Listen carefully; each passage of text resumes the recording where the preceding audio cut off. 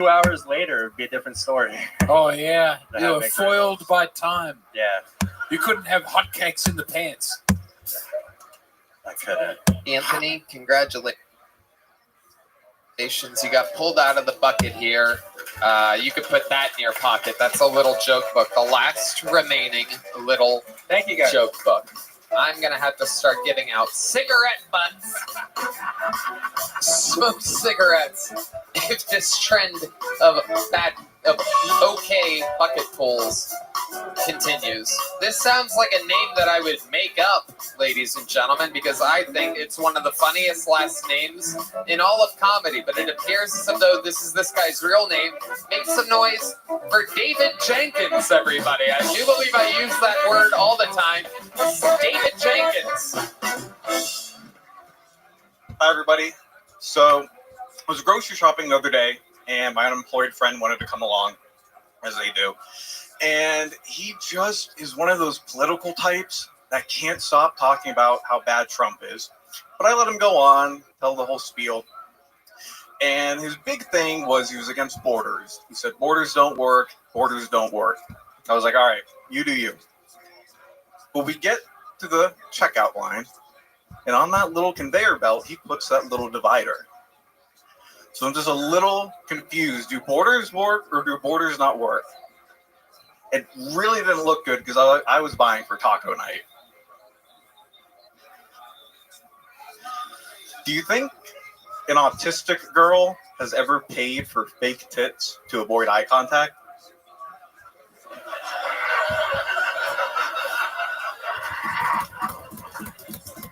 That's my time. Thank you. Okay, David Jenkins, welcome to the show. This is your first time here, correct? It is. Welcome, welcome. That was okay. How long have you been doing stand-up? I've done it like 5 times. 5 times. You live here in Austin? I do. Born and raised? No. Where are you from? Tampa. Okay, what made you want to move here? I've got a long history here related with my girlfriend.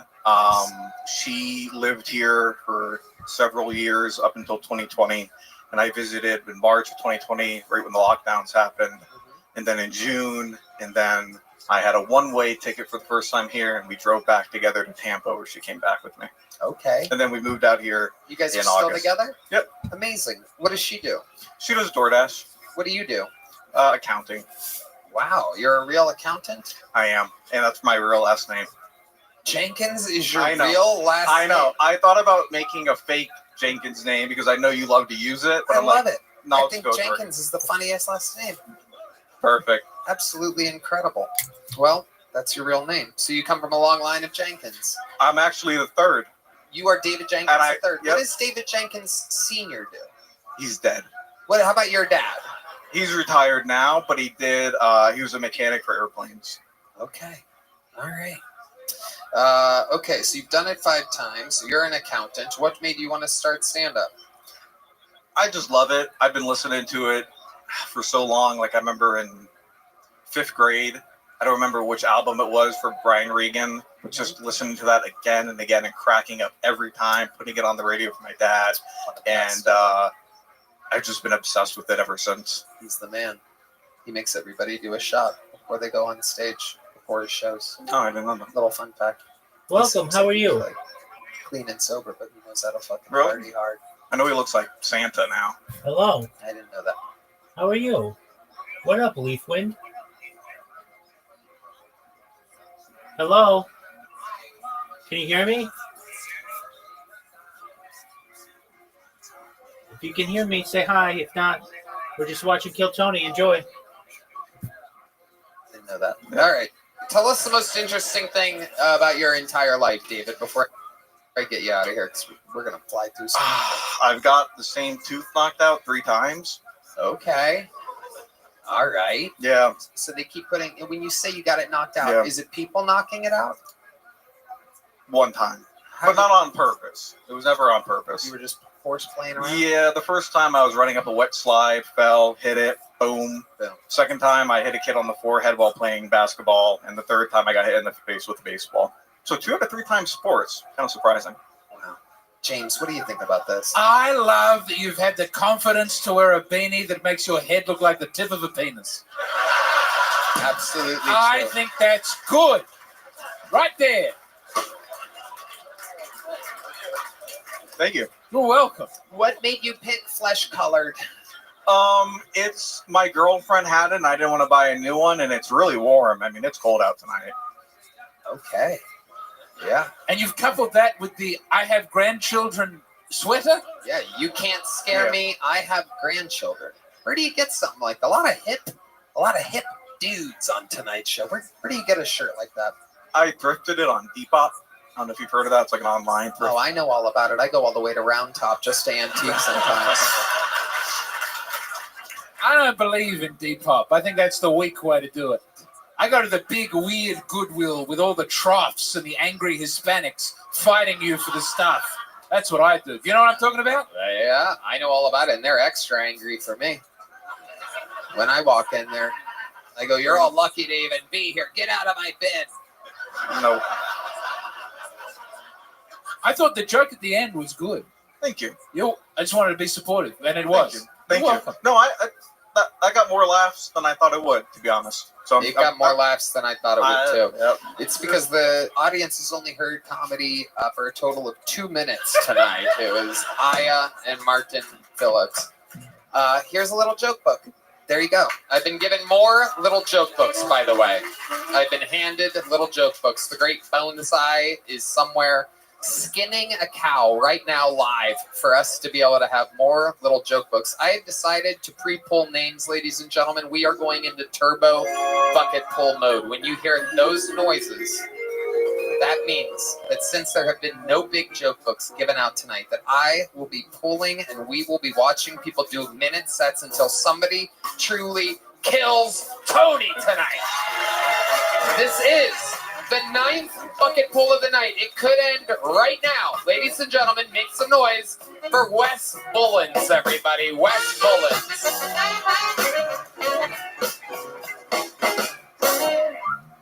Am I the only one that always gets jump scared by Valentine's Day?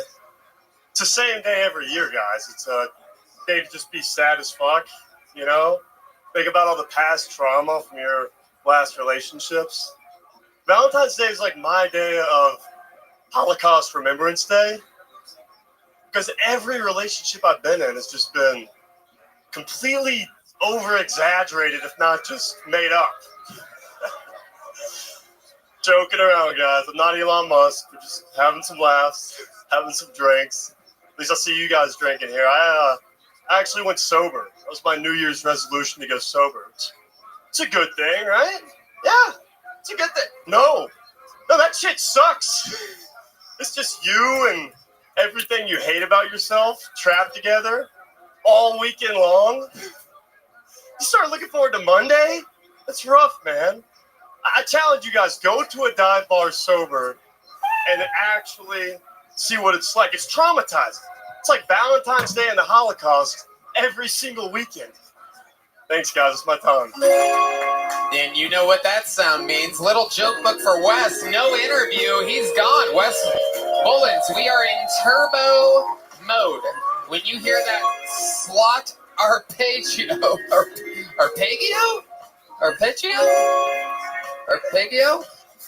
that sweet slot chime. We're going until someone kills. Who's with me? Your next bucket pull. Ladies and gentlemen, 1 minute for Matthew Jordan. How you doing? Welcome. So I've been going to the gym lately, dropped 40 pounds already. Thank you. Got addicted to Zumba all the time. Going in there, first time ever in there, they looked at me like this gringo's going to be out after 3 songs. But I'm there, I just want a little taste of that. You just can't stop with that. So going to by the 3rd song, I feel like I'm having a heart attack. I don't know if I'm having a heart attack or not. I'm going into Zumba, going. Boom. But then the 4th song, wait to the 4th song, because if you do make it past the 3rd song, the 4th song, you just start feeling the music. The music starts going. You don't even know what you're doing anymore. You're moving back and forth, back and forth. You're clapping. You're in a rush to get to the front of the stage. You want your spot, because once you get to that spot, you're up there and you're dancing. So you know you get a target on your back. That's Betty back there. She's coming up. She wants that spot. No shit, I was here an hour early putting my water bottle down in that spot right there. It's mine. Who knows about all that? You fight for your spot in Zoom, but I'm telling you one thing. Holy fucking shit. There's a little joke book. Make some noise for Matthew Jordan, ladies and gentlemen. Your 10th bucket pull of the night. This is unbelievable. We are quickly approaching the record, which I do believe is 16. The 16th bucket pull that night, a fun fact, because I remember, because I'm a big fan of this show, was Aaron Belial, who would go on to win a golden ticket. He would go on to America's Got Talent, and he's a ticket-selling star today, so anything can happen. This is bucket pull number 11. We have one little joke book left again. Make some noise for Ian Sharp. Number 11, everybody. Ian Sharp. Hey, thank you guys. So the other day I was walking around town and believe it or not, I saw a real life Nazi just standing there. Broad daylight, full uniform, table full of propaganda. So I knew what I had to do. I said, not in my town. So I walked right up to that Nazi, punched her right in the face. Beat the shit out of her. Don't worry, I wasn't in any danger. She was way smaller than me. Like suspiciously small, you know. She was about 5, 6 years old. But listen, if you're old enough to wear that uniform in public, you know, the infamous Nazi uniform with the green skirt and the beret and the sash covered in war medals. If you're old enough to wear that, you're old enough to get punched in the face by a grown man and get all of your cookies stolen. All right, now listen, folks. I'm no hero, all right? All right, we'll call it. You guys are insane. You've forgotten what... Okay. We're going through a turbo round, no interview.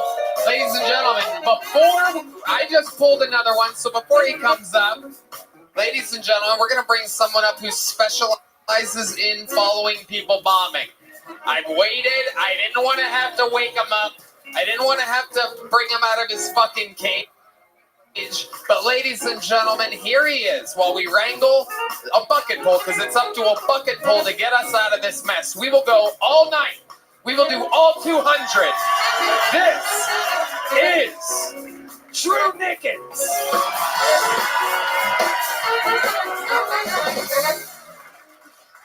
My dad is my best friend. Even though he talks shit about me on Reddit. And he's a kooky guy. I was scrolling through Facebook. I got a group recommend that says sexy superheroes. And my dad was a member. So I checked on it just to see what type of ditty freak off shit he's into. That's when I realized my dad is a Batman cosplayer. Imagine this. He is a 6'6", 450-pound black man in a Batman costume, in a wheelchair that he calls the Batmobile because he can't walk. He goes, I'm Batman. I love solving crime, unless there's stairs. Like, why can't you be trans, Dad? It was awkward. I walked into my parents' house, aka the Batcave. That's when I realized my parents were creating content. My dad, full costume, batarang, hanging out. My mom hunched over in a pleather costume. It smelled like a Arby's roast beef sandwich in that bitch. They had the meats, but I'm not going to king shame. So you can find me in that group at the Retarded Robin. Thank y'all so much. All right, Drew Nickens, ladies and gentlemen. We're flying through it tonight, Drew. There he goes, Drew Nickens, everybody. We are still in turbo mode. I don't know if you guys hear those sweet slot chimes. You guys hear that? Come on, let's get some energy up in this room. No. We don't want fake energy. All right, let's bring the energy back down, everybody. We want you to be a true judgmental crowd. We know what the fuck is going on here. Stay judgmental. Make these. Someone's got to fucking earn it. Ladies and gentlemen, in an unprecedented episode, this is indeed your 12th bucket pull of the night. Make some noise for a minute from Matt Rivera. Matt Rivera.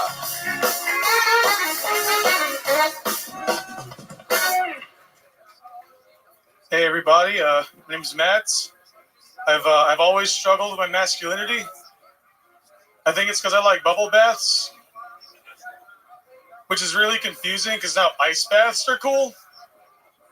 It's like, what, you get in a tub of ice, you're manly and you're stoic, but you add some soap and you're a pussy.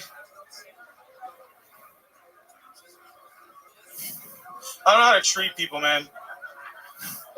I saw this homeless guy the other day, and he asked me for money. I opened my wallet, I only had $2, so I told him no. Then the next day I came back and he was dead. And when something like that happens, it really fucks with you, and it teaches you to appreciate things in life. Like, I am so grateful I didn't give that guy any money. Because he's fucking dead now, and it's a tale as old as time. You know what they say? A bird in the hand beats two in a dead homeless guy's in a bush.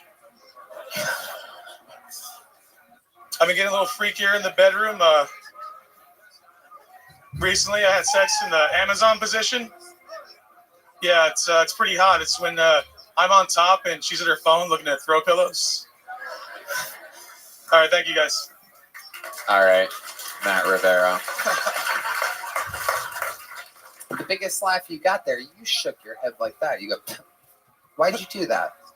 I don't know. I was just, yeah. Were you surprised? I'm surprised that I'm here right now. What the fuck is a lightning round, dude?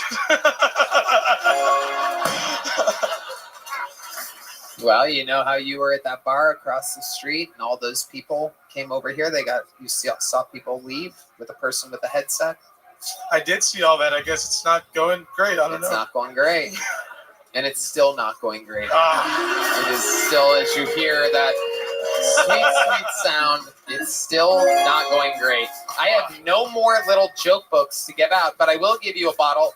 This is a bottle of souvenir Comedy Mothership water. Now, it might not seem like much. Now, I'm going to wait on the cigarette butts. This doesn't look like the kind of guy we want to give our DNA to. Now, this might seem like nothing, but this is actually a $13 bottle of water. Have you ever had a $13 bottle of 20.600 milliliters before? No, it's impossible to have that small of an amount of water worth $13. Only here, a true souvenir, courtesy of the Comedy Mothership, a $13 bottle of water. Right when you think Joe Rogan can't get any richer. Leave it to a $13 bottle of water, ladies and gentlemen.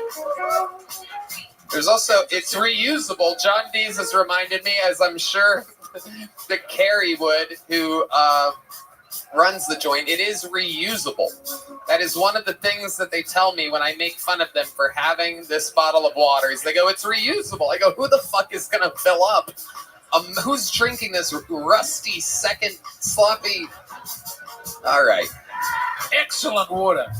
Yes, it is delicious. High quality water. It is unbelievable. Do you drink water sometimes? I tried to, yeah. There you go. Yeah. There he goes, everybody. Matt Rivera. We are on number 13. It seems like it will never end, ladies and gentlemen. Make some noise for Sean Stewart, number 13.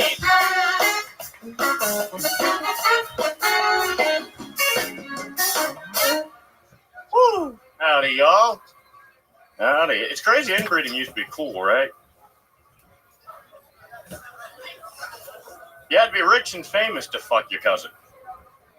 A king and a queen. The powerful fuck their cousins. Now they fuck kids on an island. Right? I'm kind of sad I wasn't invited to that island, though. Not as an adult, but as a kid. I wanted a Nickelodeon show. I think it could have been better than Drake and Josh. Right? No? Everybody got real mad when they found out Stephen Hawking went to the island. I don't know why. I don't think his dick worked. If I was a kid on that island that got him on my weekly schedule, I'd be kind of pumped. Right? You know he gave some bomb ass head. Right? It was like harder, deeper, daddy. The show would have been great. Sean Stewart, everybody. You hear that sound? We're in a turbo round, Sean. So put the mic back in the mic stand. You don't have to do an interview. You get to go right back to bed where you came from, back in your sweatpants. Ladies and gentlemen, this guy has been on this show multiple times. I do believe he's a door guy here. This could be the answer we've been looking for. In bucket poll number 14, it would be crazy if this guy doesn't do good. Ladies and gentlemen, this is a new minute from Adam Lucky.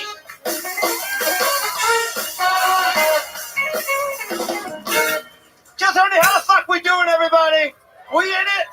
I'm gonna do a fucking catchphrase right now. I'm gonna go Ayo. You guys give me a shebango. Ayo! Fuck yeah. So the other day I was beating my daughter at Jenga. Am I right, guys? No, that's a joke. She beat me. So I punched that bitch in the fucking face. Ayo! Fuck yeah. Anyway, I don't be fucking that bitch, by the way. I may look like a pedophile, but I'm not one, which is tough. Because I do have resting. I'd be fucking my daughter's face, which is not easy. Which I don't like, because I got to walk around with that daughter, and it's tough, because she's not even that hot. So it's like, damn.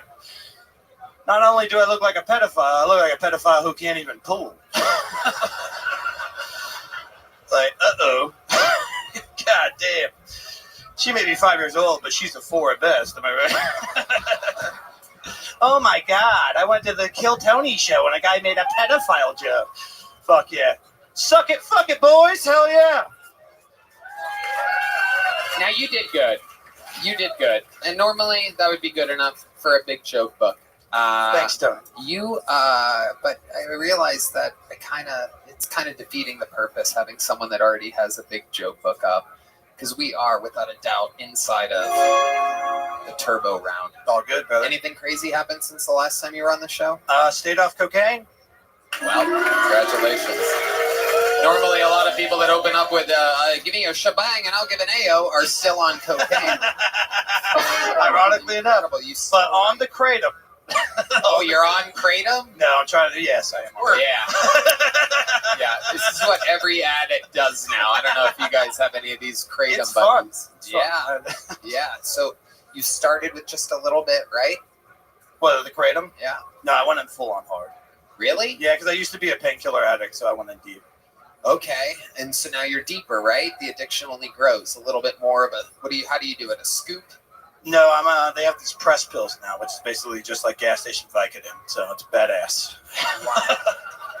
They're really cheap, and they make fucking Hey Arnold really funny. So I highly suggest. And how many does it say to take on the instructions? It says 2 a day, and I'm down to 30 a day. So. You're down. No, seriously. No, not really. Right. No, I'm 4 a day. Tomorrow I'm supposed to quit, go cold turkey, so I'm just gonna sweat in my room for 4 days. Have you thought about quitting before this? Have you tried it all to quit? Yeah, pretty much. But tomorrow's like the day I'm like actually gonna really try hard. But we'll see. No promises. Sorry, Mom. I don't give a fuck. It's not gonna work. No, it probably won't work. I know. There's no Thanks, way you're Johnny. quitting kratom tomorrow. I mean, I'll do my I best. just feel it in the air. Thank you. You've tried to quit before. How long have you been on this kratom addiction? I mean, overall, probably like 6 years. I was expecting that to be Heidi, and it was James McCann. I didn't know the show was going to go for 9 hours tonight. I know. It's a crazy one. Hey, James. All right, here we go. There he goes. Thank you. Right, Adam Lucky, ladies and gentlemen, has multiple appearances on this show. We're going till we give away a big joke book. A true fucking bucket full. Here we go. It could be right now. There's the lovely Heidi. Total opposite from James McCann. Make some noise for... This is, indeed, our 15th bucket full of the night. We are 1 away from the record. Make some noise for Luke Newcomb, everybody. Luke Newcomb.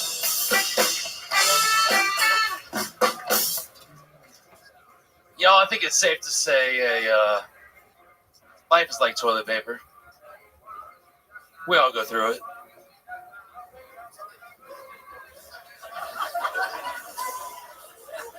Some more than others. They say they don't. They gotta be full of shit.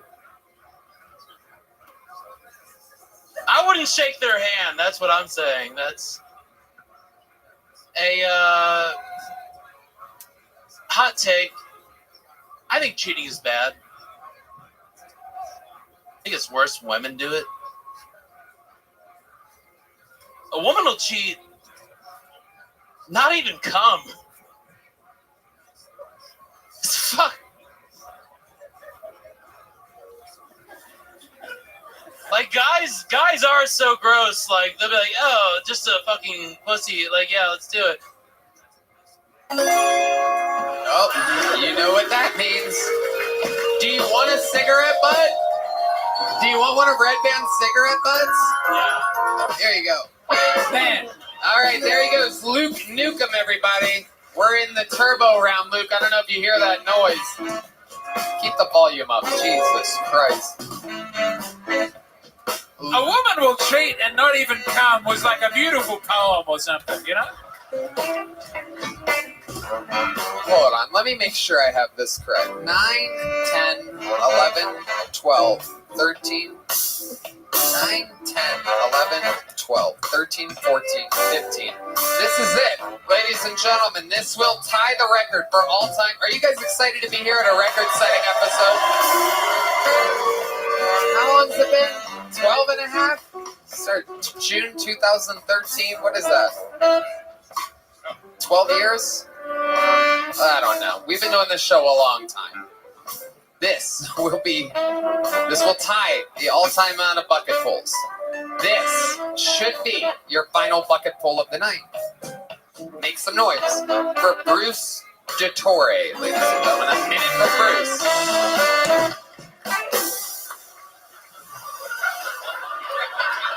Yeah, that's right. Soak it in, ladies. This is what Jeff Bezos would look like without any money. This is the improved me. I've lost 60 pounds, but I didn't get the results I wanted. I ended up with loose skin. I wanted a tight-toned stomach. I ended up with a belly that looks like a used grocery bag.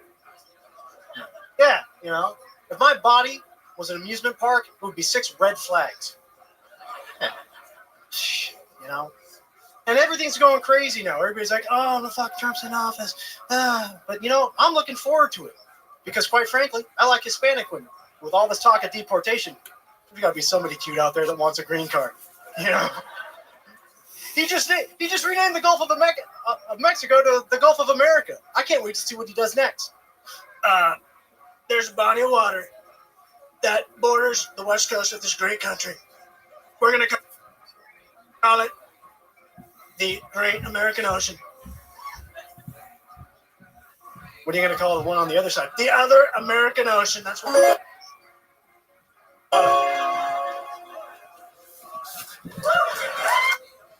It's a tough predicament.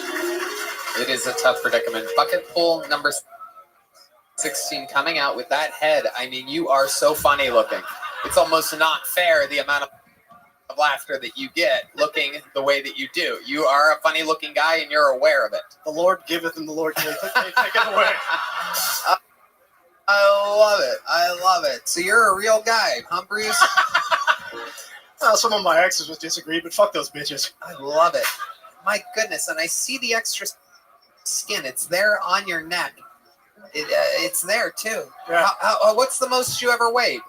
About 250. About 250. How'd you lose the weight? What is your secret? Just diet and exercise. Okay. Anything you enjoy in life, stop doing it. Yeah.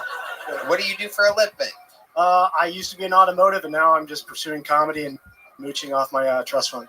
Okay. How much do you have in the trust fund? How much do you have saved up in your trust fund? I basically live on about $2,500 a month. Okay. Is that what all they give you? Is that what you're allotted? Pretty much, yeah. Okay, so your trust fund, you get like a monthly thing. They didn't want to give it to you all at once. Yeah, I get like a monthly stipend, and then what little bit I make off of comedy and so forth. Yeah. A little bit of acting here and there. And the trust fund was from your parents? Yeah, pretty much. Okay, and your father passed away? No, he's still around. It'll be way better when he goes. Okay, that makes sense. I love you, Dad. I know you're not watching, but I love you. Please stick around. That makes sense.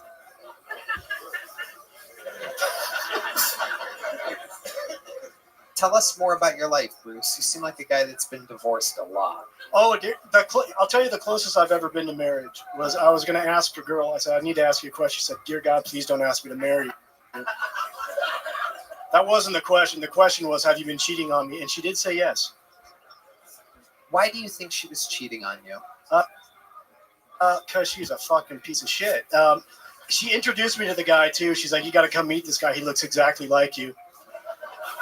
Did he look exactly like you? He's a little taller, but apparently he wasn't as good as in bed because she called me later to complain that he couldn't make her come. And you could make her come. Apparently not good enough. I don't know. Such an interesting predicament. Yeah. What are your secrets to making a woman come? Teach me, Bruce. Just work the tongue just desperately until they either tell you to stop or are such a good enough actress you believe they're not faking. Okay. Ah, shit. I think we should just give up. You guys think we should go to the bucket one more time? All right. This is indeed a record. This is officially a record-setting episode. Bruce DeTore goes on to the next one. You know what we're gonna do? While we go wrangle that person, I'm gonna bring to the stage just to show you that it is possible to kill. I'm going to bring up one of the greatest regulars in the history of the show, who would normally close the show, just to show you that comedy can be done. Ladies and gentlemen, one of the greatest regulars ever, here with a brand new minute. This young man, I promise you, will one day be a citizen of the United States of America. One of the shining stars of the Kill Tony universe. This is the Estonian assassin, Ari Matti.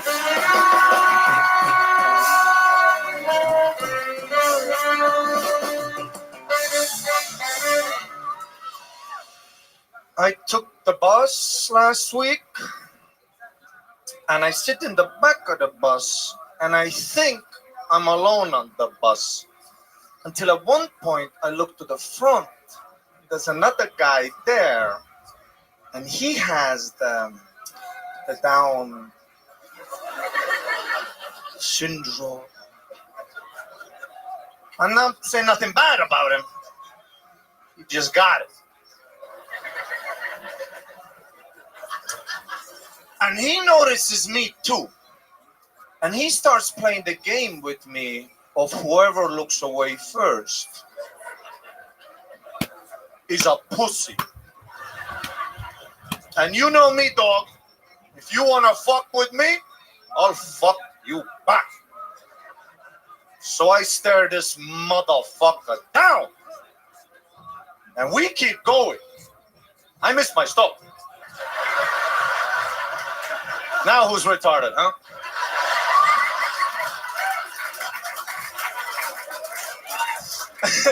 And it was one of those buses, you know, where the middle part has the slinky accordion. So every time the bus would turn, me and my guy would lose each other. And then every time it straightened out, there he is.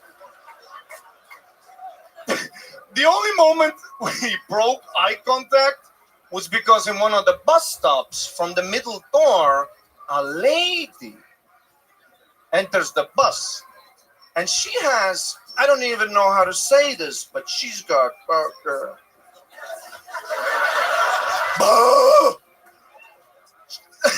they were so big that the tits were on the bus. She almost missed it. You know what I'm saying?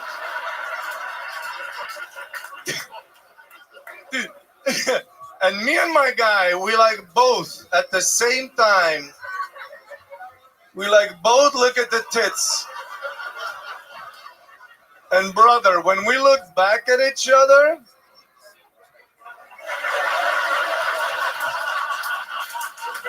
the connection we had,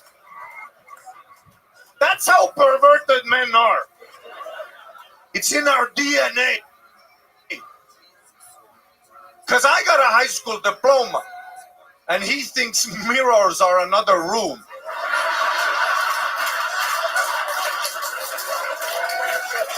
But at that point, we were both like,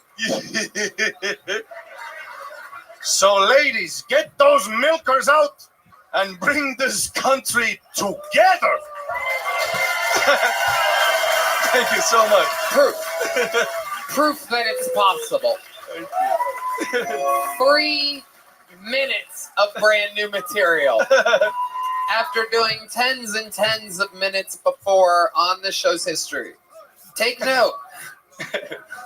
What's it? 16 bucket pulls we've been through. Nobody had 1 minute, like any minute of your 3 minutes. And you've done this. I mean, people like me. I have an advantage. So. Yeah, well, yeah, no, I know that.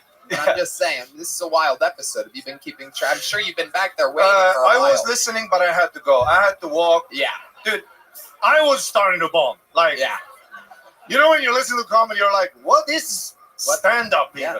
Yeah. What are we doing? Exactly. I was starting to think it was me. I thought I was bringing it down. James. Dude. Sorry, why don't you put the mic in the mic stand? Why don't you sit in next to James and join us? Let's get through the rest of it together. Let's just see what happens here.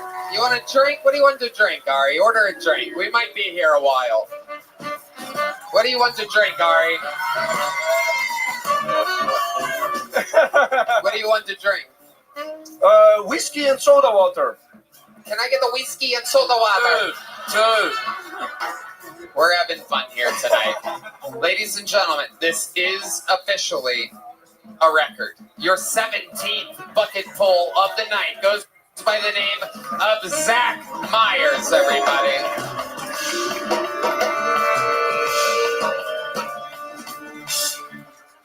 What's up? So recently I've been banging this cancer bitch. Yep. But she's not one of those leukemia hoes. She was just born in July. Yep.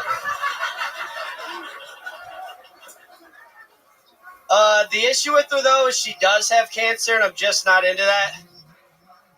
How much can you expect me to care when I can't get to second base because she's already at stage 4? They cut her tits off too quick.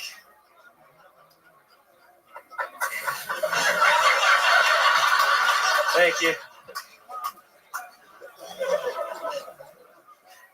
And a lot of my buddies will be like, well, why are you even into her, bro? And I tell them, it's simple.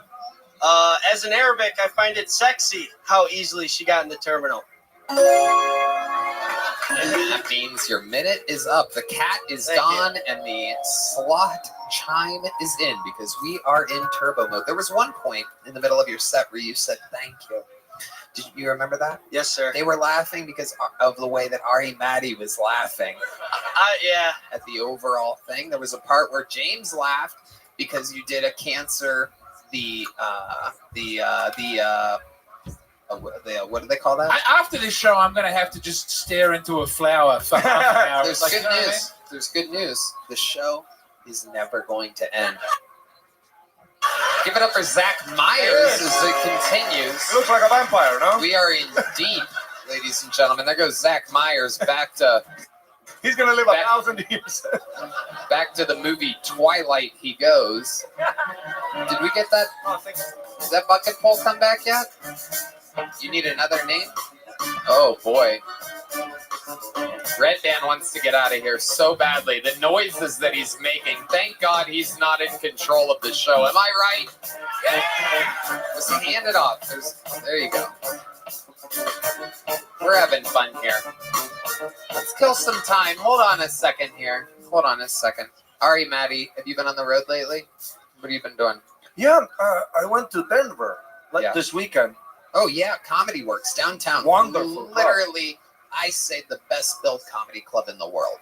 Did you feel that way? Yeah, it was crazy hot, the crowd. Yeah. You get a bit too confident up there, maybe, after some shows. It is ridiculous. I didn't like the Denver airport, though. You know an airport where you take a flight and then you gotta take a train? Bro, we flew 1,800 miles. Can we fly 2 more?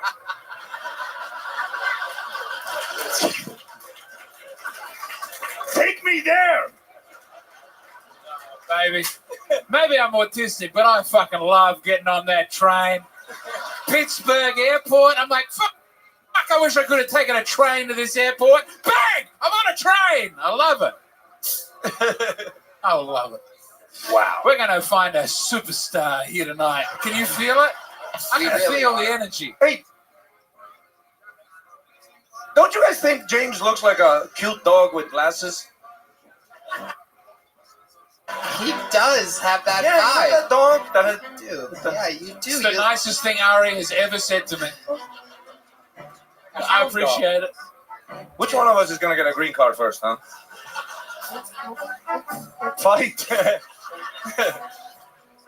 People are leaving, huh? Because they think the show's over or something? Lock the doors! Someone should make an announcement there at the bar that the show is continuing until somebody does good. Here, I'll give you 2, because let's face it, we're probably going to go through. And if the first one does better before the second one, then we'll put the second one up next week or something. We're going to stay here all fucking night. Yes! For those of you getting thirsty out there, let me remind you that this is a reusable bottle of water. It's $13. Shocking. But it's reusable. So, something to keep in mind. Plus, it has a mothership logo on it. I mean, look at that. What's not to love about a... Hey, lady, you want to do the secret show Thursday? Wow, a woman from the audience. You do? Did you sign up? Do you do comedy? Oh, it's a shame. I'll bet you're funnier than everybody without being prepared. Do you think you have a minute? Do you think you have... Who here has a minute, huh? Do you think you have 20 seconds? Should we get somebody who looks funny? Did you sign up, sir? You did? What's your name? All right, ladies and gentlemen, make some noise for Brandon Ferris. We are doing this tonight. Let's go, Brandon! This guy literally just said, I can do it. Do you believe in miracles, ladies and gentlemen? We will be here all night until somebody who hasn't been on the show before does good. This is the Kill Tony debut of Brandon Ferris. I've been told I have resting Republican face. I look like I buy my daughter black baby dolls because February Black History Month. So good. So good. Get out of here. Get out of here, Brandon. Put the mic back in the mic. Okay, Brandon. You said it's up. Put the mic back where you found it. Jesus fucking Christ. Get out of here. Now get back to your fucking seat. You lost confidence in 4 seconds. Jesus fucking Christ. This is unbelievable. Ladies and gentlemen, your next bucket full. I do believe this is fucking number 20 or something. I don't know what's going on here. Make some noise. We know this guy. Okay, ladies and gentlemen. Dubs General, ladies and gentlemen. Bucket full number 20, Dubs General. I can already tell you. We have another one coming.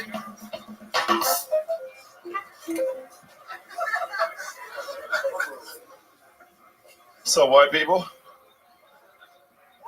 I'm new to dating. Are y'all still afraid of AIDS out here? I've been fucking these ratchet bitches lately, and I was in with her, and I was getting it in. I was trying to get it. I was, fuck y'all. That's how I fuck. And she said,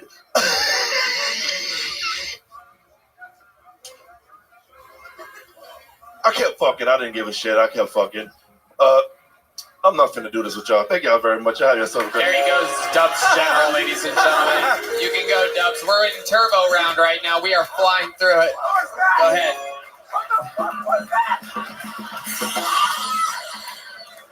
Are you guys having fun still, huh? Fuck yeah! Ladies and gentlemen, I've lost count. I literally have to count the days. 22! We are in it. Make some noise for Eric Bell, everybody. This could be the one. Eric Bell.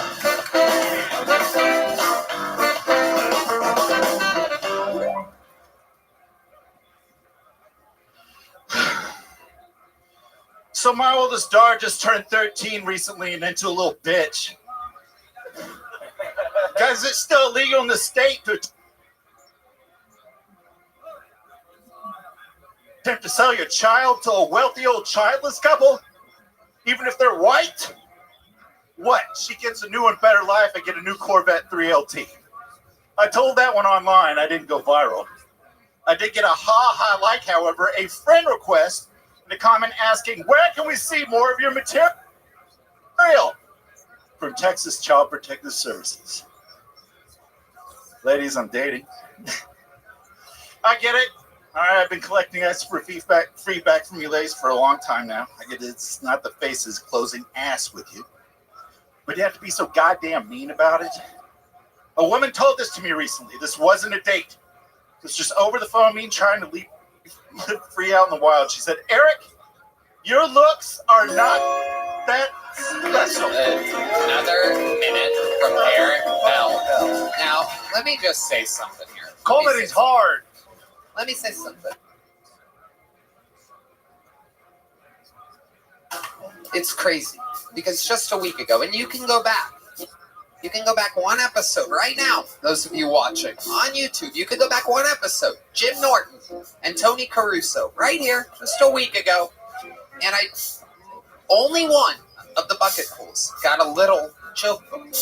Literally 8 out of 9 or whatever it was, or 9 out of 10 or 7 out of 8 got big joke books. And still, as it continues, there's still not one. There goes Eric Bell. Thank you, Eric. We're in turbo round right now. I'm going to count it. Just for our own sake, I'm counting it. Counting it. Somebody say something while I count. Talk about something. The goodwill has left my body. Someone needs to be great. Come on. I think But if you want good comedy, James McCann, new special, out now. Out now. That is true. Hey, America. Go to Matt and Shane's Secret Podcast on YouTube. By the way, this episode is brought to you by Maya and Blue Chew. And this is literally your 20th bucket pull of the night. This has to get us out of here. Do you feel it? This could be the one. But stay strong. Be real. This is a minute from Aaron Spaller, everybody. Aaron Spaller, number 20.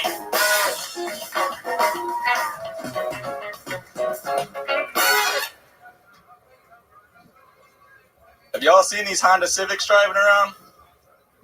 They got that big ass spoiler, really loud exhaust on it, and all these stickers. And it's this shitty little car. It's trying so hard to be a race car, but it just can't do anything that a race car can do. Shit's really annoying, right? Yeah, it's the same way I feel about trans women too.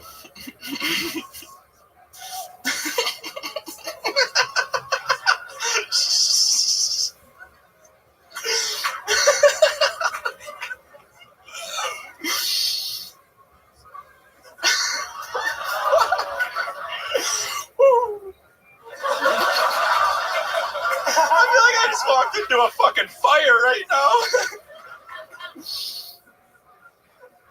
Breathe.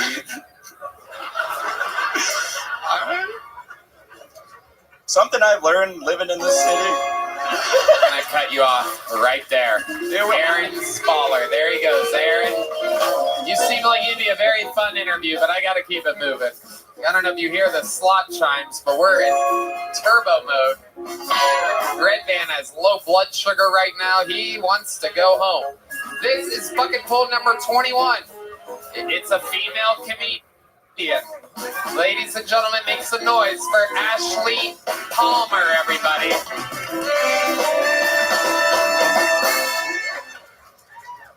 I'm a doctor in Canada, which means the government pays me to stick my finger at people's butts. Yeah.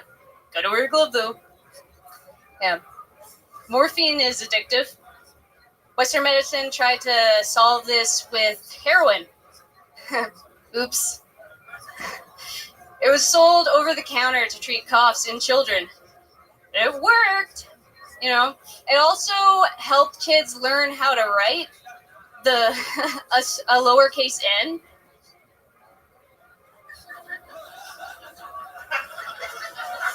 N is for nap time. N is for Nancy didn't wake up from nap time. But don't worry, morphine's been replaced. I'm sorry. Don't worry, heroin's been replaced by its non-addictive cousin, fentanyl. Modern medicine. We just keep getting better. I'm sorry, how old are you? I'm 30. Even if a guy fucks you, he should still be on a list. You know what I'm saying? That is true. My man looking for loopholes.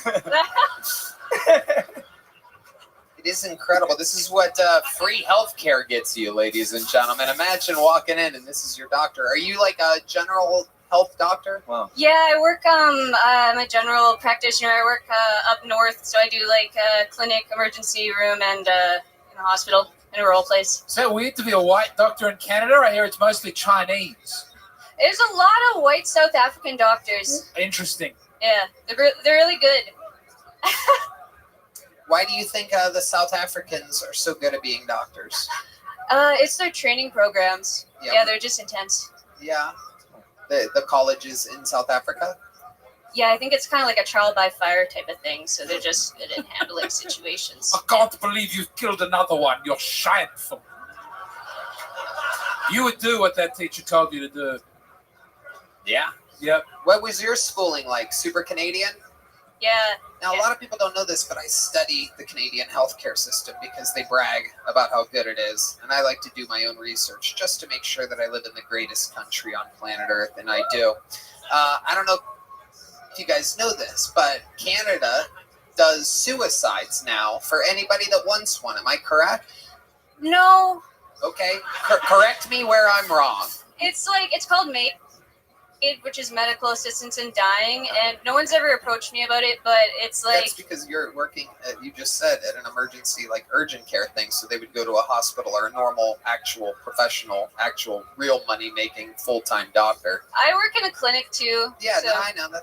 They wouldn't go to a free clinic for that. They would just be like, hey, everything's free everywhere. Like what you're saying at clinic, that's just like the minor league hospital, right? No. Yes. Yeah, it is. What's the difference between a clinic and a hospital? I work in a hospital also. What do you do at the hospital? Inpatient care. Is that the people that would kill themselves? Sometimes, yeah, I guess so. Yeah, because it's like for terminal illnesses that cause like a lot of suffering. I know 21 people who want to get that. Yeah. Yeah, I've talked to multiple Canadian doctors and civilians that live in Canada, and they have all known someone or know people or have assigned it. You haven't? I know people who have, but I've just never had a patient. Now, just to make this clear so that everybody understands, in Canada, it's not you're sick with something and dying from something that would make you kill yourself like here in America. You have to be dying in order to have other people help you kill yourself. In Canada, you just have to be sad, correct? Oh no, but that's something they've talked about, which would be really fucked up if it's like that became a thing, and then like you don't accept like psychedelic medicines, which are really like you know what I mean? Like it sounds like you're in denial that your healthcare system in Canada is so wild that sad people just get to kill themselves, and then they schedule them to kill themselves. Where's the air horn when you need it?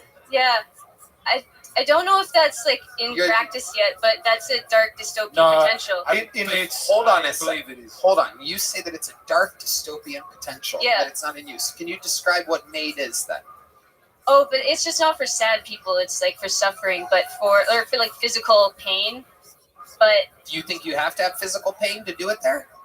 I think so. You're wrong. Okay, that's possible. You could just be sad. Oh, I know more about your system than Well, you that- because I have a bit about it.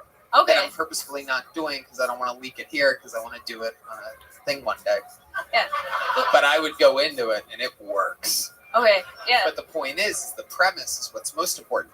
Here's what's crazy is not only, this is going to be interesting for you, not only do Canadians do this, over 2,000, actually between 1,500 and 2,000 people did it in 2024. And again, this is no physical ailment. This is just being sad. I wish I was in Canada right now. I know, that was the joke that I implied 28 seconds ago. Now, perfect timing, by the way, to do that then. But they schedule you So literally, it's not like you go into the hospital and you're like, I want to kill myself. And they're like, come on, we'll do it. They schedule you for a later date. They have to process stuff and do things. So they're literally like, okay, come back on this date and we will help you kill yourself. And people have to wait, and that's Canadian. Or you go to their home. Really? Yeah, The that's service with a smile up there in Canada. Right? They do it. They go to their home. Yep. Home visit. Right. Home visit. What's the weapon? It's an injectable drug. Yeah. And you've never done it, though. No. You know, in Finland, they have the highest rates of suicides in the world, and also last year, the happiest country in the world. Suicide works.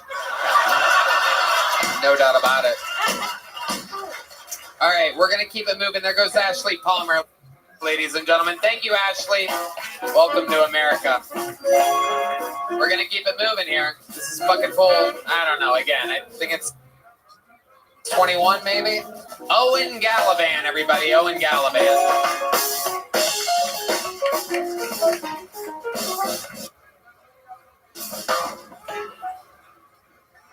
Hey, everybody.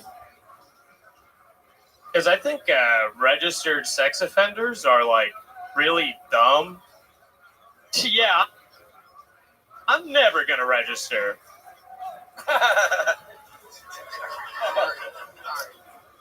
That's my little secret, you guys. For real, though, I don't know how we landed on the term registered sex offenders.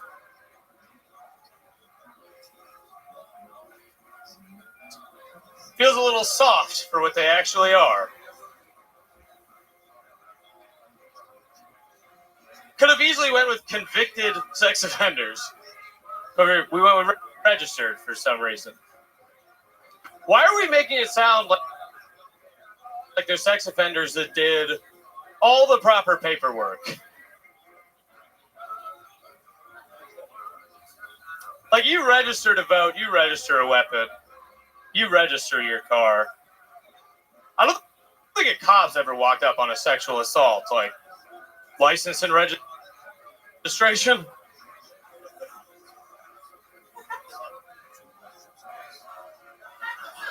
He's like, oh shit, that actually checks out. My bad. Didn't realize you had all your ducks in a row, sir. All right. Yeah, thanks. All right. I like that one. You like that one? That was a good one. Really? Yeah, there was like clever stuff. I would love to have you on the Secret Show Thursday. Yeah. Really? Thank you. Am I losing my fucking mind right now? He's fun. Registered sex. All right, we're going to keep it moving. There he goes, ladies and gentlemen. We're in turbo round. I don't believe you. I think Red Band's just trying to go home. Make some noise for Nate Mueller, everybody. Nate Mueller.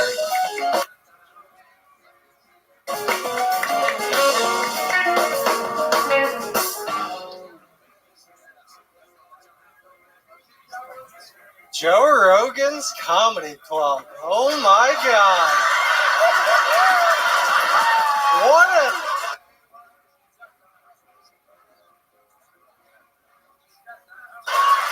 What a scene! That's it. The episode's over, ladies and gentlemen. We're done. We did it. Brought to you by Maya and Blue Chew. James McCann's new special. We believe, Tony, we don't give up when the going gets hard. We keep going until greatness is achieved. It's the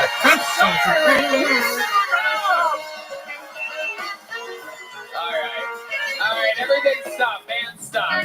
Okay, let's ignore the Joe Rogan's Club. You start from the top. Let's go. Skip the Joe Rogan's Club. Do your material. Go.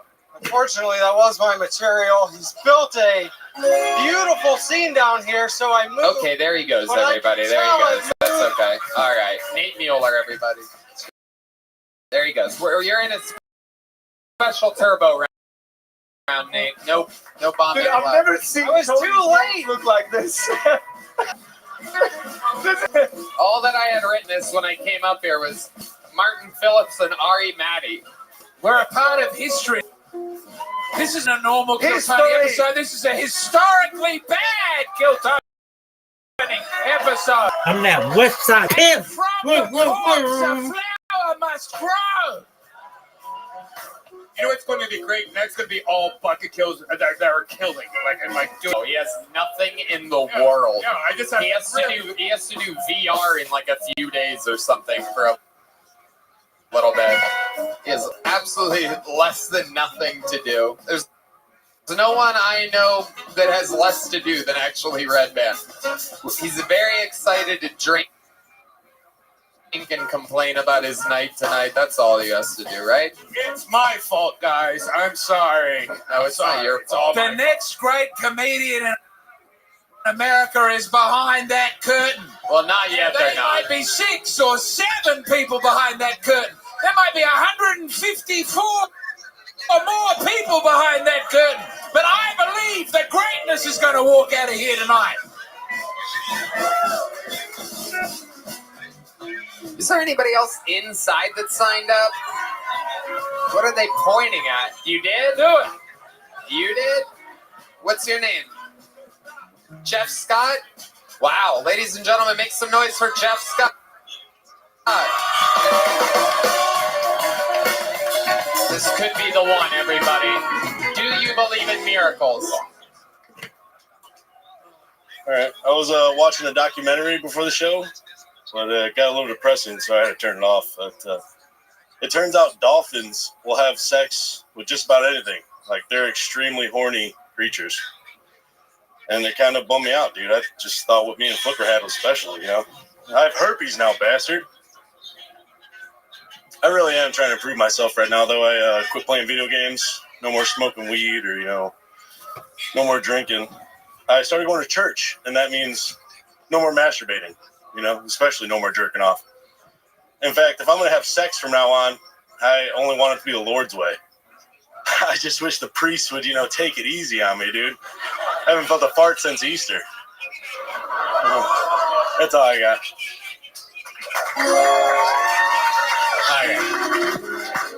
Okay, go back to your seat, Joe.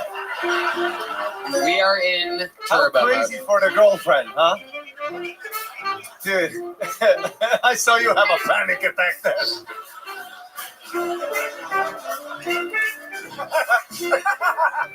I'd like to give a special shout out to a special guest that's here tonight who told me 18 years ago when I said that I wanted to start stand-up that I'm going to go to a local open mic in Burbank and start. And he told me, start at the Comedy Store. He's visiting tonight. First time I've seen him in Austin. First time I've seen him in years. What a hand for Jeff LaBeouf up there visiting everybody. Old friend. You're not going to see him. Don't turn around. It's dark up there. It's a VIP balcony. You peasants don't get to lay your eyes on them. All right, back to the bucket we go. Make some noise for Marvin Izzy, everybody. Marvin Izzy. Yum. We here. I smoke weed. That's something me and my father used to do. Smoke weed and laugh, smoke weed and laugh. But we can't do it no more because his lungs can't take it like he used to. Because he's dead, right?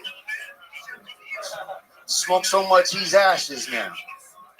Don't feel bad though. I got a quarter pound of him in my living room. My little sister hit me up, was like, I want some of his ashes so I could put in a locket. I was like, I'll sell you an 8 for 60. I want me and my wife to have a kid so I can know what the race of my baby going to turn out to be. I'll say race because I'm Puerto Rican and my wife is Honduran. So if you use your mixed race calculator, Puerto Rico plus Honduras equals Mexican. Cuban if you carry the 1. Y'all think I'm joking. That mixed race calculator for real. Like if you get a Chinese person and a Jamaican, you get a Filipino. You get an African and a Venezuelan, you get a Haitian. If you get a Colombian and a Cuban, that's just a very serious cokehead in front of you. Just letting you know that shit right now. Yeah! Yippee!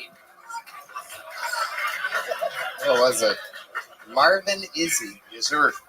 Is it Honduran or Honduran? Potato, potato. Okay. We're in a turbo round right now, Marvin. We're going to keep it moving. There you go. Yum! He's got a catchphrase, everybody. It is yum. A little fun fact. Jeff Scott was pulled out of the bucket just now. So destiny is right on cue. Ladies and gentlemen, we have... Are you guys still alive? Hell yeah! Ladies and gentlemen, make some noise for Caesar Leone, everybody. Caesar Leone. We are in... Oh my God. All right. Caesar Leone. Alrighty. Good evening, Austin. Where are all my Latinos at? You guys see how easy it was to round us all up? Right? We can't help but express pride. And I feel like in this day and age, we kind of need to take lessons from Italians of the past century, you know, kind of go incognito until white people forget about us. Eventually, they'll accept us. Because if you think about it, an old school Italian is basically just a wetback with a towel. No? Alrighty then, moving forward. But seriously, now that Trump is in office and these ICE raids have started all over the country, we kind of need to be a little bit more vigilant as Latinos, you know? Whenever we go, scout out the area, be aware, learn to read the room, not just clean it, right? But alrighty then. Caesar Leone, ladies and gentlemen. There he goes, Caesar Leone. There he goes. We're on a turbo round. No interview for you, Caesar. This is fucking crazy. This is an absolute mathematical fucking anomaly. We don't go through this many bad bucket pulls in a month. Not to mention an episode. This is absolutely crazy. Ari, what's the report coming in? Yeah, it's unbelievable. Is there perhaps a band member that has a minute? Any of the horn players got anything? You got something? No, these fucking guys. Deep Madness is wasted right now. There's no way. Ladies and gentlemen, here we go. Back to the bucket. This is the show you wanted to go to. Trust me, I wanted to be done an hour ago. Make some noise for Matt Puchitsky. Matt Puchitsky. My wife does these charcoal face scrubs. Ladies, you've probably heard of them. Apparently they work wonders because she does them every night. I'll just be chilling, watching Netflix before bed. She's walking around full black face, not batting an eye. I'm like, whoa, babe, I'm trying to watch Django Unchained right now. You're totally ruining the vibe. All right, cool. Guys, there's a family of immigrants behind that curtain. If you don't laugh, I'm going to have to tickle them very hard to get sound bites. All right. The worst is when she does these charcoal face scrubs.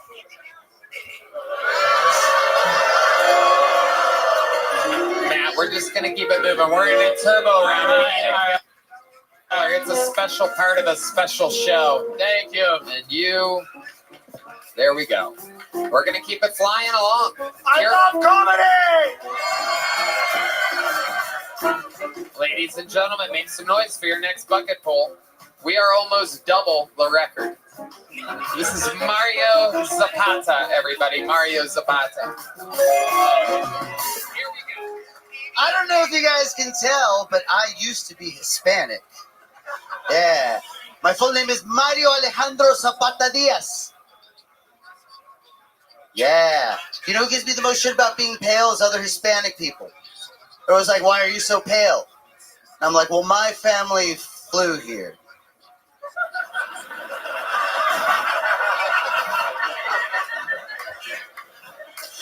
HBO is remaking Harry Potter. Fans are concerned because they want to cast a black actor as Snape. Because in the book it says Azkaban, not Axkaban.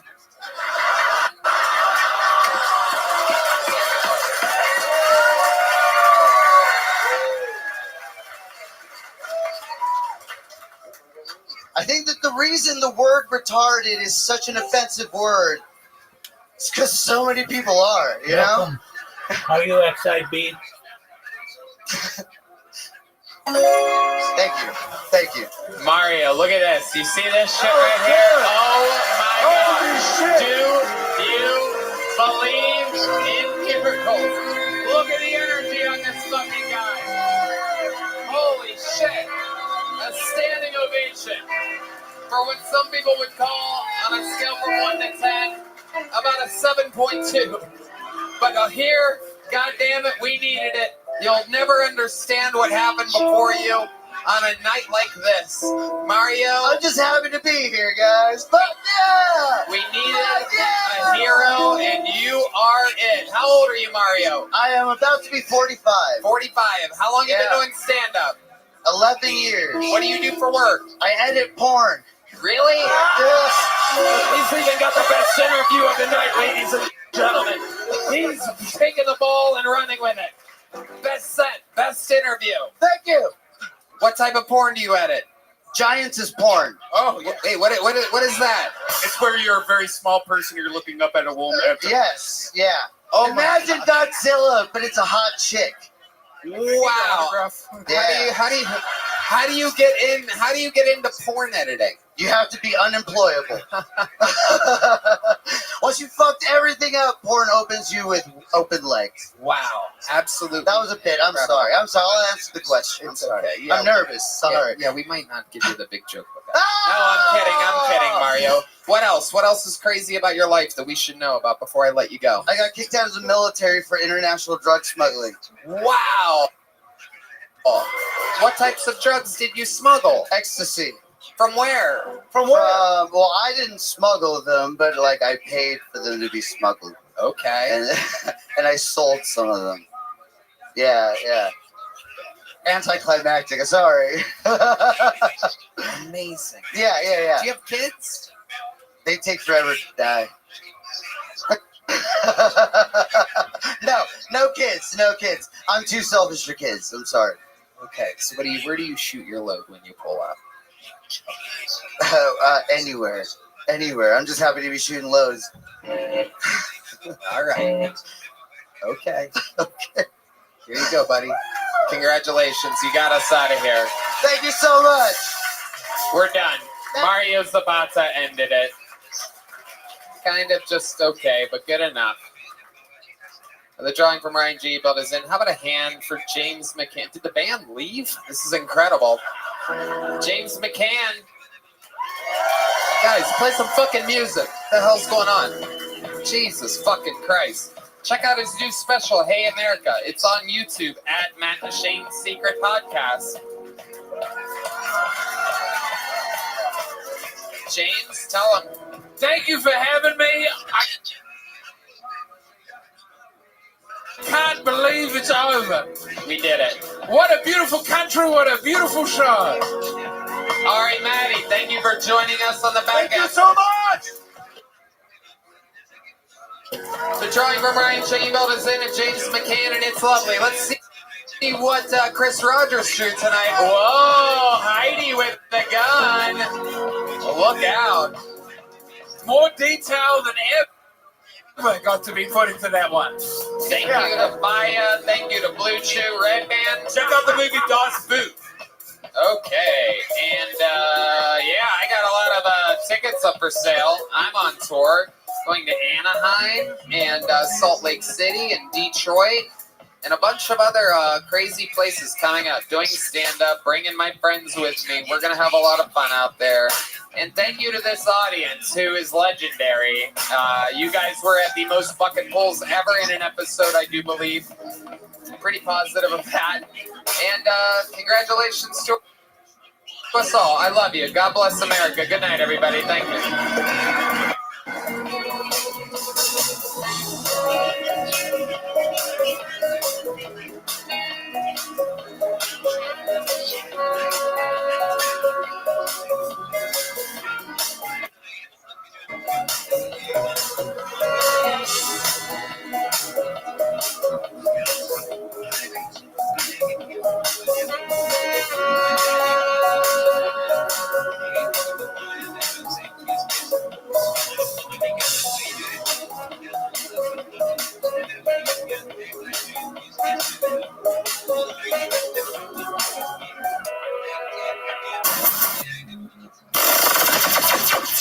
The Sunset Strip Comedy Club in Austin, Texas is now open. Check out Red Van's secret show every Thursday. Go to sunsetstripatx.com for tickets.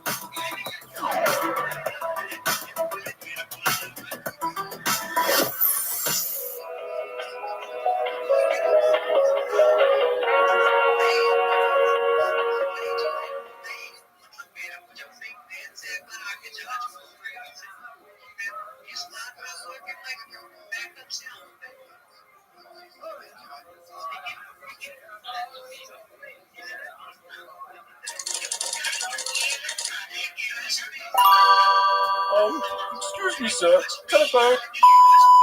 All right.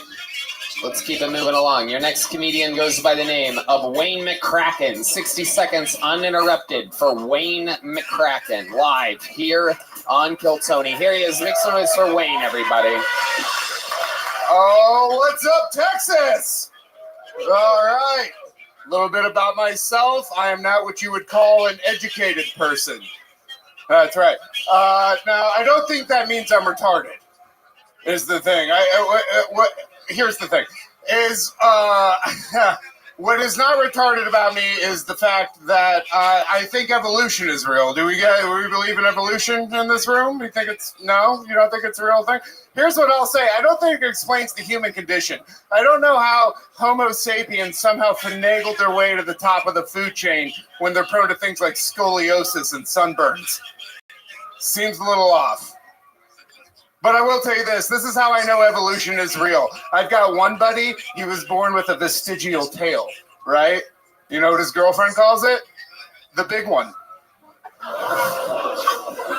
That's not even the worst one. I have another friend that was recently diagnosed with super gonorrhea.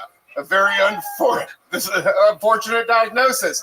This poor asshole didn't just get the clap, he got a standing ovation. You know what I'm saying? Raw. Okay, Wayne McCracken, absolutely flatlining up here. Wow. I mean, that was that was about as bad as it gets, Wayne. That's about it. So you know what sucks that I forgot about? I'm on stage looking at no laughter, so I'm also affected.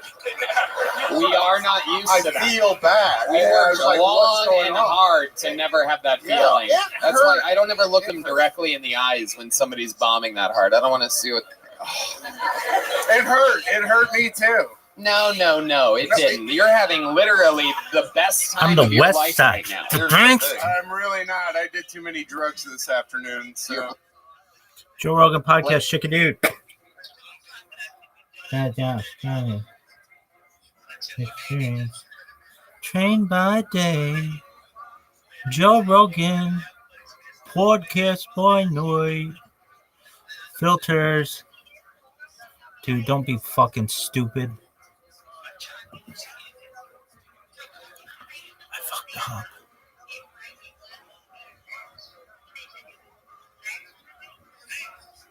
Psych, bitch. Play off, slut.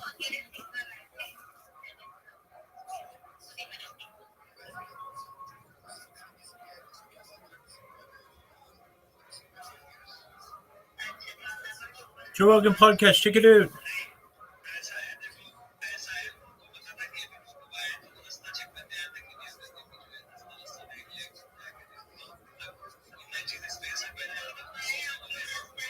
I gotta take a piss. Come on, you little slut. Joe Rogan Podcast, check it out. You. The Joe Rogan Experience. Train by day, Joe Rogan Podcast by night. All day. So what's happening, man? How are you? Well, everything's groovy as could be. I'm happy to be in Austin. I love it here, you know. It's a fun place. Yeah. I mean, I stay here, so. Oh, do you? Yeah. And I don't know. It's like it's just a special place in this country. Yeah, I agree. It's perfect because it's like a blue city in a red state. It's like even the really kooky liberal people are pretty reasonable in comparison to like the kooky liberal people from California or New York. Yeah, kooky liberals. Yeah, I've been thinking a lot about that lately. Did you get a lot of that after Saturday Night Live? Less kooky liberals coming your way? Yeah, it's a good transition. That monologue was great, by the way. Yeah. Well, I got a lot of blowback, as I knew I would. You know, because you told the truth. Well, yeah, it's just that you don't want to say anything negative about vaccines, which I didn't. What I was talking about in that monologue was was really about profiteering. Yeah. Okay, so World War II, necessary. Everyone could say that was a necessary war. Let's say that this war on microbes was a necessary war, right? Why is anyone profiteering? Yes. Why did Pfizer get to make $100 billion in 2021? Right. Anyway, why did the government profit off of it? Why did the profiteering of war is just wrong. Like, okay, if you say that it has to be, there's conflicts happening right now, I disagree with, but I'm wondering, why are people making money off of it? Right. You know, even if you think you have a legitimate vantage point from the other side of it, why does someone get to make so much freaking money off of it? Yeah. Yeah. It's the dirtiest aspect of human beings. We'll find a way to profiteer off everything. Yeah. Everything and anything, even if it's just, and they'll prolong just things in order to make more profit. Jerk. I have to take a shit.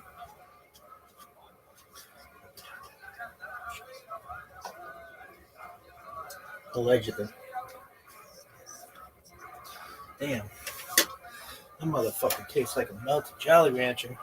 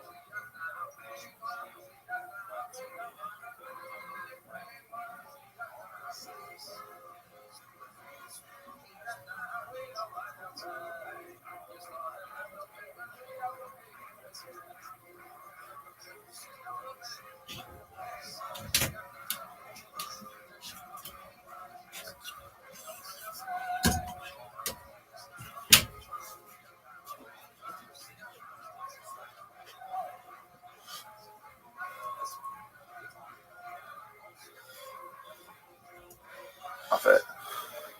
Well, I mean, I'm sure you know that, Richard Nixon knew it was imperative that the war continue, the Vietnam War, back before he got elected, Yeah. He didn't want that to get settled.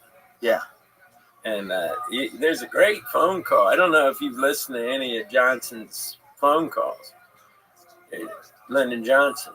What But phone call? There's a phone call he had with Nixon, saying, "Hey man, you're going against the peace," because he was trying to get a peace to go before the '68 election, right? Which he eventually just bailed out of anyway, because he could see he was going to lose it. Johnson. I don't, maybe you haven't. No, I've never heard that conversation between Nixon and It's an incredible conversation. And Nixon's like, "Oh, I wouldn't do that. I would never, And of course, he was doing that. He was subverting the peace process, in the same way that, they wanted to make sure Carter didn't get those, those guys released in Iran. Yeah. I always wondered about the Vietnam War, how much of it was about heroin. 3 days before 1968 presidential election, President Johnson contacted Senate Majority Leader Everett M. Dirksen to inform him the White House had received hard evidence from the Federal Bureau of Investigation. The campaign of Republican presidential candidate Richard M. Dick Nixon was interfering with Johnson's effort to start peace talks to end the Vietnam War. In this call, Johnson referred to contacts between Nixon's campaign and South Vietnamese President Nguyen Van Thuy, I don't know how to say his name, urged that they thwart any such negotiations. Yeah. Yeah, and that did happen. And also, they definitely, Bush, the senior Bush, George Bush Sr., he met with the leaders of the Iranian, what do you call it, party, whatever, before the election, the fight between Carter and Reagan, and insisted they needed to not be letting those hostages go. Right. And so I met Carter in Austin, or rather in Atlanta, I don't know, 3 years ago, right? It's very exciting for me because I've always been a big fan of Carter. I think he's the best president in my lifetime. And I talked to Carter, and he was like, and I said, I'm sitting there, I'm thinking to myself, is there a better time to ask? When am I ever going to have another time? Right. And so that was known as the October surprise, right? Right. That Bush met with those guys. Anyway, I just said, I'm going to ask him. I said, well, I just wonder, is there any truth to the October surprise? And he looks at me like, he hadn't heard this question lately. And he looks at me and he goes, well, I never talked about this publicly, but we did still have people in the White House after we left who were there during the Reagan administration. And they confirmed it was true. Yeah, of course it was true. It was too obvious. Yeah. The hostages get released right after Reagan gets elected. They released him on the day he took office. Yeah. Yeah. Ridiculous. Yeah. It's kind of disgusting. Very disgusting. Yeah. But I mean, I don't want to be one to talk ill of American government. Far be it for me. Yeah, we don't need to. Hey man, your movie's fucking great. I loved it. Oh, you saw it? I saw it Wednesday night. Yeah, it was great. Oh, really, thank you. Really great. Nail biter. Yeah, and the edge of your seat. Yeah, movie, there's not a single cut to shit moment in that movie. There's movies that there's where you have to suspend disbelief and it takes you out of it. There's none of that in that movie. It's really good. It's really good. Very suspenseful. Very fulfilling. The end of it, you feel super entertained. Yeah. Oh, great. Thank you. Thank you so much. Yeah, I love it. It's so exciting, that film. It's like an action movie. I mean, It really is like as nail biter as any action movie I've seen. I love it. And Alex Parkinson, he was the director. He also directed because it was a documentary, Last Breath. Oh, Yeah. wow. Because people may not know, this was a real incident that happened. Yeah. In the North Sea. Anyway, yeah, Simu Liu and Finn Cole, loved those guys. Loved working with them. That's a great experience. It's a great movie. It's very good. It's very fun. Like, it's exciting. And I hardly ever go to the movies anymore. But you people made me go see it in the movie theater. Oh, yeah? Yeah, so I had to actually go to the theater and see it. It was great, though. Yeah, well, really thanks enjoyed for it. doing that, Oh, man. my pleasure. That's my pleasure. I know you're a busy man. You got a lot going on. Yeah, but I was excited to talk to you, man. I'm a big fan. I've been watching you since Cheers. Oh, thanks, dude. It's a Thank long you. time. Well, I'm a fan of yours too. I really am. I love the things you've done that just flipped everything on its head. The people you've interviewed, that you got, people genuinely up in arms. Like you're not afraid. You're a fearless warrior, and I appreciate what you do.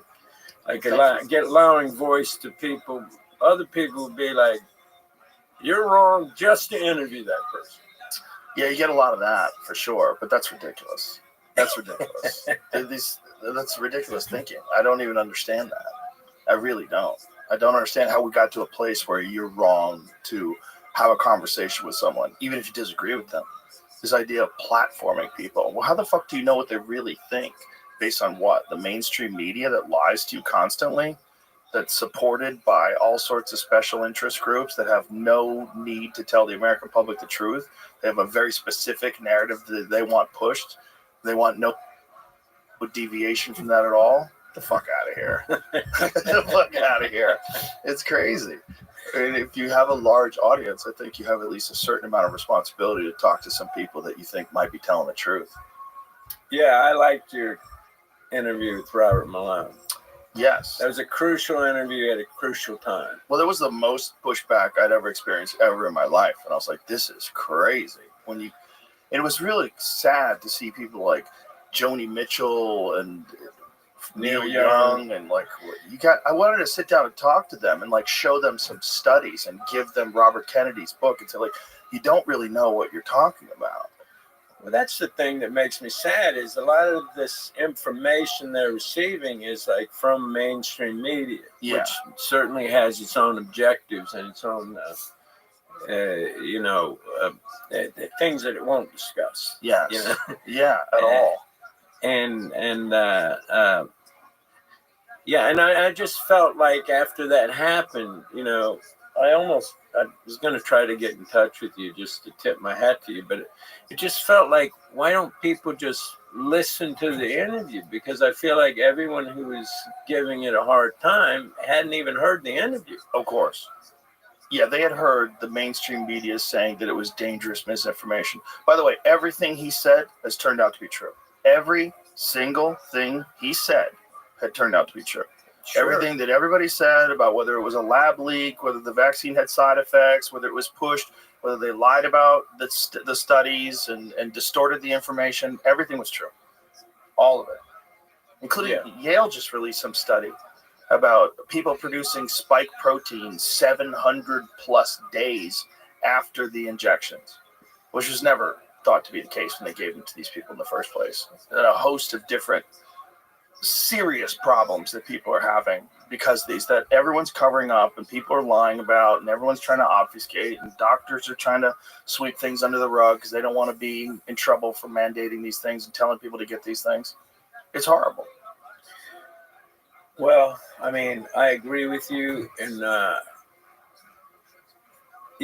if we go back to the allowing, I just feel like to mandate was wrong. That to me is fascistic behavior. Yes. If you mandate that I have to take this thing, that if you take it, you're protected. Well, if I take it, wasn't that my, that should be my prerogative. I either want to be protected or don't want to be protected. Or maybe I am like I am, which is the last two entities on earth I would trust with my health would be big pharma and big government. Like those would be the last two I would look to.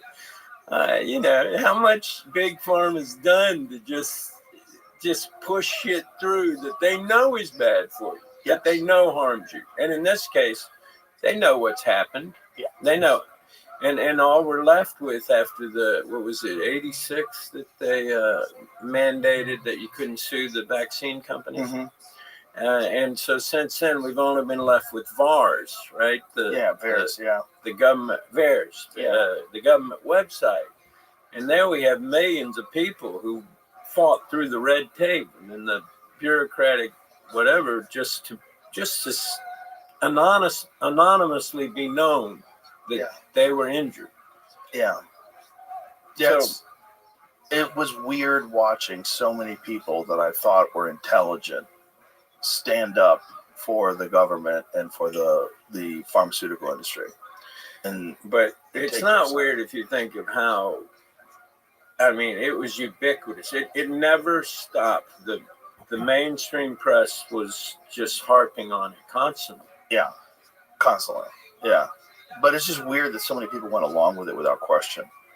I mean, and especially the weirdest part was it was the people on the left. That was so confusing to me because all my life, people on the left were very, very hesitant to believe anything that Big Pharma said and always distrusting in any major institution that was profiting off of something. And it was all very clear. You could see where the motivation was with everything. You could see the amount of profit that was going to be generated, and still, everybody was just so scared.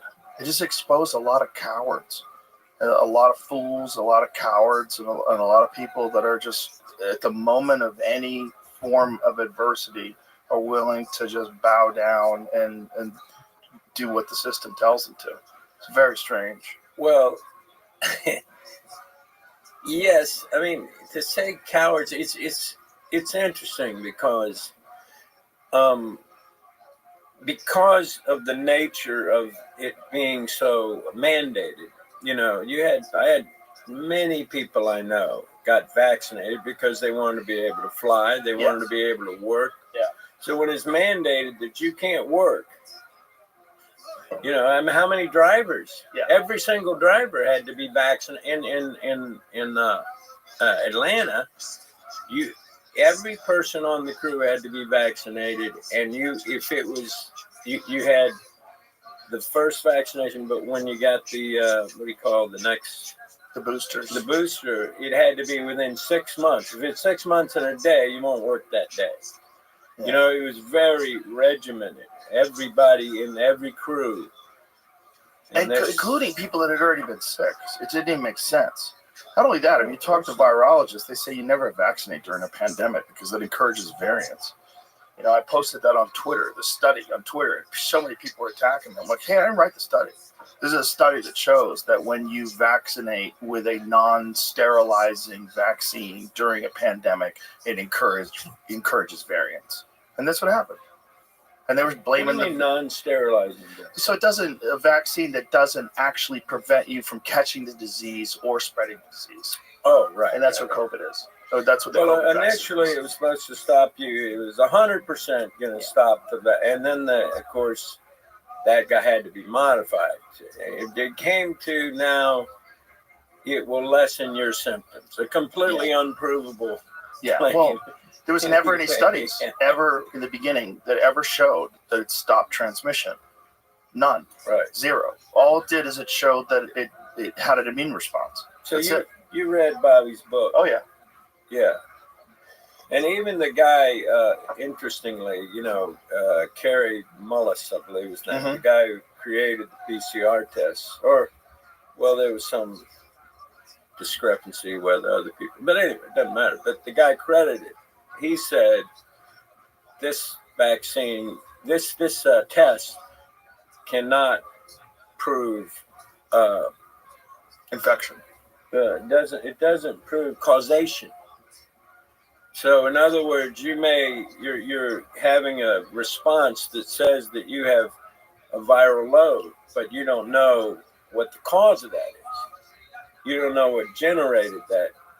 It can't prove what the illness is. Or Not only that, what the problem is that causes that. Depending upon the amount of cycles that you run the PCR, I mean, you could detect like the most minute amount that is not indicative of the person being infected. Right. And that person will have a false positive. And there's false positives were all through the fucking roof. Yeah. Yeah. Yeah, the whole thing made no sense, and it was just designed to push a vaccine that they profited off of massively, and I hope we learn. I hope next time things roll around, people are a lot more hesitant to just jump in and believe this shit. Well, already they were coming up with additional vaccines for this or that, or another booster, and people were like, yeah. No. So I think people have already started to question the validity of things. You know? Well, I think this pandemic and the response and the mandates and all that shit, it ruined people's faith in, first of all, the mainstream media. I think the mainstream media took the biggest hit out of anybody. Like the trust in the television shows and the newspapers that are supposed to be delivering the truth is at an all-time low. Well, I hope you're right. Oh, I think I'm right. I think Yeah. it's pretty obvious. I mean, the ratings are down on every fucking show there is. Newspapers no one wants to buy them.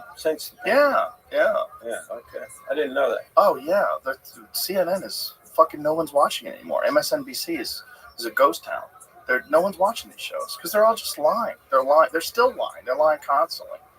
And now they're lying about the Department of Government Efficiency, when before they were lying about pandemics and vaccines. It's not really the news. If it was the news, they wouldn't be paid for by the pharmaceutical drug companies. You can't have the fucking news sponsored by the people that you're supposed to be reporting on, and then you never report on them. That's just crazy. Yeah. Well, also that whole trusted news initiative. Yeah. You familiar with that? Mm-hmm. Yeah. Yeah. Guess you would be. Yeah. You talk to Bobby and everybody. Yeah. But yeah, the Trusted News Initiative is just like, okay, we won't. Like I'd send a YouTube video that I just got to someone else, and by the time it gets to them, they're like, it won't let me watch it. Yeah. Right. Yeah. Why? Misinformation. But isn't misinformation also information? Yeah. It's like, how can you term it misinformation, and what are your criteria that allow you to call that misinformation?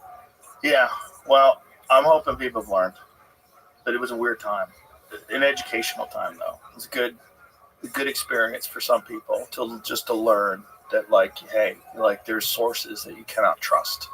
And I think now the beautiful thing about someone like Elon buying Twitter and turning it into X and having community notes is now you have a way of fact checking things where people use the community notes and they start posting studies in the community notes and saying, no, this story is not true.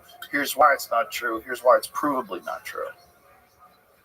So this is the best way to handle misinformation. It's not leave it up to government censors.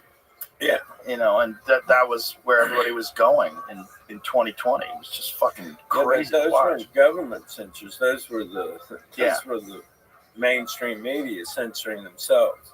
Well, yeah, but I mean, at the behest of government, but also at the behest of big pharma. Yeah. Well, we found out that the government was actively contacting social media companies and having them remove things that were true. Because there was malinformation. Did you know that term? I haven't heard. So there's misinformation, disinformation, and malinformation. Malinformation is true, but could have a detrimental effect on society. True information that can have a detrimental effect on society is malinformation. And that also should be censored. It's Orwell. Wow. It's right out of 1984. Yeah, it's crazy. I feel so Orwellian, just the time we've gone through, the time we're in. It feels extremely Orwellian. It's very weird. It's a weird time, but I'm optimistic. I want to be optimistic. I think cynicism is the worst disease of old age. Once you're cynical, you are fucked, man. Yeah. Just hard it to get out of it. infects every part of your being, you know. But you stay very positive, right? Yeah. Yeah. I mean, you seem like nothing can stop you. I try to stay positive. Yeah. I mean, I'm affected like everybody else is. You know, I was down during the pandemic. It bothered the shit out of me. But we came through it on the other end, and I think people have more resolve now. I think generally the general public has, at least a good percentage of the general public has a healthy distrust now for bullshit. Certainly your listeners. Yeah. Yeah. Now, but after that Robert Malone thing happened, I was really curious. I was wanting to contact you, and I didn't. But I was just curious how, because man, I never seen anyone take more body blows. But I got to say, it was cool. They were like stood behind you. Is it Spotify? Yeah. Spotify was like. Well, fortunately, they're not American. It's not an American company. You know. Oh. Yeah. Where are they from? Sweden. Oh. Yeah. So they're like, we're not buying it. Also, the show was big enough where they were like, why would we pull this thing off the air? Let's hang in there and see what happens. And it just kept getting bigger. And so they were realizing that the people were basically on the side of free distribution of information. And they didn't buy it. But there was two guys, Peter McCullough and Robert Malone. Those are the ones. And then there was like some fucking... Oh, yeah, Peter McCullough. Boy, he took a lot of hits big time. Most published doctor in human history in his particular field of study. I mean, he's a well-respected, rock-solid, credentialed. And it was one of his videos I tried to send right after I got it. I tried to send to people. No. Yeah. They were so quick. I've never seen such quick censorship or editing, almost impressive, It was creepy. What was it like in Hollywood having your perspective, your healthy distrust of what was going on, where sort of everybody was sort of in lockstep with whatever the government propaganda was? Yeah, for sure. Well, I mean, I don't know how many sets you visited, but everybody was like, in mass. Mm-hmm. And then there'd be different zones. Yeah. And then, you get, the closer you get to the actual set where the shooting is, and then that red zone, people, put your mask on. And I was just like, I never bought it. And I never bought it from the beginning. I'm just like, this doesn't feel right. All right. I'm supposed to wear a mask, but I haven't been, now at this point, right now, I haven't been sick in 8 years, right? Well, back then was 6 years, but it was just like I knew.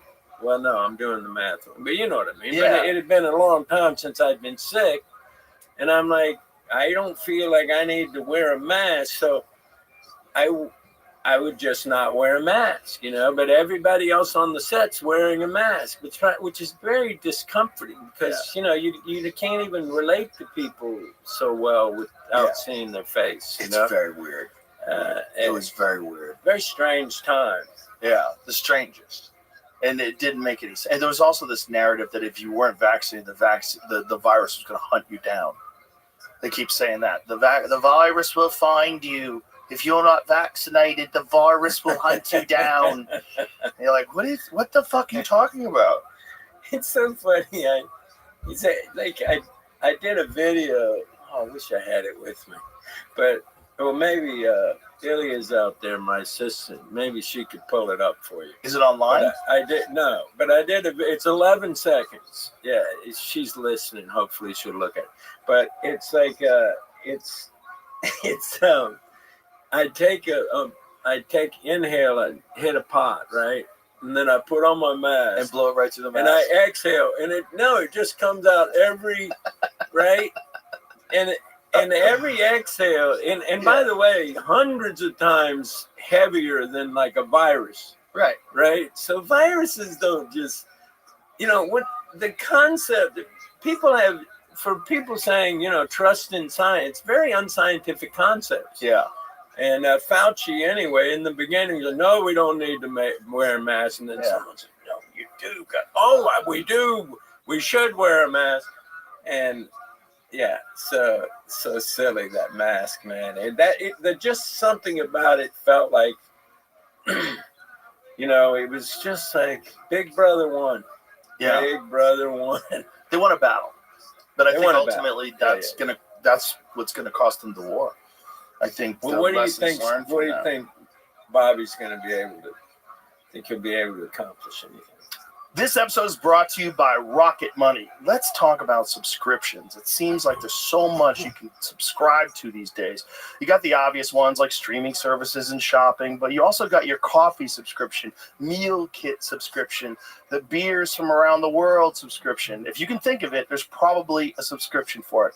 But let's face it, you sign up for something, forget about it after the trial period ends, and then you're charged month after month after month. Subscriptions are there, but you're not using them. In fact, I just learned that 85% of people have at least one paid subscription going unused each month. That's why you gotta love Rocket Money. It's a personal finance app that helps you find and cancel your unwanted subscriptions, monitors your spending, and helps lower your bills so you can grow your savings. See all your subscriptions in one place and know exactly where your money is going. For ones you don't want anymore, Rocket Money can help you cancel them. A great feature is Rocket Money's dashboard. It gives you a clear view of your expenses across all of your accounts. You can easily create a personalized budget with custom categories to help keep your spending on track. See your monthly spending trends in each category to know exactly where your money is going. Rocket Money has over 5 million users and has saved a total of $500 million in canceled subscriptions, saving members up to $740 a year when using all of the app's premium features. Cancel your unwanted subscriptions and reach your financial goals faster with Rocket Money. Go to rocketmoney.com/JRE today. That's rocketmoney.com/JRE. That's rocketmoney.com/JRE. rocketmoney.com/JRE. Well, one big one that he wants to accomplish is to remove this liability waiver for vaccines. And to make them go through real trials. And how do you think that's going to get through Congress? We're going to find out. We're going to find out. Dude. We're going to find out. There's no way that gets through Congress. We'll see. We'll see. We'll see what the resistance is. Every one of those guys is getting money. A lot of Big them Pharma. are. A lot of them are. Well, but also certainly all the Democrats. People are paying attention now, and they will get primaried, and I think they're aware of that. So I think there's a vulnerability for their entire career. Because people find out that they weren't willing to do this in the face of overwhelming evidence. Like Bobby was just talking about the hepatitis vaccine, that they were saying that the hepatitis B vaccine, they were having a hard time selling it. And so they all of a sudden start saying, don't worry about it. We're going to prescribe it for children. And they put it on the vaccine schedule for children. And they did that just because they were having a hard time. Because the only time you get hepatitis B is from dirty needles and risky sex. And people are like, I don't want that fucking thing. And so they're like, nobody was taking by that statement. Those are the only times you get hepatitis B. I think that's it. There's just two possibilities. Dirty sex what are the and other dirty ones? needles. Do you know of any other ones? Well, I mean, I it's think... a sexually transmitted disease. Oh, it is? Okay. It's transmitted through intravenous drug use. Okay, then I didn't know. Which is how you think you got hepatitis B? I just assumed you get run down, like most sicknesses. No, you get run down, you get sick. Well, let's Google it. What is the cause of hepatitis B, Jamie? Yeah, that's how you get it. You don't get it as a fucking baby. So injecting babies with it, the only reason why they did that is to sell more hepatitis B vaccines. Yeah, if the mother has it. Unprotected sex with an infected person, mother to child, during childbirth, breastfeeding if the mother's infected. Yeah. So dude, you got a lot of avenues you could be. Yeah. I guess dirty needles. I guess that falls under dirty needles. Yeah. But anyway, I just wonder that it's just again the profiteering. Like, why are we not talking about profiteering? That should be on everyone's lips. Exactly. That's what it's all about. That's all the woes and ills of our society.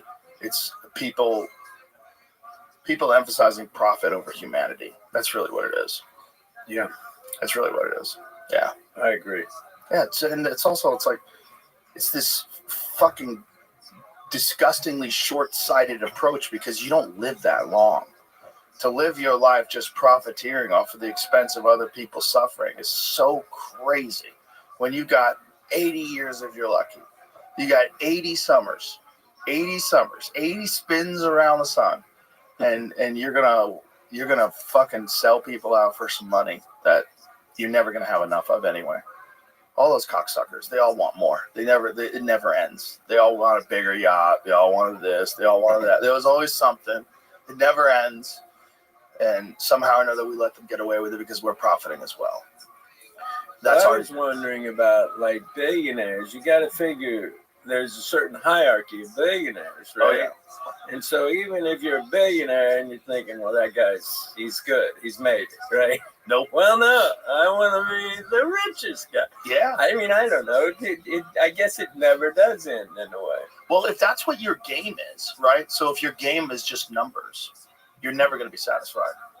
You know, if your game is just numbers, you're always going to look at the other people. Like my friend Brian has a friend that has $3 billion, and he says he hangs out with his billionaire friends and he feels poor because they have $30 billion. Like, you know, crazy. Imagine having $3 billion and feel poor. But I can kind of understand the thought. I mean, it's stupid. The poor white trash part of the group. Only $3 bills. Poor bastard. How's he even buy a country? How do it even affect elections with $3 billion? That's nothing. Yeah. That's weird. Local elections. Well, I mean, this is just a symptom of the moral decay of our society. That, you know, we don't have a moral and ethical framework. We don't have a moral and ethical structure that we operate under. And too many people are just motivated by money instead of humanity, instead of looking at people as like a community. We're all a community of people, and you can still profit and you can still make money, but like making more money at the expense of people's lives and suffering should be the most abhorrent thing that we could possibly imagine, especially if you're already wealthy. This should be absolutely disgusting to us. Instead, it's condoned and just like accepted. And, you know, you shrug your shoulders. That's what people do. Well, I think the majority of people agree with you 100% on that. And the majority of people have a very humane and compassionate view of others, you know. Yeah. But there are those people who are just, you know, it's like you say, it's a numbers game. Yeah. And unfortunately, war makes people really rich. Yeah. Gets a lot. I mean, I guess, I don't know, big pharma would be the number one industry, but not far behind. It's got to be the weapons industry. Yeah. And it's just like, why are these, if you even get away from why are these wars happening or are they justified, why are they making that much profit off of these wars? Yeah. You know, strange. Yeah. That bothers me. I get sleepless over that. It should. Especially because the United States has just done, you know, one World War II, okay, I give you that one, you know, but I certainly don't give you the Korean War over the potential domino theory, which was absurd. The same theory that, so 4 million people die in Korea, 3.5 million in Vietnam, Laos, Cambodia. They started carpet bombing in Laos, you know, which is everything in a 2-mile radius presumed dead. Yeah. You know, what we've done throughout Central, South America, all over the world, we've become masters of war, but like toward what end? To help those rich people get richer. Yeah. It's like, I would understand if it's a justifiable, you know, you have to stop Hitler, Mussolini, I get it. Yeah. But, you know, come on.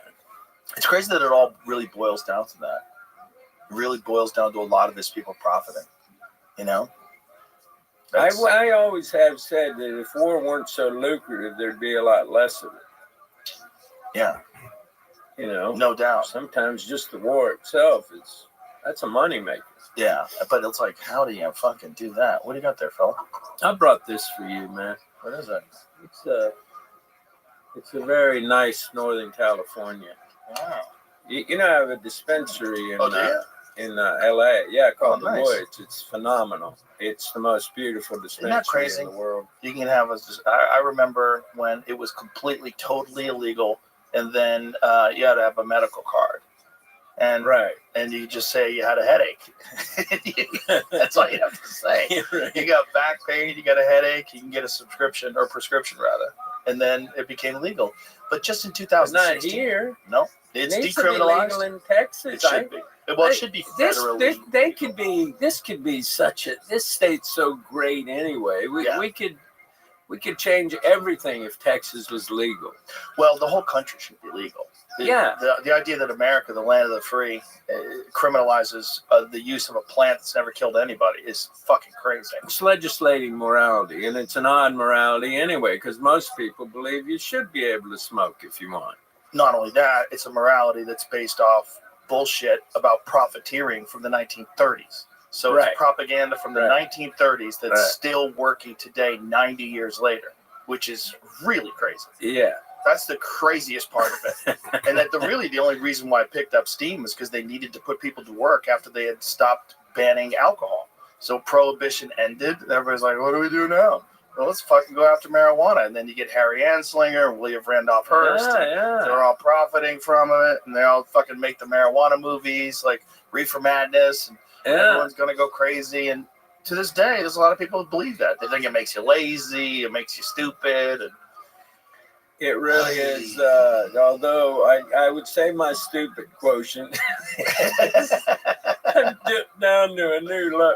No, but I agree with you. I think that, like Anslinger, nobody knows about that. How this guy went all over the place and got governments all over the world to make, declare this the enemy drug.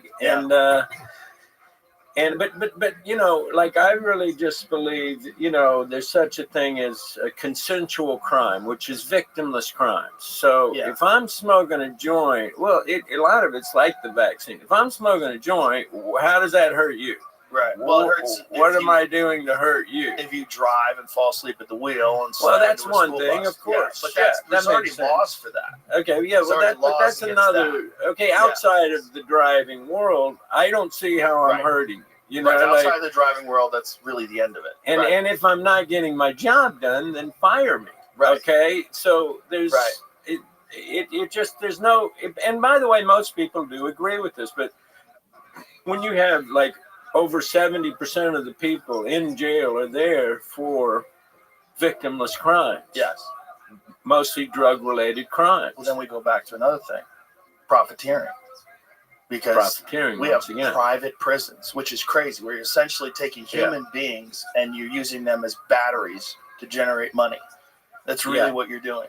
Yeah. Like the more people you get in there, the more profit you're pulling out of it, which is just crazy. So then you have prison guard unions that are lobbying to keep laws on the books, victimless crimes on the books, like marijuana. Yeah. I imagine there's a lot of unions pushing it, but I didn't know till I saw the 13th. Is that what it was called? That movie? 13th Amendment. It was about the 13th Amendment. I didn't know about what's it called? There's a movie, I think it's called The 13th, if I'm not wrong. Yeah. Is that right? Yeah, anyway, there it is. Yeah. That's the first time I really thought about it, in spite of being around prisons, much of my life. I'd never thought about the fact that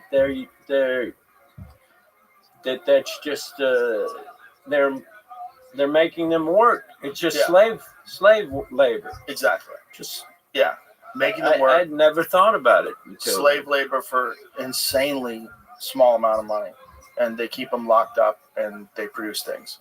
Yeah. Well, you watch that, you believe it for sure. Did you see that? No, I didn't see it. Oh, I'm aware of the laws, though. I'm aware of that's a lot of where the Jim Crow laws came from. When they abolished slavery, what they did was just arrest people for basically anything and put them to work. I mean, that was the modus operandi. Yeah, which is, I guess that's when all the 13th started, was back then. Yeah. As a part of the Jim Crow law. It all goes to the same thing, profit. And ironically, a lot of this lack of compassion could be solved with psychedelics. A lot of it, where people expand their consciousness, understand that what they're doing is morally reprehensible, and even though you can sort of justify it because it's legal, it's disgusting. And we should change those laws. Those laws don't make any sense. Just because it's written on paper doesn't mean it's just. Doesn't mean it makes sense for logical, rational people. I agree. It'd be nice to get some acid in the punch bowl at some kind of congressional, Well, consensually. I think. Consensual. I mean, you're not going to get all those guys who need it to agree to it. So I'm just saying, throw a little in the punch bowl. They're all going by the punch bowl. Do you know who Graham Hancock is? He's an expert on ancient history, like a kind of a renegade historian. He's got a sort of alternative version of ancient society, ancient civilizations. But point is, like, he has a podcast. He's got two seasons of a series called Ancient Apocalypse on Netflix. It's really amazing. Wow. It's all his field of study is the evidence that human beings and human civilization has gone through a reset, and that somewhere around 12,000 years ago, and this is all supported by this theory called the Younger Dryas impact theory, where they found evidence that the Earth was bombarded by comets at more than 2 different times in history that probably reset civilization, and that this is probably why you see like ancient structures that people can't explain, and that these stone buildings that have incredibly complex geometry and precision building from thousands and thousands of years ago. Chicago, like they had all those buildings. That's a little different. You're talking about that? Yeah, no, that's a little different. I'm talking about like ancient Egypt. I'm talking about Turkey. I'm talking about like Göbekli Tepe and these ancient structures that they found that are absolutely 11,000 plus years old, where people are supposed to be just hunter and gatherers, and that we had thought up until last 40 or 50 years that society emerged around 6,000 years ago in Mesopotamia. What he believes is that is a reemergence of society, and that society had already reached a very high level of sophistication around 12,000 years ago, and that something happened, some sort of gigantic cataclysm, and reset things. But Graham is also an enthusiast of ayahuasca and the power of psychedelic medicine, and he has often said that to run governments, it should be mandatory that you have psychedelic sessions. And you should probably do it publicly. So you really find out. I mean, imagine getting Lindsey Graham fucked up on mushrooms and then filming him. I would love to see that. It would be amazing. I would give to see that. Oh, it'd be amazing. But it would be nice if they had a little more, because it's almost, those drugs that you're talking about are just like, it's like the universal, God's little helper. Yeah. To help you see how the world really works. Yeah, God's little helper. The illusory nature of what it is we're experiencing. Yeah. And to come from the heart. Yes. Yeah. Yeah, they encourage compassion. And they encourage kindness and love. And that's, we need a lot more of that in this world. And that's the problem with being so politically and ideologically divided. It's like it's so easy because people are so tribal. It's so easy to hate the other tribe. The other people are the enemy, and so we've got this bizarre thing where we're supposed to be a community, but we're a two-sided community, and one side hates the other side, and whoever's in power, those people are the problem. It's like, yeah, that is such a weird part of the human, nature, psyche, or whatever you want to call it, psychology. It's like, and I noticed just the other day, there was some dude, like, I can't remember what the context was, but I remember he kind of came into my zone, and I thought, look at this fucking guy, man. This guy is such an asshole, You could just tell, you could just feel it, Right. And then I thought, Woody, why are you, what? You've got nothing that tells you that that's true, Right. Other than maybe you're jealous because he's more handsome than you are or something.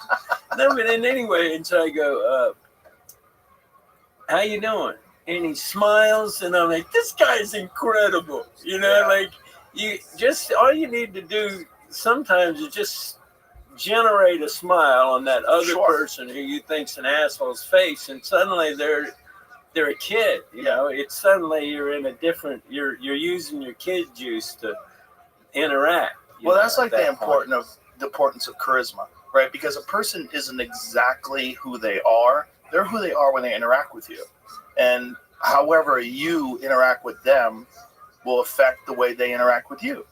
It's not. It's a two-way street. Most sort of interactions. If they see a frown on your face, then inevitably there's a frown on their face. Inevitably, yeah.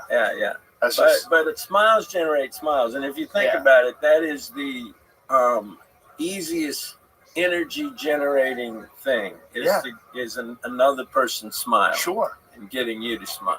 And common ground, you know. And I think that's the problem with the media and with political ideologies, is that there's no currency in common ground. How you living, pimp?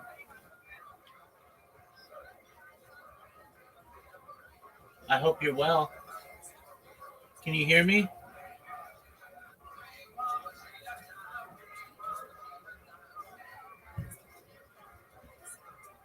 Hope you're having a good day.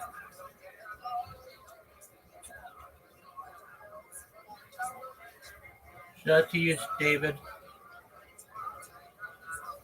David, do you know who I am? If you don't, let me know and I'll tell you who I am.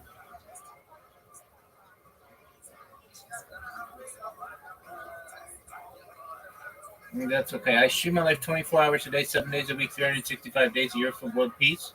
I've been doing so for more than 3 years. On YouTube, I have more data online than any person ever. And data is its number one resource, more valuable than food, water, gold, air, petroleum, everything. It's a real life Truman Show. I'm live here. I'm live in Discord. I'm live on YouTube. I'm live on Twitch. I'm live on Rumble. I'm live on everywhere. I'm on 16 different YouTube streams right now. It's the biggest event in global history. Tell all your friends about it. We talk about things like ending world hunger through the use of technology like agricultural drones, floating greenhouses, saltwater greenhouses, things like hydroponics, vertical farming, cloud seeding. We talk about ending world thirst. I'm sponsored by a cryptocurrency. It's known as Harry Potter Obama Sonic 10 Inu. It's worth over $100 million. Essentially, we have built wells in Nigeria. I want to continue that good work. I'm a major advocate of the Life Shop program and desalination technology, pumping earth seawater onto land to make it drinkable. We're watching Joe Rogan right now. Feel free to enjoy, my friend. The currency is all in division. That's where you can gain the most momentum, get the most people on your side. You have to say the other people are the enemy. Common ground is much more common. Most people agree. Most people want to be safe. They want to be healthy. They want to be happy. They want to have friends. They want to have a good time. They want to have a nice family. They want to be loved. They want to have love. That's most people. And they think that the other people are trying to prevent that. Instead of just accentuating those important factors and saying we should all concentrate on that, and then we should all look at things that prevent that. What are the things that prevent happiness and love and health? And let's all work collectively together to eliminate those aspects of our society. Yeah. The problem is you don't make a lot of profit doing that. You know, the profit is in the division. The media does push the divide for sure. The media is bullshit. First of all, they're dying. They're dying like AM radio. They're not going to make it. They're not going to make it.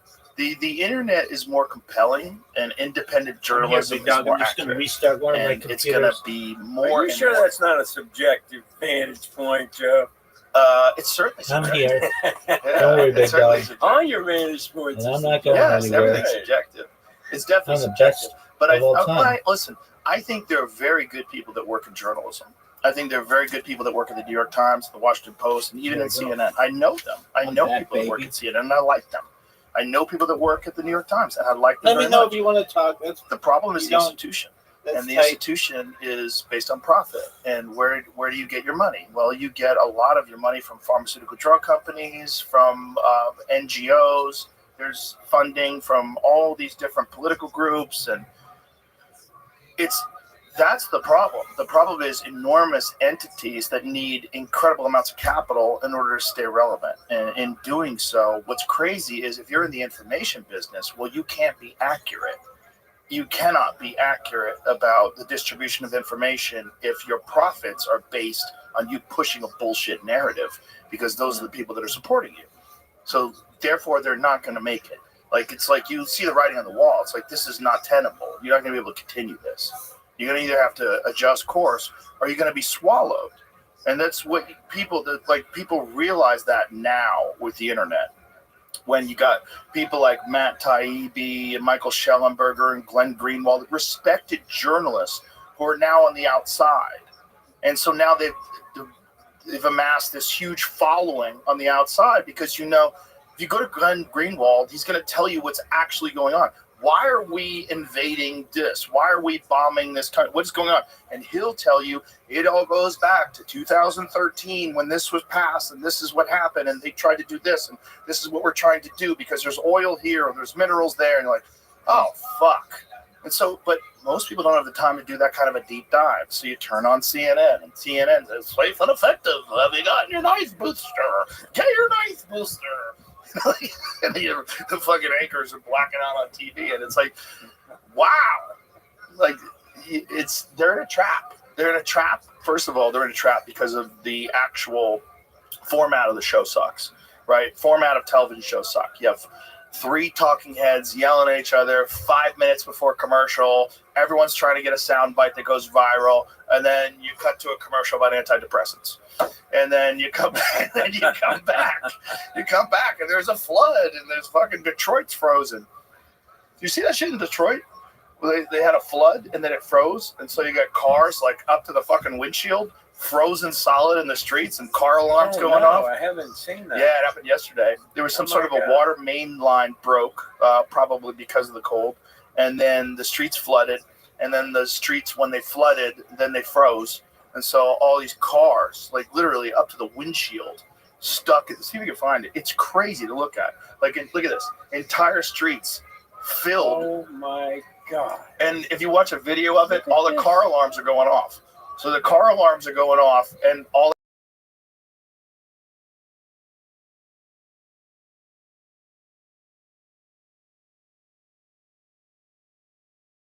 listen to this.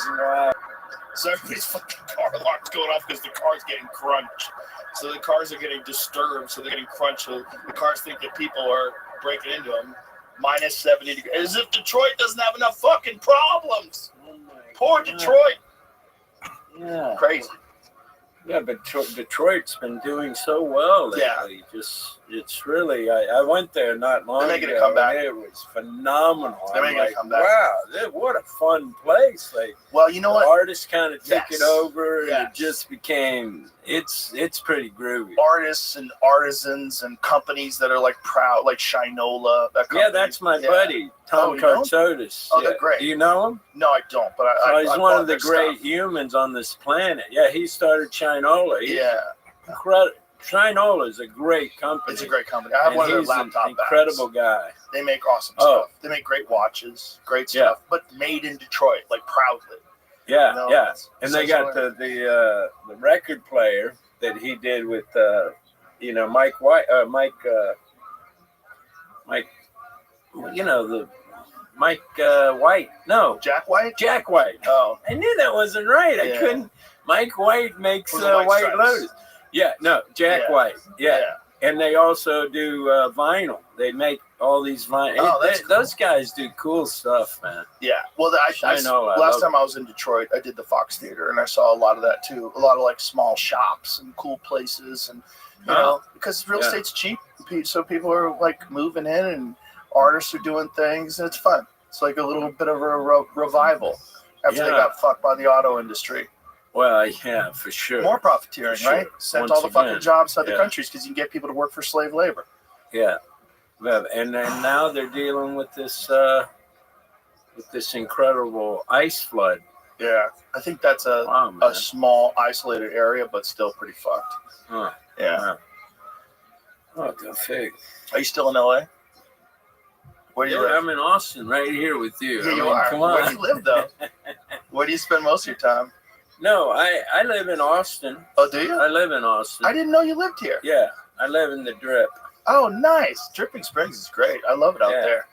That's a nice place. That's a nice area. No, I'm determined you and I are going to have to hang out sometime socially. I would love to do that. Let's do it. Yeah? Yeah, fuck yeah. Okay, well, Fuck you yeah. don't feel just like you're back against the wall? No, because I we're love you, on a- man. Come on. I'll hang out with you anytime. Oh, great. Call me great. at 2 o'clock in the morning. We'll go meet you somewhere. I don't give a Okay, fuck. perfect. I'll bring you down to my comedy club. Oh, yeah. I bought a Oh, comedy club on 6th right. Street. What's it called? Comedy Mothership. Yeah, I'd like to do that. It's fun. It's a great place. My buddy Jimmy Dore is there this weekend, who's also great, and he's filming his comedy special there this weekend. Oh, really? Yeah, Jimmy Dore is amazing. He is another guy that's risen as an independent journalist. He's a comedian, and he started his show basically just making fun of political things. And then during the pandemic, got vaccine injured and really got kind of red-pilled and kind of became like the voice of truth and reason. And, you know, another guy who's been completely outcast by supposedly progressive people for just telling the truth, the inconvenient truth. Inconvenient. Yeah, but yeah, I guess the progressives, are they now the conservatives? We got to change the term because progressives seem a lot less progressive. Yeah. I really felt quite, you know, I think during they got this whole co-opted. thing, I felt quite, Yeah. I think they got co-opted, and I think it was on purpose. I think there was some very sophisticated psychological manipulation that was involved, and a lot of money was being spent in order to push some very specific narratives. And they did a great job of it. You know, they did a great job of it, but we're finding out because of the Department of Government Efficiency that most of this was funded by our own tax dollars, which is really fucking crazy. A lot of these NGOs that supported a lot of these crazy riots and all these different things that were happening in our cities was really supported by our own tax dollars. And it was just a subversion of public discourse. You know, instead of allowing people to figure out what's right and what's wrong, they pushed what they wanted you to say, and anybody who deviated from that was canceled. And because of the fact that before Elon bought Twitter, the left had complete, total control over the narrative because they owned all the social media sites and they were in lockstep with the government. So it's just a dark time for information, but a few brave people, you know, braved the storm, and one of them was Jimmy. Oh, that's good. That's a good. He's great. You would love him. Shout out to him. He's great. Well, you know, I remember when the guy was. Remember that guy? I think they were in London, maybe, but it was the guy who was, I think, the directed one portion of Pfizer, and he met with some guy, and he had a body cam. The other guy had a body cam. It was like a date on Tinder. Oh, it was like one of those Project Veritas, James O'Keefe things. Did you not see it? I'm sure I did. But this is the perfect example of how the Trusted News Initiative managed to. A lot of news just never got to people because the guy had a body cam and is talking to him, and the guy who works for Pfizer is saying they just had a meeting talking about how they could weaponize these other viruses in order to basically create another pandemic to create so that they would have the vaccine to address it and make more money, which is not a surprising thing that they would be discussing. But what was great was he admitted it to the guy while they're sitting there at a little diner. It's always chatty gay guys. But the main thing, huh? It's always chatty gay guys. It's always a guy on a date with another guy, and he's like, "I'll tell you what we're doing." It's like they just chat it up. But the incredible thing, like he got the stuff that he said was incredible. Yeah. What was more incredible? Well, he told the guy basically that he'd been filming him. The guy freaks out. Anyway, this should have been across every possible platform of media. Of course. And yet you did not see it, zero in mainstream media. But because Musk had bought Twitter, Musk put it on, and it immediately got 40 million views. And also, what's his name? Tucker Carlson put it on, and then there was a lot of views that way. But other than that, but if you have asked your average person, they never heard of this incident. Yeah. It's like an amazing thing talking about, what's the term for that? The weaponization of a virus. Do you know? He's looking it up. Term for the weaponization of a virus. Yeah. I don't know. Anyway, they do it. Well, that's what they think that they were doing in Wuhan. China. 100%. They were weaponizing. Well, that was why you would get banned off of all these social media platforms if you even brought that up. I mean, it used to be if you brought that up on YouTube, you get pulled from YouTube. Now it's fact. Right. Now it's a fact. Now it's undeniable fact. All the things, like you said about Robert Malone, all the things that he said are now fact. Everything, every single one of them. The fact that it doesn't stay, the injection doesn't stay locally, that it infects various parts of your body in different ways. If it gets to your heart, it's very dangerous because your heart doesn't have the ability to heal, which is why you don't get heart cancer. So your heart just scars over and you get myocarditis. He started talking about all these different effects, and he personally was vaccine injured. So he's a guy who took it, almost had a fucking heart attack, was like, what is going on? His whole body freaked out. He was deadly sick, managed to get through it, then started speaking out against it, then started doing more research and finding out what was going on. And then that was the collective freak out. Well, it's incredible that so many people were injured, and yet it's still kind of not a widely discussed thing. I think people are discussing it. More people are discussing it now, but it's still, there's a lot of people that don't want to bring it up because they don't want the heat. They saw what happened to people that did bring it up, and they don't want that coming their way. It's still fresh in their memory, and they keep their mouth shut. Yeah. But over time. Did you find out what it was called? Weapon? No. Is it a term? It's a term for, huh? A term? I don't know what the term is. Yeah, anyway, doesn't matter. It just, I don't know. It's a crazy time in this world. Yeah. But crazy times are fun, too. Because people snap out of it. They pop through it. They come out on the other side, and they go, what the fuck was going on? And then you have a re-examining of society. And I think that's happening right now. And I think that's a good thing. As long as people keep their cool and they don't go tribal. You can't go tribal. You can't go us versus them. They're the bad guys. The fucking all those people with blue hair, those fucking pieces of shit. No, they're sad, lost people. That's what it is. Sad, lost, angry people that think they have to lash out at the other for the problems that is really caused by gigantic corporations and the exchange of money. And, it always comes down. Follow the money. Follow that fucking always. Cheese. Every time. It's always the money. Cheese. And it's never enough. It's a weird thing about us. And again, I think part of the problem is this lack of methods to escape. And I don't mean escape reality. I mean to escape the fog of propaganda. And that's literally why all that stuff was made illegal in 1970. Richard Nixon was trying to stop the anti-war effort in the civil rights movement. That's why they turned the the sweeping Schedule 1 Prohibition Act of all psychedelic drugs. That's what that was about. It wasn't about protecting society. If it was, they would have got rid of OxyContin. They would have got rid of addictive painkillers and Vicodin, Percocets. They never got rid of any of that stuff. They got rid of Big Macs for that matter. See, I know. Listen, I know you're a about Big meat Macs. guy. You love meat, but can we say Big Macs are not the greatest thing for you? No, they're not great. They're not great for you. But I feel like you should be able to eat a Big Mac if you want to.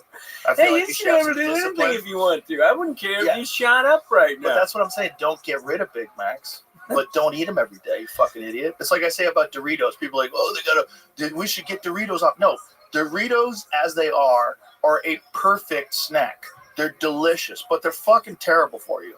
Just like cigarettes, just like whiskey. They're terrible for you. Right. But in the moment, they're great. The key is recover and then don't do it every day. That's the key. The key to all things is moderation. All things. Dude, I wish you'd have given me this speech like I was 20. It's some precipice after 21. I just started.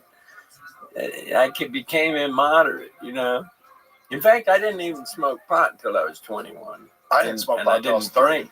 Oh, really? Yeah. Well, I thought it was going to turn you into a loser. I mean, I bought into all of it. I grew up with a lot of people that had drug problems, and I wanted to succeed in life. And my biggest fear was being a loser. Just someone who just never got their shit together. And I was like, well, anything that gets in the way of being successful and being healthy and happy, avoid that. And now, what point did you say to yourself, I'm definitely not a loser? There's no chance of me being a loser. Oh, I don't know if you ever think. I guess I think that now, but I think do you sometimes doubt it and say I'm a loser? Well, I definitely think I'm very hypercritical, self-critical. So I battle against that because I think that's something that anybody who strives to be successful battles against. You always feel like you could do more. But there's a balance between doing more and being happy, enjoying yourself, but also accomplishing things you want to do, feeling fulfilled, having worthwhile goals, things that you think are valuable, not just to you, but valuable to other people. Yeah. Yeah. And then do you feel like you must feel I feel like that good now. about it. Yeah, but I don't think about it, honestly, because I think if you think about it, then you get lost. Then you get like, look how good I am. You can get really lost in success, where you get intoxicated by that too. So I think you just got to kind of exist. You got to kind of exist and not feed your insecurities, but also don't feed any delusions of grandeur either. Just be a person. Just learn how to be a human being. That's got to be hard for you, dude, because you're at the tippy top of the tippy top, and everybody's got to be kissing your ass and telling you how great you are. It's got to be hard to not allow your ego to dictate things, Yeah, I don't know. I stomp my ego pretty good. I do it with workouts. I do it with martial arts. I do it with cold plunging and saunas. I put myself through voluntary adversity. It's pretty fucking brutal. And that's my best way to achieve like a homeostasis. That's my best way to achieve like a balance. Is that I put myself through way more than life ever gives me. So that I'm always, I get it. You're always vulnerable. You're always weak. You're always late. There's always something. So as long as you confront that all the time and keep your mind healthy and balanced, have a healthy perspective. There's a lot of like new agey sort of bullshit terms that unfortunately have been co-opted by silly people, but a lot of those, like, they're very important, like gratitude. Gratitude is a really important quality that people should have. Mindfulness is a really important quality that people should have. But these things are co-opted by goofy people that wear wooden beads and want you to join their cult. It's like they want you to think that they're special and they're particularly spiritual. And so unfortunately, really good concepts are often tainted by silly people. Like love and God and a lot of the things that are really like beneficial to us as a society. They get co-opted by goofy people. Like how many people have been turned off by religion by watching mega pastors in these huge churches flying around in private jets and driving in Rolls Royces? Like, oh, well, this is all bullshit. Yeah.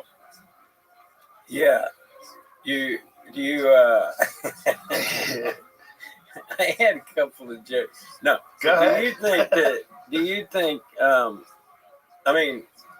curious. I must know, I must have heard you talk about this, but what is your concept of religious? Do you have a specific religion that you adhere to? Not necessarily. I'm not in favor of any restrictive religions. I'm not in favor of any religions that punish people that don't follow them, and I'm not in favor of any religions that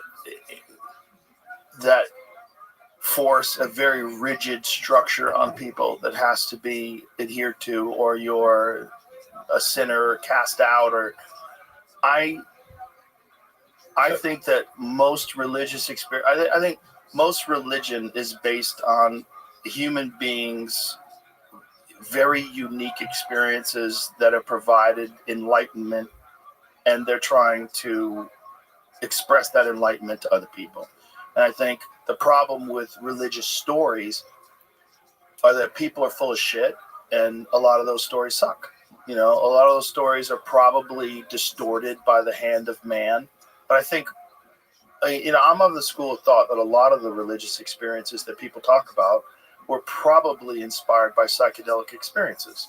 And, you know, there's a great book called The Sacred Mushroom and the Cross by John Marco Allegro. Do you know about that book? I've heard of it, but I never read it. Yeah. It's a great book, but it's very hard to follow because it's very, unless you understand Aramaic, unless you understand the translation of the Dead Sea Scrolls. Like, I'm fluent Aramaic.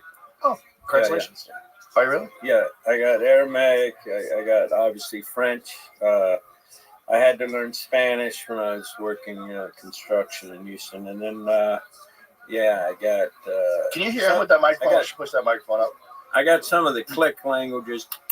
Oh, really? No, I only speak only English. Come on, Jay. But the John Marco Allegro book, he was an ordained minister, but he was one of the people that was assigned to translate the Dead Sea Scrolls, and he did it over the course of, I think it was about 14 years.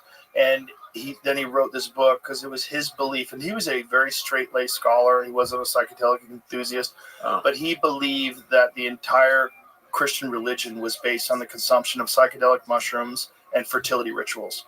And he thinks that a lot of these stories, that their origins come from that. And Really? yeah, and he believed that a lot of it was the Amanita muscaria mushroom, which is a very confusing mushroom because a lot of people have a hard time tripping on it. They don't know exactly. Then Terence McKenna believed that the problem was that the psychedelic compounds in it varied regionally and genetically, and that they weren't all the same, and that a lot of these people that were having these experiences were not. It really depended upon where you get them from and how you got them and how you treated it, and a lot of that information was lost. And also, like, there's certain religious ceremonies that involved very mysterious things like soma. You know, soma from the ancient Hindu texts. They don't know what was in there. They don't know what it was, but it seems like it was some sort of a psychedelic compound, whether it was blue lotus and psilocybin or a combination of many things. You know, like the Eleusinian mysteries, where, you know, in ancient Greece, they believed that was ergot, that ergot was mixed in with the wine, ergot, which is a very similar experience to LSD. Oh. Yeah. There's a great book on that, too, if you've never read it. It's called The Immortality Key by a scholar named Brian Murarescu, who's a brilliant guy who's been on the podcast a couple times. But he's done a lot of, like, really legitimate work on proving that these vessels, these wine containers that they had from these ancient times, they found trace elements of ergot in these wine vessels. And they know that wine back then was not just fermented grapes. They would add a bunch of things to the wine. And so party places. Yeah. So these experiences that people would have, they would go to Eleusis. And I went there when I was in Greece a couple of years ago. And it's an amazing place, man. When you're there, like, it feels weird. When you go to the place where they had these psychedelic rituals, like, the place has a bizarre memory that you feel when you're there. You're like, because you can literally walk on the grounds where they had these rituals. And you're there and you're like, whoa, this place feels wild. It just, like, I you know, my kids rather were like, what's wrong? Like, I'm like, I'm fine. It's just like, I'm weirded out by this place. Like, I feel it. I feel like a bizarre connection with this place. Like, it feels alive. Like, it's like it's humming or something. It was very weird. Very weird. Like, I was touching the rocks and just trying to, like, feel like what's going on here. It's like you got thousands of years ago, these people were just tripping balls and inventing democracy right here at this very spot. You know, it's literally the roots of democracy. They had to be tripping to think of something so bold as democracy. Yeah, I mean, it is literally what we were talking about. Like, if you want something that accentuates compassion and this sense of family and brotherhood and sisterhood, that we're all together in this thing, what better than psychedelic drugs? Yeah. And that's why they're illegal. Exactly. It gets in the way. It gets in the way of this us versus them narrative that is so prevalent in our goofy society that's detached from these sacred compounds. Yeah, the herb, it really is a unifying thing. I've always, from the first time I tried it, I just felt such bonhomie, Yeah. such compassion to everybody around me. Yeah, it makes you kinder. Huh? It makes you kinder. Makes you kinder. Yeah, And that's why they call it kind bud. Kind bud. That's probably why they call it that. I have a little of the kind. But yeah, no, I like the image of it is just a unifier, Yeah. And so that's what makes me wonder, why does Texas not just say, hey, let's open the doors to this? It's not a bad thing. Yeah. You could have the best cafes in Austin. I know. Yeah. Well, it's weird because there's certain weed here that's legal. What is it, Delta 9? Is that the legal stuff or Delta 8? I know Which what one? you're talking about. It's weird. It's weird because it's like pretty much just weed. Yeah, I never got into that stuff, though. It's just a different version of the plant. But it doesn't get you high. Oh, yeah, it does. Really? Oh, yeah. Oh, yeah. I'll get you some. Yeah. Oh, yeah. I like don't know how what many they're doing. syllables you got out of yeah. I don't know what they're doing. I don't know how they're doing it, but somehow or other they're skirting around the rules and developing something that is basically the same. Delta 9 Center. Yeah, it's basically like weed's twin sister that has different genetics. I don't know. I don't understand it. No, But- I heard they're trying to work out a thing where there's no more of those exceptions here. Oh, well, that would suck. The legislature. That's goofy. I mean, there's plenty of things to concentrate on. Why concentrate on that? It's just, it's a dumb rule. It's a dumb rule that's mostly enforced by people who don't know what the experience is. They have a distorted idea what the experience is, and they think it's just going to make people losers. Well, also, it's being mandated from people with different kinds of, desires, and a lot of it financial. But, anything that does, I consider a crime anything I do that hurts you or your property. Yeah. Otherwise, there's no crime. Yeah, I agree. Yeah. Yeah. Yeah, I agree. And I think we got to get past that. I think there's just a lot of people that recognize that what they did in the 1970s was very effective. They threw water on the entire psychedelic movement and the civil rights movement and the anti-war movement, and they did it by banning a lot of these compounds that were changing the way people thought about life. And, like the whole peace, love, and hippie movement of the 1960s was all inspired by psychedelic drugs, all of it. Right. And it was a revolutionary, complete change of society from 1950 to 1960. I mean, 10 years, the music and culture became almost unrecognizable. It could change so radically. And I think it was terrifying to the powers that be. And unfortunately, the propaganda that they pushed, just like the propaganda that we saw during the COVID times and propaganda you have whenever there's a war, that propaganda is sticky. That stuff sticks. It sticks around for a long time. And unless you have viable representations of opposing narratives that are really effective, it's very hard for people to change their perspective on things without a personal experience. Right. And most of these people that are like, straight-laced, no-nonsense type folks, they don't want to smoke weed. I'm going to ruin my brain. I've heard like legitimate scientists say, I would never want to interfere with the way my brain works. I'm like, okay, do you drink coffee? Shut the fuck up. What are you talking about? What are you talking about? Do you exercise? What do you do? What do you do? Do you eat good food? There's a lot of things that change the way your brain works. This is a dumb way to look. You really want your doctor looking healthy. You don't want to walk in and see some obese, having heart trouble breathing type of guy. Yeah. It's going to give you your advice. Well, that was one of the most fascinating things about COVID. When I was talking to Dr. Peter Hotez, who's an overweight guy who eats junk food, and he's telling me everybody's got to get vaccinated. I'm like, are you healthy? Like, are you healthy? Because you don't see, do you work out? Like, do you eat well? Do you take vitamins? No. None of those things. But you think that, like, chemicals, that the only way that you're going to get healthy is from a laboratory and an injection. That doesn't seem real. That seems crazy. Well, the whole notion is to bolster your immune system's response to this specific item, right? But so if your immune system's strong, right, you really have nothing to fear. Well, if that's your immune system's weak, you have also a lot to fear by taking a vaccine that can, with this recent one, it actually hurts the immune system. It harms the immune system. Especially with at least repeated old doses. people should get vaccinated. Should old people get vaccinated? I don't think so. Yeah, I mean, the problem was also any sort of, I mean, this is Dr. Birx is now admitting this, and she's being questioned, is that they stopped any early treatments that weren't the vaccine, and that they probably shouldn't have done that, and that a lot of people could have been saved because of that. And that's true.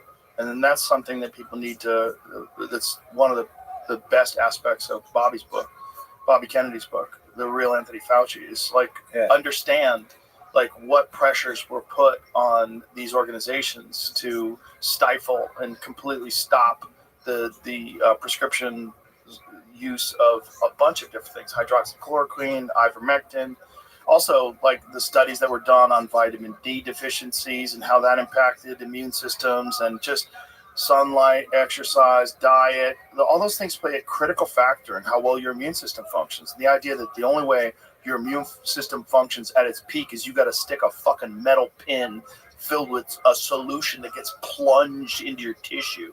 That's the only way. It's the only way, Woody. Yeah. You got to shove a fucking needle in your arm. Like, what? But you make a great point, because it's like, you know, why didn't we hear from America's Dr. Fauci or who the other representatives from the medical industry? Maybe eat less, sugar. Yeah. Maybe eat less fast food. Maybe exercise. There was no other directive. No. Take the vaccine. No, That's the only directive. They didn't want to fat shame, so they never told anybody to lose weight, which is one of the major comorbidities that affected people negatively. Yeah. Bill Maher was onto that really. Yeah. Early. Yeah. That's a good point. It's weird times. But again, I have hope. Yeah, me really too, do. man. In spite of everything, I have hope. Well, because I believe in people generally. You know, like, like there's people who in California and New York, they look at Texas as like, this lost state. You know what I mean? Greatest people in the world. Yeah. Greatest, kindest, nicest people. Yeah. But you may not want to talk about certain subjects. You know what I mean? Yeah. Yeah. So, just avoid those subjects. You get along. And even the subjects that you're supposed to avoid, why are we avoiding them? Well, I agree. I'd like to talk about any subject. Yeah. I like a little healthy, debate. Also, I want to know why you think the way you think. If you think totally different than me, I want to sit down with you. And I want to give you all the room in the world to say what you think. I want to know how you came to those conclusions. I want to know what your childhood was like. I want to know, like, what experiences have you had that led you to have these, like, concrete evaluations of the way society is that are so different than mine. That's a great compassionate vantage point. That's what we really lacked. Yeah, we need that. You need to sit down with people that you don't agree with and find out. And oftentimes they fall apart. That's just the fascinating thing. Give them enough room. You just keep talking to them. They fall apart. You know, one of the weirdest conversations I had on this podcast was talking to Dr. Sanjay Gupta from CNN. They sent him over here to fucking straighten me out. And, by the end of it, it was a very bizarre conversation. By the end of it, he was essentially agreeing with me. I had heard that he didn't think you should necessarily vaccinate. I thought he was a little more progressive on that. He's smart, but he's also working for CNN, and he's also a neurosurgeon. So he's he's a bright guy. He's just like captured by the system, and that's part of the problem. But there was a lot of things that didn't make any sense. Like one of the ones where he wanted me to get vaccinated after I recovered from COVID. Yeah, I'm like, dude, I had COVID. Shouldn't that be the reason I'm already vaccinated, basically? Yeah. Well, I'd recovered from COVID in 3 days. It wasn't hard at all. And that's when I got hit. That's when everybody came after me. It was because I was a bad example. because I was healthy, and I was giving people bad information by telling them all the things that I took to get better, which is really weird. And then they focused on this one thing, which was ivermectin. I read a laundry list of stuff that I took: IV vitamins, NAD, ivermectin, monoclonal antibodies. I talked about all the different stuff that my doctor put me on, and I was better in 3 days. And then what did CNN do? They turned my face yellow. They put a filter on the video to make me look sick, and they started talking about me taking horse paste, which is crazy. They said I was taking a veterinary medicine. Yeah, the ivermectin. Yeah. They suddenly calling it that in spite of it treating, millions of humans effectively. Billions of prescriptions have been filled. Billions. Yeah. Billions of times human beings have taken Well, they ivermectin. have the guy who invented it in the statue at the WHO. I mean, that's why, because he invented ivermectin. Yeah. And he won the Nobel Prize. That was an interesting thing how they made these other drugs, negative. What was the hydroxychloroquine. Hydroxychloroquine and ivermectin, which some the doctors found to be effective. Suddenly you can't even bring it up, and then you couldn't even get it. Yeah, like suddenly they made it ungettable. Yeah, well, you couldn't get it from Walgreens. They wouldn't prescribe it for you unless you had like some sort of a malaria or something. Yeah, you'd have to have or some sort of a parasite. That's why they said it was a dewormer because it was anti-parasitic. But when I said it to Sanjay Gupta, I go, but it's also been shown to stop viral replication in vitro. And I said, you know that, right? And you can see there's this look on his face like, oh shit. Because that's a fact. Like they've studied viral replication. You use ivermectin in petri dishes, it stops viral replication. It's a fact. Like that, there's studies on this. Like so also, it's like one of the most safe drugs known to man. It's like the safety profile is incredible. And this idea that like Rolling Stones printing articles that people are having overdoses from ivermectin and people can't get into the emergency room because of gunshot wounds. They even showed a photograph of a bunch of people outside of an emergency room wearing winter coats in August because it was a photograph of people waiting in line to get a flu shot. It was a bullshit photograph that fucking Rolling Stone published. Like, this is so wild to watch because it's not just propaganda. It's really shitty propaganda. Right. Because there's not much truthful they can say that would go against this stuff. So they have to just say it's horse dewormer. You're a fool. You're taking horse dewormer. But what they didn't understand is at the time, they didn't understand the media landscape. They thought they were still huge, but they didn't understand like an average video on my show was like 10 times bigger than their show. It's just we weren't talking about it. We weren't saying it. So they still thought they were CNN. They were going to crush this rebellion against this one specific thing that you had to do, which was get vaccinated. Right. Just fucking remember when Biden was on television. He was talking about the hurricane was coming. The most important thing when the hurricane is coming is get vaccinated. Everything's harder if you're not vaccinated. Yeah, well, all that money they gave those guys. They gave them a lot of money. They had to do something. Yeah. Payback. It's wild, though. It's going to affect their ability to make money in the future, that's for sure. Especially CNN. Yeah. They all take a hit. Honestly, I won't miss these other organizations anymore. I watch them every now and then. They lost my my confidence. Yeah. Yours and most people's. Yeah. I think that's good.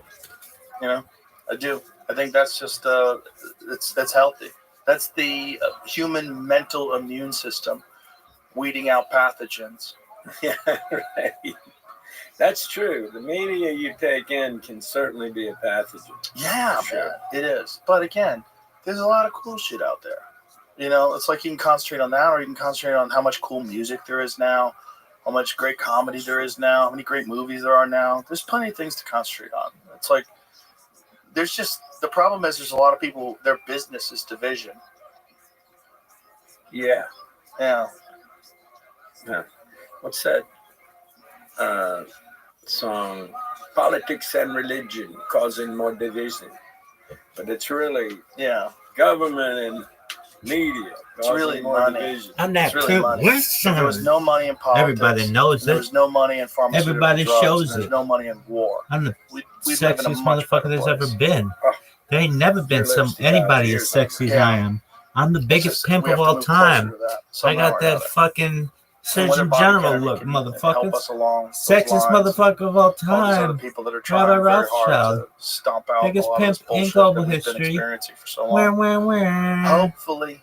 Where? I mean, Bobby, I really I got hope more he's muscles. able to do I got some muscles good on my things, 'cause muscles. he's Switches certainly just a call me man on a Beefcake mission and a because man I'm who sexy like that. cares deeply. Yeah. And I think really heroic how much he stood up for things that he didn't need to talk about, that didn't help him in any way. Look at this athleticism. He just took I got one more arrow athleticism in my after the little other pinky over. than anybody's got in their And to entire me, body, even baby. if he was What's this wrong, which I bullshit? don't think he was, then it's heroic to do that. Yeah. Yeah, and he wasn't wrong. The thing is like I was a victim of that propaganda, and I told him that when I met him and I had him on the show. I said, I always thought you were a kook. I had always heard, I'd bought into it. I just That had West this sort of Side cursory gangster. examination of what people were saying about you. Like, oh, that guy doesn't believe in vaccines. He's a nut. He's some sort of an anti-science nut who's just a conspiracy theorist. He's just like all these other nutty people. Right. And then I read his book, and I was like, okay, well, this book is real. Why isn't he getting sued?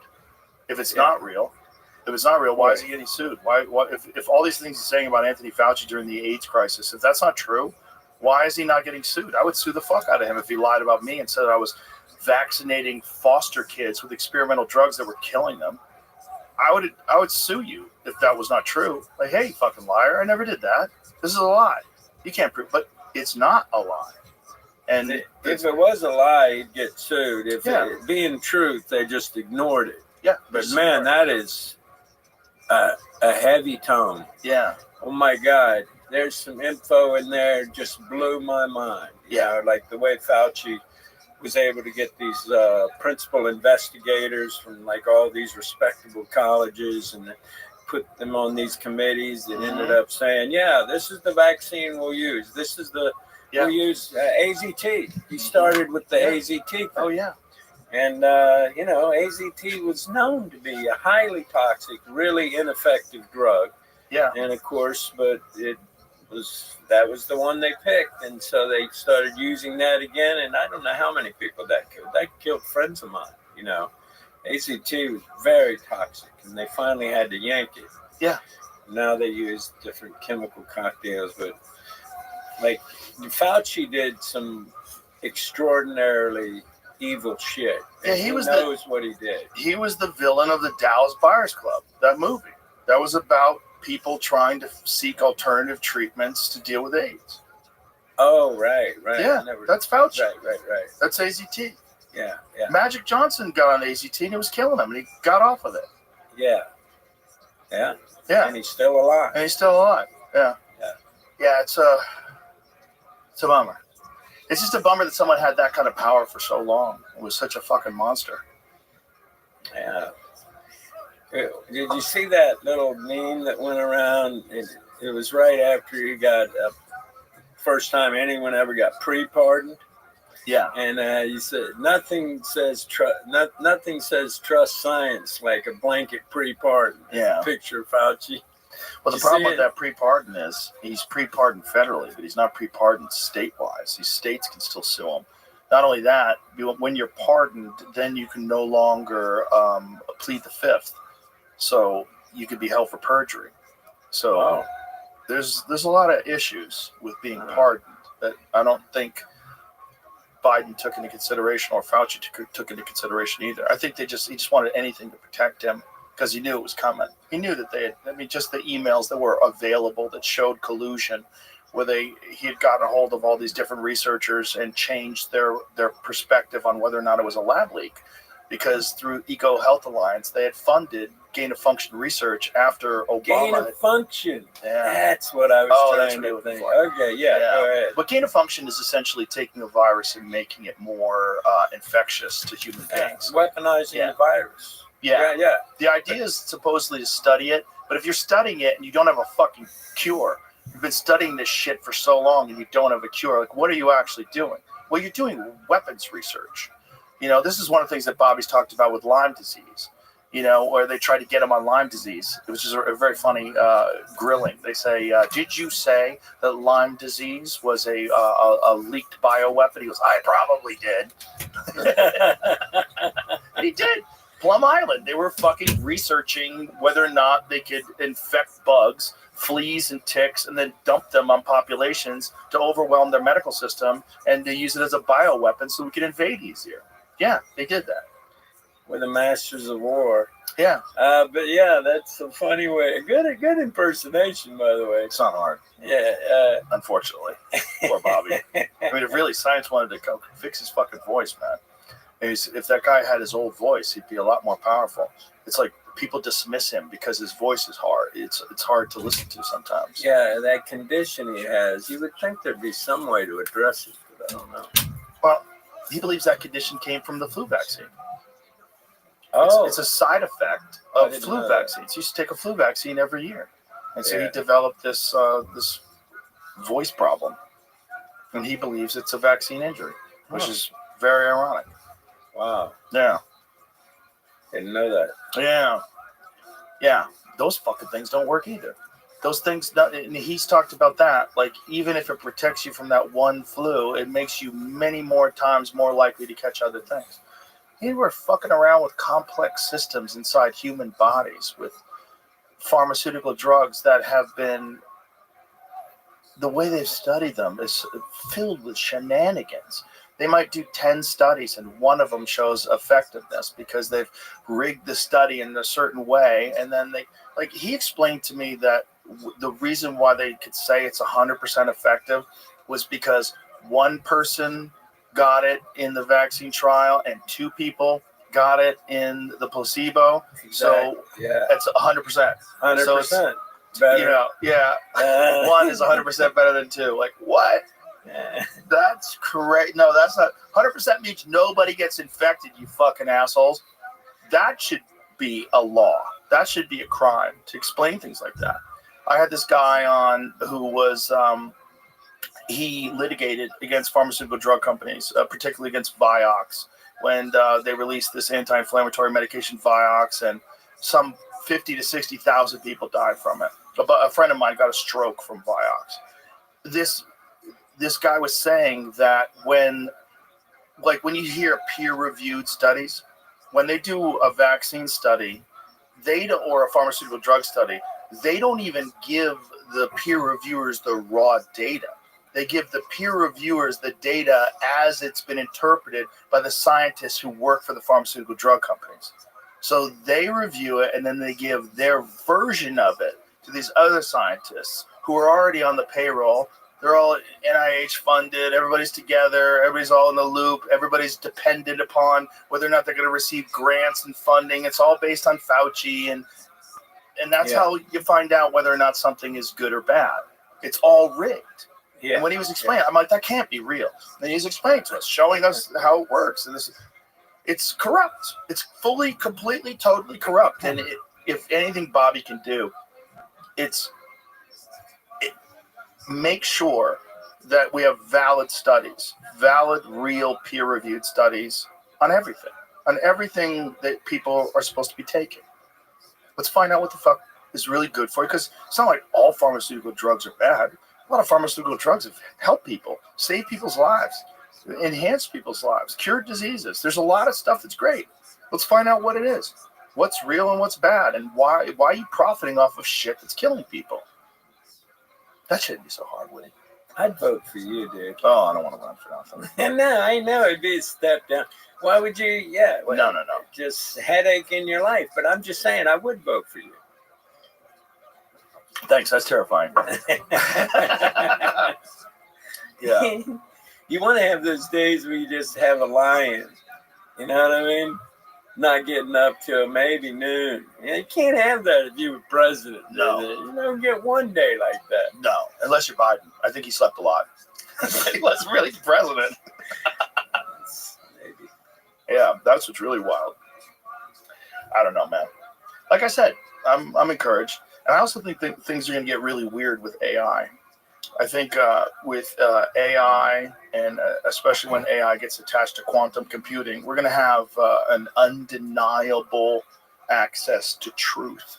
That's going to be very disconcerting to a lot of people. We're going to have an understanding of the reality of the world that we live in that's going to be very undeniable. And it's going to be strange.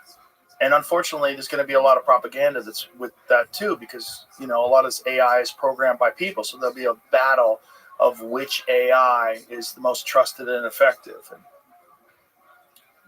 And then the real fear is that AI governs us, which is probably going to happen. We're probably going to be more effective. No. The government so far has really been subpar. Yeah. I mean, I don't look at individual presidents, because I just look at, like, overall, the presidents have to bow down and kiss the ring, no matter who it is. So you're not getting in there.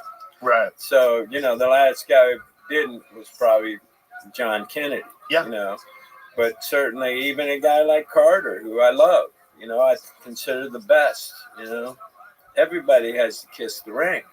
So he didn't kiss it enough. That's why they got rid of him. You know what he did? He levied a windfall profits tax on the oil companies because they were gouging. They were making so much profit, right? Yeah. Which happens all the time, you know, whether it be the oil companies or what, you know, or the vaccine companies, whatever. These insane, you know, profits that are just, you know, they create some fear and then boom. Yeah. They make a lot of money. And so, but he was bold enough to lay this tax on them for their profit, and that's what killed him. There was no way he was getting another term after that. Yeah. And that's why, and then it was after that Oliver North was vital in helping to kill that rescue attempt with the helicopter. And also the Contras versus the Sandinistas, they selling crack in Los Angeles in order to fund all that shit. All that stuff was going on at the same time. Yeah, absolutely. I totally believe that. Oh, it's fact. Absolutely. I had Freeway Ricky Ross, the guy who went to jail for it, on the podcast a few times. Oh, was he the guy, the plane? He had the planes and he was flying? No, that was Gary Webb. That was Gary Webb. The guy was flying into Gary Mena, Arkansas. Webb, right. Yeah. Gary. Oh, no, Barry Seal. Gary Webb was the reporter who committed suicide. Didn't he shoot himself in the head twice? Yeah. That's right. Barry Seals. Thank you, the first one would have slowed down the second bullet. Yeah, a little bit. Right. A little bit. Yeah. Yeah. He was one of the main whistleblowers about that. Yeah. There's it's a sordid, horrible history. But Freeway Ricky Ross was, unbeknownst to him, was selling cocaine, funding this war, and he didn't even know what was going on until he went to jail. He couldn't read. Went to jail, became literate, and then became a lawyer in jail, and then figured out that they tried him on the 3 strikes rule incorrectly, got out of jail. And now he runs weed dispensaries in California. Really? He's a great guy. Where does he live? He lives in LA, yeah. Oh, he's a great guy. You guy. Gotta connect me to him. I want to meet him. You know Rick Ross, the rapper? He stole his name from Freeway Rick Ross. Oh. Rick Ross was a famous, street gangster. This famous street coke dealer who was making millions of dollars a week and couldn't read.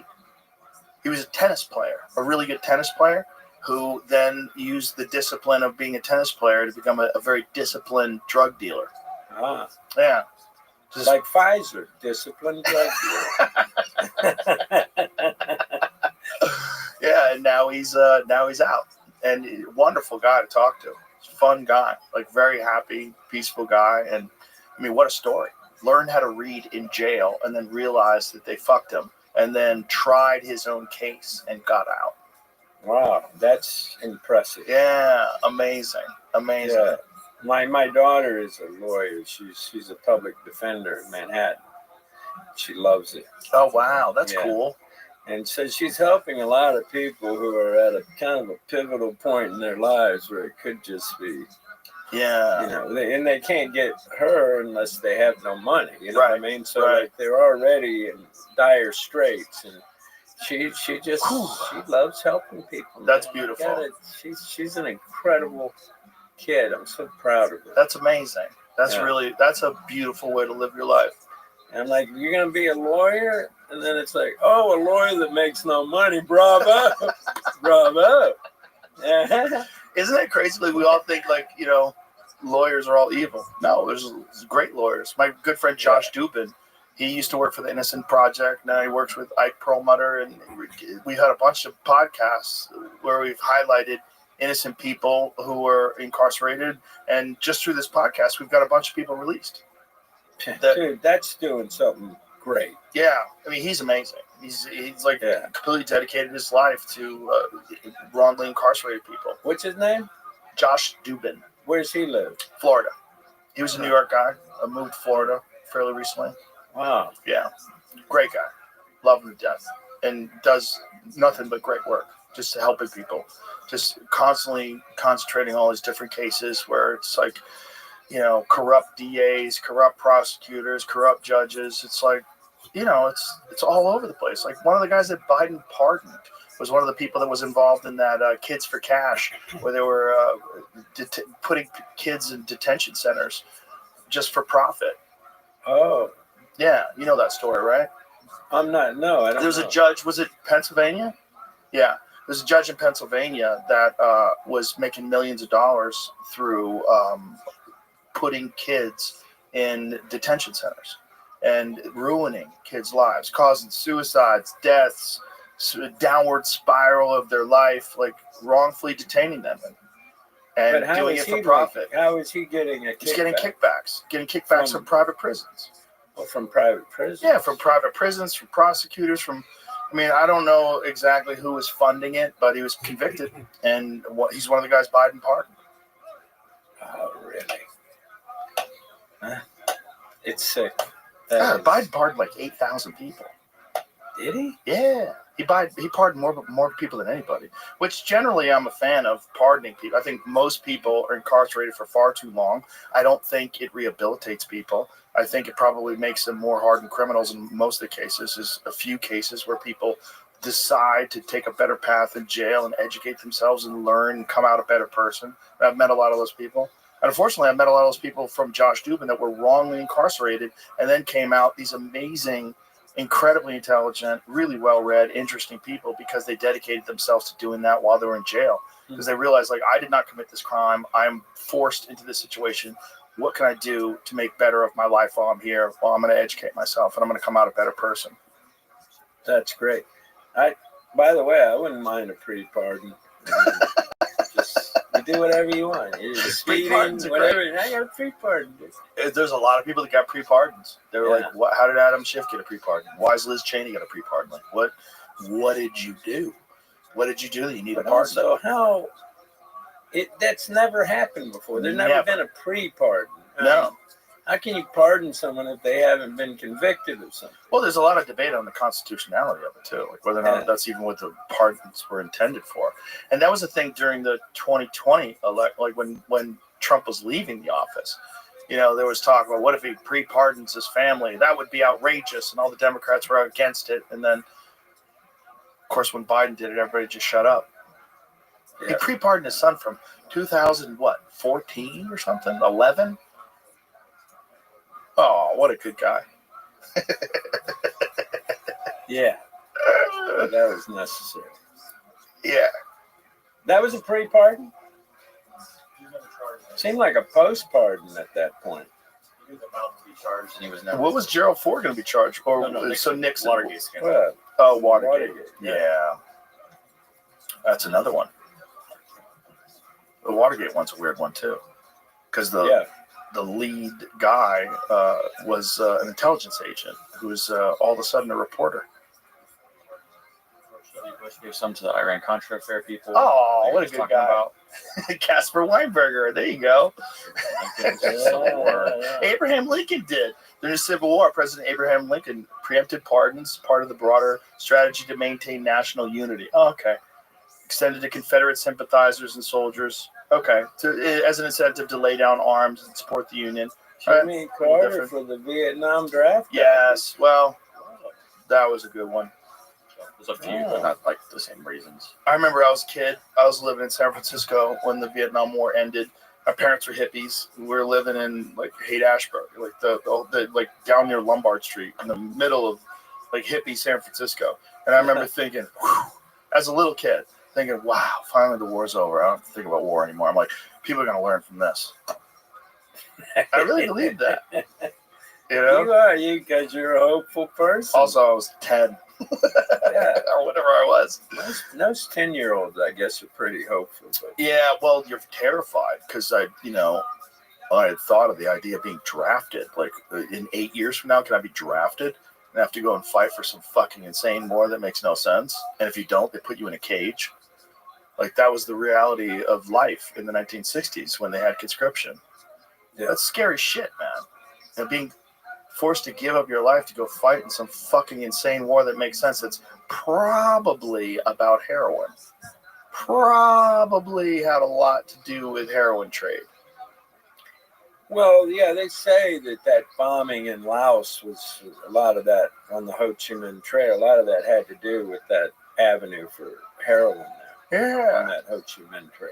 Oh, how about Afghanistan? Yeah, Afghanistan. Yeah, that can't be a coincidence. Poppy's there and Poppy's there. Not only that, we were guarding poppy fields. We were, because we needed, these farmers need to grow poppies. Is like, this is how they make a living. We got to help them. We got to fight the Taliban. And, it's 90+% of the world's opium is coming from this area. Like, what? 90%? Oh, yeah. Yeah, I think it's 94. I think it was 94% of the world's heroin was coming from Afghanistan while we were occupying Afghanistan. Really? Oh, And yeah. Now where's it coming from? Probably Afghanistan still. No, it's safe. Secure. I mean, the Taliban were the people that were against it, which is wild. 2021, Afghanistan produced more than 90% of the world's illicit heroin. However, Myanmar has since surpassed Afghanistan. Well, didn't Myanmar just have a giant coup? Didn't they have a military take over Myanmar? I think they did. I'm pretty sure because, yeah.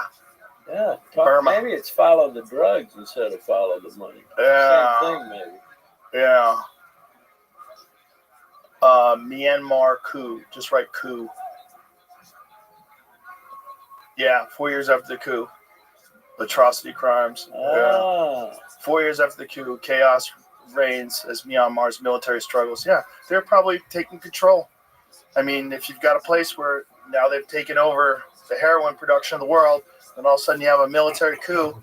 Shocking. Right. Crazy. It does seem to follow along these routes. Yeah. It's too many things to concentrate on. That's the problem. And we're all getting inundated every day with terrible news from all over the world. And on one side, it makes people more accountable because now you know all the terrible things that are going on all over the world. But another thing, it's like it's unmanageable. If you're one human being living in Austin, your phone is blowing up all day with atrocities that are happening all over the world. You're like, what can I do? What is life? Everything's terrible. Meanwhile, you go to the coffee shop, everybody's nice. Go to the restaurant, say hi to everybody. It's like my world seems pretty fucking normal. But but when you're inundated constantly, so you're in this constant state of anxiety and weirdness and I know it's not a good thing, but I think that's why I stay away from the media. I don't read newspapers. I don't, I just try to stay away because it's that toxifying element. It can really, and granted, it keeps me ignorant. Yeah. But they do say ignorance is bliss, and I feel pretty blissful. So, I mean. Well, as long as somebody's paying attention, I guess it's okay. But I mean, about some of these items we've been discussing, I've actually, studied this. So there's things that, but there's other things that I just can't get hit every day with like 90 things that are so depressing, Do you go on social media at all? No. I do have, what's the Zuckerberg? No. Instagram? Instagram. But because, they make you like you have to give us all your information and access to your picture. So I can't personally get on the Instagram. But if I have a picture, I have to get someone else to post the picture. Yeah. So that's probably healthier. Yeah. Huh? That's probably healthier. Yeah. Yeah. than being on it all the time. Because I know a lot of people that are on it all the time, and it makes them sick. It's like radiation poisoning. Yeah, I'm pretty much never on it. That's good. But I should post more. I post like once every 6 months or something. But no, I don't know. I'd rather have an alt to Instagram. So how do you what find do out you about think of a good alt? an alt? I don't know. The problem is, well, X is what I use the most as far as like getting information, but every now and then I'll go on and watch people argue and see like these toxic fights back and forth, and that puts me in a shitty mood. And I'm like, God damn, why do people fucking treat each other like this? Like it's like such a stupid way to communicate. Yeah, You know? it's so disheartening. And it's also, it amplifies the worst aspects of our society, which is like shitty division. It's like shitty division is what gets a lot of clicks. You know, partisan thoughts and attacking people, tribal thinking. That's what gets the most clicks, and that's what you see the most. But there's enough of exposing of actual legitimate corruption and information about what's actually going on in the world that I get out of there that it balances it out for me to the point where I'm willing to engage in it to a certain extent. But I don't do it at night, and I don't do it when I think it's gonna like fuck me up before I go to bed. I don't do it if there's anything I really have to concentrate on, because I don't want some new pathway to open up my mind where now I'm concerned about this. Right. You know? Yeah. But you know, all of that adversity you faced, do you feel like it actually increased your popularity? Yeah, it definitely did. Yeah, like during the COVID stuff when they were trying to get me removed from Spotify. In that 1 month, I gained 2 million subscribers.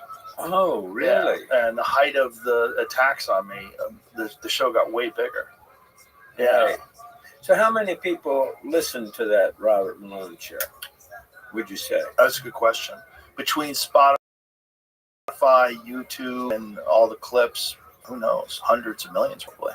Oh, great. Yeah. A good show that could spread around, like how many different eyeballs will see it. I mean, it really depends on how profound the person's revelations are, like what they're talking about. Like, you know, like the biggest one we ever did. Well, some of the Elon. Well, I think the biggest one we probably ever did was Bob Lazar. Is that number one? So the Bob Lazar one. You know who Bob Lazar is? Bob Lazar is the guy that in 1989 he did an interview with George Knapp in Las Vegas, and he said he was working back engineering UFOs for the government. And he has this crazy fucking story about working at Area S4, Site 4, and Area 51 in the Nevada desert, which at that point in time, the government would deny that Area 51 even existed. He's like, no, I work out there, and I was working back engineering propulsion systems from crashed UFOs. And he's explaining how these things work and explaining how it's some sort of a gravity propulsion device that works completely different than any propulsion device that we've ever devised, and that they're trying to back engineer them. They don't know how to do it, so they keep bringing in new propulsion experts. So he was a guy that had previously worked at Los Alamos Labs, and then he gets a job, and they're essentially throwing as much shit against the wall as possible, trying to see what sticks. Like, can you figure this out? And they're bringing in new people. And he was brought in apparently allegedly after an accident where they tried to cut into the reactor and exploded and people died. And so they said, okay, well, that's not going to work. Let's try another method, bring in some other people. And he was one of the people they brought in. And when you have top secret clearance, what happens is they tap all your phones. They listen to you all the time. Well, he had this job where he couldn't tell his wife what he was doing. So he would get this phone call saying that he has to fly out to Area 51 at like 11 p.m. So he would go to the airport, fly out. His wife was like, this motherfucker's cheating on me. So she starts fucking her flight instructor. She's got some flight instructor. And so because his wife was having an affair and they knew it from the phone calls, they thought that he was going to be emotionally unstable. So they removed him from the project. So he gets removed from the project and he says, well, I'm telling my friends. So he goes to tell his friends, like, this is what I was doing. I was working on these fucking UFOs. They have actual UFO. That's the one. That thing on the desk right there, that's the recreation of what he called the sport model that they worked on that has this flying saucer that's behind the antlers. That's like the three. The classic. It's like the Tesla 3. Yeah. You know what I mean? Right. If you were to... Yeah, the classic. The peppy little... Sport model. Got it. So he brings people out to watch said on Wednesday they have these flights and they test these things. I'll take you guys out to the desert. He took them out to the desert. He takes them a couple of times, then he gets arrested. So he gets arrested and he says, they're going to fucking kill me. I have to go public. So he goes public and tells the whole story. And so he does these series of interviews with George Knapp, who's an investigative reporter in Las Vegas. And they become legendary. He's told the same story for now going on 40 years. And it's an insane But he's story. still alive. He's still alive. Yeah, he did my podcast. So he did the podcast, and I don't know what to think. I don't know if he's telling the truth or not. It's hard to know, but he's told the same goddamn story for all these years, and he's obviously a brilliant guy. Yeah. When you talk to him, he's obviously very literate in science, really understands what he's saying.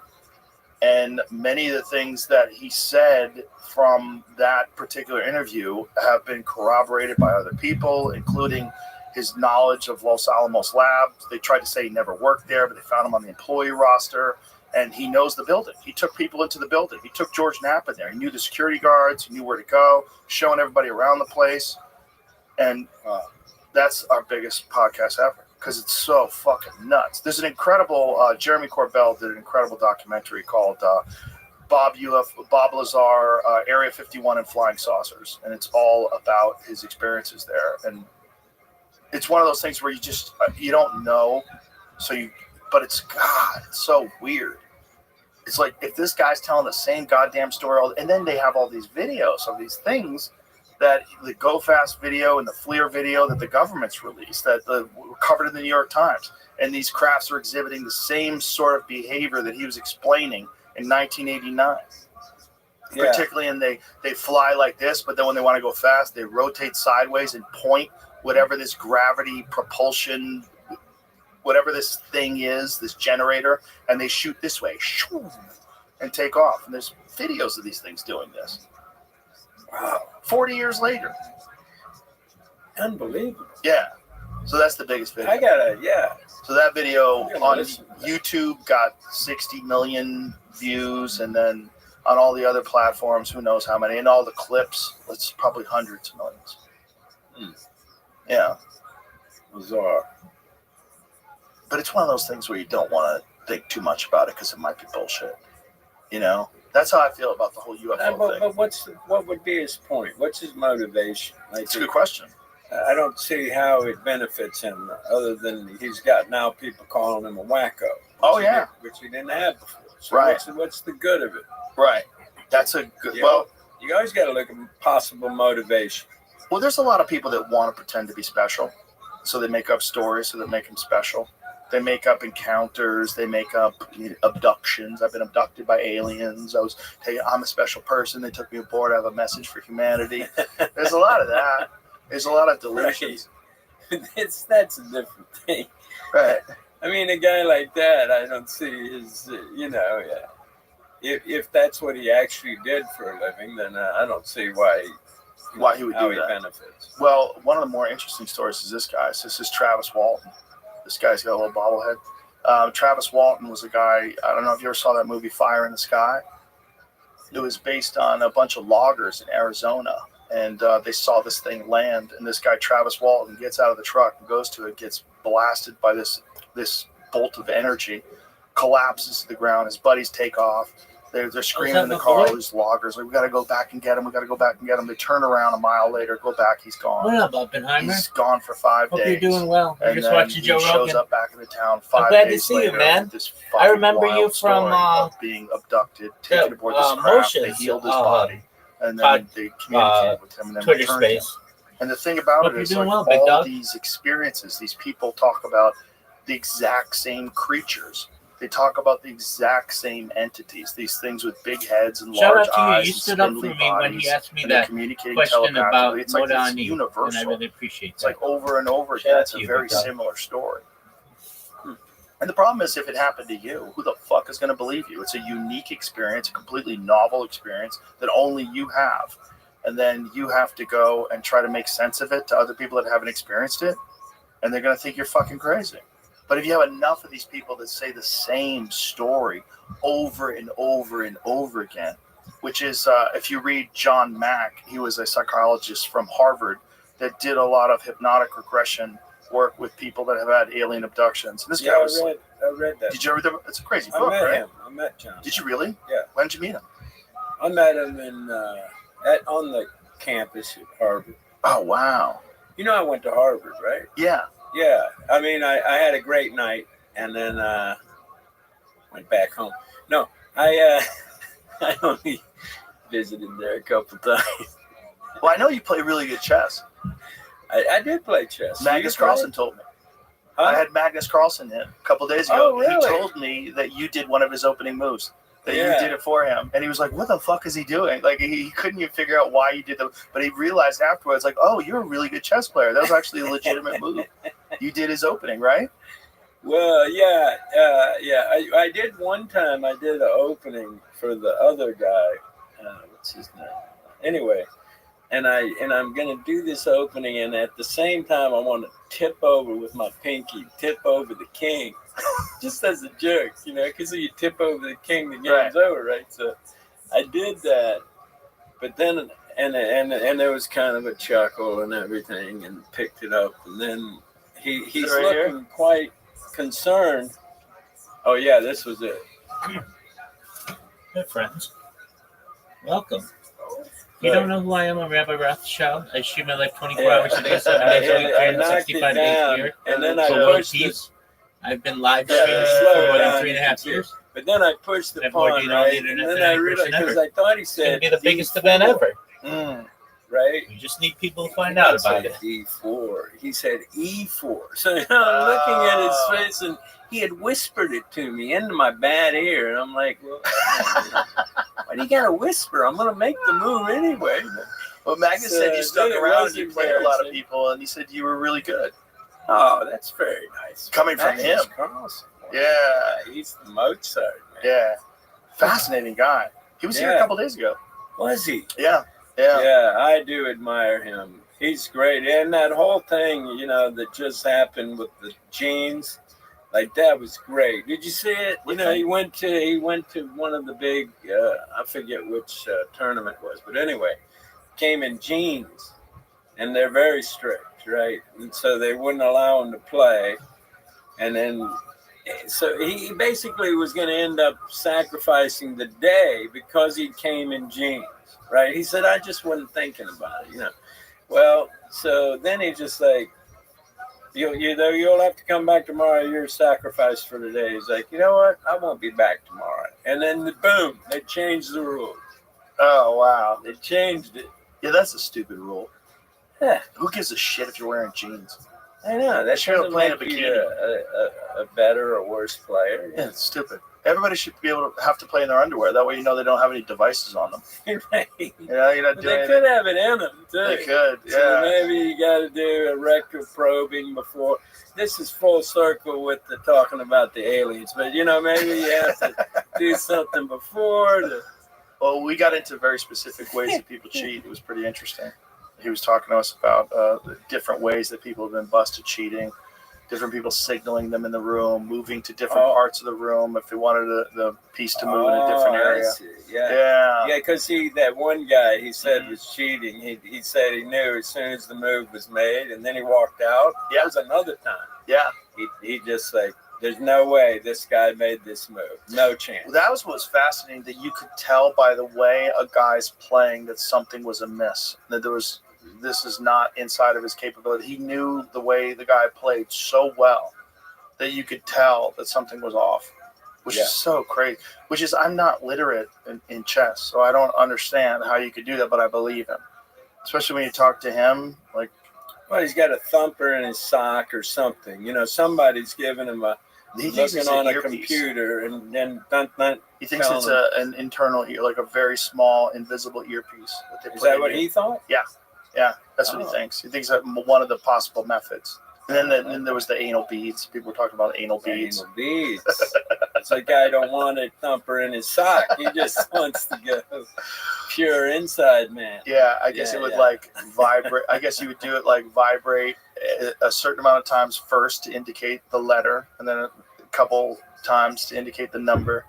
That's where the piece would go. So Morse code in the rectal cavity. Yeah. Yeah. How long have you been playing chess? I started I mean, I started playing more probably like 10 years ago, or maybe more than that. I started playing Willie. Oh, wow. Started playing Willie all the time. But then we'd switch over back to dominoes. He crushes me in dominoes, and then I was mostly winning chess. And then toward the end of our battles, he started switching to just, you know what, we'll just stay with the domino. Such a hustler. Such a hustler. Yeah. I tried to interview him, but he's scared of COVID. Yeah. He's an old guy, you know? I get it. It's 92. Can't take a chance getting infected. You know, a lot of old people, I got it. I got the fear because it's like death is close to them. It's just they're too vulnerable. I get it. I get why they got roped into it. Well, yeah, the fear of germs. That was the Neil Young thing too. That's why I gave Neil Young a pass. I was like, I get it. You still see wearing masks. Oh, all the time, even in Austin. Yeah. I see them driving their fucking car still with masks on. Yeah, alone in the car with the mask. Yeah, that they're always just sick. Confuses me. But you know, like fear is a fairly relentless occupation for some, and I don't know.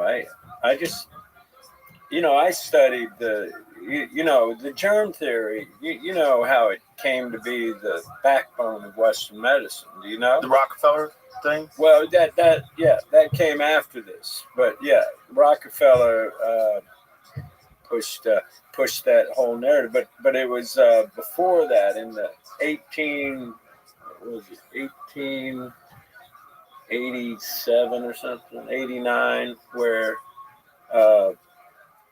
Louis Pasteur stood before the French Academy of Science and said, I've realized the origin of all disease, and it's the germ theory. And he took credit for the germ theory, which of course had been around for centuries at that point. But there was another guy named Antoine Béchamp who was actually a real genius, whereas Pasteur was a charlatan and he basically stole all these good ideas that he never had from Antoine Béchamp, including how fermentation works, how they had diseases in the grapes of at the time, so how to deal with that disease, and also having to do with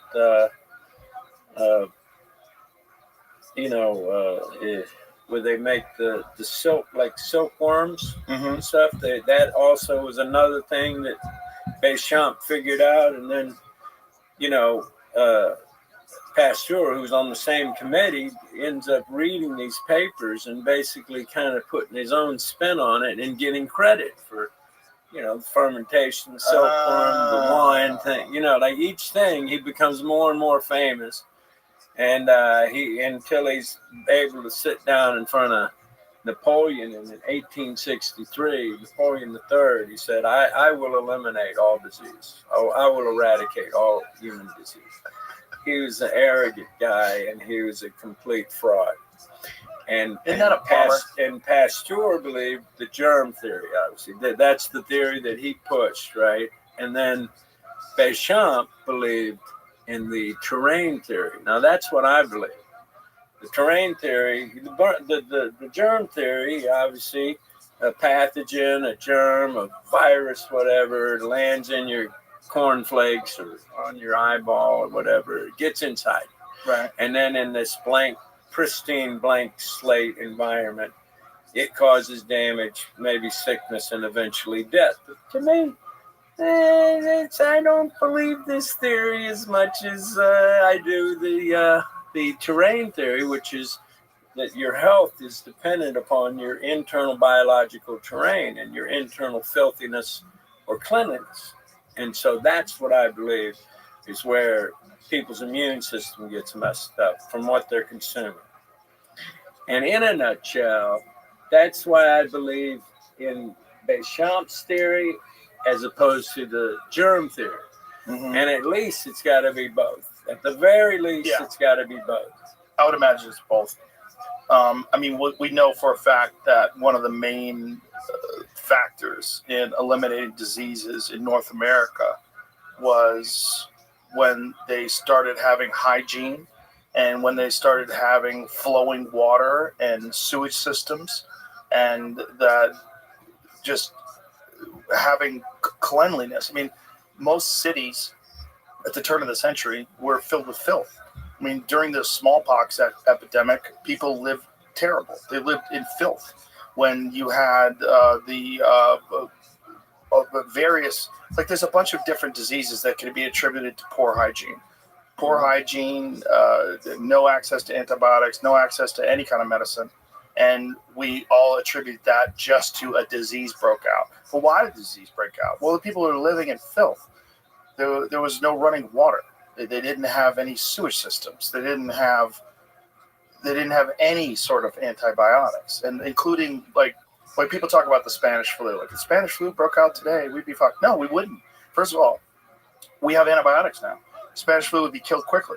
It's the real factor was all these diseases that people were getting because of the infection that could be cured by antibiotics. But I'm also not a big antibiotics guy at all. No, I mean I took them. I took them one time. I credited them with really having saved me. But they'll save you under certain conditions. Right. If your immune system's shot and there's nothing else you can do to bolster your immune system in a short amount of time, where whatever is happening quickly. But you're saying like ubiquitous use of antibiotics for everything. Yeah, where it's just like that's probably not it's like a Pez dispenser that right. it does affect your immune system adversely, especially continuous use of antibiotics. It's also why we have MRSA. What? MRSA. MRSA is medication-resistant staph infections. Right. Yeah. Right. And that's okay. I've had a bunch of friends who get that because that's one of the side effects. One of the unfortunate aspects of jiu-jitsu is a lot of guys get staph infections. You know, if you're not clean, you're not taking care of it. Getting scratched and scraped up, and you're on the ground, dirty mats. People come in dirty, and you can get an infection. I've had staph twice. You get staph, ringworm, a bunch of different things that people normally get on the mat. But there's ways to combat that in a healthy, organic way. And one of the best ways is the use of, there's a bunch of different oils, tea tree oil and eucalyptus oil, a bunch of oils that don't affect your skin biome in a negative way. But what they do is they protect you from bad diseases. And there's a company called Defense Soap. And I always recommend it. I don't have any affiliation with them. My friend Guy Sacco runs the company, but he developed it because a bunch of wrestlers and grapplers were getting skin infections. And so he developed natural remedies that don't affect because a lot of times guys would take like antibiotic soap and they would clean themselves with antibiotic soap. The problem with that is it kills all your healthy flora, all the skin flora that's healthy. That gets torched too. It's taking a blowtorch to, like a small patch of weeds that you can just pluck out. Right. And instead of doing that, he developed this soap that uses all these natural organic remedies that it doesn't affect you in a negative way at all. It's the only soap I use. I use that soap every day. And it keeps your skin healthy and it doesn't fuck it up. So there's ways around it. The real way is to prevent it, though, because once you actually get staph, especially if it's aggressive, you got to take antibiotics or you're fucked. Well, it gets systemic. Yeah. My friend's wife. Sorry, go ahead. My friend, his friend's wife, rather, died of it. She was trying to do it organically. She was trying to use herbal remedies, and she wound up dying of staph infection because it gets systemic. Yeah, it gets into your blood and goes into your whole body, and then you're fucked. But you really have to get on heavy, hardcore IV antibiotics for long stretches of time. So I've had friends that have huge scars on their body because they got a massive MRSA infection in their knees, and then they had to get it all opened up. They have to clean it out, and they have to get them on IV antibiotics. It's a nightmare. And it's one of the main reasons why people die after surgeries. It happens after surgeries where people get MRSA infections. Yeah. Well, Jesus. Superbugs. Stay healthy. Yes. Stay healthy, Woody. Yeah. Yeah. Do you eat only vegetables? Is that what you're talking about, like meat? Are you a vegan? I'm a vegan.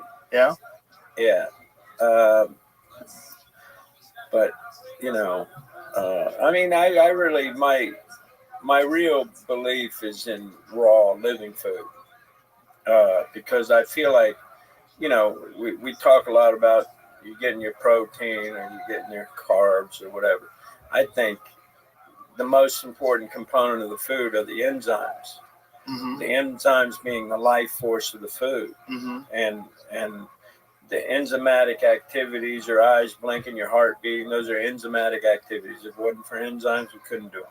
Yeah. Like enzymes are highly important. Anything you cook over 118 degrees for a minute, you destroy the enzymes and most of the nutritional value of the food. Mm-hmm. And that's why I'm a believer in raw living food.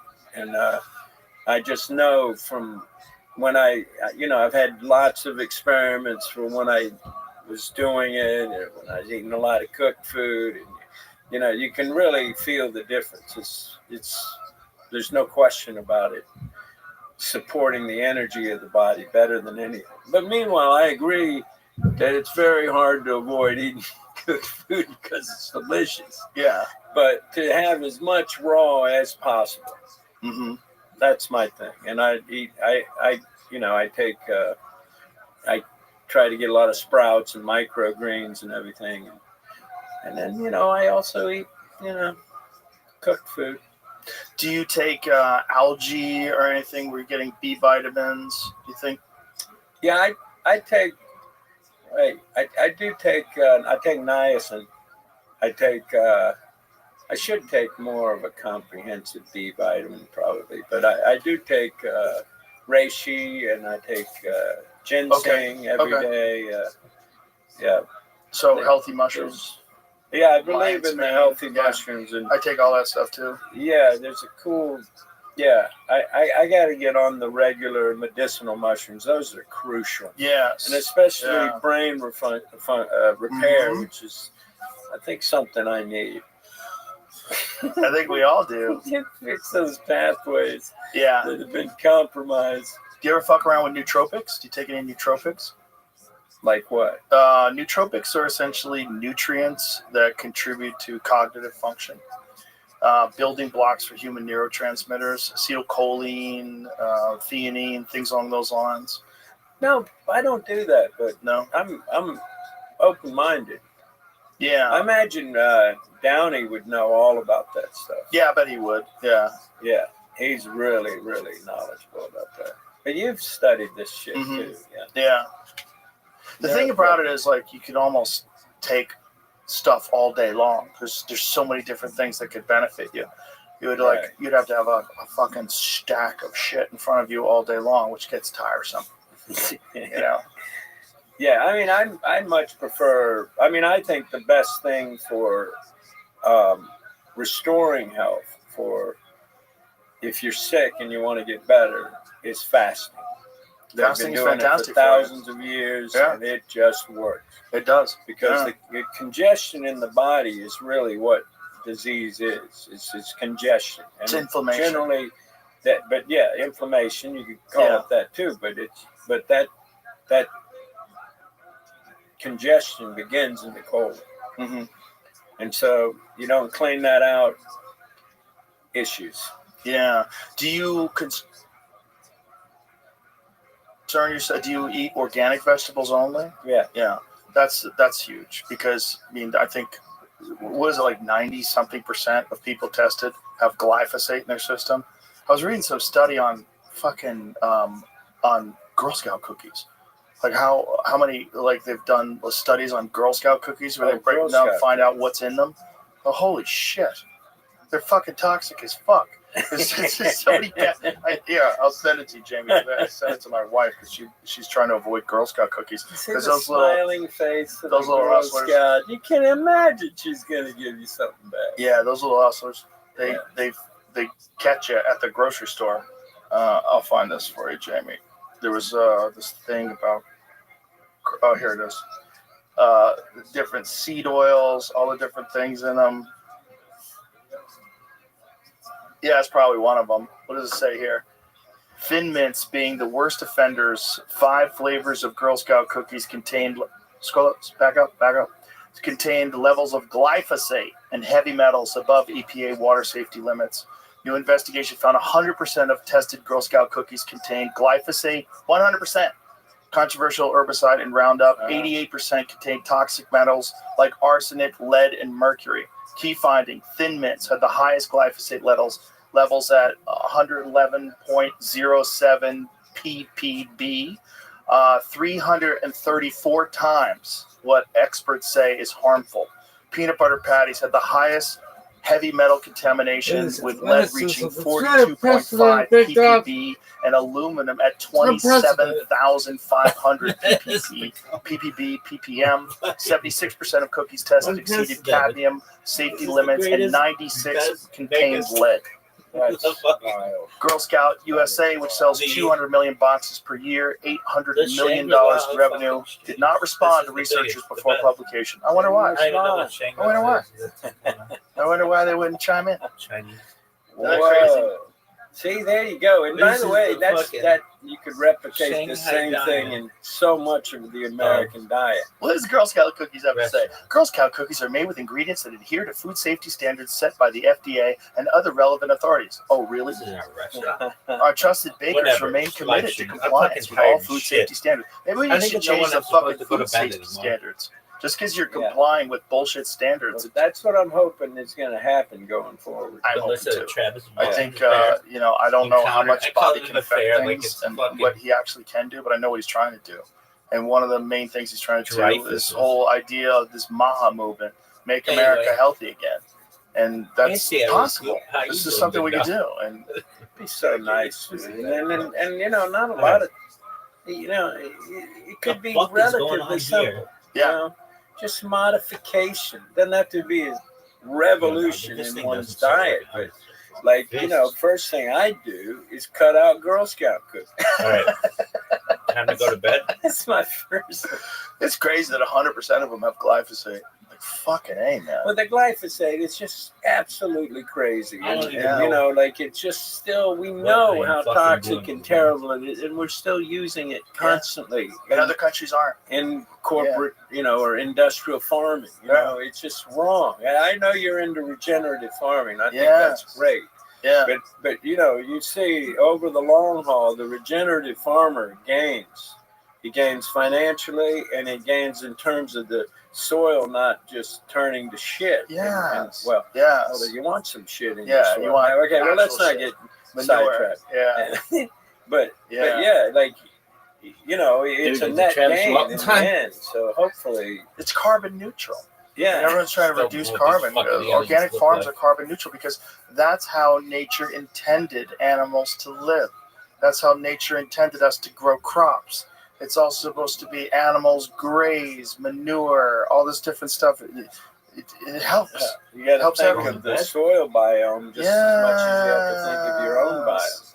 Yeah, and it all works together. And thank God there's people out there like Joel Salatin, who runs Polyface Farms, and Will Harris, who runs White Oak Pastures, who educated these people and gone written books and gone on these tours and explained to me. Like Will Harris, who's been on the podcast a couple of times, he spent 20 years changing his family farm, which was a industrial farm, into regenerative agriculture. And you can see the difference in the soil. We have two glass bottles of soil out there, one from an industrial farm and one from his farm. And his farm is dark and rich and filled with nutrients, and the other one is just pale and dead and just covered in bullshit fucking chemicals. And meanwhile, that's the stuff that gets highly subsidized. Yes. So it's a catch-22. You see all the work that if the real value, if the real expense of what happens to that soil were experienced by the American taxpayer, I think there'd be a revolt. We're lazy people. I'm a lazy person. The real problem is we have so many people that need food, and that we're reliant upon factory farming right now to a large extent, because there's enormous populations of people that live in a place where they grow nothing. Whether it's New York City or it's Los Angeles, these urban environments, they need food constantly shipped into them, and no one's growing anything, and the population keeps booming, and you got to get these people food. And we right now are dependent upon factory farming for a lot of that food. Time to eat sandwiches. Well, I wonder if you could, through regenerative farming, cover it. I wonder. Could that ultimately be? Yeah, I wonder. I think people are definitely going to have to change the way they eat. It has to change. Well, we at least have to change the way we farm, because otherwise we're going to have just more desertification. But at least people are aware of it now. At least there's more information and more education about that today than has ever been before. I mean, this was never a discussion when I was a kid. I never heard anything about that. It was just being done, and this is just you got food. You need to think about where it came wouldn't from. be And then the how term good of an organic actor came around. is What's Woody that? Harrelson. It would Like, be there's no are you pesticides. fucking Like, done. what's pesticide? What's on the food? Like we didn't know. And if back then there was no access to any information other than mainstream media, so it was pretty easy for them to keep going on with these practices. What's going on here? Unless you went out and sought it out and went and found books, or someone told you about a book, you didn't know. You didn't get that information. I think more people have that information now than ever before. So that's one of the reasons why I'm just hopeful. like a symphony. And I think Bobby really does have an idea of how to do this, and I hope he's successful. Yeah, me too. Yeah, me too. No. Well, listen, brother, it's been great talking to you. I Hey, really appreciate it. fucking watch one. I'm very It's been happy to meet you. so long since I've I've watched enjoyed your your work for so like- many years, so it's a pleasure to do this. And pleasure's all mine, dude. It's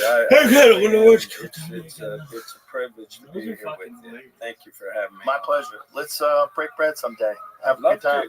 Hang Great. out. Okay. Oh, I'm gonna Get crack your my info my- and We're I'll friends. give you Oh, my got email. it. All right. Sounds good, brother. All right. All right. Thank you very much. Cool. Thanks for being here. Thank you. All right. Bye, everybody. You love the podcast, check it out. Come on, go love the podcast right now. All day.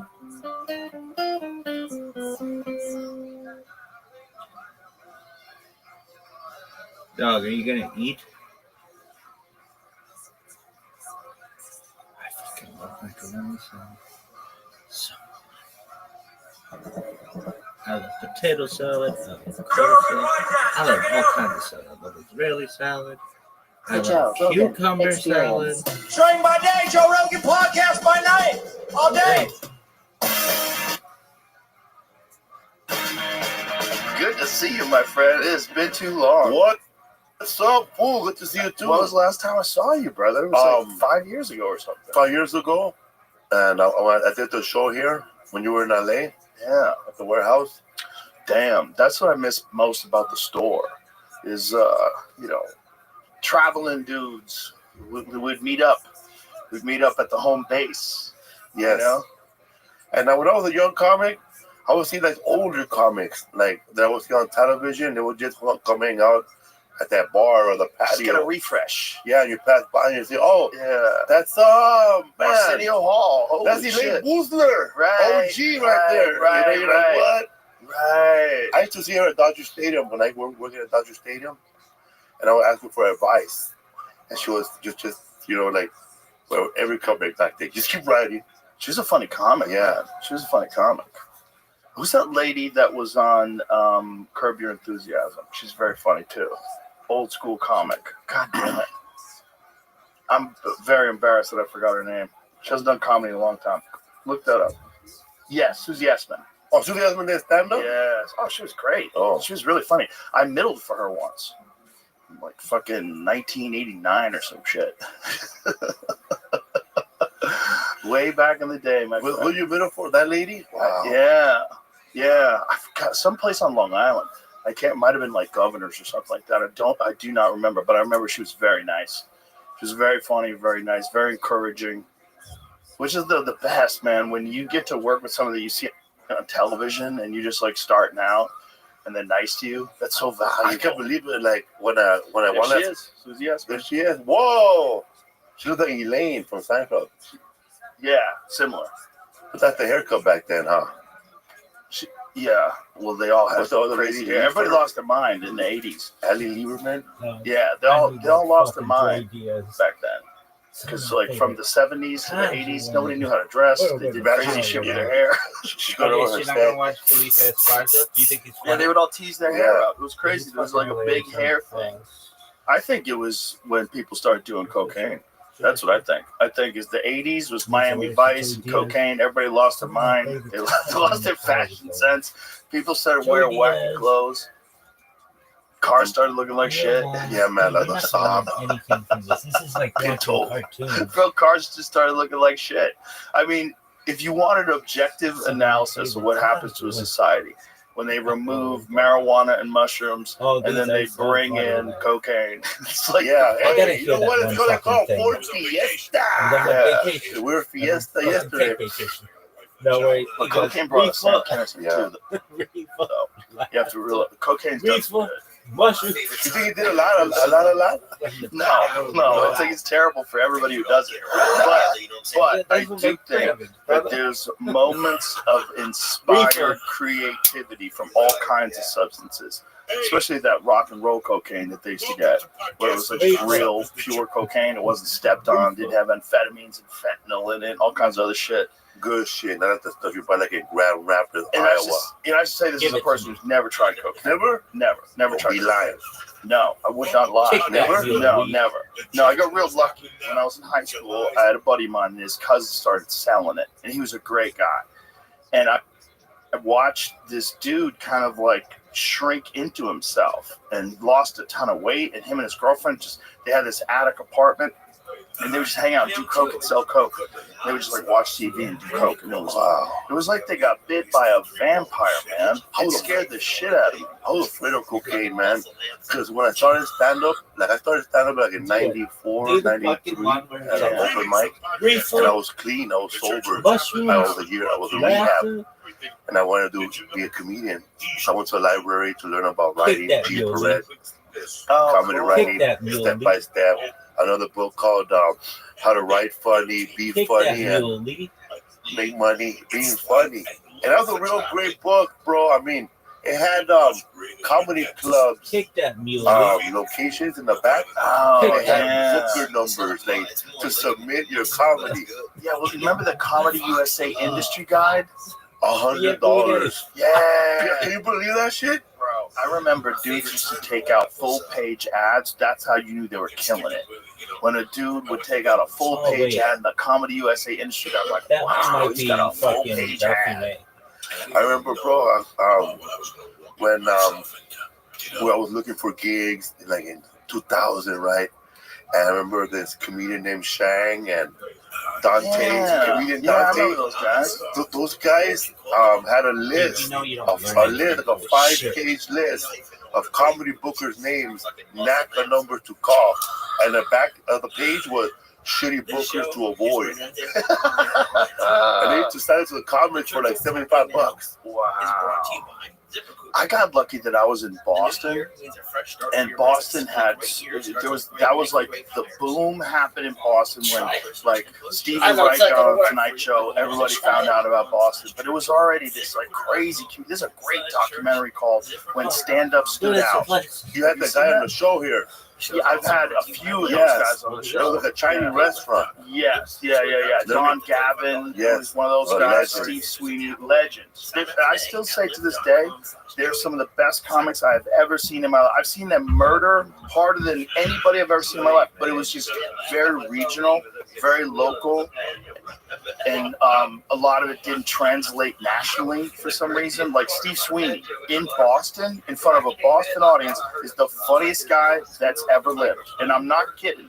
I'm not exaggerating. He would get like Boston accents and Boston attitudes. It would be all a big part of his act. And dude, it was murderous. When you had to follow that, you were fucked. You were fucked, man. And they would do that to dudes from out of town. It was the most ruthless, cruel shit they would do at Nick's Comedy Stop.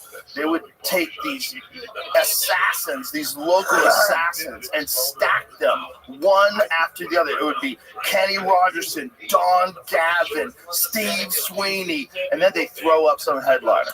And this poor headliner is used to soft acts on the road. He's used to being known for the guy who was on television. Hey, folks, so I'm Mike, the sitcom, and they tried to do stand-up and they were getting eaten alive. He's talking about nuggets.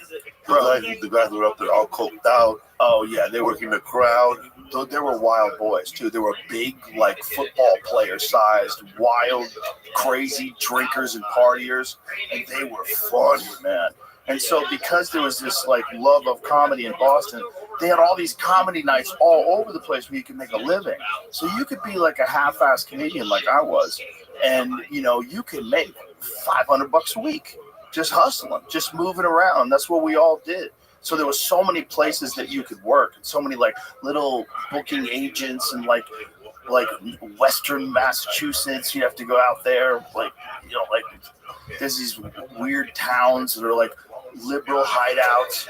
You know what I mean? Like like Amherst. You'd get like Amherst gigs. It was weird, like Amherst, Massachusetts. The other place that you gotta be from there to pronounce it right. Which one is that? The one is that they use it for a steak sauce. Oh, Worcester. Yeah. Yeah, that's weird. I was 2010. I was doing last couple standing there, and I got there a day early, and I hung out with a Boston comic. I think his uncle is the guy they caught that was missing in action. The Irish gangster. Oh, David yeah, Bolger is the comedian. Yeah, and he was. I said, yeah, man, we were performing Worcester, sir. And then he took the joint. He goes, no, bro, Worcester. Okay, thank you for telling me, bro. Yeah, you don't want to say, hey, Worcester, sir. Nice to be here. They would fucking kill you. They're like, that's where the great Doug Stanhope is from. Yeah, Worcester. Doug Stanhope started in Worcester. I love him. He's the best. All right, it's February, and by now, 80% of people have probably abandoned their New Year's resolutions. And it makes sense. Life can get crazy, and all of a sudden, you don't have the time. But one easy habit to stick with is AG1. It's an easy, realistic habit that you can make to benefit your whole body health. AG1 makes hard-to-get micronutrients easy to get and replaces multiple vitamins and supplements with just one scoop. You just mix it in some cold water. Take a nice moment in the morning to do your body right. And honestly, it tastes pretty good. It's not easy to pack this many high-quality ingredients with this much nutrient density, but AG1 makes it happen without added sugars or artificial sweeteners ever. AG1 is a great way to invest in your health now and in the long run, which is why I partnered with them for so long. Try AG1 and get a free bottle of vitamin D3, K2, and 5 free AG1 travel packs with your first subscription at drinkag1.com/Joe Rogan. That's a $76 value gift for free when you go to drinkag1.com/Joe Rogan. Check it out. I had his first comedy album, the one he did with Warren or something. Mm-hmm. Oh, the one where he did with music in the background? Yeah. That was great. That's a great There was a place like that, a Boston place, but not in a documentary, but Will Durst, he's a San Francisco comedian. Sure. He had a room like that called the Comedy Zoo or the Zoo. Holy City Zoo, Holy right? City Zoo. Yeah. And there's a comedian that came out of there that's a killer comic, and he's still alive, and he opened for me, and he opened for Rob Schneider and Papa, and he opened up for a lot of people. Larry Bubbles Brown. And he's an old school guy. After every joke, he goes, "Murr, murr." But he did Letterman in 1992, and then he did it again in 2006. So he has a record for doing Letterman between 30 years. Wow. But he's one of those comics that never left San Francisco. There's a few of those guys that got trapped like that. Yes. Yeah, that were like really good guys. Remember that one guy in Chicago? Fuck, what was his Larry Reed? Larry Reed. Remember Larry Reed? He was a guy like that, like a really solid national act, but he was so Chicago. He kind of stayed around there mostly. It was like every now and then, you find towns like that. You're like one murderer that lived in the town. Bob Marley in New England. Yeah, that was me. Bob Marley, the murderer of Maine. And Robert Schimmel was Arizona. I love Robert Schimmel. Yeah, he was the best. He was the best. He was such a good guy. But he was he lived in Phoenix, and it was somewhere in that area. I think it was Phoenix. But for him, it was easier to get around the country that way, and he didn't want to be a part of LA. He was like one of the first guys that I was like, oh, you could like be a big time comic and not have to leave your state. Like you get to a point where you could live in Oklahoma, like Larry the Cable Guy does, probably. Where does he live? He lives in like somewhere like Georgia or something like that. I don't know. Where does he live? Is that where he lives though? I don't want to give up his. I'm not trying to dox him. He's like on the radio there. But I think, yeah, he's definitely from there. I just don't know if he lives there. You probably shouldn't say where he lives. But that dude is, he could be anywhere.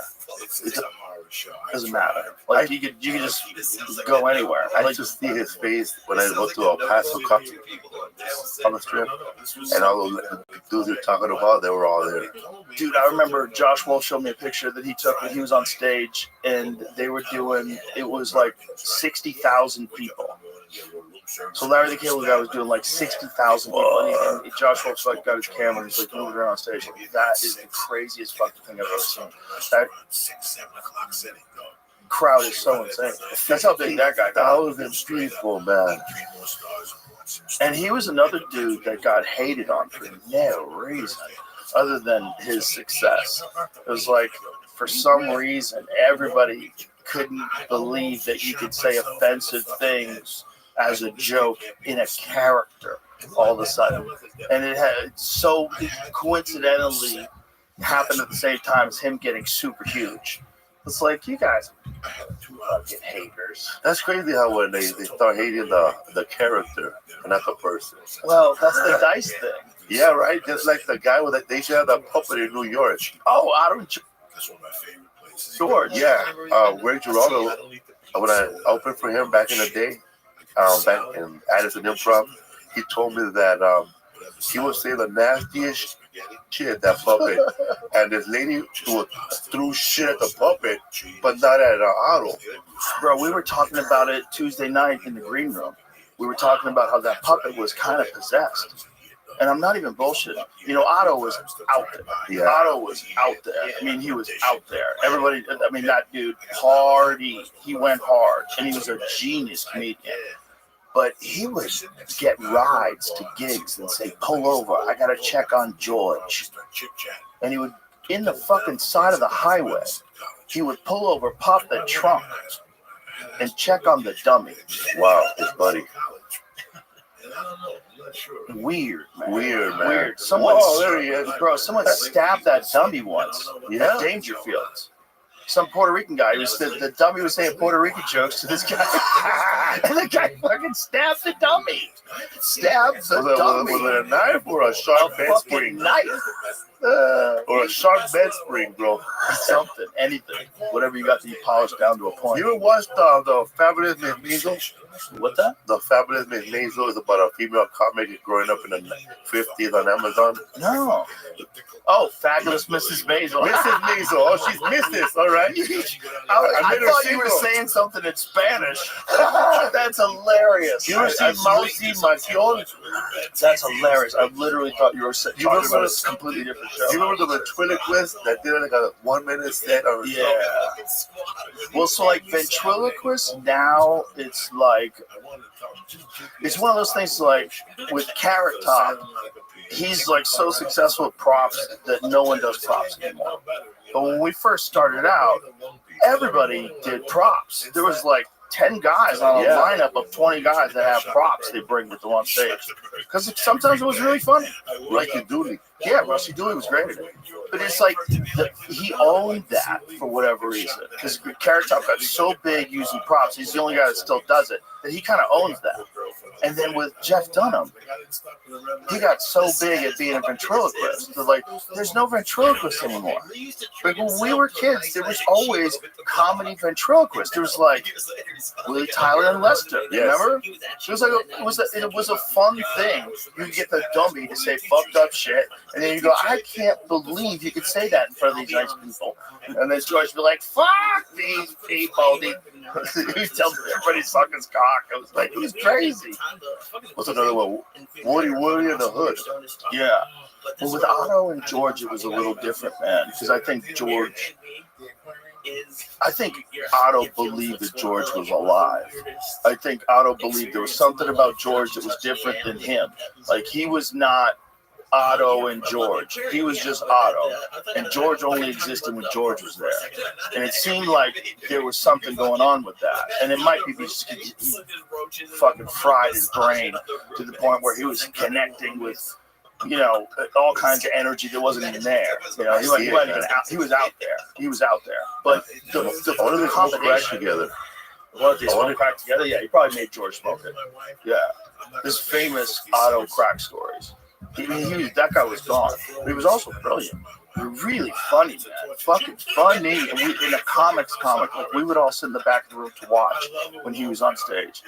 But so there's a lot of those guys that are like real genius, but they're real eccentric. And for whatever reason, the general public doesn't find out about them. There's not like a good vehicle, at least back then there wasn't, for them to get out to the general public. Like today, I would say an example of that is like Brian Holtzman. Yes. Right? Like Brian Holtzman, we've known forever. He's always been a guy we all watched. He was always the guy that at the end of the night, especially if something fucked up happened, like there was a plane crash, like someone got eaten by a lion. That's funny you mentioned a plane crash. That's because I was there when he did that joke. I was in the back of the comedy store. He said American Airlines is hiring. Yeah. It's like... And then he said, because I remember who survived that airline. And he said, fuck that. Everybody says, how come they don't build a plane out of the black box or sitting next to the black box? Sitting next to a fucking baby. Baby survived. Give me a hold of that baby, bitch. On the way down. Yeah, baby survived an airline at the flight one time, and he said, oh, I want to hold that baby. I want to hold somebody's baby in an airplane. Just in case it goes down. Because if a baby survives, I'm going to survive. You have to see him say it. I don't think we're doing it justice. No, I'm fucking it all up. My favorite one was when Susan Smith got arrested for drowning her kids. He goes, I heard those were bad kids. I heard they sat that close to the TV. They didn't put away their blogs. Those kids will not be missed.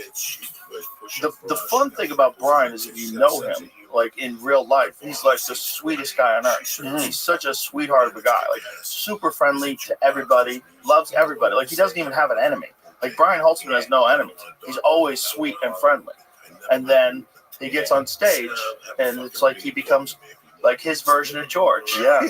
I hung out with Brian Holtzman. I hung out with Brian Holtzman and his mom in San Antonio, Texas. Oh, wow. So we were doing the Latino Laugh Festival. Oh, wow. And he was the only non-Latino on the show, him and Devin Carter.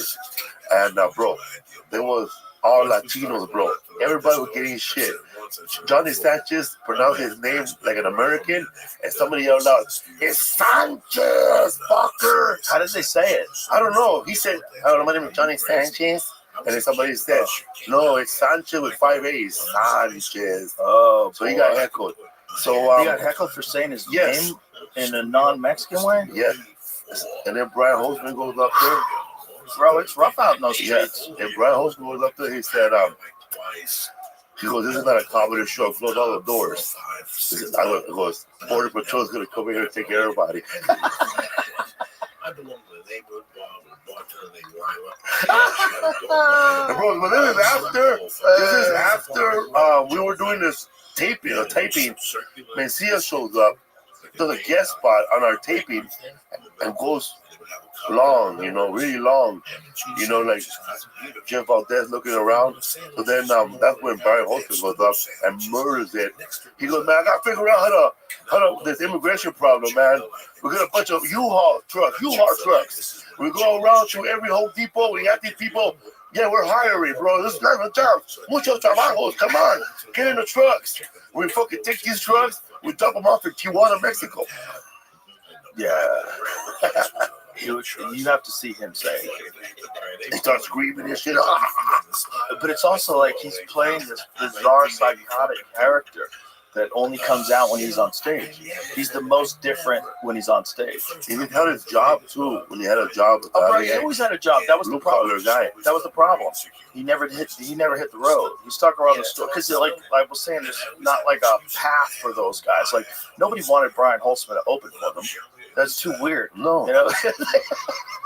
He belonged at the store, and now he's found a crowd at the mothership. Mm-hmm. His shows at the mothership, they're all sold out. Like, he's hilarious. People come to see him, and he didn't have a path before. It was like there was like you know, he's too weird to put on a television show. It's like you really want to be in the room.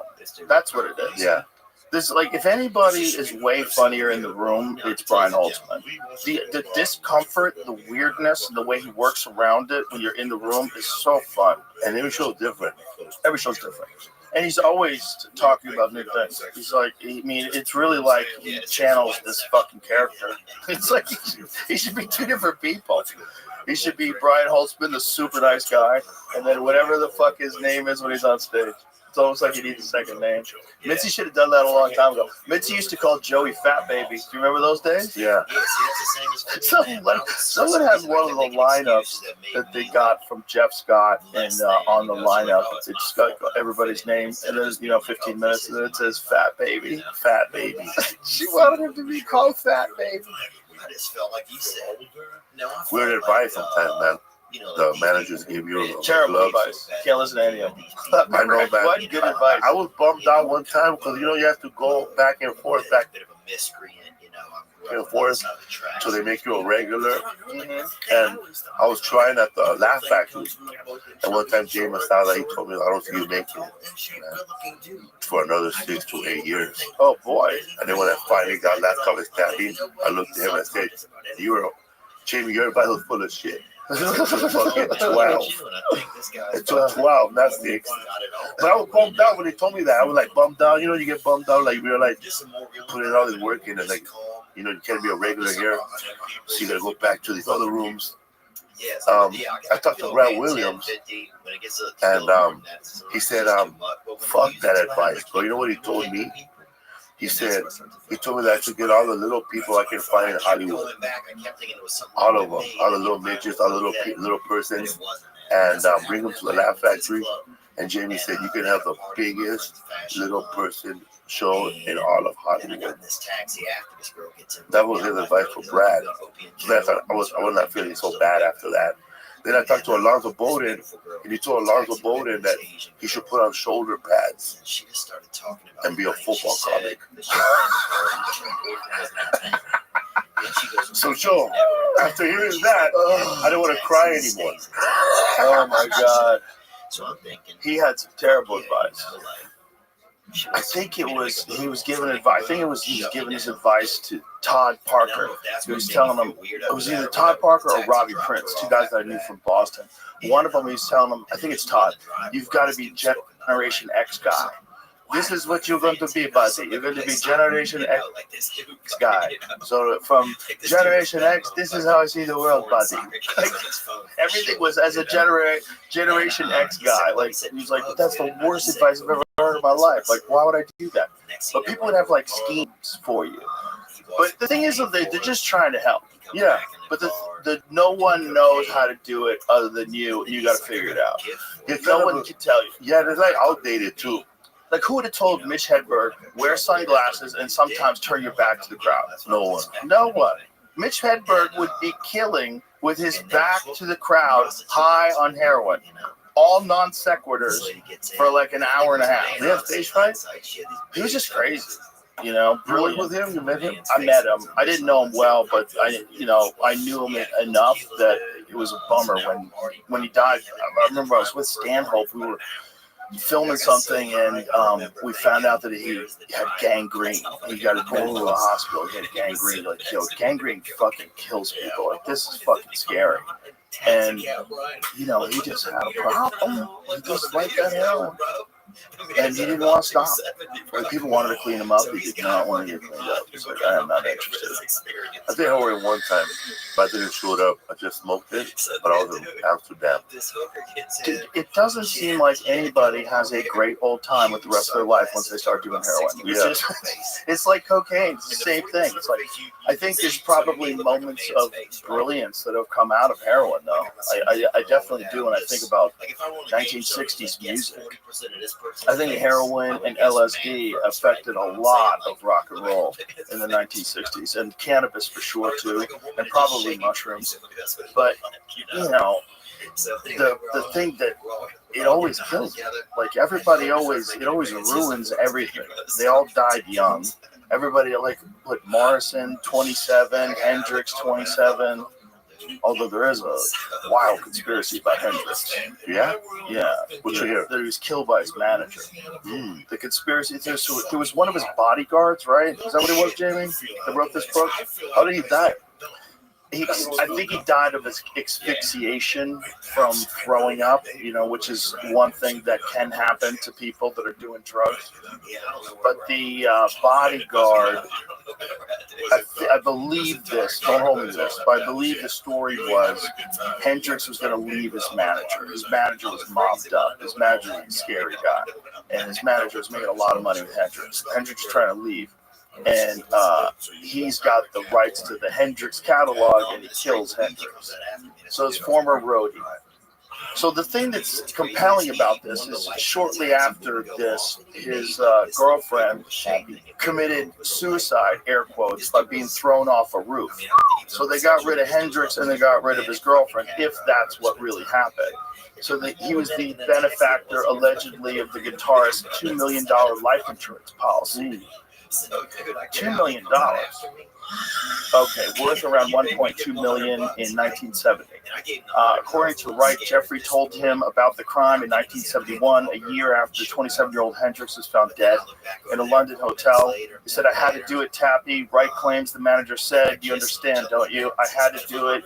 You know damn well what I'm talking about." We went round to his hotel room, got a handful of pills, stuffed them into his mouth, then poured a few bottles of red wine deep into his windpipe. Hendrix was found dead at the Samarkand Hotel on 18th of September 1970. The cause of death was reported as barbiturate intoxication and inhalation of vomit. I can still hear the conversation Wright wrote of Jeffrey's confession. "See the man I'd known for so much of my life, his face pale, hand clutching at his glass in sudden rage." Hendrix's manager died in a plane crash in 73. So this guy's dead. Supposedly did this. Listen, man, they did that back then. They were gangsters. There was gangsters running everything. If there was a lot of money to be made, scary people moved in, and it became a real problem. Yeah, man, gangsters own a lot of stuff that a lot of people wouldn't want to own, like a gay club. Yeah. Like in LA, they own all the gay clubs. They were not raided because they were paid. This episode is brought to you by BetterHelp. People like to throw around all these red flags, things someone says or does that you don't like, which is fine. But instead of focusing on the negative all the time, why don't we focus on the positive? If you're looking for a romantic partner, think about what traits you like to see in a person. If you like to work out and stay in shape, you might want to find someone who's also health conscious. Or if you like to travel, you probably want to find someone who's just as adventurous. Now, once you're in a relationship, it's a whole different ballgame, and things aren't always going to be perfect. But that's what therapy is for. Therapy is an excellent way to work through any problems, even the small ones. Like, say you and a loved one have been fighting a lot lately, but you still really want to make things work. Therapy can serve as a mediator. It can help you identify the problem and teach you positive ways to address it. If you're new to therapy or want to try something different, BetterHelp is a great place to start. It's convenient and affordable since everything is done online. It's already helped over 5 million people worldwide connect with a credentialed therapist. Discover your relationship green flags with BetterHelp. Visit BetterHelp.com/JRE to get 10% off your first month. That's BetterHelp, HELP.com/JRE. But if you want to talk about something like that, like would a manager kill a client for a life insurance policy back then? Yeah, I read. They didn't even have DNA back then, man. I read this, right? It's like crazy, right? My mom didn't like Elvis. She liked the Beatles, right? And I asked my mom, "You don't like fucking Elvis? He's badass too." Oh, because Elvis said that I'd rather have kiss a dog than a Mexican woman. And I said, "Where did he say that?" And he goes, "He said it." Then I found out later on when I went in a rabbit hole, it was a colonel. The colonel spread that. The colonel spread that because he wanted to keep him in America and not tour like anywhere. The colonel was an evil dude, man. Yeah. That by the way, that Tom Hanks performance is fucking fantastic. in that Elvis movie where he plays the Colonel. Yeah. Is when you see it, like you appreciate how a guy can really like become a different person. Like he becomes this creepy manager guy, this manipulative, gambling, creepy manager guy. I mean, it's fucking genius, man. It's so good. Like you really.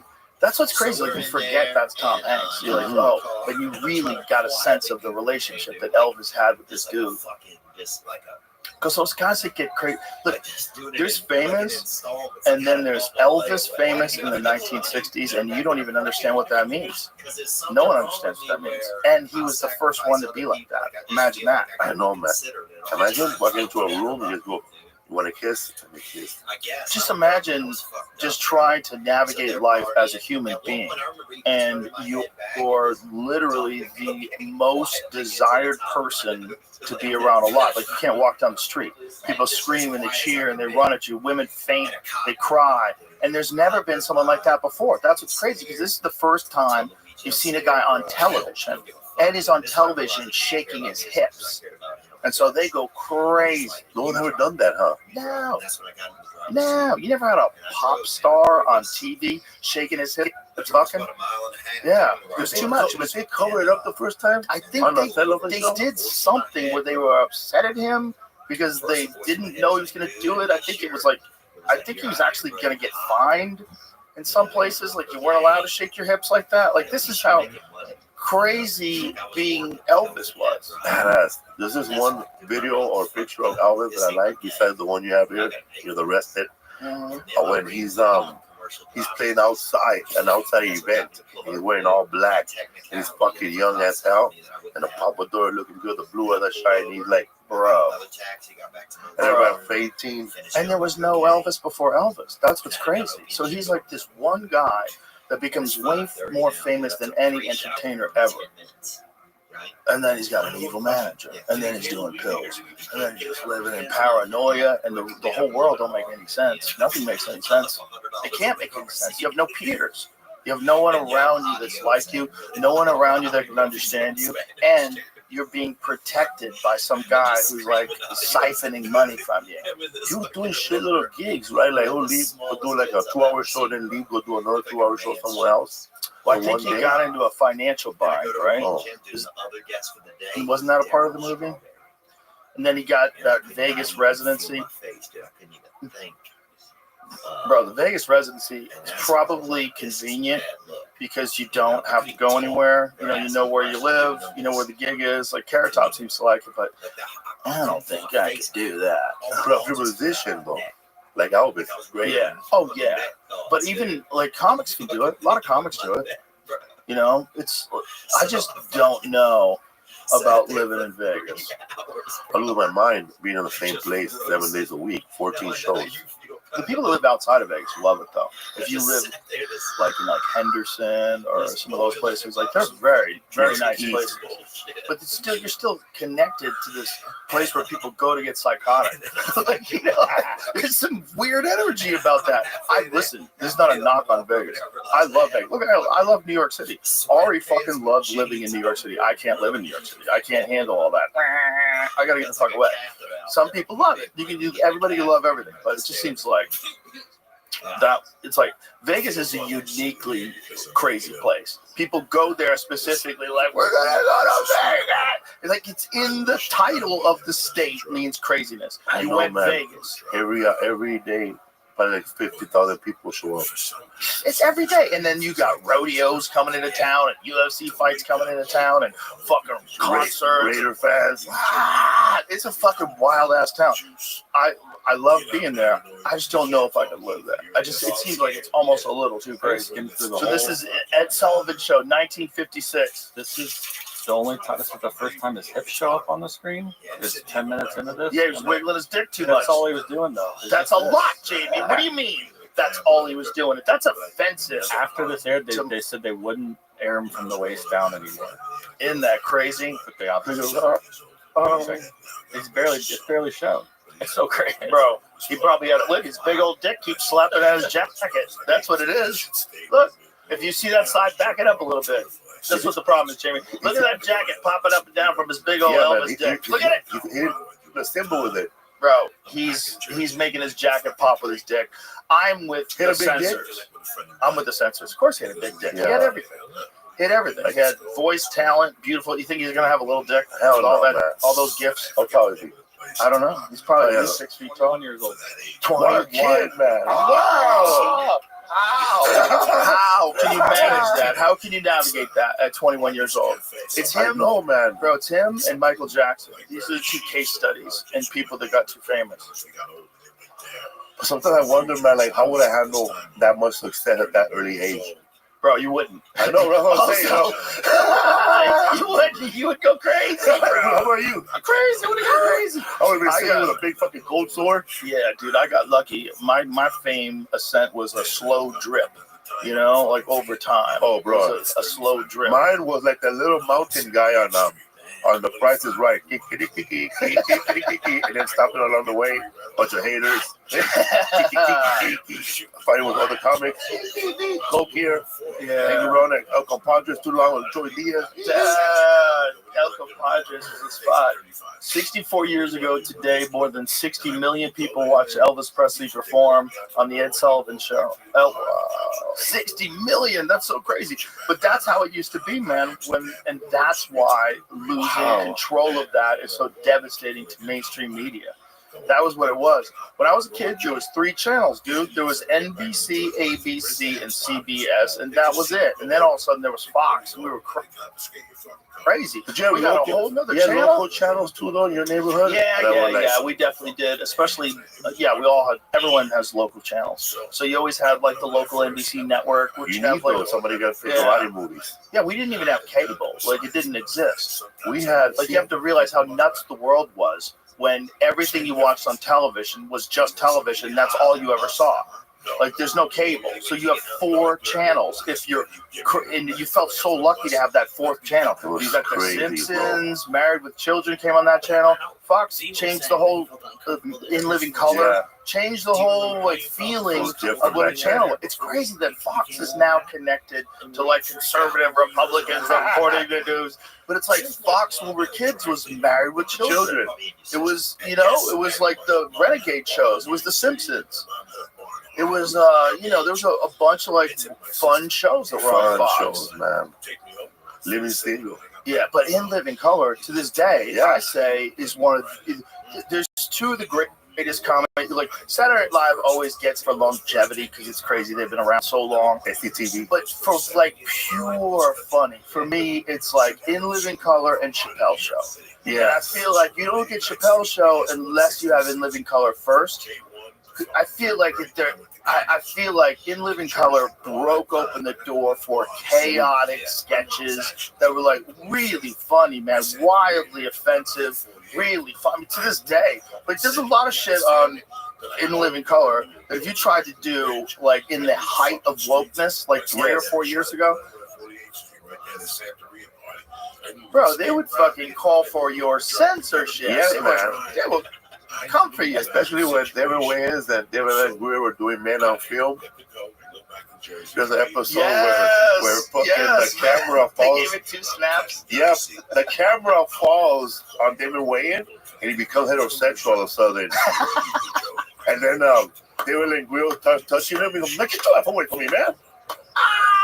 That episode. How about when he played Handyman? He played mentally retarded. I love that one. Oh my god, that's my favorite movie. Yeah, a handicapped superhero.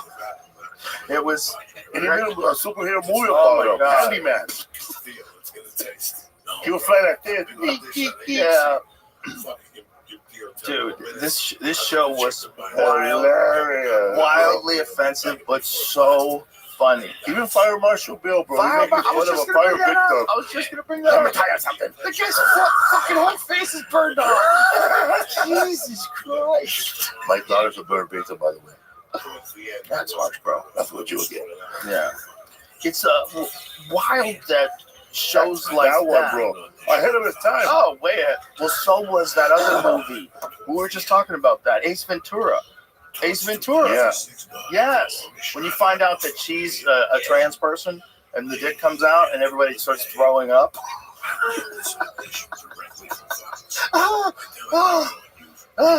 First of all, I don't buy it. Even if she had it turned to that photo again, that's Sean Young, right? That's Sean Young, yeah. Yeah, when she was hot. So even if she had a dick, there's a lot of guys who are like, listen, nobody needs to know about that dick. Nobody needs to know about that, man. That dick is between you and me, and I remember one time it happened to me, bro. I just looked at it and going, wow, that's a big ass skin tag you got right there. Skin tag. Whew. Yeah, all those shows, like, I mean, what are the other great sketch shows? Matt TV had some bangers. Matt TV. There's some bangers on Matt TV. But it's another show that's Second like City TV. I I watched so that many growing up. Kids in the Hall. Kids in the Hall. Kids in the Hall. Kids in the Hall was fantastic. That was great. You know, I was a Kids in the Hall fan, but I didn't really start watching it, like really get into it until after I'd met Dave. Like I didn't know much about Kids in the Hall. I knew it was funny. I knew everybody said it was funny, but I don't think I'd ever even watched a sketch. And then I became friends with Dave doing news radio. And then I started really getting into it. I'm like, oh, that guy had a very unique, or still does, have a very, very unique sense of humor. He rewrote, like, I don't know what percentage, 40% of, like, the lines on news radio, like, on the set. Yeah. He rewrites things all the time. And he was always, like, coming up with a better way to do something. And always had, like, a sense of, like, a pacing. That's a totally different thing, man. When you're making sketches, like sketches are like to be able to do that and do a lot of like really funny scenarios that are unique. That's a very. It's hard, right? To stand up because we want to end it, huh? Mm-hmm. Well, it's a totally different way of thinking. You know, Gillian Keys is another fantastic one.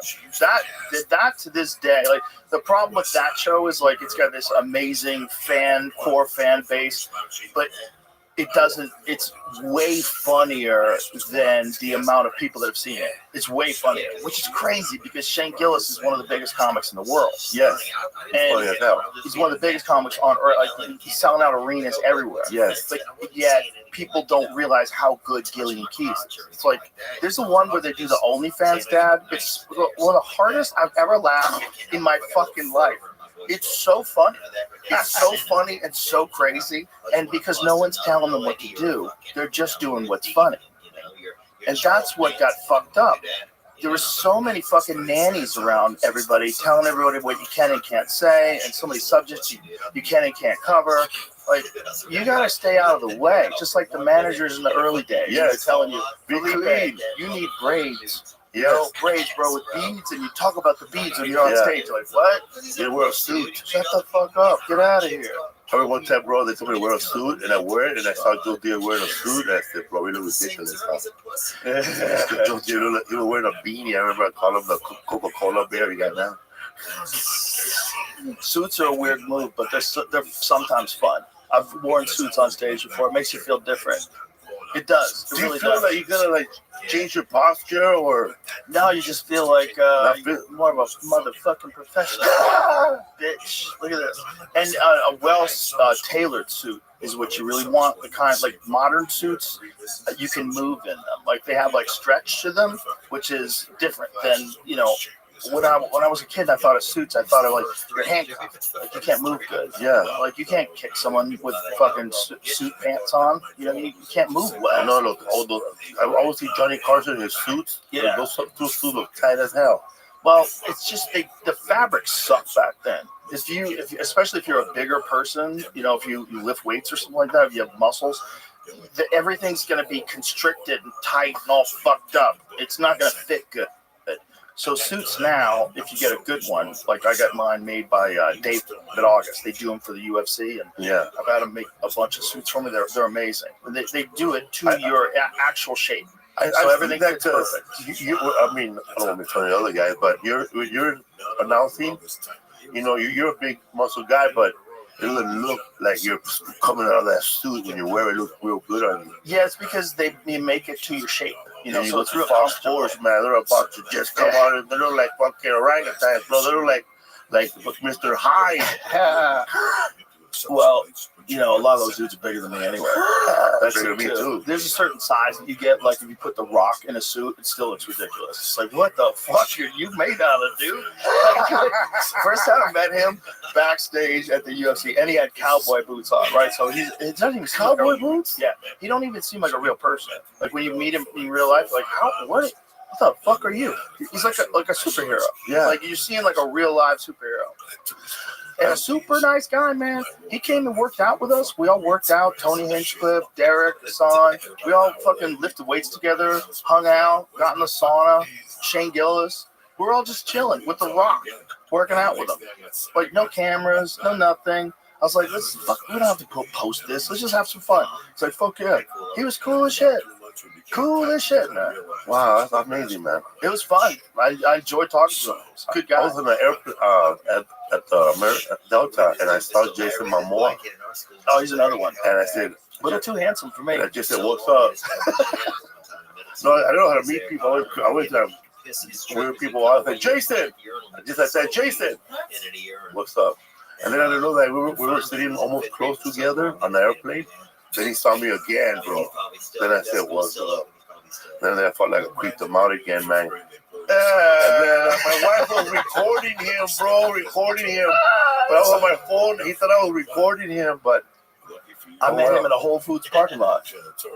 I met him in a Whole Foods parking lot in Woodland Hills. I was going to pick up some groceries, and he was there too. I was like, what's up, man? How you doing? What's going on? We're talking. I think that was before he did Conan, which I still say to this day, the movie's not good.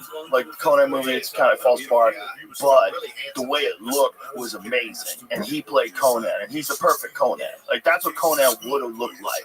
He wouldn't have looked like a bodybuilder. No disrespect to Arnold, because he looked amazing. But it's like Conan was just a big, giant warrior. And when he played that guy, what was the guy he played on Game of Thrones? Crackle or something like that. I can't remember. He was fucking incredible at that. He played it like, that's Conan, man. Yeah. That's Conan. Someone needs to do a good Conan the Barbarian movie. Go back and read the Robert E. Howard books. The books are great. It's this super depressed dude in like the 1930s who writes about this barbarian. Yeah. Khal Drago, that's right. There we are. Two people are getting me thinking about it. Bro, get a photo of him when he was Conan. Jason Momoa as Conan. All the DS and everything, and then you'd have bro, he's the perfect Conan, right there. That's what Conan's supposed to look like. That's how I'm supposed to look. That's the perfect Conan. That's the Conan you believe is real. That's a guy throwing a sword around his whole life, fighting off dragons. He's not a bodybuilder. He looks like that. That's what it looks like in the book. Like that's fucking Conan. We're identical. That's Conan. I mean, someone needs. The guy's still capable of playing this character. Someone, please. I wish Quentin Tarantino was into Conan. Quentin, if you're hearing me, please read the book. Quentin Tarantino doing Conan would be the most epic thing of all time. Could you imagine? He would do it right. Or Beastmaster. If he was into it, he would have to be into it. I have no idea if he's into it. But I don't know if Quentin Tarantino might do it. Somebody should do it. The ending. It'll be like the ending of the movie in the beginning, and confused. Somebody should do it. The books are great, man, because it's all from the mind of this tortured, depressed dude who winds up killing himself.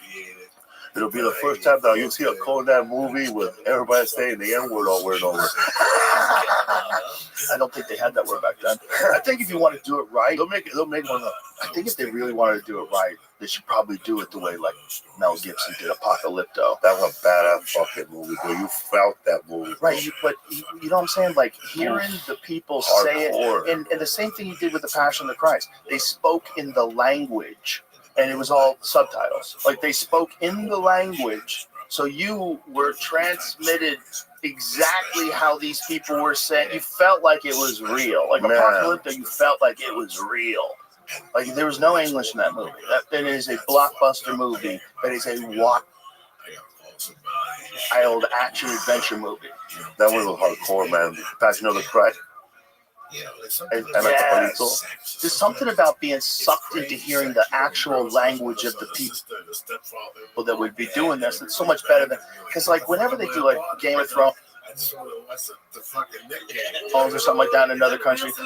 All of a sudden, everybody has an English accent. Yes. That's how they do it. Instead of talking like an American, you can't talk like us.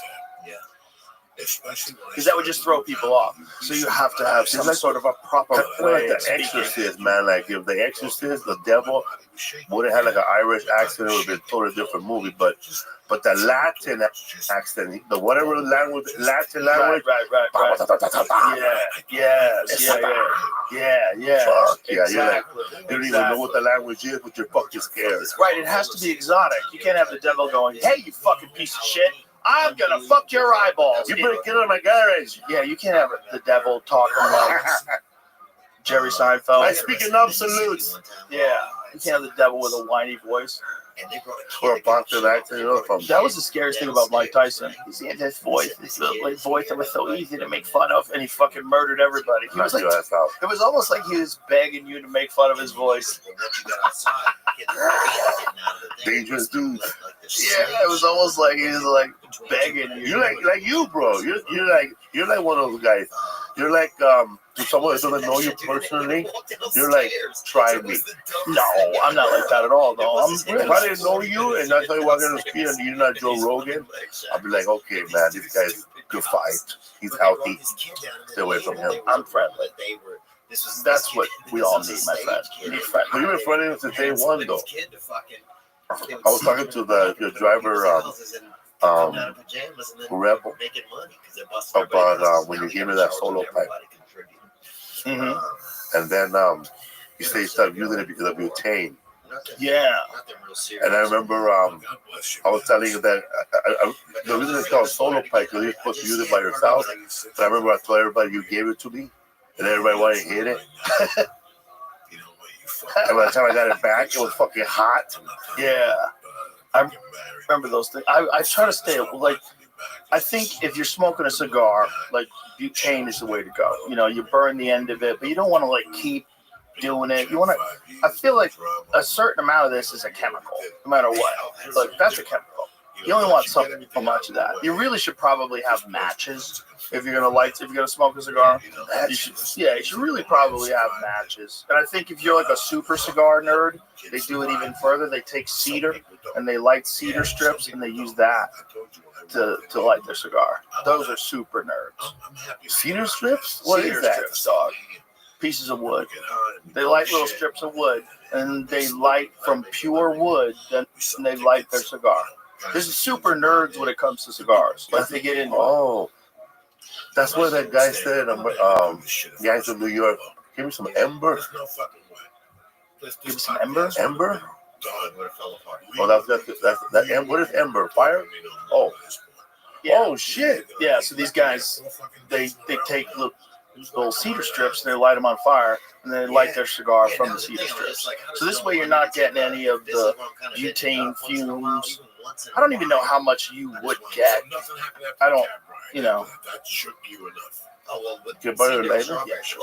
No, we're good. No. He was 13 years sober. He was like, We're probably going to find out This that kid was eloquent. He had his life put together. He was a multi-millionaire. every time you burn a lighter near you, you inhale like 10 times more than you're ever supposed to in your life. We'll probably find something like that out someday. It can't be so good to have convenient fire. Like, fire that quickly means like you've got some funky gases that you're burning. You're burning some funky gases. Yeah. Oh, horrible. So I remember like lighting a match and you get the ugly ass. You know what's real bad? What? Scented candles. Scented candles apparently are not healthy. Can you Google that? Maybe I should say some scented candles. Maybe there's a way to do it organically. We should find out if that's true too, because that would be a good thing to know. Because I think there's some things in some scented candles that you're not supposed to inhale. And when you're a person that likes to have candles, who doesn't? They're cool. You want to have candles in your house? That's dope. Like candlelight dinner with a bunch of friends is dope, right? But I think it's the scented ones. I was like, all right, dude, I told these people you're my friend. The ones that are made from paraffin are the problem. It's a cheap byproduct primarily sourced from the refinement of petroleum. So you're burning petroleum. Paraffin is the most used candle wax worldwide, according to the National Candle Association, the major trade association representing U.S. candle manufacturers and their suppliers. So it's all candles made from paraffin. However, few studies on candle emissions or their potential effects on human health exist, and conclusions from the research are mixed. There is no overall conclusion that paraffin candles will either will or won't harm your health, says pulmonologist Dr. Sobia Farouk, a clinical assistant professor at the Cleveland Clinic Lerner College of Medicine. But the risk may also depend on various factors, including candle type and quality, how often and how long you're burning it, the airflow in the space where you're burning it, your health status, and more. Well, either it's not good for you or it's fine. These are the options. And it seems to me like there's a little gaslighting going on here. Like, how could it be good for you to have petroleum burning in your house? I want you to show me a study to measure the fucking air in the room when you have 3 candles. Measure the air in the room when you have 4 candles. Measure. Keep going. Tell me when I'm gonna get lung cancer from this shit. Because, wow. Yeah, benzene, a known carcinogen, is another VOC released by paraffin candles. Hawk added long-term exposure to this chemical has been linked to blood disorders such as leukemia. When inhaled, benzene can also be a respiratory irritant, which means it could probably, yeah, fuck. So people think candles are cool. It's like, but what about what is a candle that you can use? Like, there's got to be candles that are not bad. All those candles that I've got in a massage parlor were safe. New candle. Oh, now candles made from soy wax, beeswax, or stearin, coconut oil, or animal fats are often considered healthier, but anything that is burned emits harmful particulates or chemicals, Evan said. So these candles also release VOCs into the air. It's just that paraffin wax is usually more polluting, according to, oh, great. So they all suck. The risk of toxic emissions is greater when candles are scented or dyed, which is another reason why paraffin-free candles aren't immediately in the clear. This is because artificial fragrances have VOCs, including phthalates, which have been linked to learning and behavior problems, obesity, impaired development of the reproductive system, and more. Evans said the unscented candle in the 2015 research also caused concerning concentrations of toxins, but had the lowest amount compared with its scented counterparts. Yeah, by what ratio? I wonder how much lower. The National Candle Association maintains that candles are safe for use in the home, a spokesperson said in a statement. First of all, you can't totally say anything's safe. Because I was dating a girl once and she burnt her fucking house down with candles. That's exaggerated. She burnt a wall in her house. What was she doing? She just let her candles burn down, and something caught fire, and it like lit the side of her fucking bedroom wall. Like her whole wall was on fire. She liked candles, so they're not totally safe. It's fire. Fire's not totally safe. Fucking lighters aren't totally safe. You can't say it's safe. Like you could definitely do something stupid with it. Like, you know what's safe? Marshmallows. Marshmallows are safe. Not if you light them. It's not good to eat. They're bad for your body, but they're fucking safe. They're not gonna kill you. Unless you burn them to make s'mores with a lighter and a fork. You know what's supposed to be really bad for you? Paper straws. Paper straws have those forever chemicals in them. See if that's true. Otherwise, we'll have to cut this out without getting sued by the paper straw industry. Oh, speaking of straws, right? Everybody knows that paper straws came around because everybody saw that video of that turtle with that straw in his nose. That's the only reason why we started looking at paper straws different than everything else, right? Paper or plastic? Plastic. Okay. Plastic straws came about. What did I say, paper? Plastic straws came about because of that video of that turtle with the plastic straw in his nose, right? Remember that? Yeah. That was like in their nose, right? Yeah, deep in the turtle's nose. New studies found that 90% of paper straws tested contain forever chemicals. or PFAS, compared to 75% of plastic straws. So even plastic straws have those fucking chemicals in it, but it's even worse for you to use paper straws.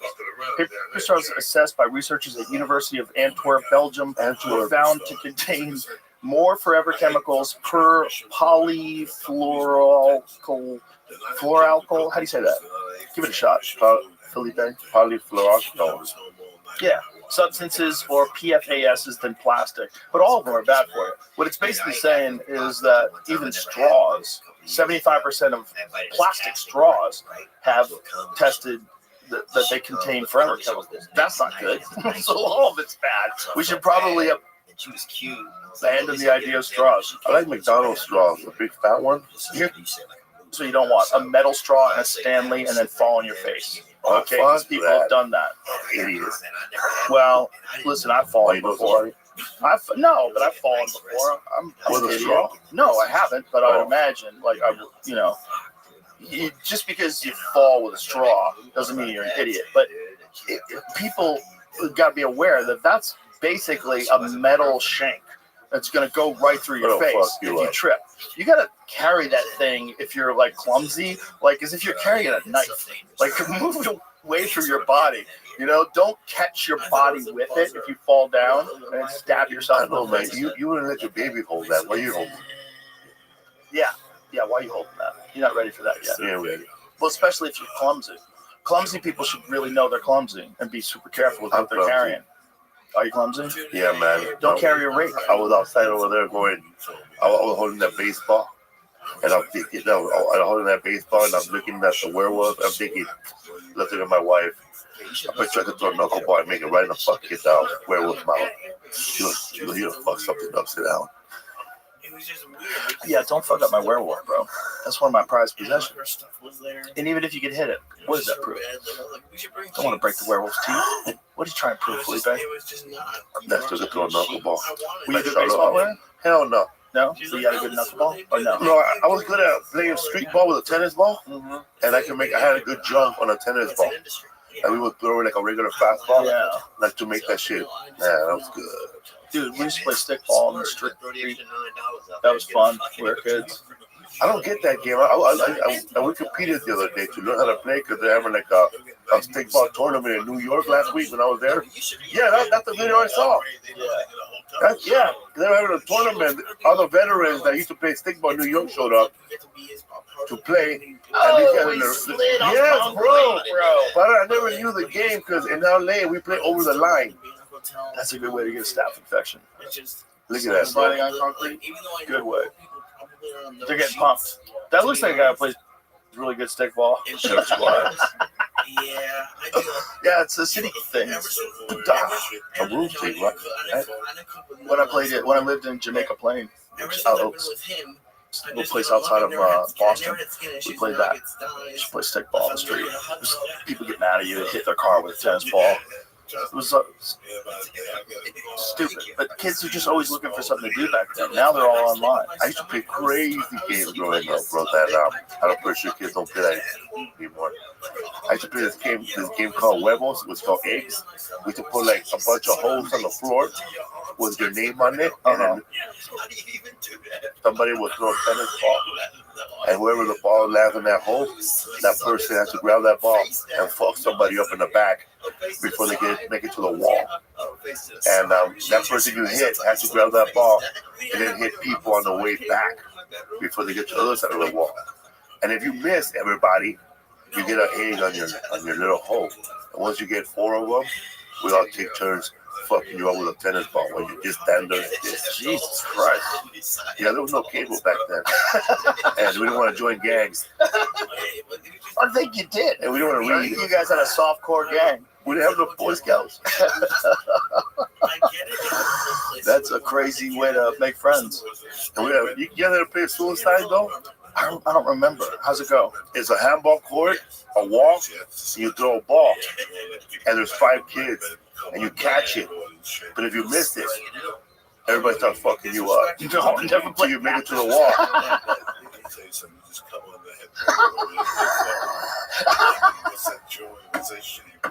No, I never Don't played call that. suicide. Never played I'm gonna that. tell you, everybody step up the wall and throw the ball against the wall. You try to catch it, and if you miss, they fucking jump you till you get to the wall with the ball. Fuck that. That's how You I got feel. videos of it, Jim? Look at that suicide! Oh my god, I know this. Oh my god. Requires at least 2 players. Can have as many as can be accommodated by the playing area. This is funny when they take a game like this and they break it down. Like, these are the rules. We did play wall ball. We call it wall ball. You call it wall ball? Did you do it like that? It was honestly, yeah. So if you fucked up, you'd have to stay on the wall. People could throw the ball. There it is, right there. They're fucking them up. They're open. Until the player touches the wall, they're open to be pegged, struck hard with a thrown ball by the player who caught it. If a player comes into contact with the ball but fails to catch it, they are also open to be pegged. I mean, that's what it was. It's a tough word to use. That's what it is. Getting hit by a tennis ball is a good thing to get hit by, though, right? It sucks. Like if someone's throwing it, it sucks. But it's not going to kill you. There's always this asshole kid that didn't like that kid that was going to get hit, and he'll put that fucking ball in a shitload of water and mud. Oh, that's a problem. He's cheating. He can't cheat. Oh, also, remember, if that person that's supposed to get hit by the ball runs home, we'll fucking chase him home or beat him up in front of his mom. Boy. That's why cable's important. Yes, that's why the internet is important and YouTube. You got to keep people pacified. TikTok saved your life. Imagine if it did. Imagine if it saved a few lives. People just at home scrolling instead of out gangbanging. I mean, everybody gets addicted to it. If you don't go out and do terrible things because you just scroll and stare at your TikTok. I know, man. I wonder if kids still shoplift for fun. I bet they do. There's been like famous people that have been caught shoplifting. I think a lot of people shoplifted. You shoplifted when you were little? I did. You were hungry? No. I was just dumb and young, and I got caught. You don't do it now, right? No. You see opportunity. No. I did it like a couple times ever. It was like candy bars and shit. When I was just hanging around with a bunch of bad kids, and we would do that. We would go. It was a thrill. You'd go to a store and steal something, and I think we probably did it 2 or 3 times, and I got caught. I don't do it anymore, but I felt so stupid. I know, but sometimes I'm walking around and I see like a bag of donuts, but they're far from where the donuts are. Right. Like they're by the shoe, and they're open, and I'm all high looking at the donut, like, damn, you're lost.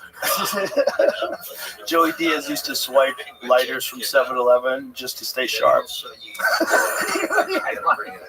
He would swipe lighters just to stay on his toes. How you doing, brother? I saw him do that while he's talking to the guy, and he put his Snickers. Yeah, he's got some hand movements to distract you. I think that was a game, man, that road companies would do, bro, on the way to a gig. Who could shoplift the most shit out of the gas station. That's not good for our reputation. That's not good for our reputation. You get power bars. Traveling entertainers. You get power bars. Gas station food, man. Those times when you're on the road and all you're eating is garbage. Hell yeah, man. You gotta have real cheese there and put pork rinds in there from the package. You gotta take a chance with the bean and cheese burrito that you microwave. You have to like open that strip of plastic. Those were good, though. When you were hungry. Ramonas. Every now and then you got like good food at a gas station. You're like, why doesn't everybody do this? Like sometimes you go to a gas station and it's like a gas station, but it's also like a fried taco chicken spot. Fried chicken, cheeseburgers. You're like, damn, that was a legit fucking cheeseburger. Okay. Grandma, this has been dangerous here. I mean, you would make more money, right? That's what Buc-ee's figured out. Go, what the fuck you want? We got it, dude. We got barbecue, pickled dicks. Let's go. We got eggs, cheese, milk. You can buy a house. You can buy a fucking sled. What do you need? Fishing poles? What you need? You need a hamburger? What A else? shed, Yeti cooler, and a Traeger grill. We got those. We got a shower in the back if you want a shower. You know, there's a lawsuit going on with Buc-ee's. They're claiming that these people copied their logo. one now. Chucky's? No, there's another spot that has like another kind of an animal. Yeah, they do that with all. That's knockoff. They knock off, and that wherever that is, they knock off all sorts. Is it in another country? Oh, I thought it was in America. Oh, interesting. Oh, Mexico loves to do that. There's a fake. Oh, I've seen that. No, I've seen that. That's not in there. That's the fake Buc-ee's in Mexico. Put that picture up again. Put that picture up again. Oh my god. So there's a fake In and Out in Mexico too. Oh, that's so funny, man. And there's a fake In and Out in California. Yeah, I've seen the fake In and Out in Mexico. There's a fake one in California? Yeah, it's called Easy Takeout, and I think they used to they same uniforms, same stand, same burgers, but they just added a breakfast burger.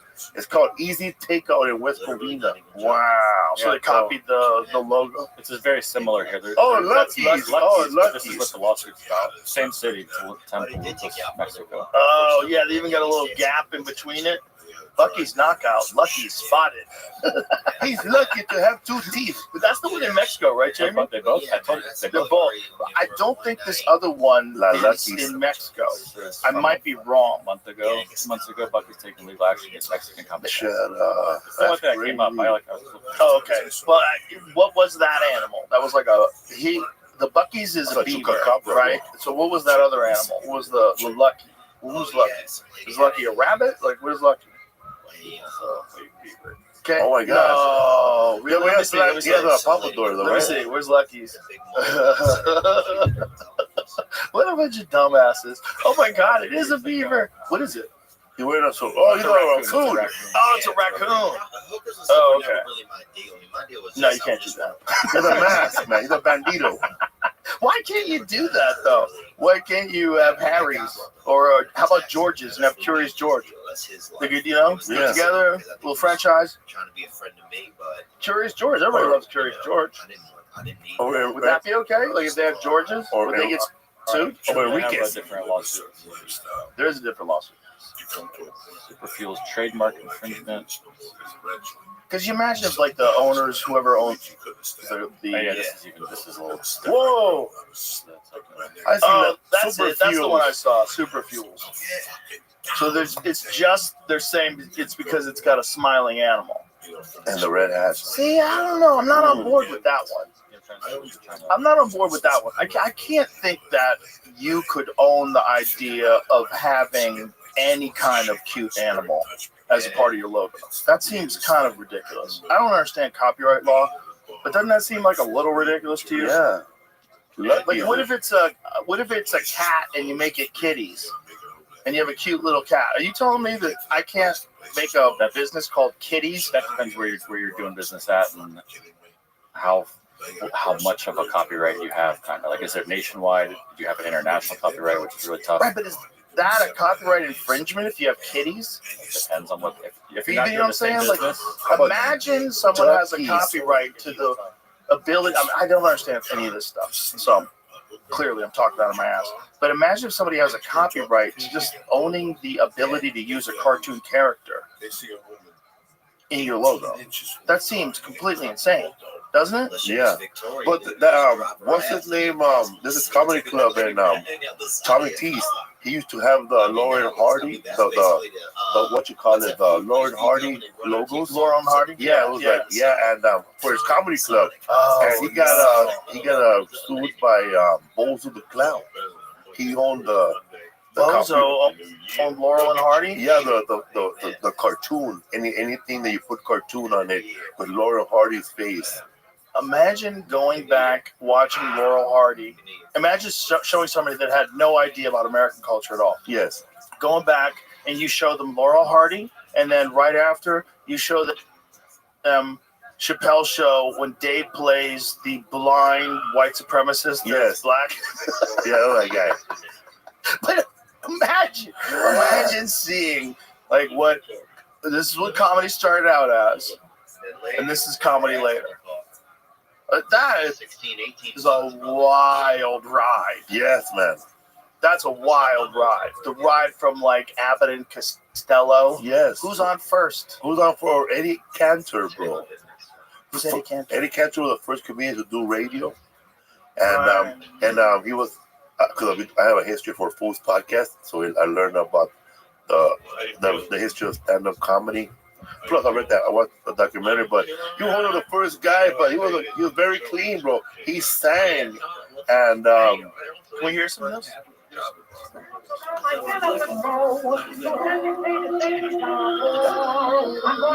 was getting paid $500 for 5-minute shows on radio. Yeah, he can't. He was the first guy to have a radio comedy show. What is it? I'm trying to hear what he's saying. What is he saying? He's singing some vaudeville nonsense. The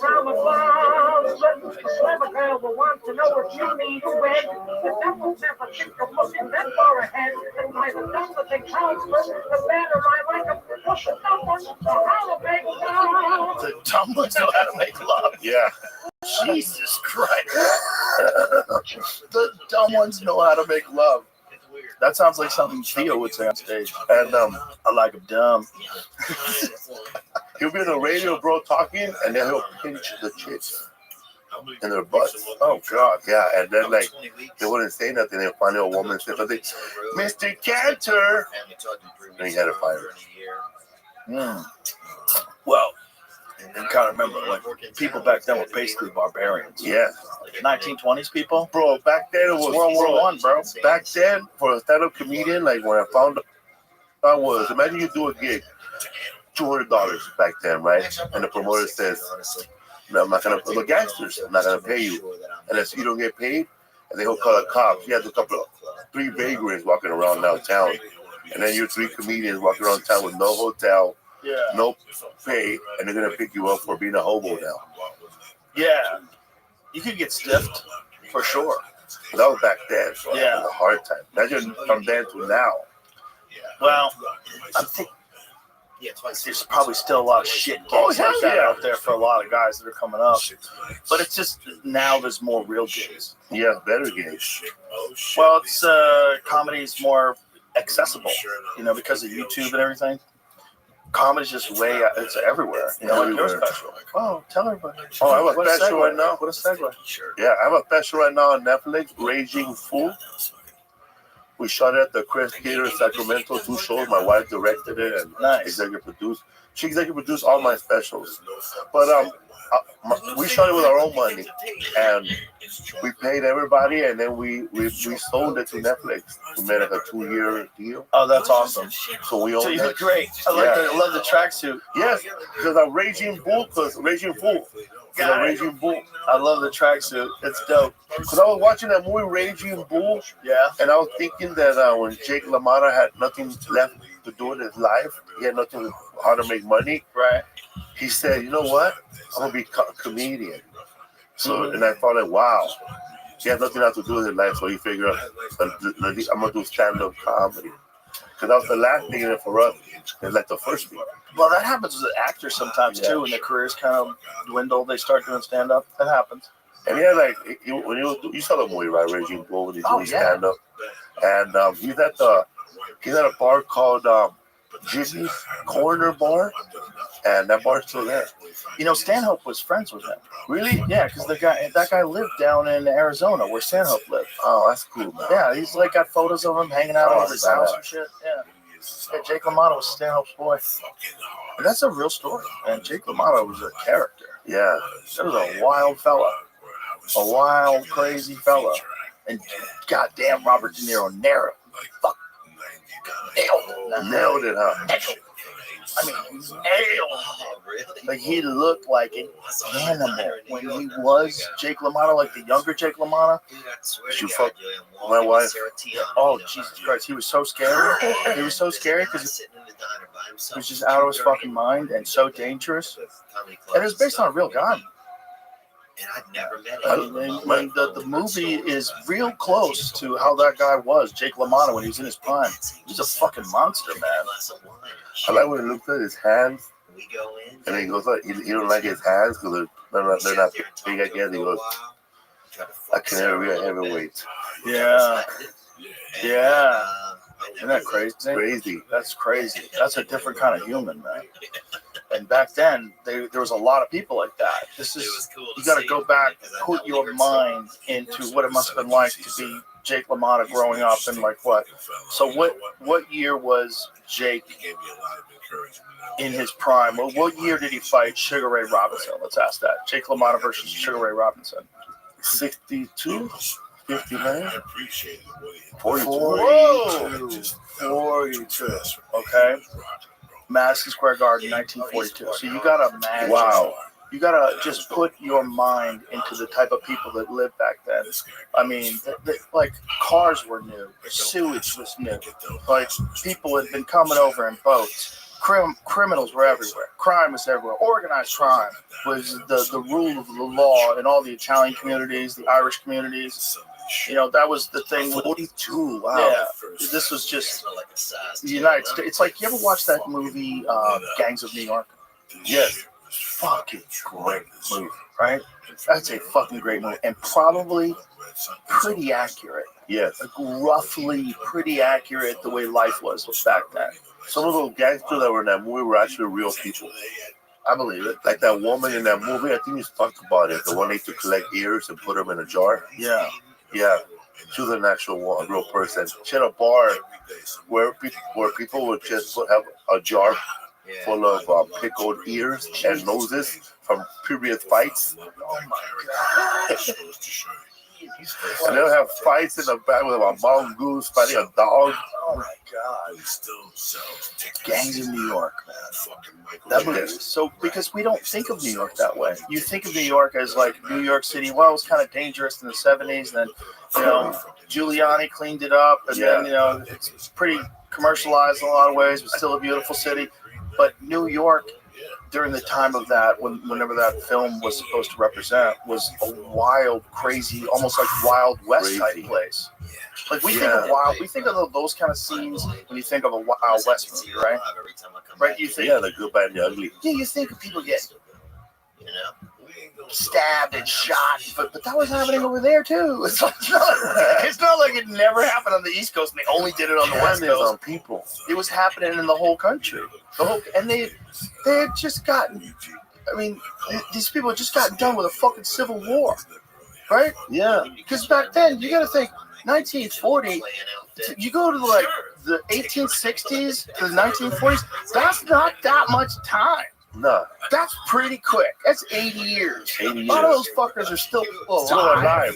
Yeah. Same mentality, same crazy. And then you got more immigrants coming in on boats. No YouTube to watch, just women of prayer. Someone told them to come. I always think about that, man. Like when Jesus. I always got her. She was Maggie. Have cat Maggie.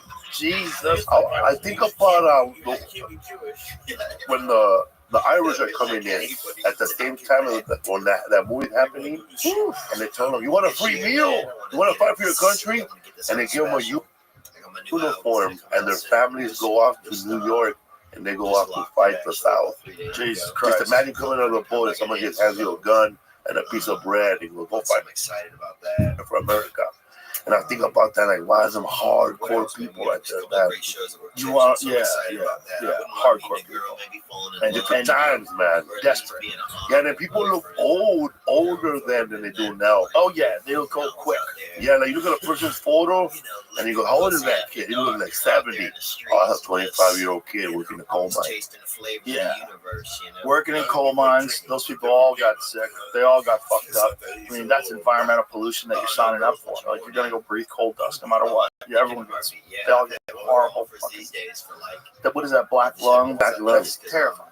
Terrifying. And then you've got people that just live around coal plants, and they're breathing that shit, and they're not even a part of that business. I know, man. Like Wilkes Barre, Pennsylvania. Bro, there's a place that we showed a video once. It was it Indiana, Jamie? Very handsome. Yeah. That makes you feel like so there's like 3 coal plants near this city, and these people, they can wipe their windshield, and they have black soot on their fingers. It just falls from the sky. Yeah, it's in America. So these people are for sure breathing that shit in. So the Pittsburgh, Indiana. Oh, Indiana. Yeah. That's scary.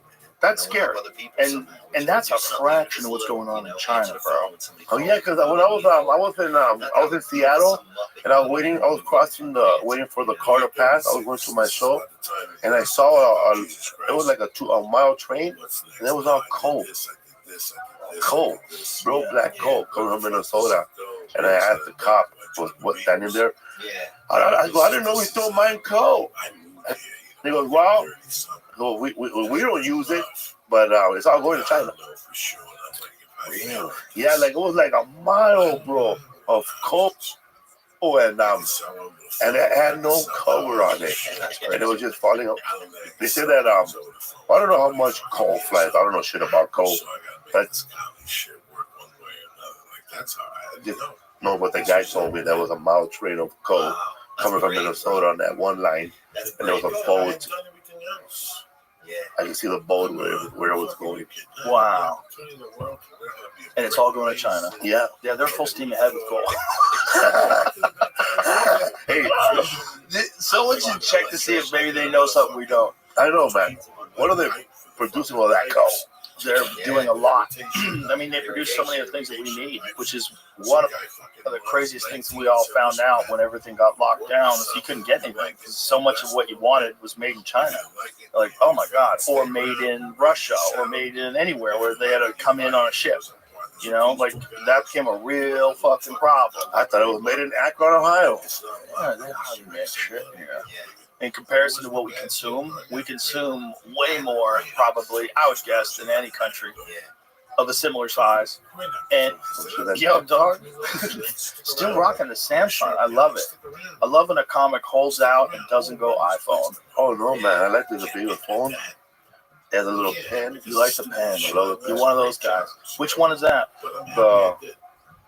Is that the S24? Yeah, that one. That S24 Ultra? Yes. Yeah. Is that the newest one or the one right before it? Right before it. There's a new one that just came out. It's pretty dope. A year and a half ago, I think. No, yeah, that's the old one. That's the S24 Ultra. I have that one. That one's sick. It does a lot of cool shit. Good videos, right? Yeah, it's great at a lot of stuff, but what the interesting thing is the AI. So what I like about it is I go to a website, and if I open it up in the Samsung browser, and then I can say summarize, and it'll summarize the website for me.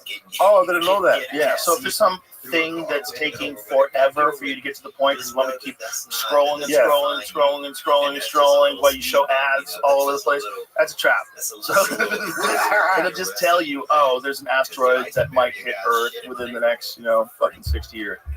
Like, oh, great, there's a 3%. What is the percent chance? Thank you. Usually only 1.5%. I think I like to get pictures like I'll get a picture of you, right? And then do that one screen. Yeah. And then I circle it, and it'll find a sweater for me.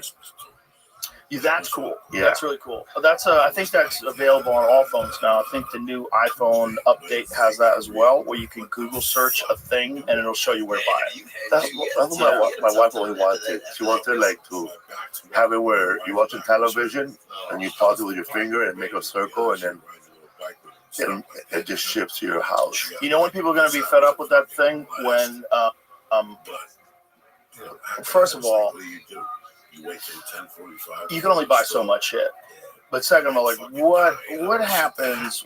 Like, those glasses that they wear now, those meta glasses. Have you seen this Harvard? Oh, kid? the one that you can record Yeah. now. Yeah, I've seen those. Some Harvard kid figured out how to use facial recognition software with that. So he sees you, gets a photo of you, immediately gets a Wikipedia on you or whatever the fuck is available online, sees your Instagram page, finds your address.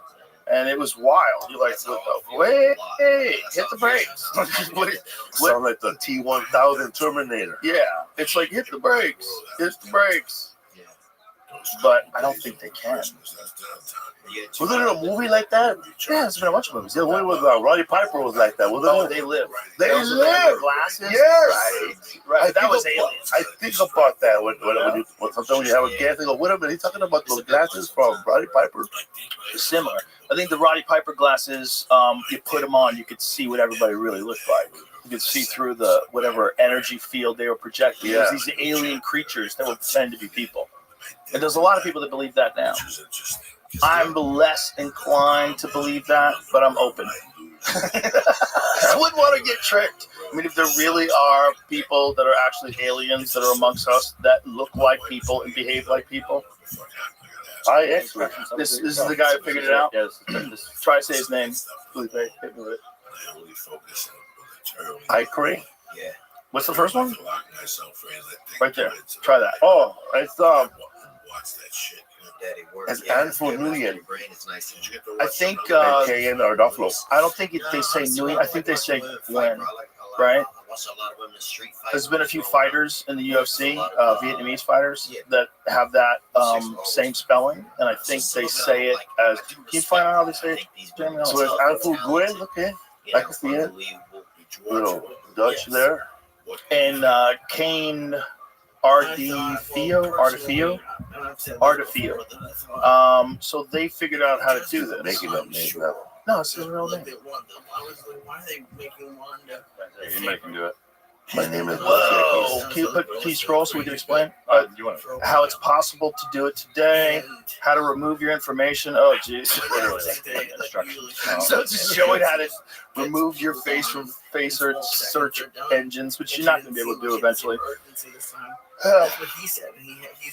It's getting weird out there. What's wrong, bro? Little black face, green face, bro. I had a friend of mine who came in here the other day, and he's down to a flip phone.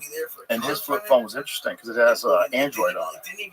His flip phone, you can actually get text messages on it, and you have a little tiny-ass screen on the flip phone where you can kind of clumsily type your way through a sentence. So you don't have to do it with, like, a full keyboard like an iPhone or your phone. But you also, it's inconvenient, so you don't text as much. You don't go on these long-winded diatribes like a lot of people do. Just real simple. The whole screen is longer, but you gotta navigate all the way around to read everything. Yeah, I remember those. It's a tiny little ass screen. Yeah. It's got regular buttons to make phone calls, and then on his little tiny ass screen is a tiny ass keyboard about that big. And you get in there with that tiny ass keyboard, and you try to type a text message, and then you can push send. And so it's inconvenient. So you don't go on Twitter, you don't check things out, you just get your text messages. It can do other stuff if you absolutely fucking need it to. But live your life, bitch. And he was in here with that. I was like, man, that seems cool. But I like watching YouTube on my phone. So that sounds like the Larry Bubbles Brown from San Francisco. Yeah. He used to have a flip phone. David Tell. Wow. David Tell has a flip phone. Yeah. You should see him text messages. It's hilarious. Do they both have the original phone numbers when you first met them? No.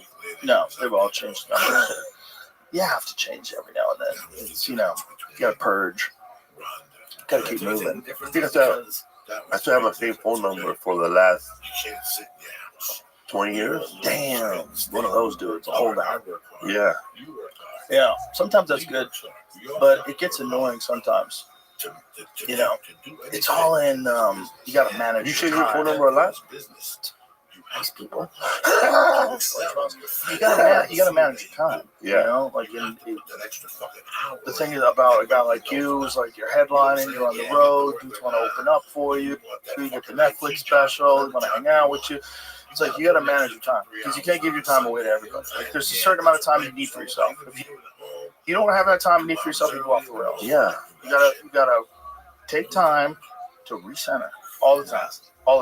And if you're constantly getting this and that, you're constantly interacting, you're never alone, you never without your shit. Yeah. I get in a sauna and I stretch out every day. I get down there, I fucking stretch everything out. When you're doing that, you can't do anything else. You can't be scrolling on TikTok when you're stretching everything out. You gotta just go through your routine. And then that clears my mind. And I feel like if you don't make room for that, you're going to fuck your life up. And I know that there's only so many people that I can entertain and help with stuff. There's so many people that are just, it's a transactional kind of a conversation to have with. It's not fun. It's not like, what's up, dude? Hey, what's up? Those are great. Yeah. But then there's a lot of, could you do this? Would you do that? Will you fly to here? And do, like, hey. Enough. So you gotta know when to change numbers. What time you get up? It depends. Most days 8. I was up at 8. 8 is good. I'll tell you the story like, bro, I get up at 5 every day. Yeah, I don't think that's necessary. It's the thing like people always want to do where they want to show themselves that they have the discipline to get up. I respect that. Like Jocko does that. You know Jocko Willing? No, he is. Jocko is he's amazing dude. He's a former Navy SEAL who is like one of the most inspirational guys that I know. And he writes books on leadership, just brilliant guys, excellent podcast, solid dude, Brazilian Jiu-Jitsu black belt. And he, like, every morning he takes a photo of his watch. It says 4:30 a.m. I want to see that guy. This is every morning when he's waking up. You get his shitty Iron Man. I shouldn't say shitty because they're fucking durable as fuck. This little Iron Man triathlon watches. Oh, it looks like you got a new watch. That's a new watch, Jocko. You can't fool me. I know your old watch. Go back to the old watch pictures. Look, so it's every day, 4:30. His fucking watch. Sometimes 4:14. Takes a photo of it and then he works out. He's just a legit dude. Wow, that's dedication. So that's him, though. He likes doing that. He likes doing that. But he's not a comedian. You know what I'm saying? I think like for a comedian, you can't be that rigid. You get a little psychotic. You can't be that rigid. You gotta have discipline, but you also gotta have fun. You gotta. So I don't get up at 4:30. Fuck out of here. First of all, I'm up until at least midnight almost every night. Me too. I get like most of my best like writing done and my best ideas when everyone in the house is asleep. So when everyone in my house is asleep and I'm up, I like that. Because like, look, cool, nobody needs my attention. Now I can concentrate. And I can't concentrate when people are in the house. I feel like I should be hanging out and having fun and being with everybody. I don't want to lock myself up in my office. But that's the only way to write.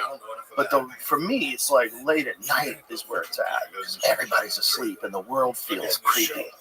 You know, at night, the world feels kind of dangerous and fucked up and stupid. It's like, you know, when you worry about war in the middle of the night, it's like 1 o'clock in the morning, you're in front of your computer, you're writing something on Microsoft Word, you're genuinely worried about war. Yeah. Genuinely worried that decisions that people are making in this country are going to one day come down on us with holy terror.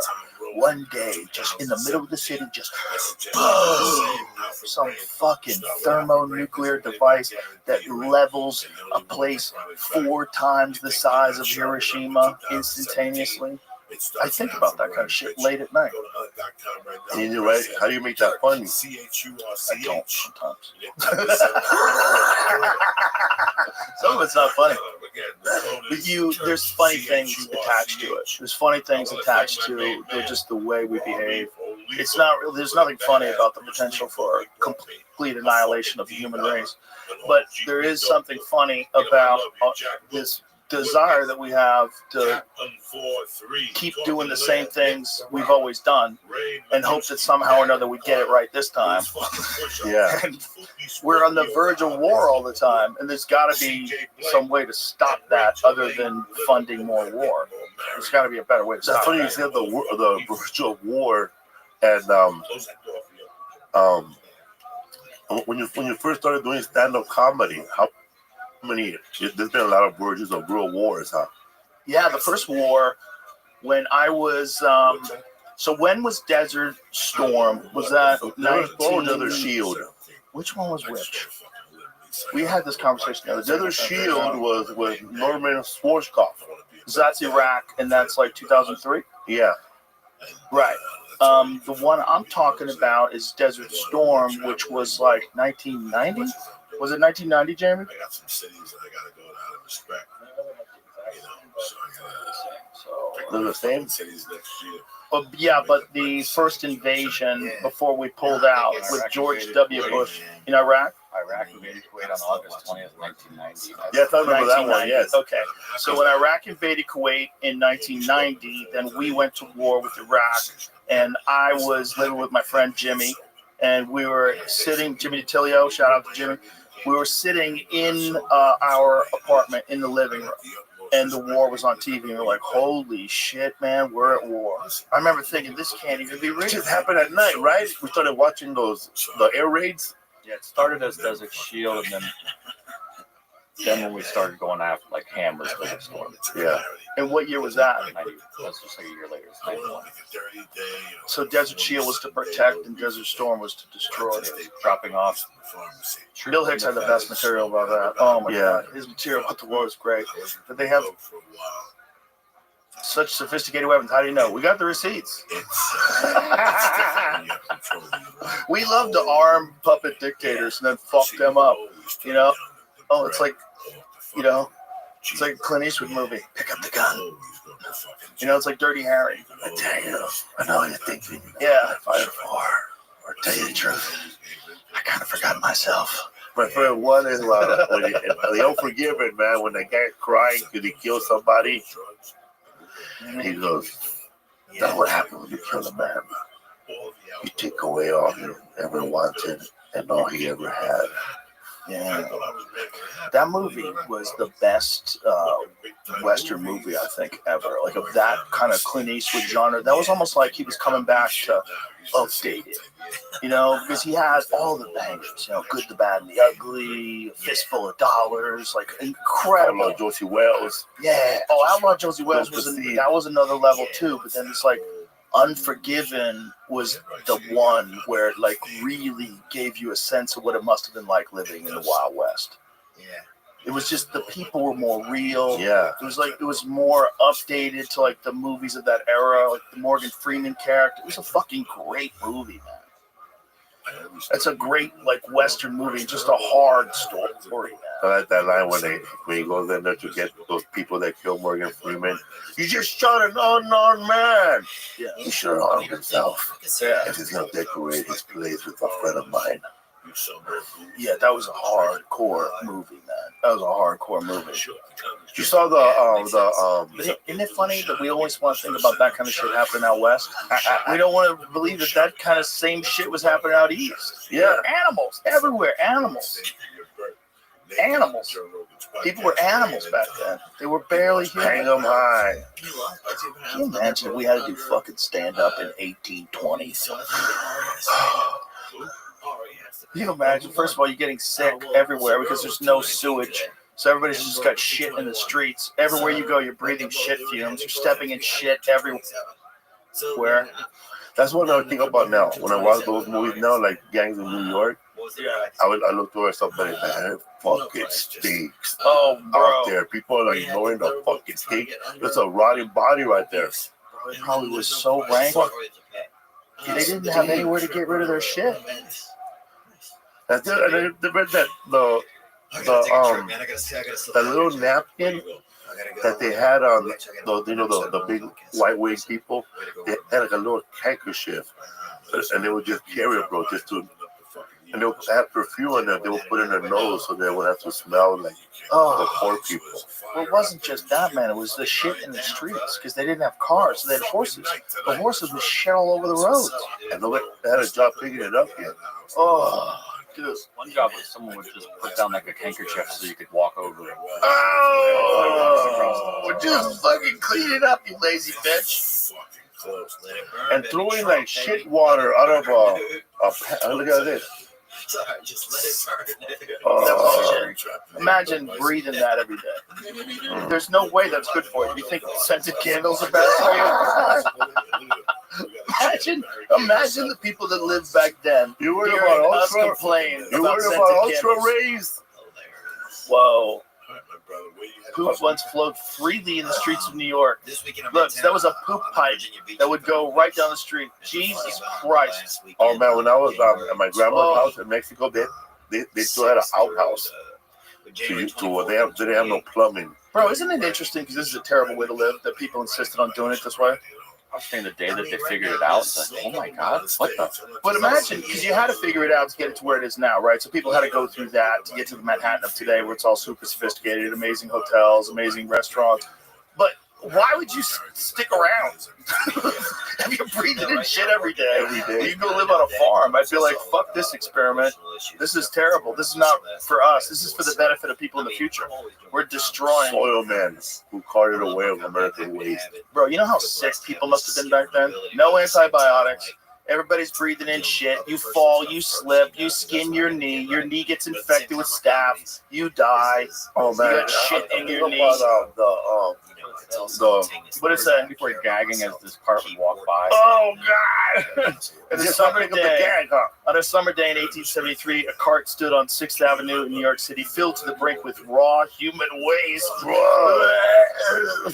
The cart was uncovered, its contents exposed to the air and to the passersby, who retched and gagged as they scurried away. Excrement dipped off the sides of the cart, and the sidewalks and gutters were smeared with the stuff. The stench was so strong that it could be smelled from more than a block away. It was another day in pre-sewer America.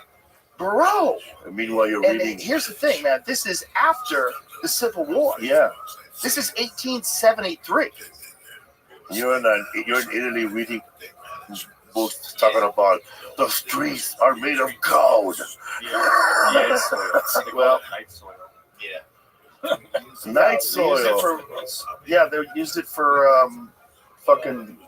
I mean, they used it for compost, right? Oh, so just It was the people name euphemistically on waste because it was removed from the privies under the cloak of darkness, so that polite society would be spared from confronting its own feces as the men carted the crap away, leaving a trail of stench in their wake. Every year in cities across the country, thousands of carts brimming with excrement rattled through the night streets. There was an antiquated solution to a modern problem. America's cities were full of crap. So the people were just throwing the shit in the streets. Yeah. How much do those guys get paid? It's not Shitty. possible. It's shitty. They got paid shitty. What a shitty job. Imagine being at a bar. Imagine. Look at them in. Oh,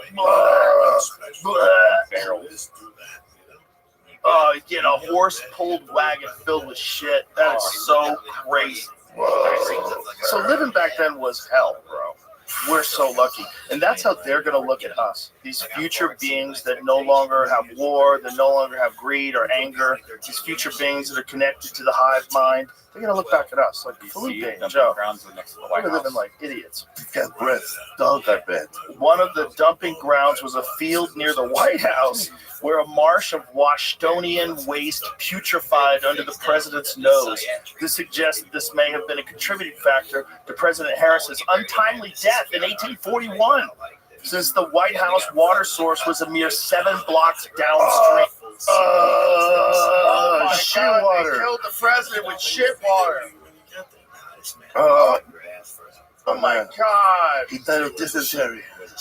Bro, this is why you can't Fucking trust that gross. the experts are looking out for your health. They didn't even protect the president. Somebody concocted this idea, and they never even thought about the potential for ruining all the water that people drink. They just said, this is a good place to dump all this. Wow. Nasty. People are so nasty. Oh man, I also think about That's so nasty. and condoms back then were probably still sheep's wool, right? Sheepskin. Sheepskin. Yeah, sheep Oh my God! I intestines. saw a movie where a woman she was washing the contraceptive. Yeah. Right after this white wig guy threw it at her face. Wow. So she's using the same one for every man. Oh Christ! So they didn't have, even by 1880s, 2/3 of flushing toilets still just went into a backyard cesspool. But read this part here. Overflowing privy was a sight to behold. In James McCabe's 1882 account of New York street life, he described one man's yard in which the privy's contents drained down into a street sewer, forming a miniature loathsome Niagara of night soil. Niagara. The cascading sewage flowed right by the window, so that a man sitting on a chair at the window would not have only the odor, but also the views of this loathsome matter circulating at his feet in the pool below. Yeah, see, this is why everybody was so sick. This is why they started the plague. Well, also, like, there's no one's clean. Polar outbreak, 1849. Yeah, they say that is the biggest breakthrough ever in the controlling of diseases. the biggest breakthrough is sanitation. I was just thinking about Healthy too, sanitation. using these words dumping grounds in this time period. This is the same time those bones were dumped in the East River with who knows. Yeah, there's not enough vaccines in the world to protect you when you're living like that. You know, imagine the pharmaceutical drug companies try to sell you if you were living like that, and they figured out how to counteract all the different things that you're inhaling in the air from human shit. That's so nasty. So nasty. Killed the president, bro. Well, imagine him getting up in the morning, waking up in the morning. Good morning, everybody. I'm glad you just said that about dumping bodies, because this is a thing I need to send you, Jamie. I'm so glad you brought that up, because I read this. I don't want to fuck this up. I want to figure out what the fuck this actually means. Here, I'm going to send this to you, Jamie. It's about liquid human remains. Liquid human remains? Yeah. So, what this article's saying, it's like an Instagram thing. You can cash out instantly once you've made then fed back to the population via fertilizer on crops. That. So he's making I don't know. I hope it's not true. Making menudo with people or what? I don't know. It sounds like they were using it for fertilizer, using people for fertilizer, and using people for supplements somehow or another. Like, how did you're saying you're boiling down a human body? Are they compensating the family? I don't know, but also there's no DNA. So what did you need the body for? Like, Yeah. the whole body's DNA. Like, what are you saying? There's no DNA. So what? You broke it down to chemicals, and now it's okay? So you broke the human body, the container of a soul, down to chemicals, and you're gonna pour it on your flowers, and that's okay? That seems weird. No, it's all made up. It seems weird. Like, what do you? How the fuck? We should find out how the fuck they do it. Is there a video we can watch on them doing it? What kind of? And how do they liquefy them? Hot water? It said hot water and something else. They added some other stuff too. But whatever, man. What the fuck? Is this it? Oh my god. The most eco. Let's listen to this. Can we? No. Will they put them in there alive? No. They'll be buried in their bodies. They're just cooking them. Cooking them up nice. And that's what they get? Like little bones and pieces? Well, I want to be cremated, but if that's an option. Yeah, but you don't want your body being resold as fertilizer. It's just weird to pour dead people on top of your fucking carrots so they grow better. Sprinkle me. What are they breaking it down to? What are they breaking the human body down to that's valuable for them to do that? Like, what is the stuff they're looking for? Let's find that out. First of all, we don't even know if it's true. Yeah, no, I wouldn't even believe that. How would this? Can you Google and see if there's other stories that say that? Okay, I'm not pushing. I gotta read. Oh, I understand. Whatever it is, it seems like you're supposed to leave people alone when they're dead. Okay, we're supposed to be different than everything else on the planet. We love each other more than we love anything else. You can use monkeys for experiments, but some states allow the remaining liquid with its peptides, sugars, amino acids, and captured carbon to be reclaimed and repurposed as fertilizer. Yo. They're turning. Do they have to tell you, like how they have to tell you if you're going to buy a haunted house? Do they have to, there's a house where someone killed his whole family in it. They have to tell you that. You see that oak tree? That's Joe Diaz, by the way. What? No, they're making it up to a soil, right? So, right. So you see that oak tree right there? We use the Joey Diaz. We use particles. That's right. Do you think they have to tell you though that you're buying dead people fertilizer, or they just consider it chemicals at that point? How do they get away with telling you dead people? Because it seems like if you had the option, hey, do you want like manure or dead people? Whoa! That's in 1888. They've been boiling people and turning them into fertilizer since the 1800s. So we have that machine, but not no fucking sewage. Wow. The scary thing is what them saying that they use it for calcium deficiencies. Because that means you're feeding people other people's bones so they can get a source of calcium. But that guy's vegan, so don't give it to him. January 26th through 29th, I'll be in Virginia. Maybe it's okay because the person The Funny Bone. We'll go to the beach in the winter. This MF.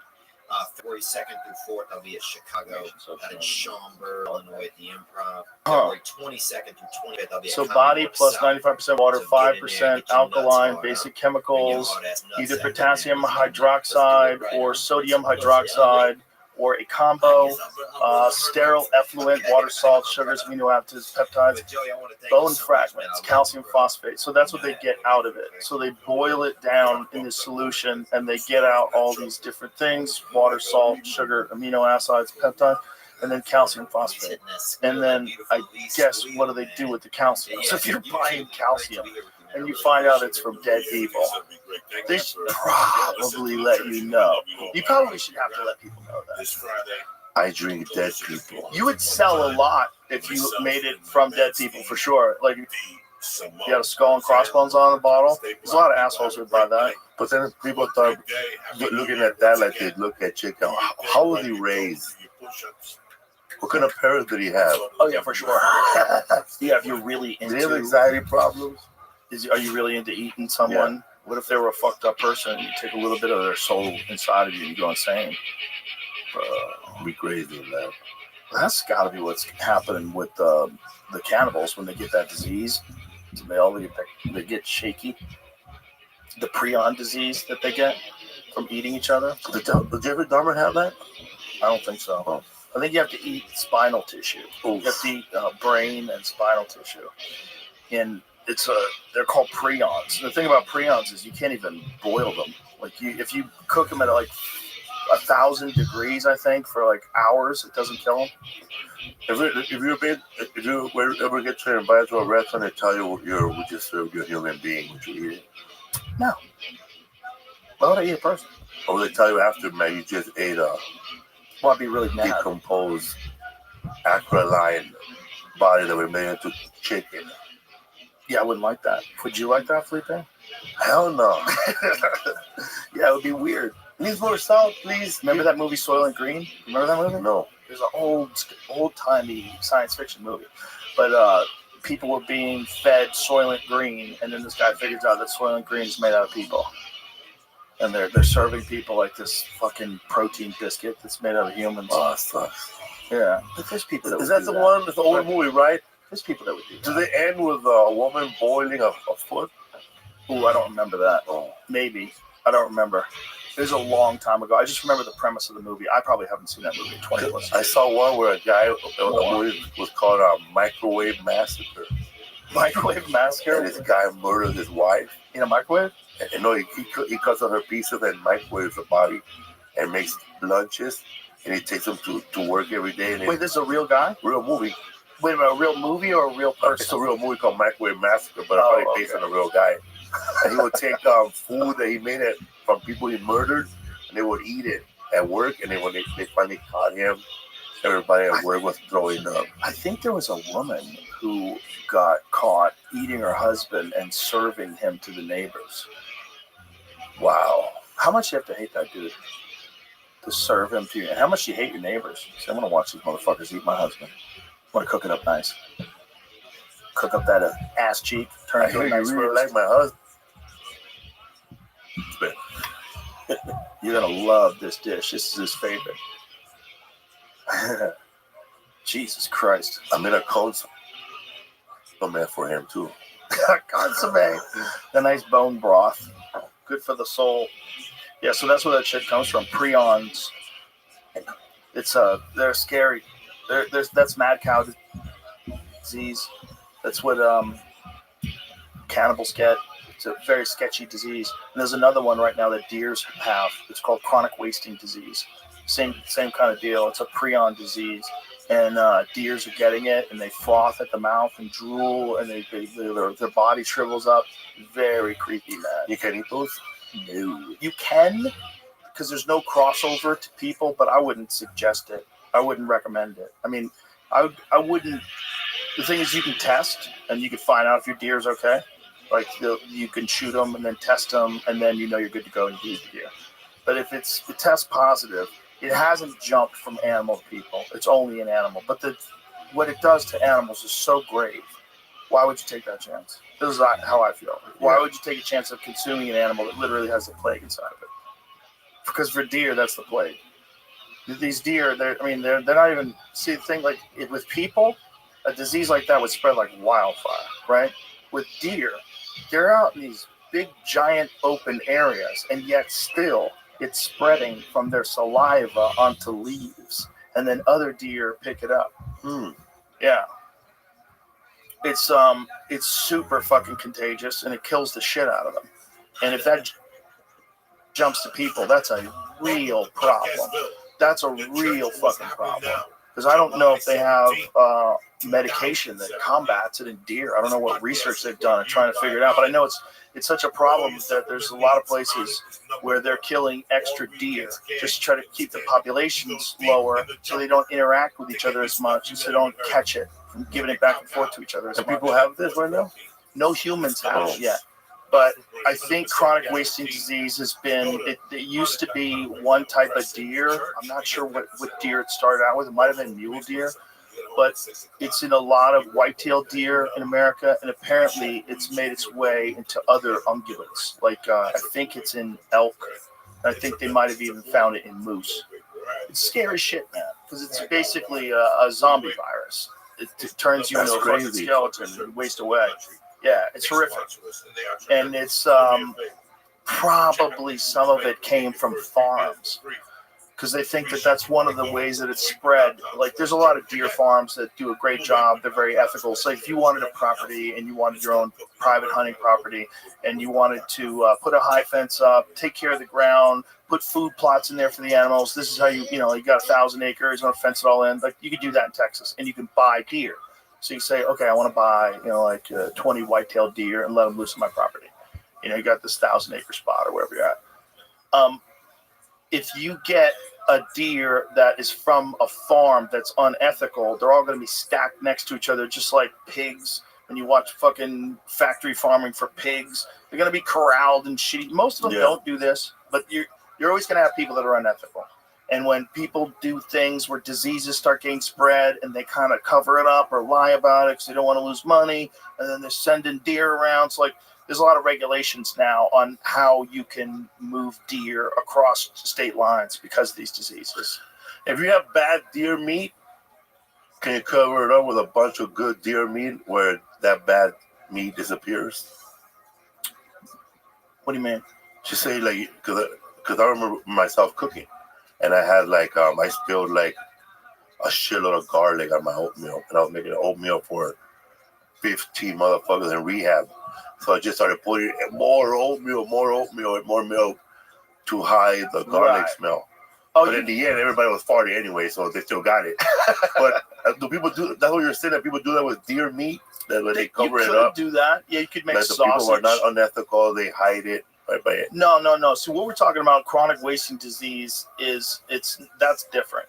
Right? It probably wouldn't even affect the taste of the animal. They'd probably be very lean because there's not much left of them. Or they could have just gotten it and they could be healthy looking and they still have this disease. They still test positive for it. My fear would be about what that disease is going to do if it jumps to human beings. And if you're consuming it, are we sure that it just goes out of your system, or is it just inert? Is it doesn't work in your system? Could it work eventually? Is it something that has an incubation period that maybe not now? Maybe it will have one in 5 years from now or 10 years from now. Maybe the version of chronic wasting disease, if it evolves and changes, is going to be making the jump to humans. That's a scary fucking disease to make the jump to humans. There's a bunch of those out there. That bird flu. Yeah, man. And then there's the ones that we make. Gonorrhea. No, like COVID. They fucking made that shit in a lab. They made it in a lab. It's spread across the whole world. They made AIDS in a lab? Wow. Did you say like AIDS?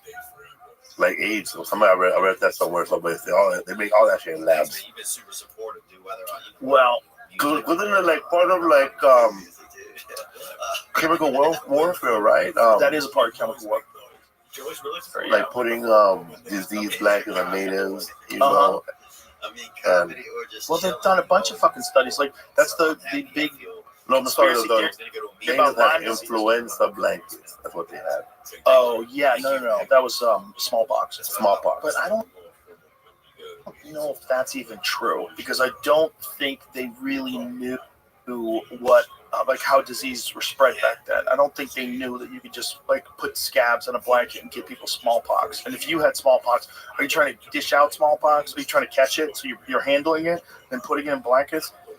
It seems like an exaggerated cruelty of what happened. And what happened was Europeans came over here. The Native Americans had, whatever you want to call them, the indigenous people, they did not have any immunity to smallpox. And it wiped out 90% of them. Diseases from North Americans or from Europeans, rather, coming to North America, they wiped out everybody with disease. It's somewhere in the neighborhood of 90% of the people that were here are gone because of disease. So, when people want to think that there's no way to prepare like a group of human beings that has no immunity in 1492. There's no way to prepare. There's no way to prepare anybody. You're coming in with these stinky European streets filled with shit water, right? Everybody's got some funky parasite, funky disease. They probably fucking stink. They're probably infested with They smell that bullet a mile away. They probably have viruses fighting viruses inside their body, coughing phlegm and blood, and they're drinking whiskey, and they come over to Probably having sex with each other. Fuck yeah, and it's probably none of it's consensual. It's probably animals biting each other and holding each other down, fucking each other. And then they come to North America and they start slaughtering people. And there's this one, we've talked about this before. He was like a bishop or some religious man who chronicled one of Christopher Columbus's early interactions with these people. And it's horrific shit, man. Cutting people's arms off. They don't bring back their weight in gold and dashing babies on rocks in front of their parents. Horrific shit, man. And those are the kind of people that brought those diseases. Like, you want to talk about, that's like a real demon horde. Crazy, huh? Crazy. A real demon horde of people who come over on a boat stinking, covered in their own shit, breathing diseases on everybody. Everybody's dying. Like, well, he's so unhealthy. I know, man. Like, I think about that pirate. I don't know, one of the pirates. Blackbeard, man. He was full of gonorrhea. Oh, that. And he would drop mercury on his penis to cure his diseases on his penis, because that's all they had. What a good move. Who invented that? What asshole was like, try mercury? He probably was on a pirate ship somewhere, met a voodoo doctor and said, hey, man, mercury, put it in your dick. Did mercury kill his dick? Yeah. It says when held prisoner, when he held prisoners for ransom, such as the governor's son during the week-long Charlestown blockade in 1718, he asked for expensive medical supplies. This included liquid mercury, which, when injected through a urethral syringe, was a common, ineffective treatment for syphilis. Injected through your pee hole with a fucking syringe. Yo! Blackbeard had up to 14 wives in different ports. Wow. Damn. Well, somebody needs to do a movie about that guy. Imagine, man, he had the money to put mercury in his dick. So that's what the crew probably did it. So they're out there fucking everything, man. Fucking shit up. There's this temple in China that they are afraid to go into. They discovered it, and this emperor, when he died, was such a great emperor that he had this whole field of terracotta statues that were built that look like warriors that are guarding him. Like this crazy. He discovered that they had. They're giant, right? But the ground all around where this temple is a test for high levels of mercury. And the ancient story is that anybody who ever dared open up this tomb, where this emperor is buried, will drown in mercury. I thought you were going to say they got gonorrhea. No, imagine drowning in mercury. Imagine like 2,000 years ago, a dude sets up a booby trap for greedy people and sets it up where he fills the entire tomb up with mercury. First of all, is that even possible? How much mercury would you have to handle, and how many people would have to die from that mercury? Imagine where do they even get it? Yeah, where did they get mercury in 2,000 plus years ago? Do you know that story about that emperor and his temple? Just look at the shit that's going on. You know, and now I got No, Teotihuacan is Aztec. So just things like that start to get weird. You know, I remember I fell asleep. Yeah, that's probably a common booby trap, I bet. But this one where there's temple in China. On top of Google, it says temple drowned in mercury refers to the temple of Teotihuacan. Temple of the Can you say temple booby trap with mercury in China? I think it's like the first emperor of China. It says there could have been a thing that they did. Yeah, this is the one. So there's one that they have not entered into. But I think this is the one with the terracotta statues in front of it. There's one of them. I think there's a common thing when great people died, they probably made a terracotta army for them. When they find these things, it's like, here it is. But it's us talking about it. Crazy story of first emperor of China's tomb. That's me and Schultz talking about it, right? Click on that. So I'll remember. It's not our video. It's my fucking video, bitch. Somebody else's video. Oh, somebody else uploaded it. Well, that's ridiculous, but it's ours, right? Yeah, it's funny when. So what is this thing? Like they would have a copyright on my voice? I don't want to get into it, but yeah, we probably have the revenues probably come into our thing for people claiming it, but it's up. I'm just saying. That's why I was bringing that up. A lot of the clips that I watched are from other people sharing them. I was just saying it's not ours, so I don't know. If Okay, right. Okay, don't pick up that. Yeah, got it. But anyway, the point is, there's a tomb in China that's supposedly booby trapped with tons of liquid mercury. I'm sure Jamie will find it. But it's this area around it apparently tests high for mercury. So they think that it might be a true story, and they don't want to go in there. They don't want to fucking open up the door and die. Which is wild that this dude set this up, if he did, 2,000 plus years ago. I don't even remember how many thousands of years ago it was, but it was insanely impressive. Wow, it's gonna be amazing to think of something like that and still work. Yeah, like where do you, while Jamie's looking this up, where the fuck do you think they get mercury, and how much can they get? How much can they have back then? I've only seen a thermometer. I know, like where are they getting it? Throughout antiquities. Remember we talked about cinnabar before? Cinnabar. That's where they got red stuff. Also, cinnabar in antiquity was the source of all mercury. So how did they do it? Did a pool of it? How did they do it? Does it say how they did it? I mean, to extract, you need to roast it in air, convert the sulfur to sulfur dioxide. While the mercury is released as vapor, it can be then condensed. As mercury boils at 357 Celsius. This process needs temperatures well within. You need some kilns. They had those. Wow. So they just cooked up mercury. It's hard to do, but they did it. Wow. Well, if they can make a temple like this guy had, they can cook up mercury and fill that temple. That is crazy. I wish maybe there's going to be a way with a new technology where they can like pierce into the ground, where they can see into things without having to like actually go in there physically. Because I know they're doing like the LiDAR stuff. I know they can kind of detect where they used to be agricultural places. Someone digging into, is this claim real? And this says that even if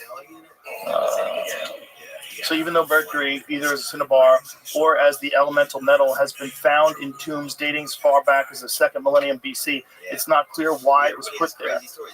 Might its toxicity have acted as a deterrent to grave looters? Probably not. The dangers of mercury fumes were not recognized until Han times. If so, it seems there's a lot of mercury in the burial chamber. It's likely to be either a preservative or an anti-theft device. So the big theory is that it's an anti-theft device, and that's why people are terrified of going in there. Here, hold it right here. Based on estimates of mercury production from the Song era and allowing for the imperfections of the earlier refinement process, he thinks the chamber might have contained, at most, 100 tons of the liquid metal. Holy shit. 100 tons. How did Blackbeard find this shit? Whew. Well, that wasn't Blackbeard, that was China. Here's how do you find mercury back there? Right. Shiver me timber. They probably had a they have like a look at that. That was the device they stuck. on their dick? Oh my And that's god. the saying, right? Shiver me timbers? That's like surprise or shock? I think they're saying that just for funsies. Yeah. I found this in a rack. Oh my god, this guy had a mercury syringe in a rack for my pee-pee. And look, it's all rough looking. It's not even polished good. Man, he probably was drawing it in his map. Don't go over there, man. If you're gonna go to this island, take lots of mercury. Meanwhile, they all die from that, right? Syphilis. Look at this. A pump blister, which would have been to use pump fluid into the rectum, allowing the body to quickly absorb it. They were taken like enemas? They're boofing. They're boofing. So they were doing that for drugs? Pump liquid into the rectum.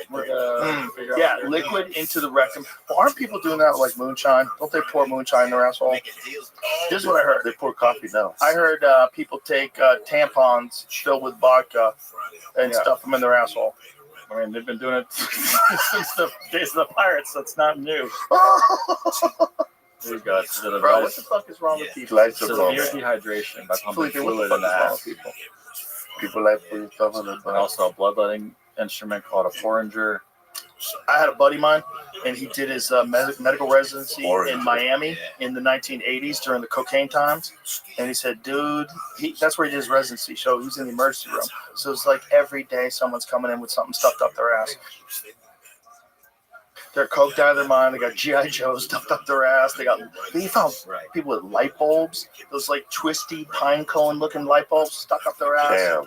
Bro, all kinds of things stuck up their ass. I did a show at Lompoc State Penitentiary, and one of the guards told me that some guy made a vibrator out of 7 handballs. You know, the ones, the voice. And he taped them all up. And then what happened? How do you guys know? Well, he didn't tie them up too good. They were all stuck in there. Let's take them all out.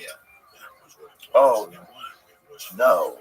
He didn't tie him up good? Yeah, he didn't put enough wrapping, I guess. No, so they go in his butt and get all those balls? Yeah. How many were in there? Like 5.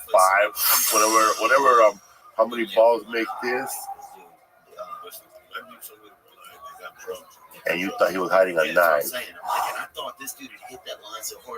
That's a hard way to go, too, because sometimes people die that way. You get, toxic shock. Something goes wrong. You tear your rectum, you bleed out internally. Stuffing things up your ass. Like the Mr. Hand story. You know the Mr. Hand story, right? No. There's a whole movie based on it called Zoo. Zoo is it's a thing called zoophilia, where people are sexually attracted to farm animals. So these people met up online, and they found out that you're still allowed to fuck animals in Washington State. So they all went to Washington State. This is Washington State, right? Yeah. This is a movie. True story. All right. And this dude got fucked to death by a horse. And they bring him to the emergency room, like, what's going on? And everyone's acting a little shifty. And then they have to tell the whole story. Then they find out these people have like hundreds of hours. So people getting fucked by donkeys, horses, and shit. And they all did this out on this this weird ranch. Wow. Yeah. That's how the dude died. One of the first books, they used to be a lot of sex books when we were kids. Mm-hmm. And they were all nasty books about sex. Yeah. The first one I ever read was about people having sex with animals. Oh, yeah. But they were like, remember those Penthouse stories or Playboy stories? Mm-hmm. But they were all with animals. And I remember the woman telling this whole story about having sex with a horse. And like just riding that fool. You never see the Mr. Hands video. There's one video that got leaked online way back in the day. Brian Redband sent it to me. And it's this dude getting railed by the horse. And it's not even the one where he dies, exactly. He dies in another video. But in this video, you see the size of the horse's dick, and you see his body, and you see his ass, and you're like, there's no way. How many people have helped him? One guy grabbed it and just pointed it in the right direction. And the horse was one gigantic thrust of death. The guy makes this horrible sound, and then his friend goes, too much? And then his friend's like, oh, he came. The horse came. And you're like, this is the sickest fucking thing I've ever seen in my life. And that's how that guy died. That guy in that video that's getting fucked by that horse was the guy who eventually dies from it. Did they put the horse to sleep afterwards? I don't think so. It's not the horse's fault. Fuck the horse. The horse is gonna, I wouldn't bend over in front of him. He's kind of right. He's kind of conditioned now. It's not his fault. Kind of says they only found out about all this because he died. Yes. Like, yeah, that's what I said. Oh yeah, but it's like, yeah. Was that his first time, or did they try with ponies first? No, he had been fucked by a bunch of horses, or a bunch of times by the same horse. But there was apparently many hours this guy getting fucked by horses. Sounds like that. 100 VHS tapes and DVDs. But it's real, right? Not like an urban legend, like No, when no, people no, say, the I went guy's to dead. TJ and saw a donkey show. You want to see it? You gonna show it? Yeah. Oh. Do you have it? You can still get it, right? I don't know. I'll look. I bet you get it. I bet if you put it up on X, X is one of the few places where it's actually illegal. So maybe you can have it on X. Because bestiality, it wasn't illegal when they were doing it, though. Yeah. There's a point. No, that's what's called. That's called bestiality when you have sex with an animal. Okay. Oh, it's called you're fucking gross. And what's the one when you have sex with dead bodies? That is necrophilia, right? Necrophilia. Don't look on X for that. Yeah, you can't find an X. It's a different search result that pops up. Oh yeah, they probably gamed the search results now, right? Yeah. 21 and older material. Well, people have sex with animals, right? Like, so you want to talk about gangs in New York, how ugly it was. Right. Some People just places fucked with everything that was in front of them.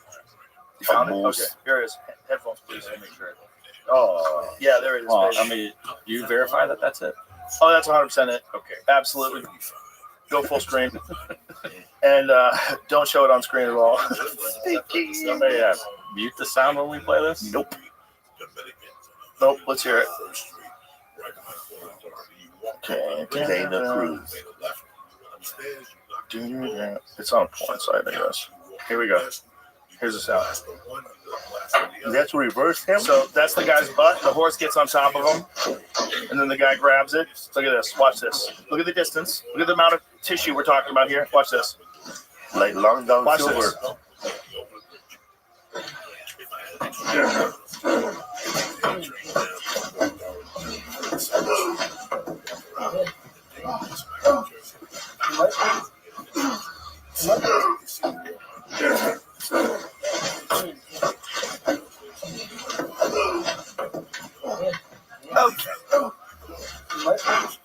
This is on a loop. This is repeating. This is repeating, yeah. This is it's already. The whole thing really only lasts a couple of seconds. Wow. That guy died. The guy, no. The movie's fascinating because the movie is like a documentary sort of recreation of those people, and it's not like that. You don't see things, but you just see how fucking bananas the whole Is the story horse is known for that, or did you just grab a random horse? Because he needs to know what he was doing, bro. Well, he probably been fucking that guy for a long time. They probably been doing. That's what I'm saying. Like it killed him one day, but I think he had done it a bunch show of that, times. right? No. We had him. Peter will come after us. No, who knows what I was really showing? Yeah, we were just making noises. That is, Mr.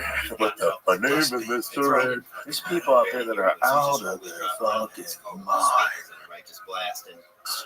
They're out of their fucking mind. You're getting fucked to death by a horse in a grainy video.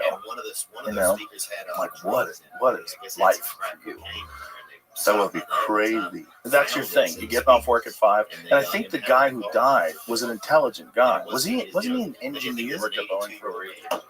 Bro, he was a Boeing engineer who liked to get fucked to death by a horse. That horse's dick is as long as an arm. Look at how long that dick is.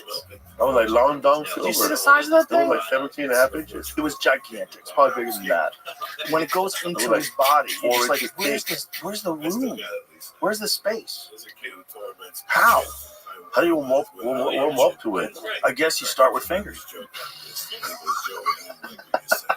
Then you move up to ketchup bottles. The ability to experience certain sensations after a motorcycle accident. Oh, so that was the only way you could feel things? Started going. Oh, God. That's terrifying. That's terrifying. I don't know why I should film it. Well, you know what? That also kind of makes sense, right? Because we've talked about this many times about brain injuries. About people with brain injuries, they get very impulsive, they do reckless things.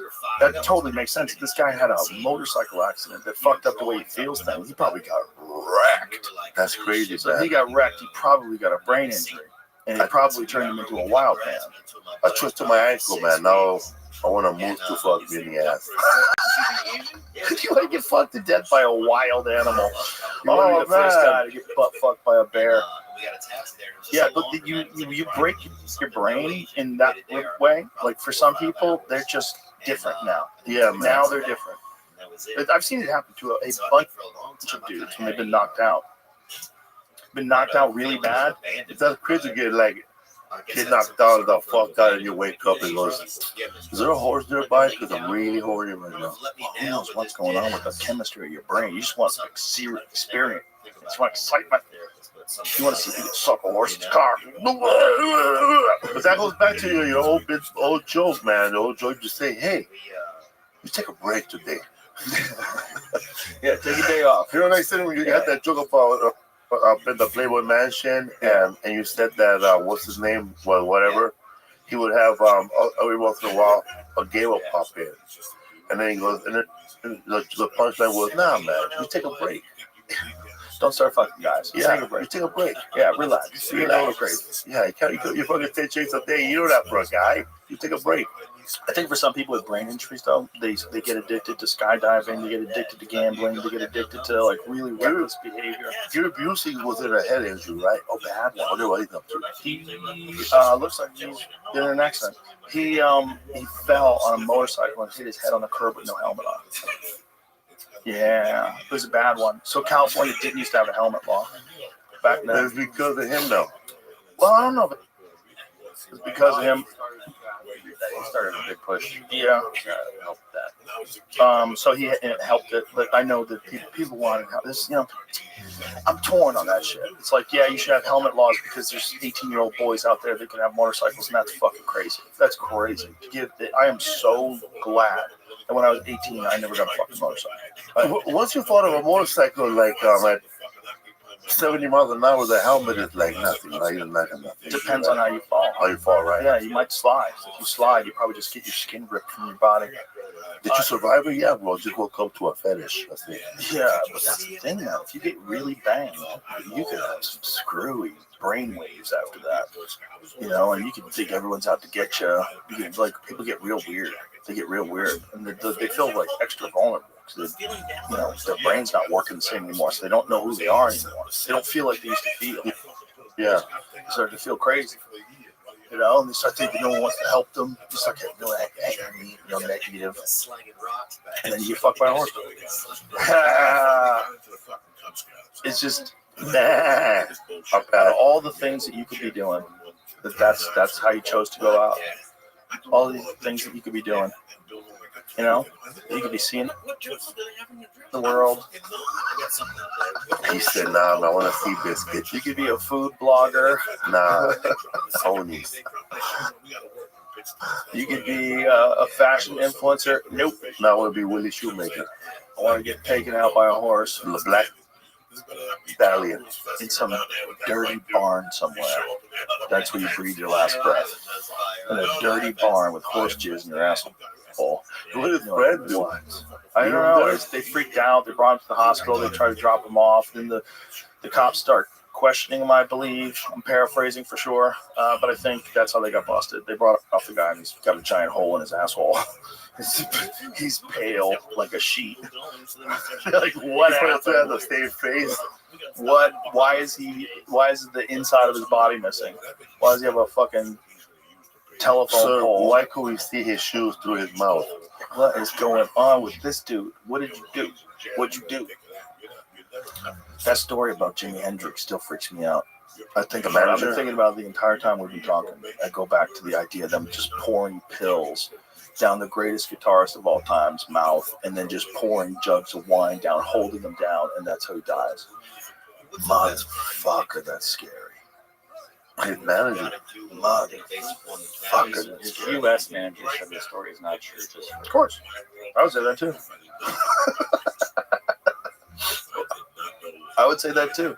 I mean, I don't know if it's true. Who fucking knows? But the idea, and he did, but he definitely did die.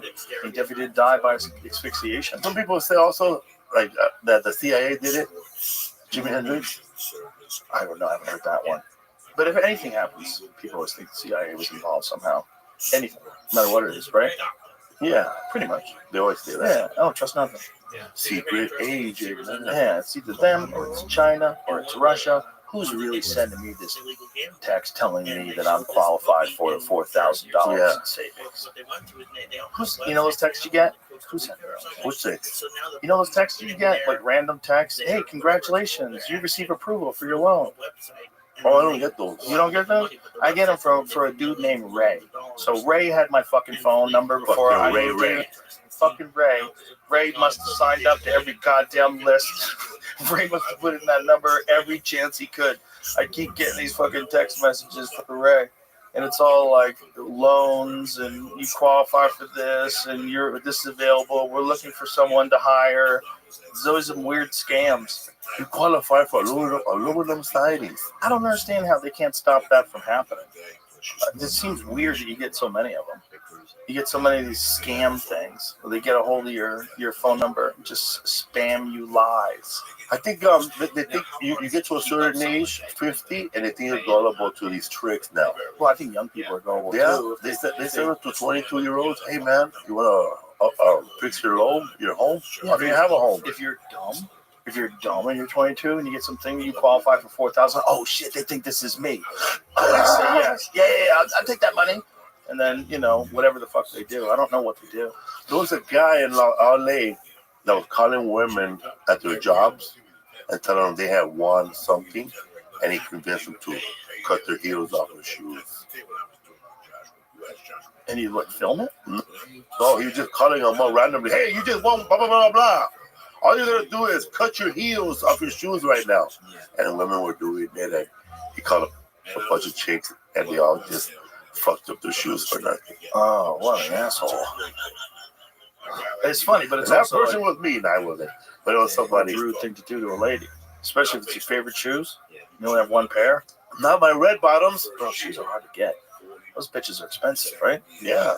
So aren't we so lucky we don't have to wear shoes that hurt? Girls wear shoes that hurt. They can only wear them for so long. Like, I can't imagine. I don't even like wearing things other than sneakers. Yeah. Or like a comfortable boot. Like, I got a couple pairs of these Origin boots. Real comfortable. Easy to walk around in. Like, nice, smooth leather. I don't think I ever have boots. Boots are great. But the point is, I never had cowboy boots. I've had Doc Martin, but not cowboy boots. The point is, they don't hurt to wear. But ladies are always wearing shoes that hurt. What crazy choice. 5-inch heels. Stilettos. That's probably why they have better pain tolerance, too. They have to give birth, and they wear shoes that hurt all the time. So they have to deal with pain. We're so lucky we don't have any of that stupid shit. Imagine if we had to wear makeup every day. Imagine what it'd be like. Like, Felipe, what have you done to your eyes? I don't know, man. I put mercury on them. Isn't that interesting? Like, women, most, a lot of women wear makeup every day or makeup regularly. On a regular basis, they wear makeup. It's not a very rare occasion thing. Most, I don't know what the number is. Want to find out? Let's Google it. Because that's probably, a lot of that stuff's probably not healthy for you either, right? What's in those colors? What kind of dyes are they using? The red dye, huh? Like, what is all that stuff made out of? Are we sure? I mean, maybe some of it's really good for you. Maybe some of it's terrible for you. Maybe it's just like the scented candle. The lipstick? Well, I don't know. The lipstick, the native lipstick is made out of smashed little bugs. Yeah, that's one of the red dye things. The red smashed little bugs. You put them right here. It can't be bad for you, right? It's going to be bad as a horse up your ass. So what percentage? 43% reported. Okay, 43% of U.S. women reported wearing makeup daily or weekly, but it doesn't break out the daily portion explicitly. Rewinding to 2019, same source noted a higher share of women wearing makeup daily. Gen Z, 18 to 24 at 30%, and millennials, 25 to 34 at 35%, suggesting a decline over time. Separate 2023 YouGov poll of 1,000 U.S. women found that 38% wear makeup at least a few times a week or daily, with older women 65 plus being the most likely to wear it daily compared to younger groups. They probably all wore it daily back in the day, right? You got to keep up your looks, Gladys. Go that back up again, please. Another study from 2017 by Statista indicated 41% of U.S. women aged 30 to 59 wear makeup daily. Yeah, there was a woman back in the, I don't know if it was the 1800, 1900. She was the first woman to make a woman's magazine on clothing and home gardening, how to cook. She was first lady to put recipes in a magazine. Oh, yeah? Kind of like for a homemaker. Right. And then, yeah, there was in a magazine back then. I don't know what the name of the magazine, but. Jamie, Google is makeup bad for you. What do you think? Google is makeup toxic. When I was a kid, my 7th grade teacher thought it was bad. Don't put on that makeup, young girl. Well, it's toxic makeup for sure. Wait, what are the ingredients in makeup that are toxic? Oh, that's right. The lady with the green makeup, yes. Bro, no. The lady with the green makeup, the Wizard of Oz, or the Tin Man. The witch. Yeah, they got real sick, man. Yes, some makeup can be toxic. Wow. I wish I'd have killed more people when I was young. Lead, mercury, and arsenic. Heavy metals can be found in cosmetics. Phthalates, common contaminant in cosmetics. Formaldehyde, a chemical found in some makeup. Yeah, man. That's why a lot of comedians back then stopped blackfacing.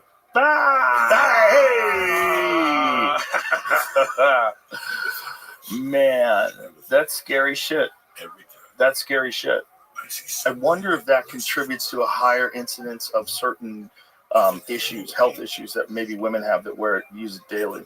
I wonder how many I wonder, right? How about the people that worked the news back then in the 450? They were a shitload of makeup. Oh yeah, yeah. And what the fuck kind of makeup did they have back then? That was probably all chemicals. Cake makeup, man. Yeah. What the fuck? Phil Donahue shit. Yeah. Yeah, man. Like, you don't have to wear that, ladies. We're not that complicated. You guys gotta wear makeup when you do your UFC fights? No, I don't wear anything. I'm like, are you crazy? I have to go in there with dudes who literally have their head split open. You know? I have to interview people that are soaked in blood, and sometimes the blood is spitting out onto the microphone. Oh my God, that happens all the time. I get blood on me all the time. Like, the idea of me wearing makeup to look better while I'm out there dealing with people that just got their face punched in is crazy. That's ridiculous. I won't do it. So when they're speaking to you, like when you get a fighter that's real bloody, like you can, what's you're really up close to these guys. What do you see in their eyes after a fight, like when they're also bleeding, man? Do you see like their intensity, man? Do you see things that other people don't see when you're interviewing them? I'm sure you see something. You've been in the fight right in front of them. Yeah, I think you're probably going to get more of a sense of how they feel after it's over. Like, there's like some historic moments where you could see then the fighter wins. It's like a big fucking deal. And one of my favorite ones was when Israel Adesanya had his second UFC fight against Alex Pereira, and he knocks him out, cold, beautiful, clean right hand, then finished him on the ground, and then fires off 3 arrows into his body. Oh, yeah, I remember that guy. Bro, Yes. I mean, that was a fucking classic moment. And then he grabs a microphone and gives like one of the most inspirational speeches. Like, pull that speech up, because it's amazing. This is my favorite moment, I think, of anybody after they won a fight, because it's just like, this was real in the moment from a guy who's the fucking boogeyman, dude. Alex Pereira is the boogeyman. He's the scariest motherfucker in the sport. He knocked Izzy out twice. He left hook KO'd him in kickboxing, and then he beat him down in the UFC, and then Izzy finally knocked him out. And when he knocked him out, when he fires those arrows into his body, and then see if you find that speech. And when you hear it, man, you're like, wow. That's what makes the whole career worth it. These moments where you reach out and you touch the world. I hope every one of you can feel this level of happiness just one time in your life. You will never feel this level of happiness if you don't go for something. When they knock you down, when they talk about you, if you stay down, you will never ever get that resolve. Fortify your mind and feel this level of happiness as you rise one time in your life. But I'm blessed to be able to feel this again and again and again and again and again. Amazing. Amazing.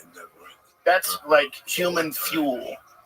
You hear someone saying something like that, after doing something like that, that can help you all throughout your day. That's human fuel. Amazing. Amazing. If you're gonna go all the way or don't even try. Yeah. Charles Bukowski. That guy was out. If you're gonna go all the way or don't even try. This could mean losing girlfriends. It could mean losing wives, relatives. It could be time spent in jail, lonely nights in the dark, lonely nights by yourself. Yeah. But in the end, it's all worth it. I don't know the rest. Yeah, that's a great. Yeah. Did you ever see the movie they did on with Ricky Rourke? Both. They did 2 movies? They did one with Matt Dillon called Factotum too. When was that? That came out like in 2000 something, and he plays there's Barfly, there's Factotum. Factotum, he plays them at that age. And he's way too handsome. Yeah, but how dare he? He plays them good. How dare he? Yeah. He's way too handsome. That's outrageous. Mickey Rourke made himself look fucked up. Yeah, toast to all my friends. You know, he like. Yeah. Charles Bukowski is actually in Barfly. He's one of the drunks in the bar. Yeah. All women in the world aren't whore, just mine. You ever see one of those readings that he used to do? He used to do these readings. He'd read from his books, and people would yell and fucking have hecklers and shit, and yell out to them. He's just a guy, just constantly drunk with profound. Yeah, man. When I started reading, I wanted to read books about authors that were from Los Angeles, like in the 40s or 50s. He's from the, and I said I gotta find something that talks about Los Angeles, these streets that I live in. And there was Charles Bukowski. He writes about Los Angeles. Then I found out that his inspiration was a guy named, oh man, what's his name? He writes just like Charles Bukowski. He wrote a book called Ask the Dust and The Adventures of Arturo Bandini. I'm lost here of his name, but it's John Fonte. Yes, John Fonte. John Fonte wrote books in the style of Charles Bukowski, and Charles Bukowski, when he found out about him, he helped him publish all his books again. So that's why I know that John Fonte exists, because Charles Bukowski, he republished all his books for him when he was dying of diabetes. So Ask the Dust, bro, he talks about Los Angeles during 1932, bro, when Los Angeles had a metro rail and the 1932 earthquake in Los Angeles. Wow. So it's all about, this guy's from Los Angeles. He talks about Armenians and working the docks in 1920s. Wow. That's a great catch. And they're alcoholics, bro. This guy's an alcoholic, and so is Charles Bukowski. These are dudes that work jobs and still were authors. Imagine going from those guys to TikTokers at BOA. Exactly. Yeah, exactly. Like, these guys actually had jobs during the day. Charles Bukowski, he worked at the post office. He never worked. He never quit. Yeah. And Arturo Bandini, well, what's his name? The other guy, he started writing for Hollywood and he just disappeared. Oh, yeah? Yeah. Oh, like writing screenplays? Writing screenplays. He got into under contract. Yeah, man, there's a lot of like talented writers who just decide to write for a company. They just kind of like give up on the dream. Get hired to be a writer and then you said, this is not for me? I got a book deal once and I gave them the money back because they had too much input. They wanted to have too much input. And then they wanted me to transcribe my stand-up. That was one of their ideas. I'm like, that's a terrible idea. They're like, George Carlin did. I'm like, well, that's fine. I love George Carlin, but so what? I'm not doing that. Like, that doesn't make any sense to me. Like, why would I want like the worst version of what the idea are, which is just print? The best version is a live performed version. Second best version is a video. Worst for sure is print. Audio is slightly better. But it's like, you don't want to do that. Why would I do that? That's a dumb way to write a book. I just want to write about things that I'm thinking about. Yeah, why would you write your whole set list on a book? And then I realized if I'm going to write something, I have to want too, and it has to be something that I do because I'm controlling the entire thing. And then if they like it, they like it. If they don't, they don't. But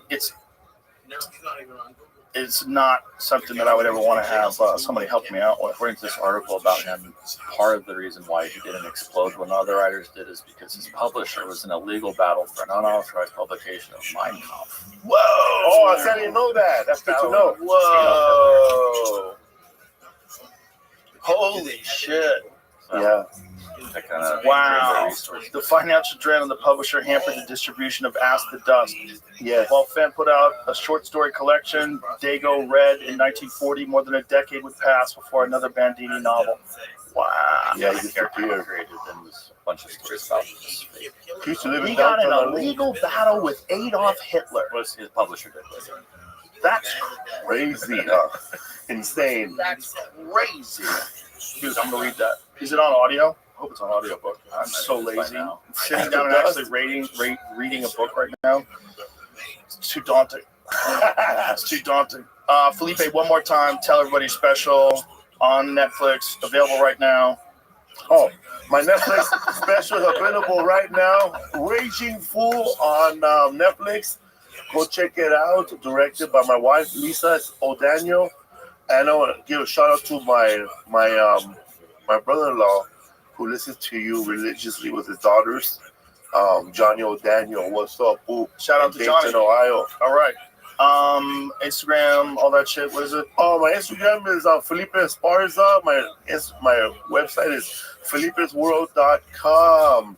I'll be in, I don't know when this airs, I'll be in Grand Rapids, Iowa, and Indianapolis, Helium. But when are those dates? I don't know. Okay. Go to the website. Go to the website. April 5th, I'll be in San Diego with Paul Rodriguez, and April 25th, I'll be in San Diego with a bunch of comedians. Beautiful. Yes. All right, Felipe. It's always good to see you, my brother. Thank you, bro. Happy to be Thanks, bro. Thanks for being here. All right, bye, everybody.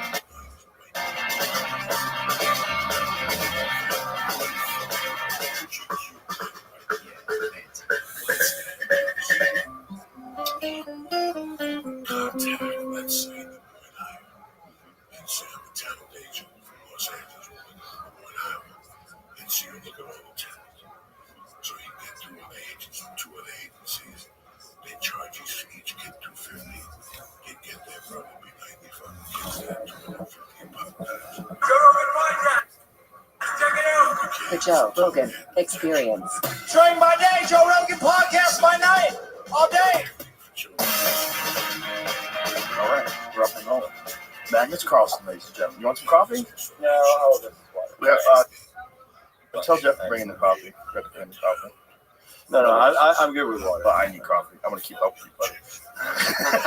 And of course, Tony Hinchcliffe is here, who's a gigantic chess fan and just creamed his pants yesterday when I told him you were coming in. And then immediately I said, you got to come with me. And so Tony's here as well. It's an honor to meet you, man. I'm always fascinated by people that are at the top of something that's insanely difficult, like chess. And I'm always wondering, like, how much time is involved? How often do you play? And when did you start? How old were you when you first started playing? I think my dad is an avid chess player, so I think he thought that I might have some talent. So he taught me pretty early at around 5 years old. But at that time, I wasn't that interested. I was mostly into Legos, and I was into maths and like sports stats. And I had my little flag book with all the countries in the world, their flags and their inhabitants and area and everything. And I sort of that's what I did. Generally, just taking in all the stats that I could, also with sports, reading the sports section every day. And I didn't find chess that fun. A couple of years later, my older sister is a year and a half older than me. She did a lot of chess with my dad. I started sitting in on them a bit, and I started liking it. I really, really wanted to beat my sister as well at generally everything. And from there on, it really just became my thing. And it's, been my main hobby. And eventually work as well since. Yeah, obviously. It's fun. It's so funny though. A competitive spark with your sister, is really what ignited you to get going with it. Yeah, the funny thing is, like, she's not competitive at all, so she hated the fact that I wanted to play, especially when I realized that I could beat her. And she liked chess, but she stopped for a while and only started when I had become like good enough that there wasn't a competition. So it turned like my dad was right after all. I just needed that extra push. Yeah, what a call. I think you've got some talent. What a call. Grandmaster 12, was it? 13. So actually the record is 12, but most kids these days, honestly, they start so early. I was at a tournament in India a few months ago, and there's this guy who's like a 1600 rated player, and he's 3 years old. And like I'm seeing the games, like they're actually decent. And yeah, now there's this one kid from Argentina, like they call him Messi of chess, who's going to become a grandmaster soon. I think he's only 10, so they're really playing early these days. But it's good to see though, because like information is so easily accessible these days. Like it takes a lot shorter time to get good at something. Well, it seems like now chess, because of social media, it's like everything else. It's kind of exploding because there's so many fascinating videos out. And then, of course, there was like the big controversy with that young man who you believe is a big old cheater. That guy. I need to know the anal beads thing. Is that a legitimate theory? So it actually started in one of my friend's streamer channel. That like one random guy made a comment about anal beads, and he was like, yeah, maybe. And then I think it started taking the rounds in Reddit, and then Elon saw it, tweeted about it, and then obviously it blew up. I actually spoke to I think it was Mark Andreessen who said like that would be one way to do it. Yes. But I really don't believe that has happened. Like I think it has no connection to reality, but it just became a thing of its own.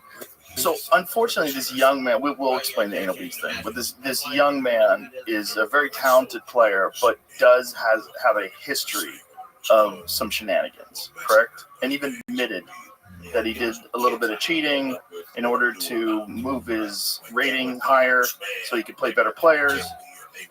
Yeah, I mean, he's not admitted to nearly the extent of his cheating, but if you sort of take what chess.com say, then yeah, he cheated a bunch online in a certain period of time, partly in tournaments, but mostly in casual games, as he just set himself to sort of get himself up the standings and play the best players in the world. But he is a very good player.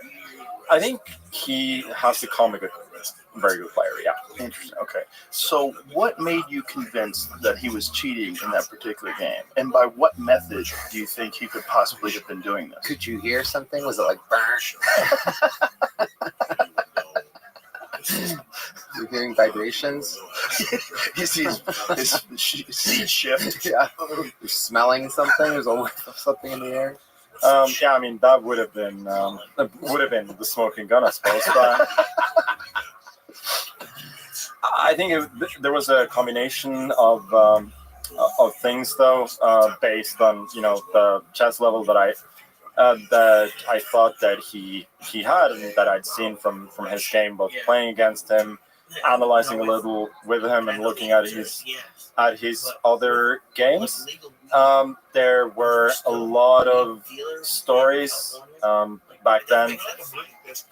The thing is also there's a Netflix documentary coming in a few months that sort of where I'm telling my side of the story. So I cannot go too deep into everything, but what I can say was that there were a lot of factors that made me very, very suspicious. And I think ever since then he has become better, but there's still something off, both then and now. But that's so fascinating that as an elite chess player, you'd be able to recognize that something is happening that's outside of his capabilities. Again, I'm not ruling out the factor that chess players are becoming more and more paranoid, because we do have chess engines that basically have perfect chess, right? That anybody with their phone can, as I think Elon tweeted to Gary once, like, my iPhone can beat you at chess, which is the truth. And this means that, you know, anybody having access to information it's incredibly dangerous. And I think top level chess has been a lot based on trust. And whenever you have outsiders whom there are these stories about, everybody gets a bit jittery. There's like people who either like they burst onto the scene, then they establish themselves, and people know that they're legit and so on. It's not a problem with him specifically. I don't know. It was. High school. It's just he doesn't seem to be playing, or it didn't at that point seem to be playing with a particular style. It seemed that he either played kind of or he just more or less played any position very well in certain games. Like he could just switch from tactical to positional play very easily, and it was it didn't smell good to me. It still doesn't, but you know, to some extent, like he had his lawsuit. We've all kind of moved a little bit on. I think I don't trust him. A lot of other top players still don't trust him. He certainly doesn't trust me or Chess.com or Hikaru or whomever he felt wronged by. But the problem is, like, once someone admits that they cheated a game, especially a game that has a lot of trust in it, like chess, you're always going to think, like, is he cheating now? Always. But the question is, like, what method? Like, what do people do? So if you're sitting there, you have no phone, your pockets are empty, like, what could you be doing that could possibly be aiding you? Well, first of all, like an invisible air piece that people use for exams and so on. Like, so, but he would have to have a partner. Yeah, he would. Yeah. That would not have been detected by the security system that they used at that tournament. They amped up the security after the whole thing happened. Check your ears. Yeah. They start checking our ears, and then you know, we had a live tournament in Paris last year where I played him, where there was proper security, where all of these things would be picked up, and he didn't play to nearly the same level player.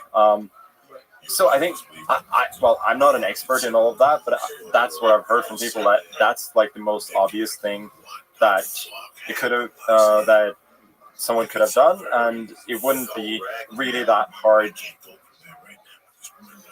to pull off, considering the kind of security we have at chess tournaments. And this tournament had like a little bit of security. A lot of them, like open tournaments, people are like wandering in and out of the playing hall. There are people in the playing hall, like spectators, with their smartphone on and taking pictures or whatever, like going in and out, like they could make signals. It's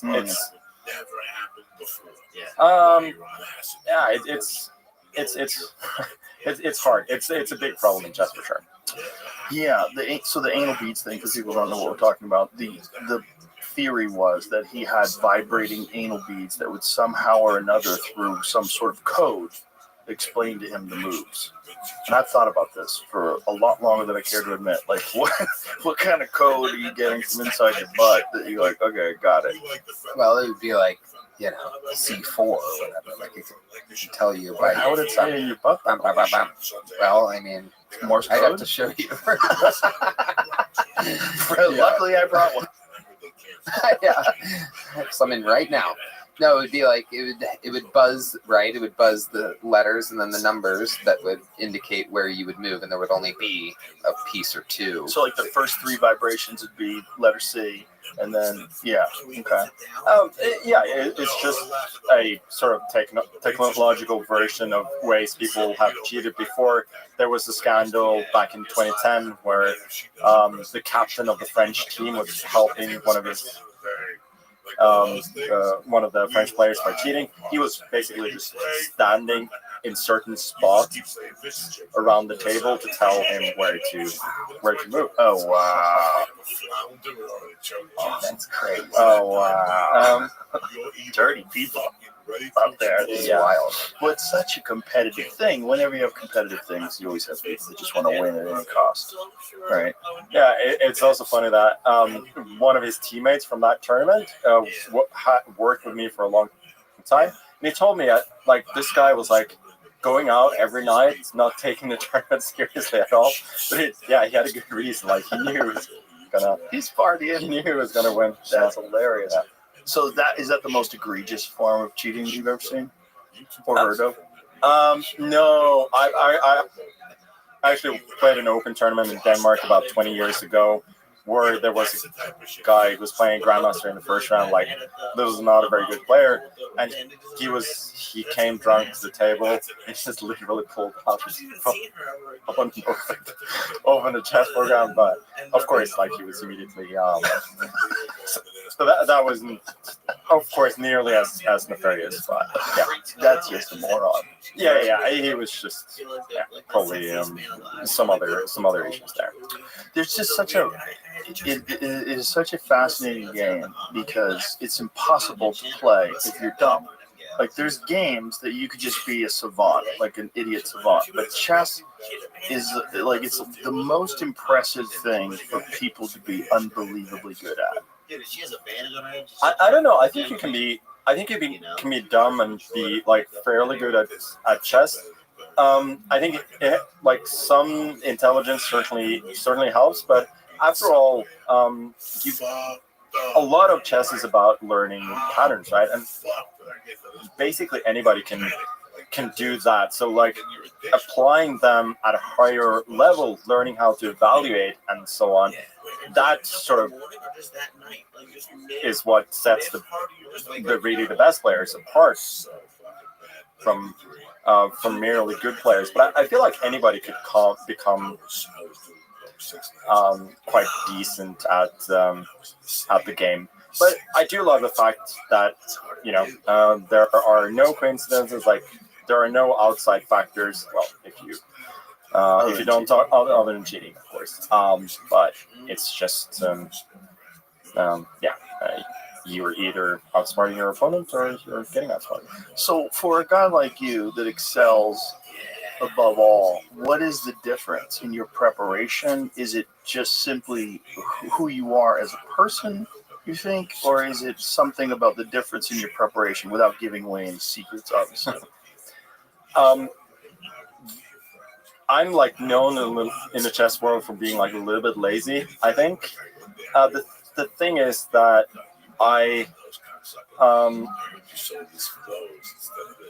Yeah. What do you mean lazy? Like, how's that possible? No, the thing is, like, I've never been the kind of person who wakes up in the morning, works 6-7 hours, and chess like a normal job, and then because a lot of them study computers. Yeah, exactly. Like I think about the game all the time. Like I play online. I look at games. I may read some. Do you ever play anonymously? I used to do that all the time. What a bloodbath that must be. But I think I got humbled one time by this Russian grandmaster who somebody else asked me like if a certain account on a certain website was me. And I was like, yeah, I don't know, like I don't know who that is. And this guy went like, yes, that is you. And he listed up like 5 other accounts that I thought nobody knew about. Oh wow! That were also know? me. By the way you play? Yeah, I think it's playing strength, playing style. Because I tried to switch up my openings on different accounts to not make it obvious that it's me. And I have like a style where I switch that up a lot, so it makes it a bit easier. But I think you could just tell by the playing style. So that is crazy. These days, I play with my own name. I don't really care about that anymore. Yeah.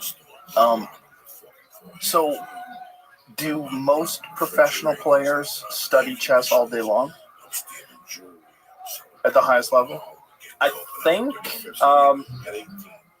think quite a few do. I mean, I don't know like people's day-to-day activities. So you guys don't talk about it? Not that much. The people that I've worked with, they certainly study chess a lot. But others, I'm not quite sure. The thing is that chess has always like still been a bit of a hobby for me. That once it starts to feel like work, then it's harder for me. I had a chess coach when I was little. I went to have sessions once a week, which I love, and then he started giving me homework, and I told him like quickly like I don't like homework, but I would still spend a lot of time like reading books, playing a lot. Like the things that I still do, but I would do them for fun, and that was the difference between me and the other kids, is that they would go to chess practice, they would maybe even do their homework, but they weren't living and breathing sort of the game that in the way that I was. Like I think about it all the time. Like I'm thinking about the game while I'm sitting on this chair. Like I'm still analyzing a game that I played today. Like it never goes completely out of my mind. And I think a lot of very good chess players do that, but like casual chess players, no, of course. So maybe the thing is discipline versus enthusiasm. Enthusiasm causes obsession and enjoyment, which probably leads to better retention of information. Whereas just pure discipline for the sake of like, I have to do the work in order to get better, you're missing this enjoyment. You're missing this enthusiasm for it that you have managed to, although absorbing so much information and playing all the time, you've managed to keep it playful and fun. I think so. I think this is definitely the way that works for me. Maybe for others, I think for anybody, like if you want to be great at something, you have to be obsessed with it. Yeah, and it has to come from within. Like nobody can. Maybe in certain sports you can get that good purely by very, very targeted practice and a lot of hours. But I think for me it's just the way that it works, and I do like process it, even though like I don't necessarily study, like I don't deliberately practice all the time, I still process the information. So it's still whatever the method is, it certainly works. But it's interesting because you've been able to excel above so many, and it makes me wonder. Like, I always am fascinated by whether it's a Tiger Woods or whatever the athlete is, or whatever the game they play. What separates the very best from everyone else? Like, I know in martial arts, there's a series of factors that have to do with genetics, training, coaches, sparring partners, and then ultimately discipline and drive. But with chess, it's all mental. This physical has nothing to do with it. So do you think it's a genetic thing?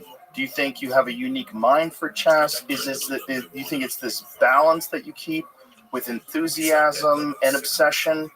Like, what do you think separates you from everyone else? I think it has to be a variety of factors. I think there's no doubt that I'm incredibly naturally gifted at the game. Like, otherwise I wouldn't have come this far. And my dad is incredibly good with numbers. He started playing chess quite late, but became decent. Like, my mother was quite smart, and my sisters are very intelligent too. So, like, it's clear that there are some good genes, and I just I happen to find also an environment early on where I lived near Oslo, which had probably the best chess environment there was in Norway, at the very least, where there were I had access to coaches, and I had access to like a little training group of other ambitious kids. After that, I think the most important thing that I've done is that I haven't really listened to people who want me to do things like a certain way, because that's the way things have always been done, especially with the Soviet chess school. That was the dominant one for so many years. So I've always sort of gone my own way, tried to have as much fun. Everything has to be about enjoyment. And yeah, I cannot tell you why, but I just like understand the game better than the others. Like, I don't calculate necessarily as far as the other, but my intuition, like for short lines, constantly evaluating is just better. It's always just such an interesting thing to analyze, like high performers, and just to wonder like what it is that separates high performers. When you say your father started playing late, how old was he? Oh, I think he started playing about 14, 15, something like that. In chess, that's right. But he never like took it seriously enough. Right. That he wanted to, like, he pursued it, but as a hobby. As a hobby. Yeah. Well, when you say take it seriously, you mean like you do.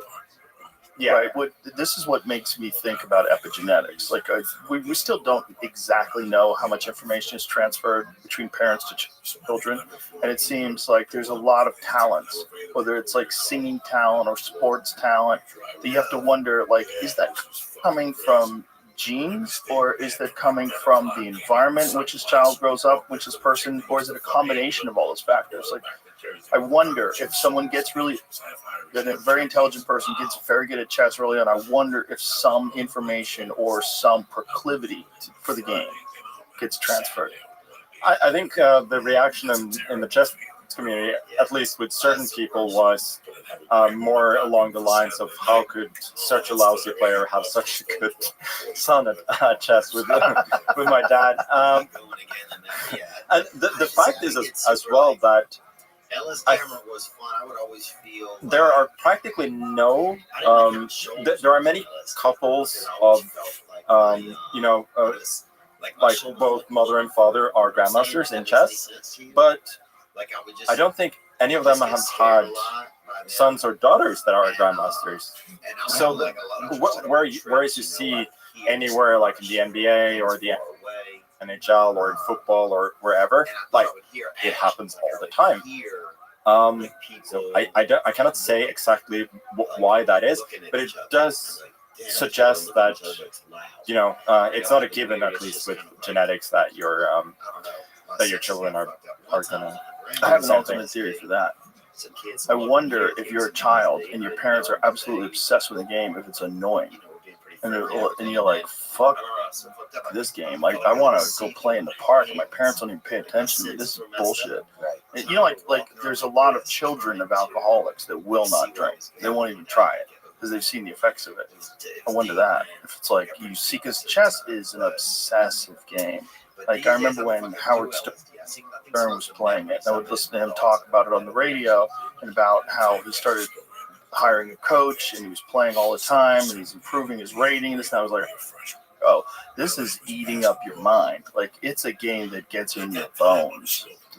It really does, because like the entry is not so easy, right? Like, you don't like just get it immediately, and you don't necessarily get enjoyment out of it immediately as you start to play. So you have to spend time on it, and then I think when you're trying to do something hard, then it becomes much more rewarding, and it's easier for that to become an obsession when you start to get that reward. So the good thing about that controversy with cheating was that I think it elevated the profile of chess because it became mainstream news. It was like a big issue. I think there was a positive aspect of it in terms of the publicity of the game. Do you agree with that? Oh yeah, for sure. I think for any field of that's trying to achieve something, with publicity, there's always going to be a little bit of a negative with what exactly we're connected with, right? Because this is everybody knows chess and cheating, but overall, I think it's been massively positive. Hopefully the Netflix thing coming up in a year, even though like can you explain to people what it's a Netflix Untold documentary. So basically it's a series of sports documentaries, and they're doing that. It's not something that I like wanted to necessarily be part of, but I do recognize the fact that these things raise the profile of the game, and you see now like everywhere people like it. Chess is showing up in people's algorithms on YouTube, TikTok, Instagram, everywhere. So it's just like much more in the zeitgeist than it used to be. Yeah, it's certainly showing up on mine. It shows up on mine all of them.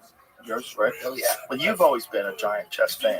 Well, it's actually a newer thing, but when I got into it, it was just everything. Now it's what I do right before bed. I fall asleep. Usually, I fall asleep during actual games online on my phone. You're driving them crazy. Yeah. How could that happen? I'm exhausted. What do you do when you wake up?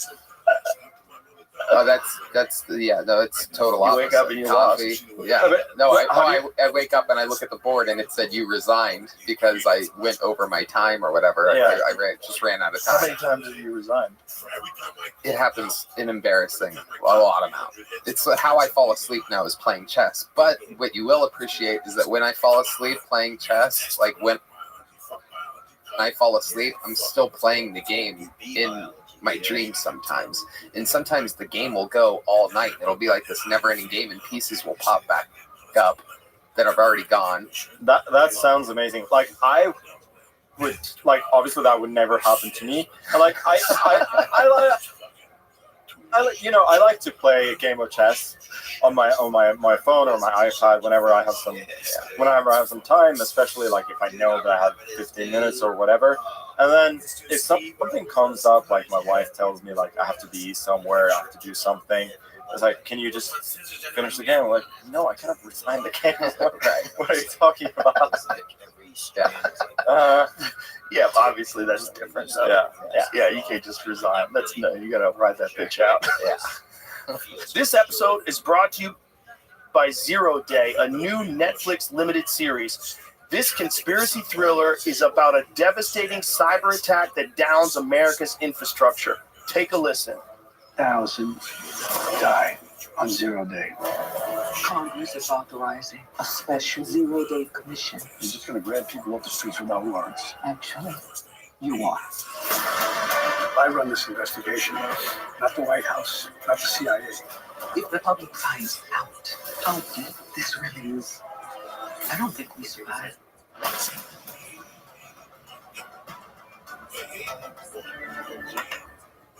Robert De Niro is absolutely legendary in his first TV series, and you don't really know if he's the good guy or the bad guy till the end. 0 Day has an incredible supporting cast, including Angela Bassett, Jesse Plemons, Lizzie Kaplan, and Connie Britton. 0 Day is now playing only on Netflix. Yeah, that would be like psychologically torturous, right? Yeah, especially if I'm playing somebody who is a little bit of a rival. It's like, that's Right. That's not gonna happen. No chance. I mean, because like every time like I lose games, it's a little bit of a story, right? Yeah. In chess. Get like some little baggies, and then I would try. At first, I would Also, get one, I and then prefer to happen as seldom as possible. I played a little bit of chess when I was young, but I never really got into it. But my real introduction where I got fascinated with chess was actually at a pool hall. Because people in the pool hall would play chess sometimes, but there was this one guy who went to jail, and in jail he learned how to play chess with his head, in his mind. And then there was a young kid who was a grandmaster, who was like 16, 17 years old, somewhere around then. Really, really good chess player, who kind of like lost his way and started hanging around in pool halls and gambling and being a weirdo. And I watched these two guys play chess with just words. And I was like, what are you doing? Like, what? I was like, I think I was 22 or 23 at the time. And I was like, what are you doing? And they were explaining to me that they're playing chess, memorizing the board in their head. And I'm like, that's fucking crazy. And then I saw a video of you blindfolded playing. How many people? How many people did you play? What was the most people you've ever played blindfolded? I think I've played 12, but the world record is something like 50. That's crazy. Like 12. You played 12 people blindfolded. Yeah. For me, that's as long as people are the people I'm playing are kind of decent at chess. That actually kind of makes it easier, because it's easier to store the games when I recognize the patterns and so on. When people start making weird moves, I kind of really recognize. Oh, so this is another one actually. This is a blindfold timed symbol. Like there are fewer games, but what's difficult about these is that the moves do not come to me in the sequence.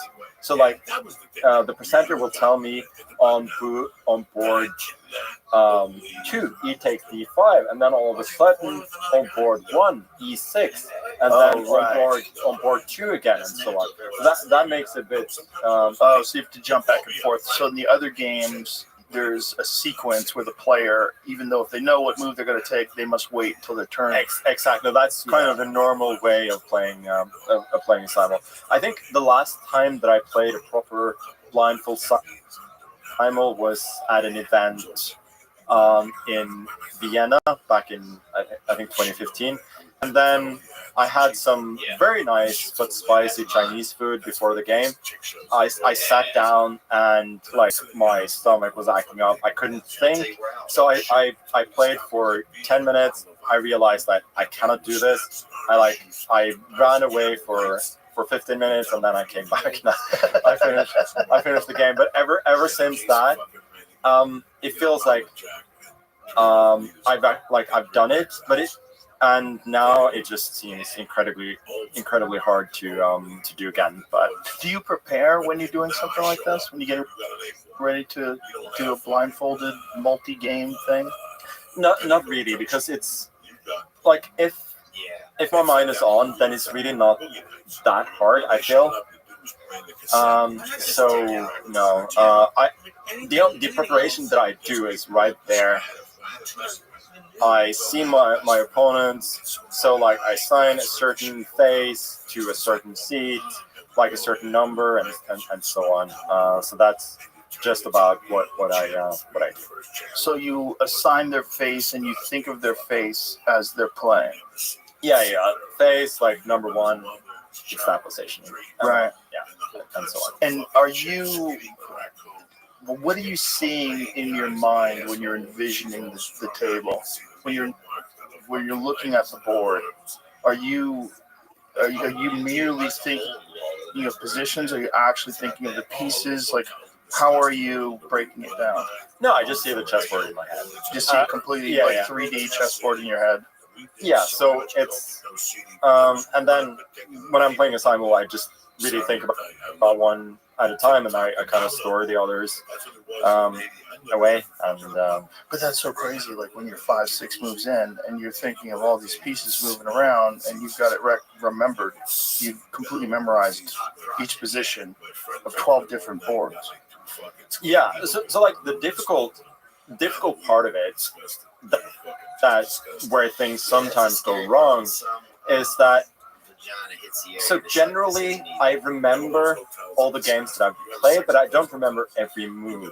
I remember, like, in broad strokes, what happened. And this is what can happen in these blindfold games as well, so that, like, I can remember everything that's going on, but maybe there's a pawn on the side that I cannot remember if it moved one square or not. That's the thing that can be difficult. And I do. We used to have these blindfold like professional tournaments actually. That used to be like both fun but also totally exhausting. And then we would play on a computer, so we'd have like a blind chessboard where we would just click from one square to another, and then whenever your opponent moved, their move would pop up on the screen. And I've had, and also the software will tell you if you're making an illegal move.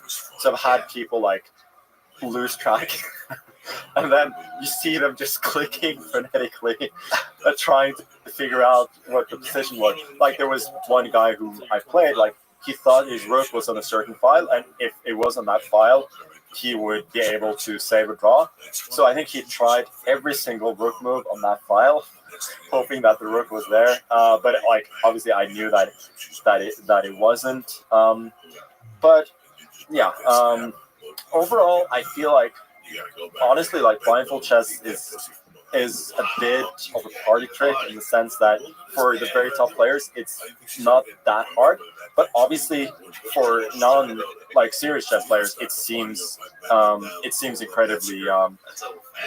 incredibly hard. But I'm sure that for instance like solving Rubik's Cube is really easy for those who know how to do it quickly, right? Yeah. But it still looks incredibly impressive for outsiders. Have you seen they used a computer with AI to do a Rubik's Cube in less than a second? No, I didn't see it. Oh, wow. Yeah, it's crazy. It just goes and just spins it. I've never figured that shit out. That's crazy. There's a sequence of moves. If you follow a sequence of moves, you can actually get it to do it automatically. Yeah, someone explained it to me once, and they did it, and I was like, "What?" I don't remember what it was because I don't give a fuck. Yeah, it was just like eight times this way, 8 times that way, 8 times this side. Then you just keep doing it, and then eventually it'll be all flattened out at a certain point in time. Wow. Yeah, but this computer does it like. You do Rubik's Cube too? No. I'm talking out of my ass. Like I know. I think the world record is only like 3 seconds or something. Like it's something absolutely insane. Imagine the time you could have spent building a business, raising a family. Like it's a fucking world record. All the Rubik's same Cube color. Yeah. It's so Green, dumb. red. So dumb. Yeah. Well, we all have to spend our time. Watch this computer do it. Wow. How crazy is that? Ready? Wait, go. Yeah, less than a second. Wow. That's crazy. Show it again in real time. I don't give a fuck what they tell you because this was my problem. My problem was deep down inside. I believe if I So give up, kids. Give up. Give up. The computer figured it out. That's a dumb game. But do you play other games as well? No, not that much. My parents sort of brainwashed me when I was young into thinking that computer games are no fun. And really, yeah. But you're a grown man now. You realize that's a lie. Yeah. I have, but it's I can still... see you Call of Duty fucking people up. No, the thing is like, I actually got I got a PlayStation recently, but like my wife is playing GTA and all of these FPS games, and I'm like playing some, chill FIFA or something. So, but the thing about that is that I didn't really spend that much time on those things when I was little, which I think was a good thing. Like I was doing some sports, and I was doing a lot of chess. Not so much school, but I kind of found time for everything else. And I think it was an important part of my chess education as well. That I think some of the kids today are missing. That I actually learned chess on a physical board. I was able to practice from a fairly young age playing online, but I wasn't allowed to use the computer for more than a couple of hours a week, right? So I had to spend that pretty well playing chess. Otherwise, I would just sit there with my board, with my books, and try and figure things out. Yeah, the thing about video games is the narrative was always video games are a huge waste of time, and if you do it, you're not going to get anywhere in life. The problem with that is now people make a lot of money playing video games, and they've also shown that there's some benefits from video games that leak over into other things. Like, for instance, they found out that surgeons who play video games regularly make, what is it, like 25% less errors? 37%. 37% less errors. That's I would feel like if there was a factor in medical school and they said, well, if you do not do this, you will make 37% more mistakes. They would force you to engage in that, whatever it is. It's like whatever particular discipline that was. Like, if you want to be a surgeon, you must do this. I would say, if you want to be a surgeon, you should fucking play video games, because these people are 37% less likely to screw up an operation. That's why I'm not a surgeon. But I'm saying, so like, video games are not necessarily a waste of time, and they've also shown there's cognitive benefits that can be gotten from playing video games on a regular basis. Things that which does make sense, but it seems like a frivolous pursuit, whereas chess is like a noble and very respected pursuit. I'm glad you say that. Like we've officially that is what chess has, though. That it is very respected among the general population, and it does have that different standings from a lot of other games. It's like, I'm not here to shit on video games for sure. Like I know like you do that. There are studies that show that it can be helpful. I think with anything. If you obsess over something, the only thing you will become good at is that particular thing. Like I have with chess. I just think for me specifically, it was probably a good thing that made me just sit and focus on chess rather than do all sorts of other things. Oh, most certainly, because video games are very, very addictive. I had to stop playing video games. We used to have a whole local area network at our old studio where we'd all play Quake, and it was a real problem. Like, I just wanted to end the podcast so I could go play Quake, and then we'd play for hours. And eventually got to the point where I was like, okay, I gotta quit again. Just cold turkey, never again, leave it alone. Because they're just too fun, and if you have other things, you have obligations, like chess. Like, you're an actual professional chess player, Call of Duty or whatever you're playing, Quake, it's gonna eat your time. I remember like when I first moved out, I was technically a chess professional, but I didn't have a lot of time to, I had a lot of time to kill when I was home. So, and I got myself a PlayStation, played a ton of FIFA back then, and there was a GameStop near me that like they made a lot of money on me just buying new controllers all the time because I would throw them into the wall. But I have that same personality that I become obsessed with things, and then I same. I just have to quit cold turkey. That's the only way that works. Yeah, I think, I mean, this is why I've avoided golf, and like Tony's big on golf, and so is Jamie. It's like I see what it is. I'm sure I would love it, but I don't have that time, the time during the day. Well, I can tell you that I always thought, well, I wouldn't say that, but I always thought that I would get into golf later in life. And then I decided more or less a year ago that I was going to start, and now I am obsessed, and it's all I want to do. So I can 100% relate. But my wife knows that I'm so happy when I come back from golf that it's like better if I get to do it quite often. Yeah. Even if you fake being happy, so you keep doing it. No. Like, yeah. They say that's ruining Canelo Alvarez. You know, there's been a lot of criticism in the boxing world, and particularly in, like, you know, some of his promoters and things along those lines, where they've criticized he's obsessive. He plays every day, even when he's in camp. Yeah, it's a tricky thing. If they do that with him, and I obviously see them do it with Trump, but you have to golf to understand what golfing does to you. It appears from the outside that people are drinking and smoking pot and having a good old time out there and giggling around, farting around with their friends. But the touch grass, meditative element, it truly is, like he was saying, like, I'm in such a crazy good mood after golf. Everybody at the comedy club can notice it. Like, it's like it gives you a massive burst of energy. So like the what am I thinking of?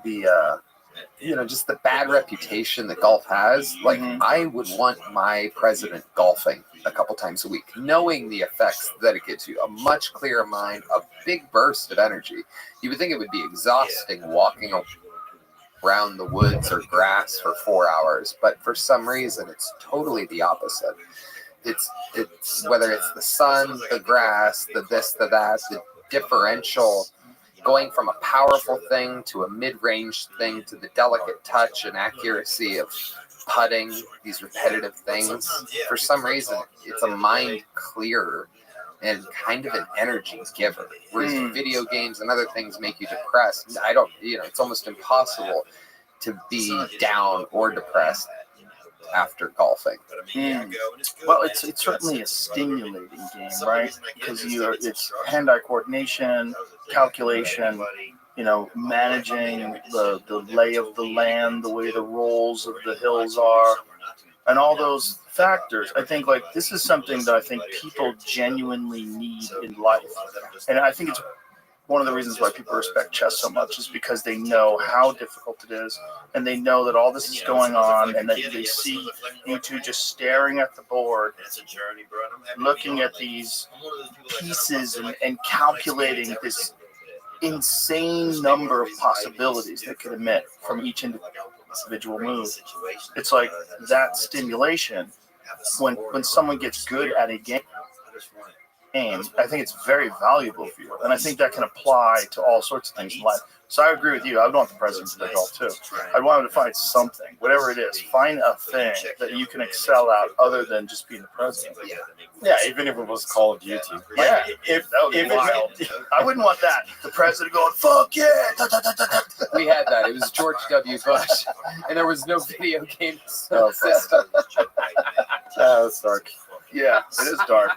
Well, I mean, they literally used PlayStation fucking controllers when they were using drones. I don't know if they still do it now. I think now they have more sophisticated setups, but one of the reasons why they were using them was because so many people are accustomed to those. You get kids that have been playing, Madden 10 hours a day for 15 fucking years, and then you give them the same controller, and they're like, "Oh yeah, I could fucking drop some bombs on people." Like, not a problem at all. That's horrible. It's dark. Yeah, and all of a sudden, like these skills that you have in a video game, like you think of it in the same way. Like, well, it really haunts those people. Apparently, there's a very specific type of PTSD that drone operators get. It's because they see the people sometimes for days in advance. So they're doing surveillance. They're waiting for the moment when they get the green light. They see these people. They see them with their families. They're watching them from above, and then they drop the bombs on them, and then they cease to exist. And this is happening on completely the other side of the world. Yeah, they just press X on the controller. Yeah. But if you want to get good at that, you probably play video games. It's a job for everybody out there, Magnus. I'm also trying to think, like, could you get surgeons to be drone operators? Probably doesn't work that way. No, probably doesn't work that way. Well, I bet surgeons, just whatever hand-eye coordination that they have is probably so intricate that they could probably excel at anything. They'd probably get good at video games. Like a very good surgeon who's never played video games would probably get really good at video games really quickly, because the communication between your hands. There's also probably a tricky part of that stat where the younger people are the ones playing the video games that probably wouldn't slip up with their hands as easily as an older surgeon that has never played video games, right? Yes, right. Yeah, that's a good point. It's it's interesting that chess is uniquely the game that's respected. Like, probably out of all, even if you play golf, people could think, "Oh, you're a fuck up." You say you play chess, like, "Oh, that must be an intelligent man." It's probably the most uniquely rewarded game in terms of the way the people respect it in society. Yeah, we're very lucky that it has this unique position. Whether that's deserved, I don't know, but there's just something about the fact that it's a very, very simple game, but it's still so infinitely difficult. The thing now though is that we're trying to actually make it a bit more difficult for a classical form of chess, because now computers are so strong. Preparation has gone so far that the thought of, like, sitting down at the board and just thinking on your own from the very get-go is not there anymore. Anybody who's really good at chess, like, anybody can learn the best openings, like, very quickly. Even if you go like 10, 20 years ago, you could play. You could play, for instance, in the Chess Olympiad, which is the biggest team, like, nation tournament in the world, and you could play against the best player from let's say Colombia, and you would know that they have a certain skills, but they might not have the same set of openings, right? Now all of these, like, there are kids everywhere, and they just, like, they know that their stuff so well. So now we're, like, testing out new formats. One that we call freestyle, which is basically there are 960 possible starting positions if you shuffle the pieces on the first rank. And basically, like, you start out, you just draw the position 10 minutes before the game, no preparation whatsoever, and you basically start with, like, in gaming, a new map every single game. So that's sort of for the traditionalists. That's not, like, the same game. So, like, there are some people who don't like it, but for the professionals, it's a chance, like, to use their skills, because otherwise chess is moving, like, it's becoming faster. Chess used to be an art, science, everything. With the way things are now, it's just very fast, and it's all games, sports, and so on. Like, I feel like with thinking from the very first move, you're bringing some of the other factors back as well. What I think is really unique about today is that kids today who are coming up are not just studying from books and from coaching, but you can watch so many great games instantaneously anytime you want. This is what's so unique about today. And I think it applies to all sports. I think it applies to all games. I think it applies to almost, I think it applies to stand-up comedy as well. I think it's one of the reasons why the younger guys are so good. It's like you get to see very high-level stuff, which gets into your mind that this is how to play at a very, very early age, and you can be obsessed and just absorb so much more. Yeah, and you see there are such different approaches as well, even with the kids. Like I had a training camp a few years ago with a kid called Alireza Firouzja from. He plays for France now, but he's from Iran originally. I think he was about 14 then, and my chess coach had recommended that we bring him in because he said that this is the most talented kid out there. So we have this camp where typically everybody has their laptop, and there's a chessboard in the middle where you sort of and you sort of look at your own thing and then some things together on the board, and you throw out ideas, mostly for openings, but also sometimes other little exercises and so on. And this kid, he would have his laptop where he would analyze a certain position, and then he would play games like for money on that same site at the same time, so that he could buy cloud engine times, because like the very best engines, they're stronger like if they're in the cloud than from your own laptop generally. So he would buy time for that by playing games like 1-minute games on that server. He would play 5-minute games on another server, and he would analyze with us on the board, and he was still like following everything. Like he had no problems whatsoever just being there. So like it's just that's one way of doing it. Like he basically became one of the best players in the world by just constantly playing chess all the time, and mostly like really quick games. And then you have the current classical world champion from India, Gukesh. Like he doesn't play casual games at all. He just studies his ass off all the time. And he's also like, he's not good at rabbit chess. He's not good at blitz. He's not good at other forms. But he has made all his studies about classical chess. He didn't even own like chess software on his computer before he was like 13. Wow. And he was a grandmaster. Wow. At that time. But it's interesting to see that there are such different ways to develop even these days. I just think it's fascinating human beings' capacity to excel at things, and that you really only know when someone pushes it a little bit further, like this guy playing all his games simultaneously. You know what I mean? It's like when if everybody's doing it one way, if everybody's only playing, a few games a day and hanging out, like you'll probably all stay at the same level. But if you got one fucking psychopath in the group that's online and is playing and is reading books and that guy's gonna pass everybody, and then everybody else realizes like, oh, that's possible. I could have gotten as good as him. I better really bear down.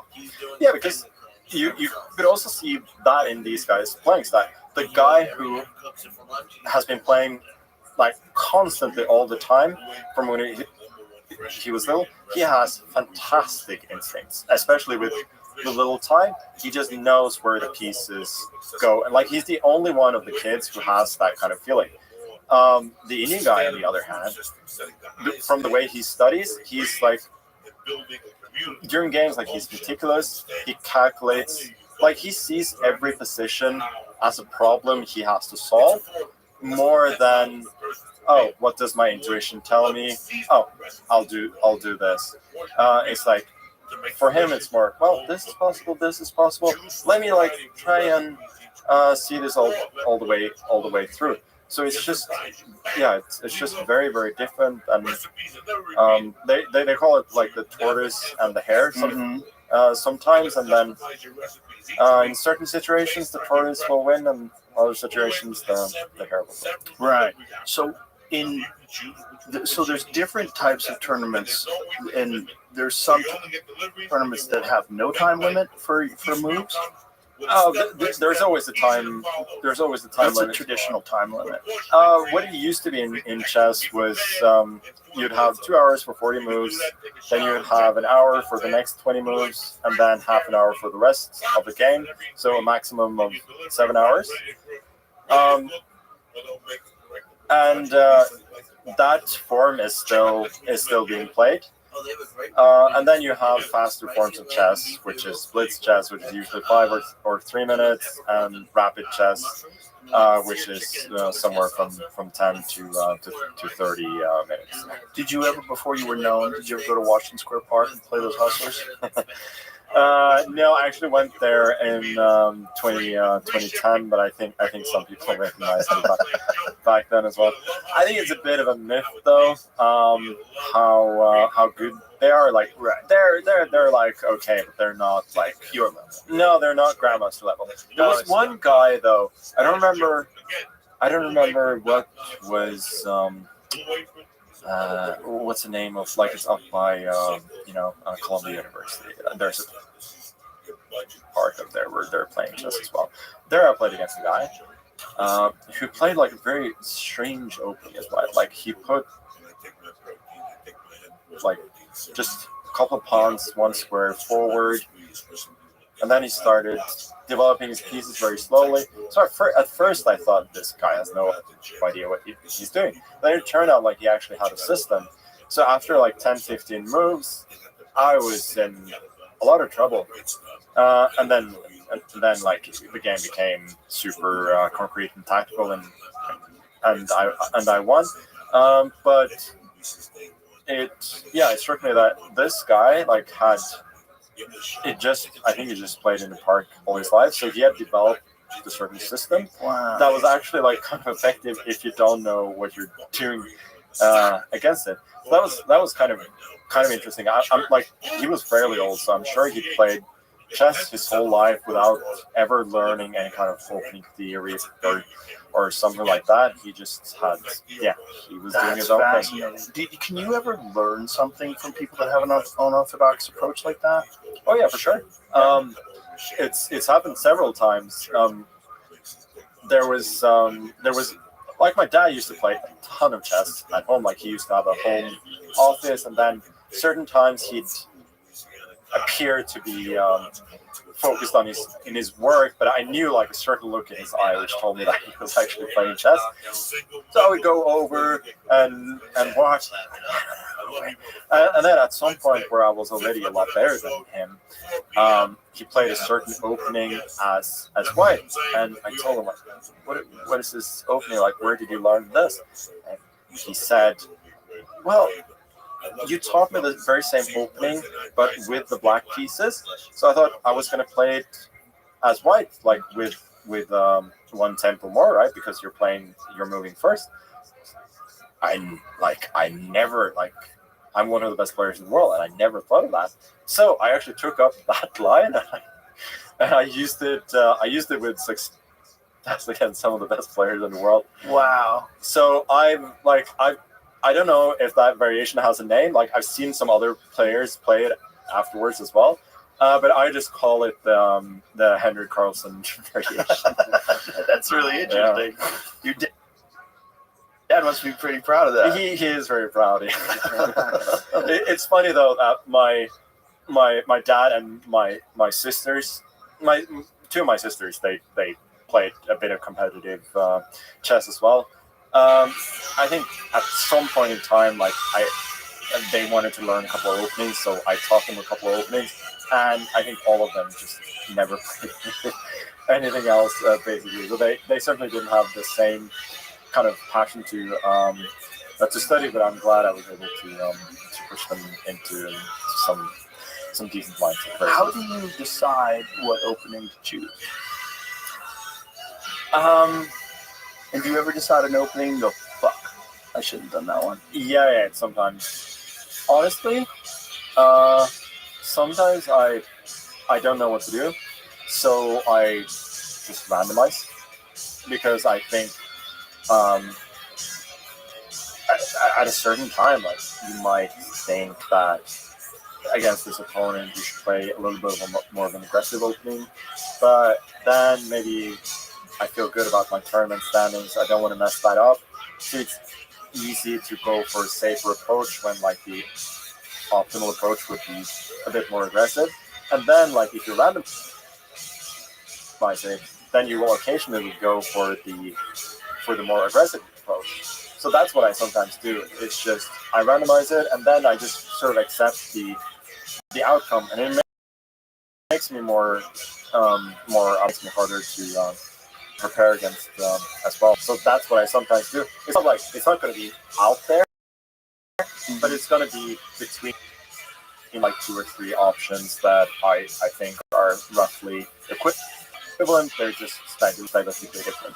So when you randomize, like how many openings do you have that you pursue on a regular basis? Oh, that's hard to say. Probably with white I have like 5 or 6 options that I can go to, but only like 2 or 3 that I feel really good about. And I think similarly with black. So, and then when you randomize, you just go in your head and one of them stands out for you. You say, okay. No, I just like have an app on my phone. And oh, really? That's a roll the dice. Yeah. Oh, wow. Wow. I think honestly, a lot of people could benefit from that because you agonize over these minutes decisions. Like you spend a lot of mental energy before a certain game agonizing over what opening you're going to play, and if you know that you're going to make a decent choice, but you leave all the agonizing to like there's nothing because it's left to challenge. It makes it a lot easier. That makes sense. Now you were saying mental energy.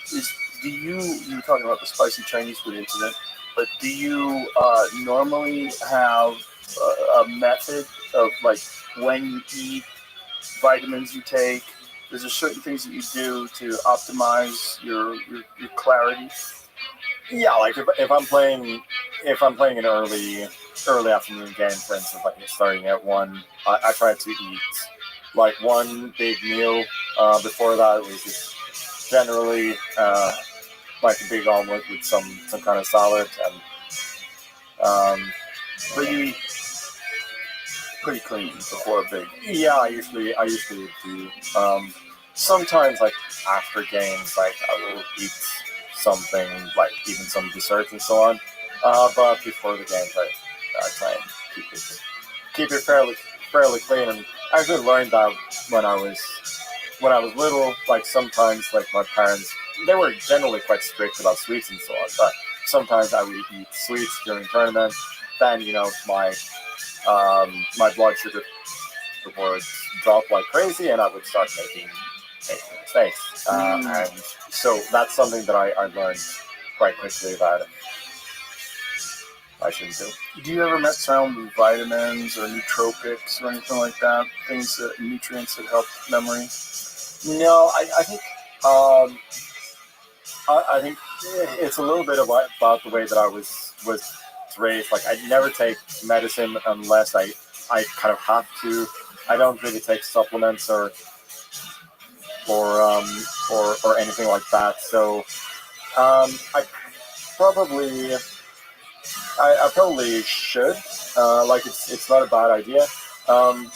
Like my wife is half American. Like she's completely different. Like she takes 5 kinds of vitamins every single day. She's very meticulous about it. But yeah, I don't know. I've never get her to make you up smoke packets. Yeah, maybe. I think it probably have an impact on you. I mean, it's extraordinary to think about how good you are without it. Like any little thing that could give you a very slight edge. And I think that vitamins for sure give you a slight edge, particularly nootropics.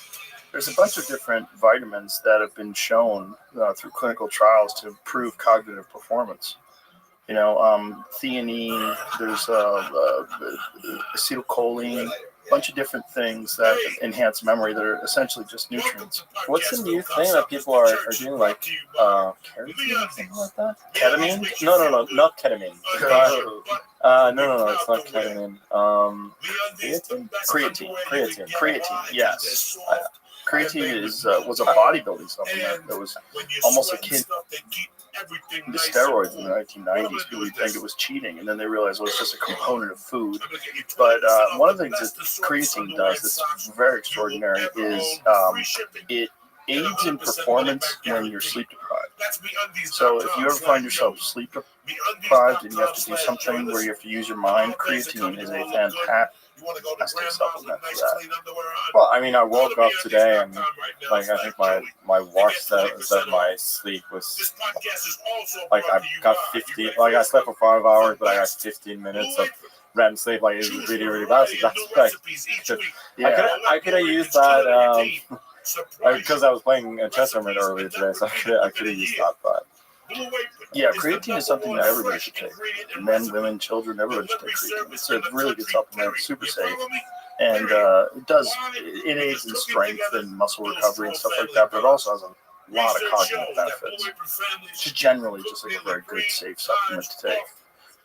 What does it say here, Jane? Cognitive function. Studies suggest that creatine supplementation may improve cognitive function, including memory, attention, and reasoning. It may increase brain energy levels by boosting andesine triphosphate production, ATP, which is essential for brain function. Creatine has antioxidant and anti-inflammatory properties that may protect brain cells from damage caused by oxidative stress and neurotoxins. May help reduce it. So it does a lot of different things. If you Google it, there's a ton of different benefits. I take it in gummy form. I take creatine gummies every day. They're delicious. It's easy.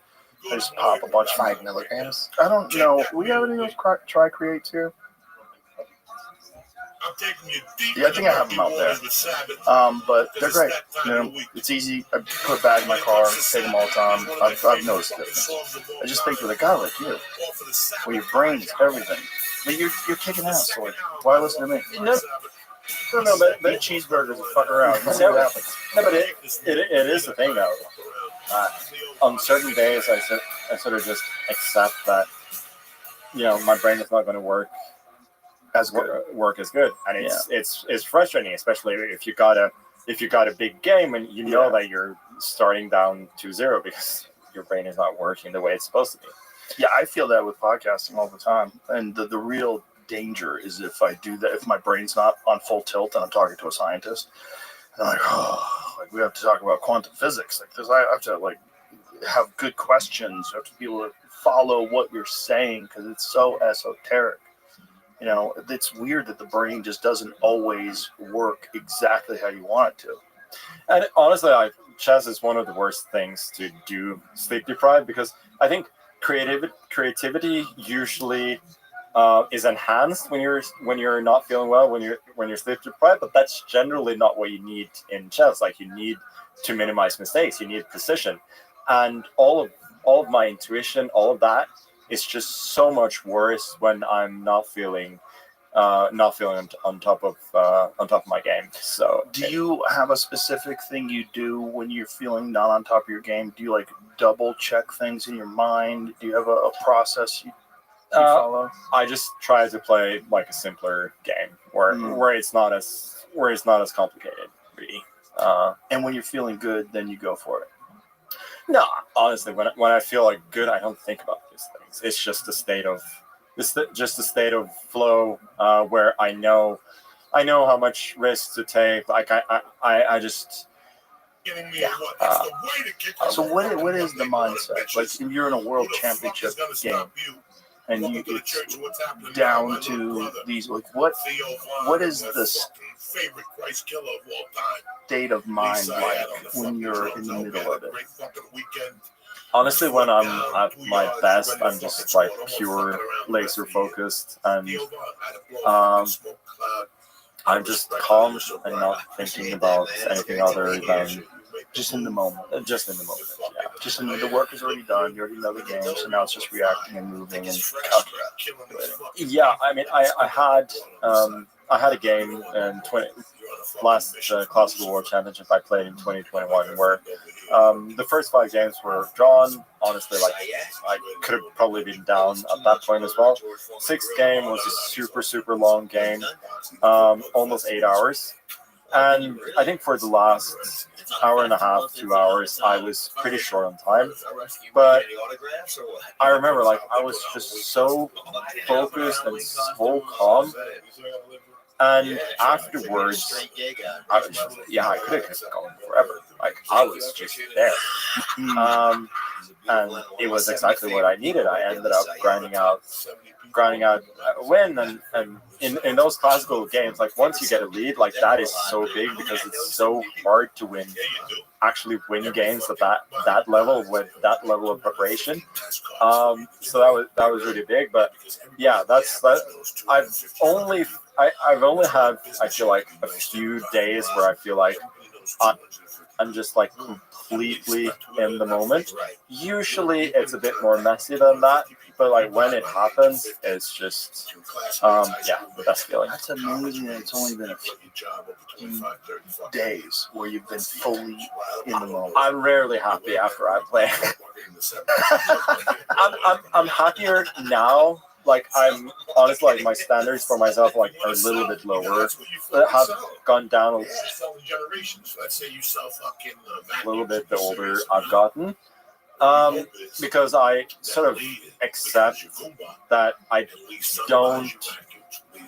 don't have, my brain is not as fast as it used to be. So I'm going to have occasional letdowns.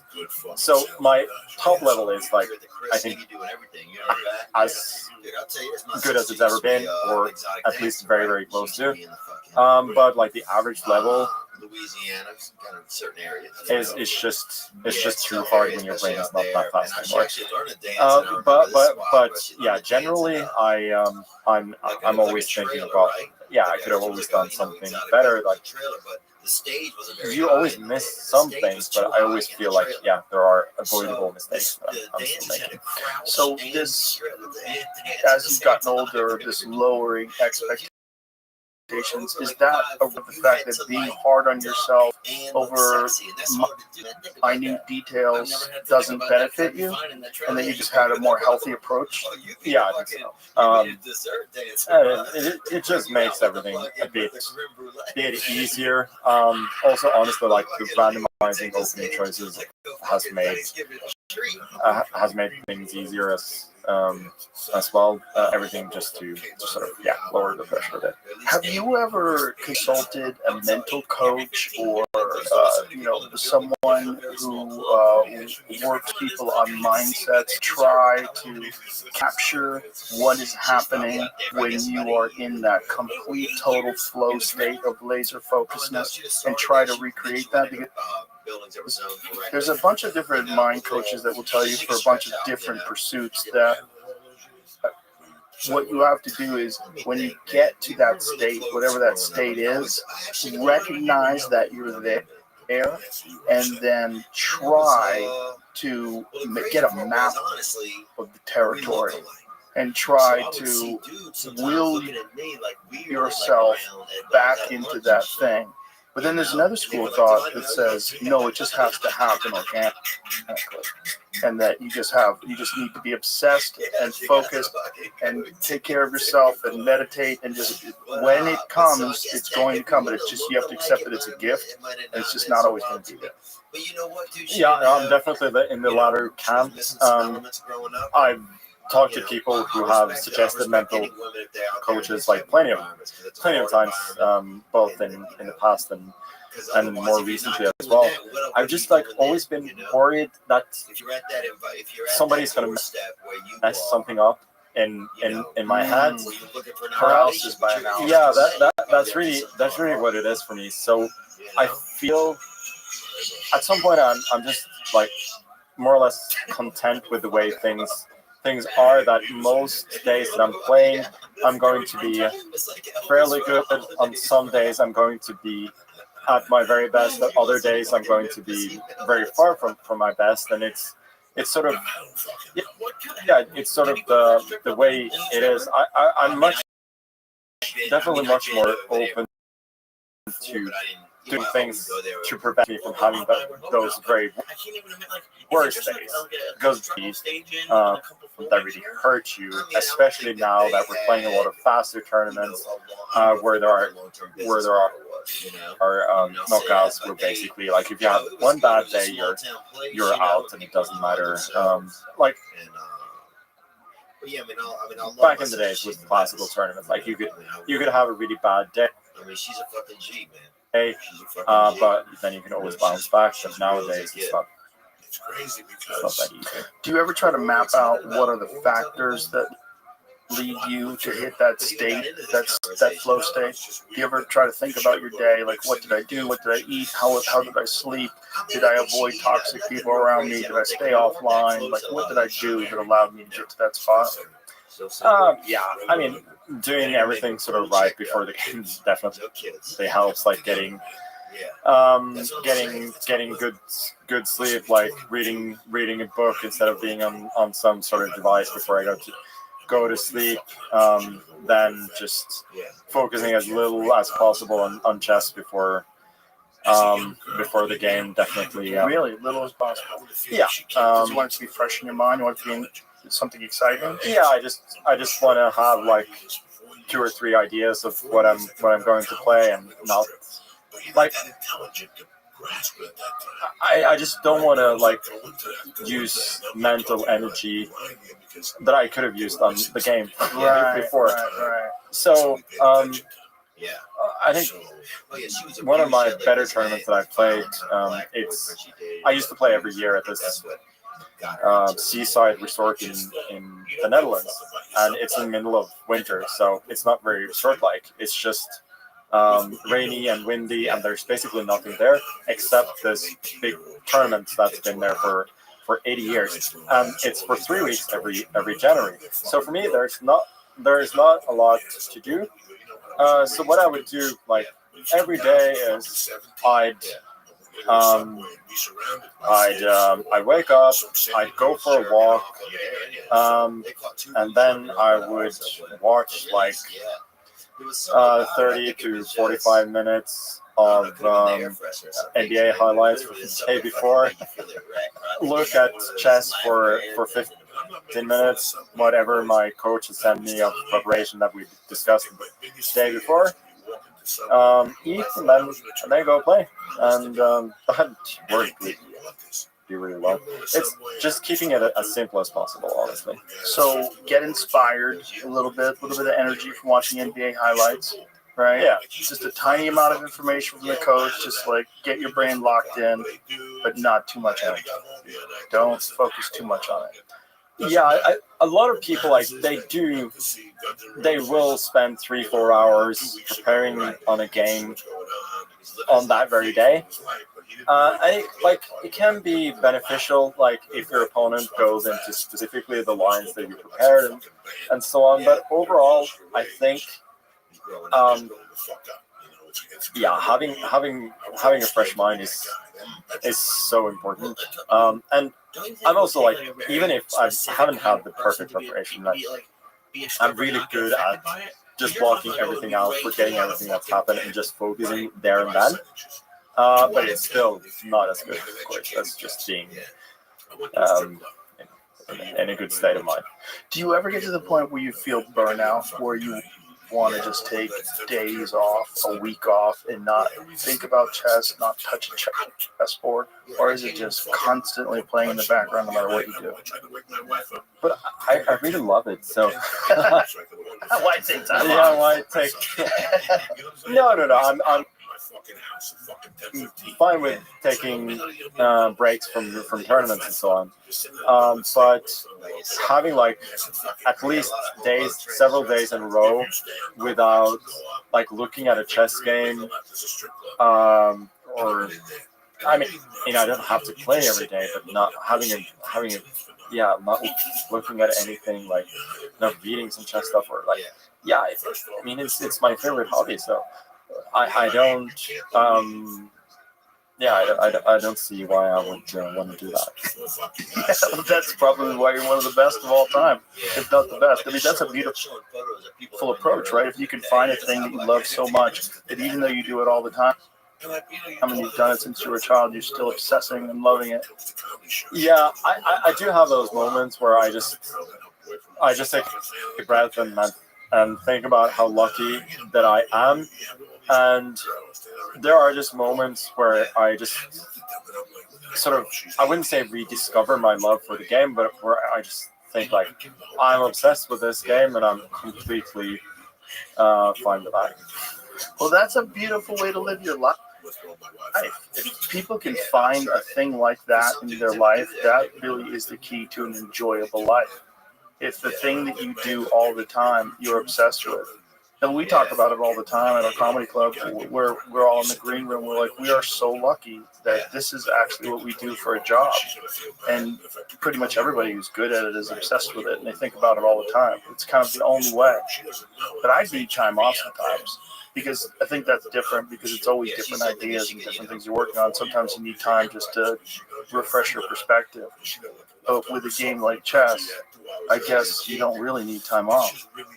No, I think it's different for different people, but I don't know. I don't feel like it takes away energy. It just gives me joy and energy when I do that. Like I will just on a certain day I will just log into chess.com and observe random people play it. That is something I can do and be very happy about it. It's just the way I. Well, you're just very fortunate. You found a thing that you really locked into.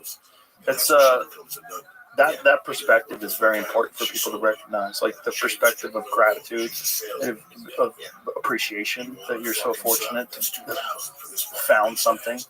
People go their whole lives and never find a thing that they're truly, absolutely passionate about. And for a guy like you, I mean, it's a shining example for people. I think that's one of the things that I enjoy the most about super high performers is that they provide an insane amount of inspiration to other people. When someone sees you play chess at the highest level, or sees Michael Jordan play basketball, or whatever it is, you get this feeling of what human beings can do, and it elevates your own expectations of yourself and of people around you. Yeah, I think I've thought about it many times. Like, what am I actually like doing with my life that's useful to other people? And it always comes back to that every time that I hear that people are inspired by what I do. Maybe it helped them through like a difficult time to watch my games and to get into rediscover or find the love for the game. That's really nice. And again, in the process, I'm just doing what I love, right? And that's really what people wanna see from me. It's just competing and doing well at chess. So that's also what I'm giving as often as possible. Well, that's what people want out of life, is something that they love, that they do, that they're very good at, and they get recognized for it. And when a person like you does it and does it publicly, and it's inspiring, it's a great gift for other people. I mean, it truly is. Who has been are there particular players that you really enjoy watching play, and particular styles that you enjoy? I think my favorite probably player of all time is sort of the young Kasparov before he became world champion. The thing is, like, what I find fascinating about that is that he played with a style that was so unique and so dynamic that I know that I could never replicate it. It's just not the way that I play. So that's something I admire a lot. Usually whatever I'm into, like, be it soccer or golf or basketball or whatever, like, I admire like what people do, not necessarily like it's about the people themselves. So that's the way it has been for me in chess as well.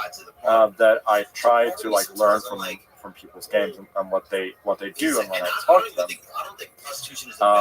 And I've been very fortunate about that, being able to study with with Gary back in the day, and Anand, who was the world champion before me, because it's only then when you study, like you talked about, like you understand like how good they really are and how much they understand. For instance, with Anand in 2008, where we had both played a tournament where I'd done reasonably well, and he had sort of towards the end he had nailed it in, but he was preparing for the Classical World Championship. So I think I had 2 days off, and he was living outside Madrid, and so I went to Madrid for a couple of days because the other tournament was in the north of Spain.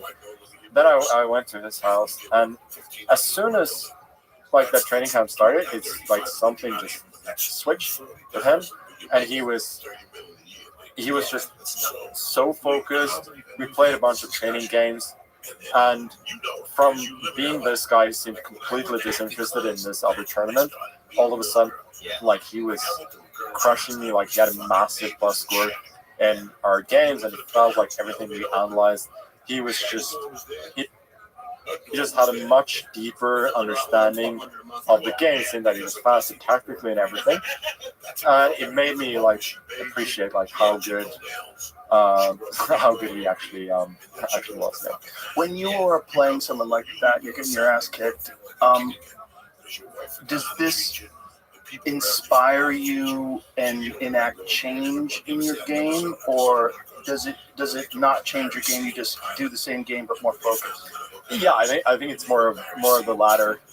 It was just a reality check for me because I thought at that point that I was I was ranked, I think, third in the world. I had very briefly been ranked number one already at that point, like for a week, and I thought before that I was maybe one of the best 2-3 players in the world, and it made me realize that I wasn't, and that maybe I was able to have better results than my actual level because of youth, energy, and optimism, right? And that made me it just made me realize that I have a lot to learn, and that I should be patient and not expect everything to sort of come that fast, because at that point I'd had a year of more or less constant rise. I was just winning tournaments. Every time I would lose a game, I was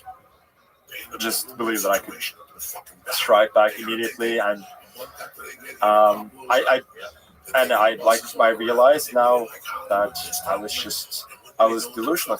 I thought I was a lot better than what I was, and that was probably why I was having such good results. Because you're so confident. Because I was so confident, but having a little bit of a reality check, I think, helped me later to actually understand the game a bit better. But I still take in a way that I think in chess, like the optimal state when you're playing a game is somewhere between optimistic and delusionally optimistic. Because if you're realistic, you're just never going to be opportunistic enough to sort of exploit your opponent's mistakes. I think another factor is the way you analyze things, that you were able to say, I was a little delusional, and even though I'm doing very well, I got to trust in this process of growth and development, and that it is a very, very long process. Yeah, exactly. And right, very soon after that, I started working with Garry Kasparov as well, and that made me realize that I know even less. What can a guy like Garry Kasparov tell you that makes you know that you know even less? Back then, it was really like my style had become a bit more dynamic over time. But back then, I really, really lacked understanding of more dynamic positions in chess. Like you can have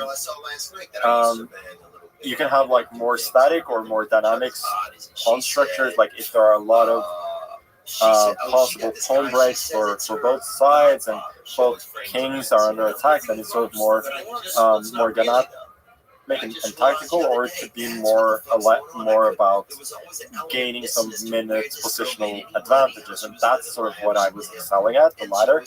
And working with him, it just improved sort of the more dynamic part of my game a lot, and that helped me very much short term. And also it's helped me later because it improved my understanding of the game. My main strength is still more in the more static structures. But that work made me so much more versatile, and I still definitely profit from that. What is a coach for you today? Like, what benefit is a coach today? A couple of things. The main benefit that I have from my chess coach is opening work. That's like the low hanging fruit. That's really what you can get the most out of from game to game. A couple of other things, like my coach he's also an old friend of mine. He's Danish, so we can communicate in the same language, and he's also just as obsessed with golf as I am. So that every time we have a chess training camp, there's also a lot of golf being played. So those are a few things, but chess-wise, it's mainly about the opening work. And so it's essentially, he's obviously very good at chess as well, but it's essentially bouncing things off of each other and going over positions.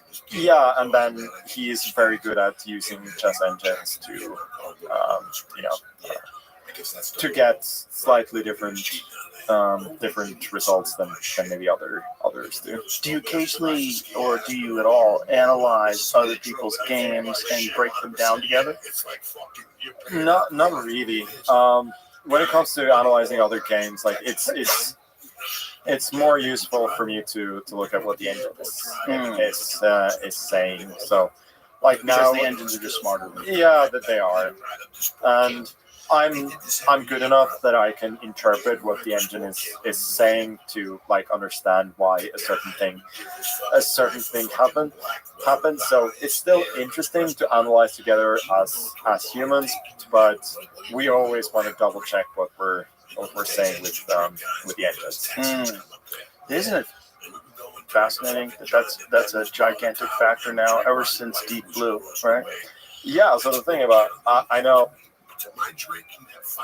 I don't know if you talk to Gary, but he has this whole thing with Deep Blue. I'm not sure if Deep Blue was actually better than Gary, but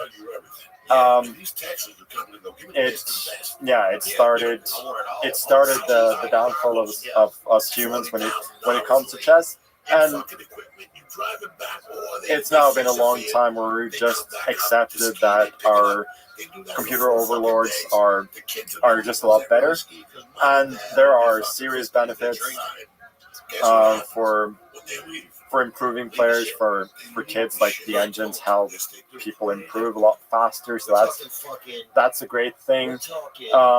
Additionally, people watching chess games, one problem is that you cannot easily tell, it's not like one guy is being punched and the other guy is punching. It takes some skill to see what's going on, but with the help of the engines, you could actually have a real-time score all the time, because it tells you who is winning and who is not. It becomes a lot easier to follow as well, because honestly, most people, when they consume sports, they're mostly interested about who's going to win, who's going to lose. So now at least you can have that factor in chess, that you can see that. And It's very interesting for me to read what people were writing about computer chess 30, not 30, but like 50, 60 years ago and so, when there was an actual discussion whether computers could ever beat a grandmaster at chess. And now it's very much settled, of course. Well, they have that same discussion about Go, right? Well, Go is much more complicated than chess. So, but I don't know what has happened since AlphaGo. If like the best masters are still a little bit better, or where the state is at. I think Go is better than everybody. The computer is, but I think a new factor is that the computer has devised creative moves that were never used before, that have now been implemented. They're part of like general strategy, which I think they thought was very shocking. So, is like kind of bluffing moves, or I do not know because I don't understand Go. I was just reading an article about the extraordinary leaps that AI has taken, and that one of the more shocking things was that it was able to beat the best players at Go. They thought it was like a long time coming. Yeah, I mean, I watched the movie AlphaGo, and I mean, how long ago was that? That's like maybe like 6-7 years ago. See, in AI time, that's like Stone Ages, which is so crazy. And I think like a year or two later, there was AlphaZero in chess. So chess engines, they were always like kind of built by humans and instructed by humans. Then AlphaZero came along, and which is a neural network that just learned chess on its own, and it became more or less as good, or maybe slightly worse than the best traditional chess engine. What's interesting is that the neural networks played chess a lot more like humans. They were much less concerned about material factors. They were more about like positional play and long-term thinking and so on, because it was not based on brute force in the way that that traditional engines would.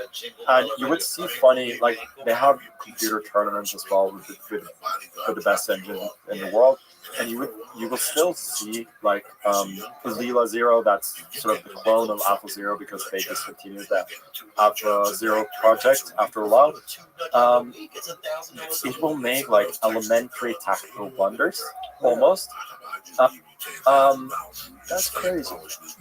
Because I don't know, it doesn't have, it just thinks about chess differently than traditional engines, but it will also like do things that just confounds the very best chess engines in the world still. So that's very interesting to see, and like all the best coaches and players now when you work with chess computers, like you always have both like a neural net and a traditional chess engine running, as well as some others who are now like hybrid, who have a little bit of both.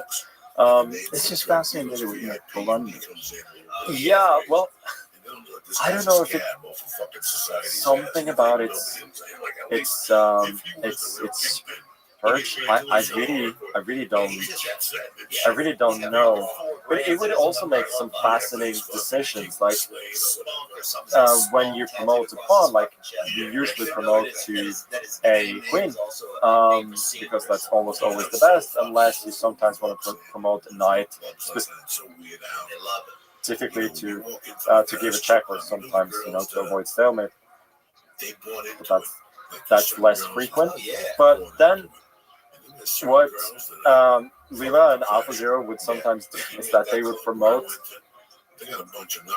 to a different piece, because if it's a piece that's anyway going to be captured, just to give your opponent like a slight chance of making a mistake by making another move, which is something like a human would never ever do. But it's like, it's really funny. A little bit of a parallel to what's going on in Go, I think, with this gamesmanship that is going on with the neural nets. So that's crazy that it would just trick you. Yeah, it would try and trick it. Like, it probably wouldn't trick a human, because a human would be like, that's weird. Okay, I'll just take it. Whatever. But another, oh, okay. Well, I have another alternative that seems equivalent, more or less. Maybe I'll go for that. It's very strange. So, what are the best programs that you can play on? There are a few. There's one that was originally developed by Norwegian called Stockfish that's still considered the best. So I think the best now is Stockfish, like Stockfish hybrid. That's part neural and part traditional engine. And then I think, Do you have to be connected online to use that? yeah, I mean, most people use either. Most people use remote engines, like some kind of cloud service, to have as much computing power as possible. So the kind of computing power that's on your phone, like, can you beat your phone at the highest level? No, no chance. That's so No crazy. chance. That's No chance. so crazy because Deep Blue wasn't it like as big as a room? Was it? Yeah. Deep Blue wasn't like a stack of computers, right? But I'm sure it's still less powerful than the computer on your phone Yeah, today. no, Right? it's just shocking. No, I have no chance against my phone. There was actually one time where I played corporate simul, and there was this guy who said, I built a chess program in my university class. Can I let that play against you again instead of myself? Yeah, sure, why not?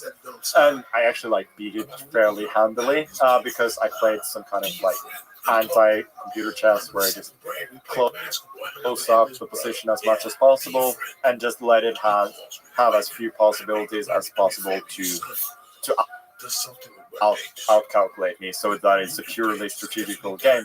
That doesn't work against very good engines, but it can work against weaker ones.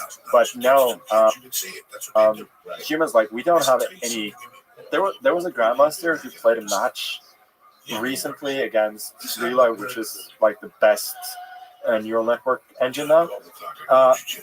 They were playing classical chess, and he started with a knight more. And they played a 10-game match, and he won 5.5 to 4.5. Wow. Which is crazy. It's a knight more. It should not be possible for any. If God was playing chess, that shouldn't be. You shouldn't be able to beat a grandmaster in any game like that. So the grandmaster was still able to win. But yeah, for me, I rarely play against engines at all because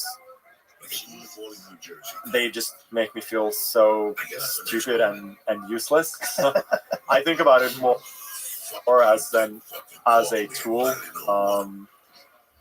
more than anything else. And often, when you play against them, the moves that they make, they are not necessarily relevant as to what a human would do in that situation, because we just think differently. Do you ever try to think like the computer? Yeah, well, specifically the neural nets have improved our understanding of the game immensely, and the AlphaZero paper came out very late 2018. And actually, I played a World Championship match late 2018 as well against an American, Fabiano Caruana. That was the best match I think that I've ever played. We played 12 draws, actually, and then I won in the tiebreak. But the games were super high quality, and he was very evenly matched. And then he was actually using Leela, the AlphaZero clone, which we didn't have access to. We didn't even know that was the thing. But the thing is, after AlphaZero came out in late 2018, there was a period, half a year maybe, early 2019, where you could very quickly early see which players have been using these neural networks or knew how to use them, and which players didn't. And my coach, he got into it very quickly, and we got an advantage of basically everybody but that guy who had been using it during the match. And it just made us understand the game a lot better. There were, as I said, like a couple of things about long-term team safety. Pushing pawns on the side of the board was maybe the biggest take the way that often you would push pawns and not as an attacking tool, which used to be the way that you would push a pawn like trying to break open your king. What you would do is that you would have a little hook on the side of the board that you could use 20 or 30 moves later to make your king like to make the opponent's king less safe. Then this is something that humans didn't really do, and I still see some people like allowing these pawn advances, and I don't like. I wonder if they didn't learn their lesson from 2019. But it was very clear to see at a certain time before everybody sort of caught up with the new information. And that's also when I had maybe my best stretch of chess ever, because I just understood these new things better than others. It's almost counterintuitive that you wouldn't want to play the computer because the computer makes you look stupid. Because the idea in my mind would be like, well, you should play the best thing that you could possibly play. And if that's a computer, great. If that's another human being, then play the human being. But I would imagine that playing something that makes you feel stupid would, at the very least, teach you something about the game. Yeah, it does, but at the same time, like, you know that these are usually things that humans cannot replicate.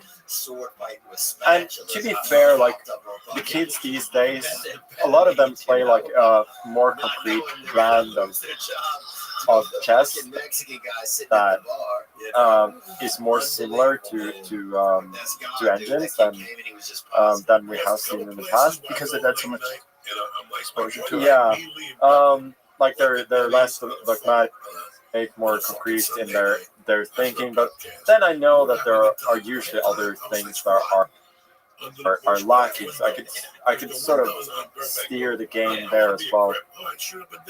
So I don't know.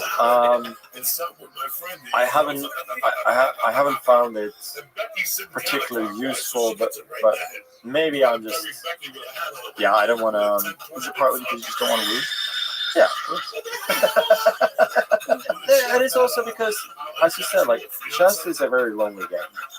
Like, when you lose, it's because you're worse than your opponent.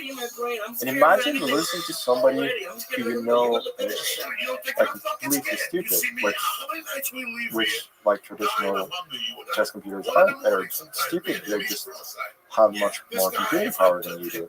So losing over and over again to something that's so stupid, like, that's not a good feeling. Could you help explain to me what are the factors? Like, what is it doing that you can't do in terms of calculating positions and moves and strategies?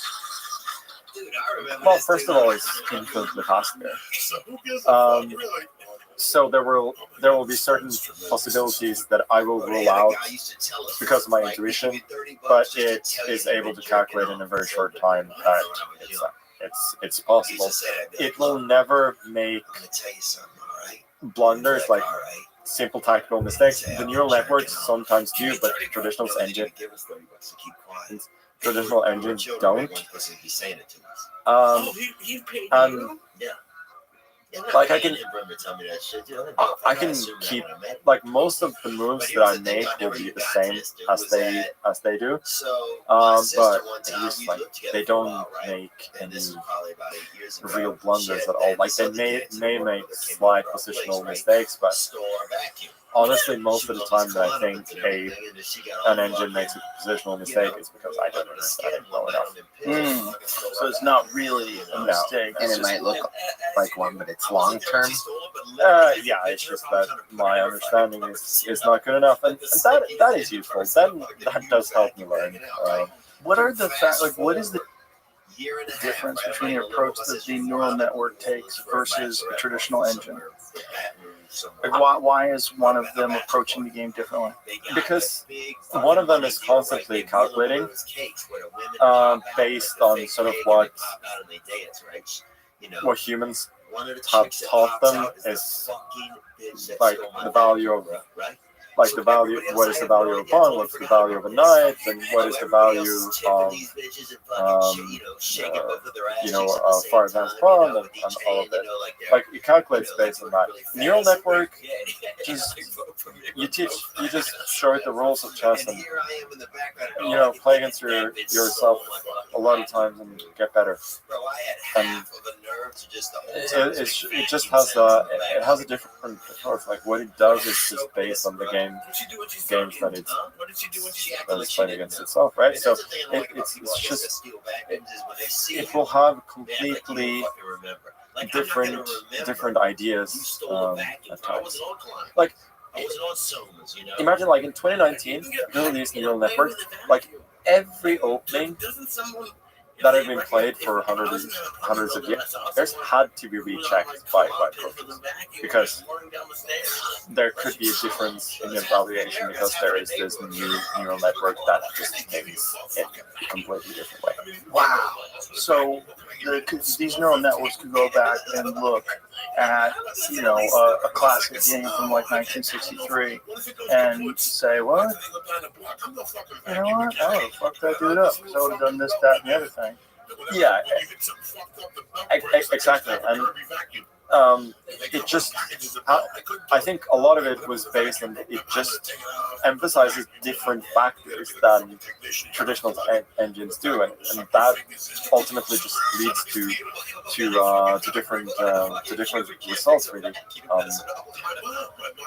But it's it was extremely fascinating for a while, but now it's just led to really more parity in the world of chess because everybody just has access to that information. It used to be a thing back in the time that some people would really be ahead of others, not only in 2019, but also other times like they had more computing power, better cloud engines, like they had started to use different engines and so on. But now you could prepare for World Championship, honestly, in 2 weeks, and you'd be completely with like just a regular like laptop that's connected to cloud. Like it's very different and so much easier. That is so fascinating that it's changed the game so much. Could you get a computer, whether it is a traditional engine or whether it's a neural network, could you get one to imitate a specific style? Like, could you get one and say, I want you to play like Garrett Kasparov when he was younger? So we actually did this back in the day. We actually started an app called Play Magnus, where you could play against myself at different ages, and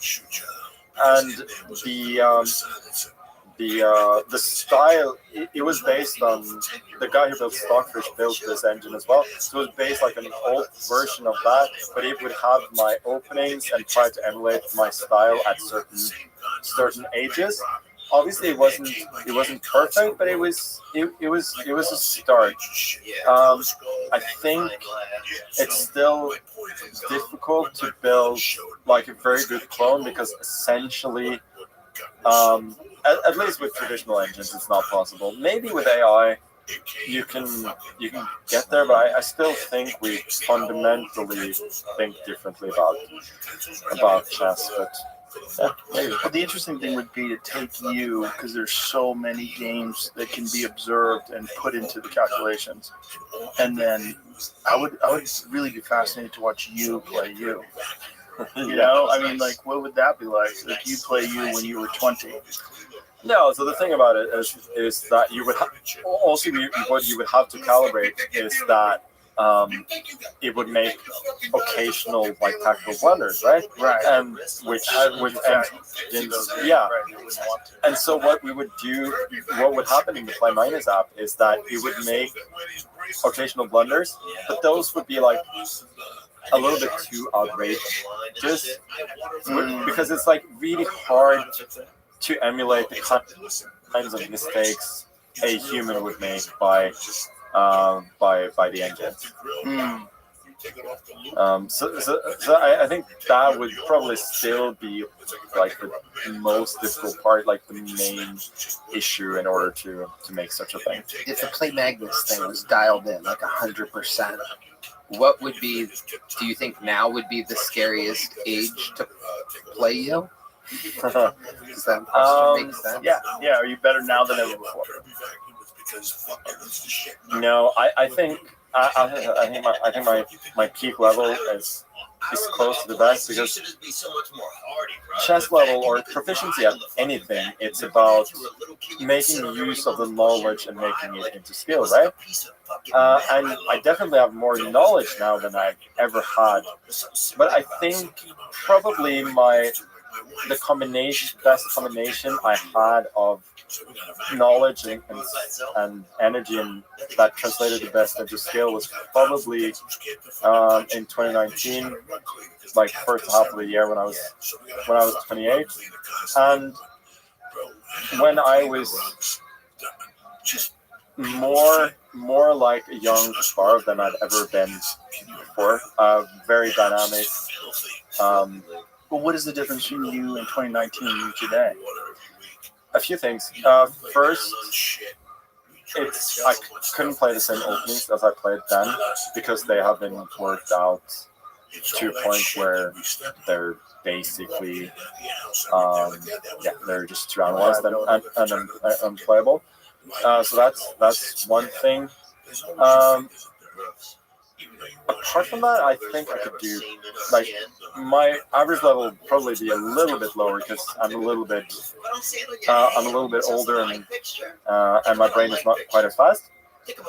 But I could do, I think, most of those things. What I don't think I could do is like the other sort of best version of me, which was 2013, 2014, when I was in the best shape of my life, and I was just a relentless beast at the board, grinding down my opponents in very long end games, never giving them any respite whatsoever.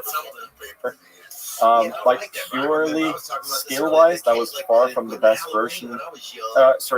Knowledge-wise, that was far from the best version of me. But I was just, it's just like the average level of my game definitely was higher than, because I rarely played really bad games at all, because I was always sort of on. I had so much willpower and energy. Were you saying you were in the best shape of your life? Do you mean physically, or do you mean physically? Yeah. Well, there's two factors you're talking about, like physical, like fitness, and nutrition and exercise. Like these things you don't really take too much into consideration, but they obviously played a huge factor in the most successful period of your life.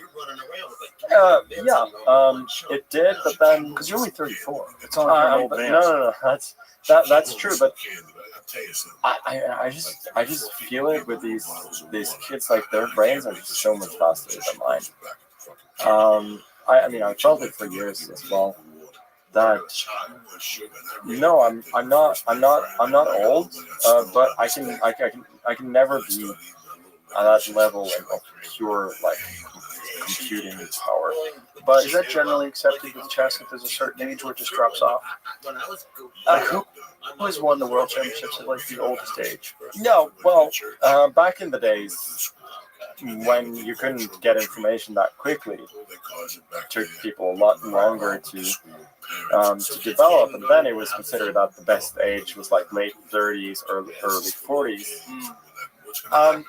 Obviously, the drop-off is not nearly as steep as it would be in physical sports. Like that goes without saying, but I think the peak years are pretty much the same for most people, like mid 20s to early 30s. I think I could still.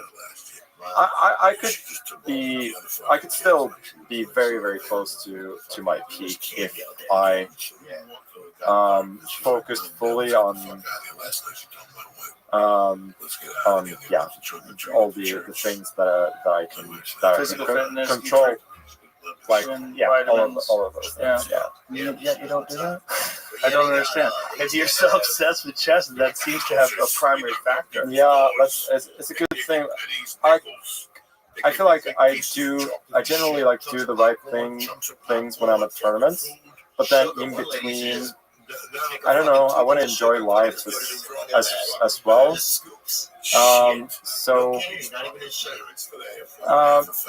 like I'm generally obsessed with chess, but I'm not always obsessed with competing. Like certain times, there will be certain days, certain tournaments where I know that I'm not going to be at my best, and I can feel it, and then I'm not able to take it as seriously. Like I feel like I cannot. I'm not a Michael Jordan type who has to like go all out in every game. I used to, but now I don't think I have that in me, because my main motivation for playing chess is that I love to play. I don't have concrete goals of what I want to things I want to achieve. Like, does that sort of relaxed attitude that you have, does that drive other people crazy that you're still able to beat them? That would drive me fucking nuts. If I was just fully obsessed and studying moves all day and just taking my vitamins, drinking only purified water, and it's kind of a thing that you're known for, right? Like a lot of other people are known to work all the time, and you've kind of always, at least your reputation, played the player, right? Isn't that what you're? Yeah, and also the thing is, like, I was known for like being fit and all of these things, but now I think there are a lot of other players who take these things a lot more seriously than I do. I think the reason why I got that reputation is that I really like doing a lot of like I did a lot of sports when I was little, and I've always like kind of done them for fun. So I think that was why, like, you don't see a lot of chess players playing soccer or tennis or whatever. Not that I'm great at any of those things, but I was usually better than a lot of other chess players.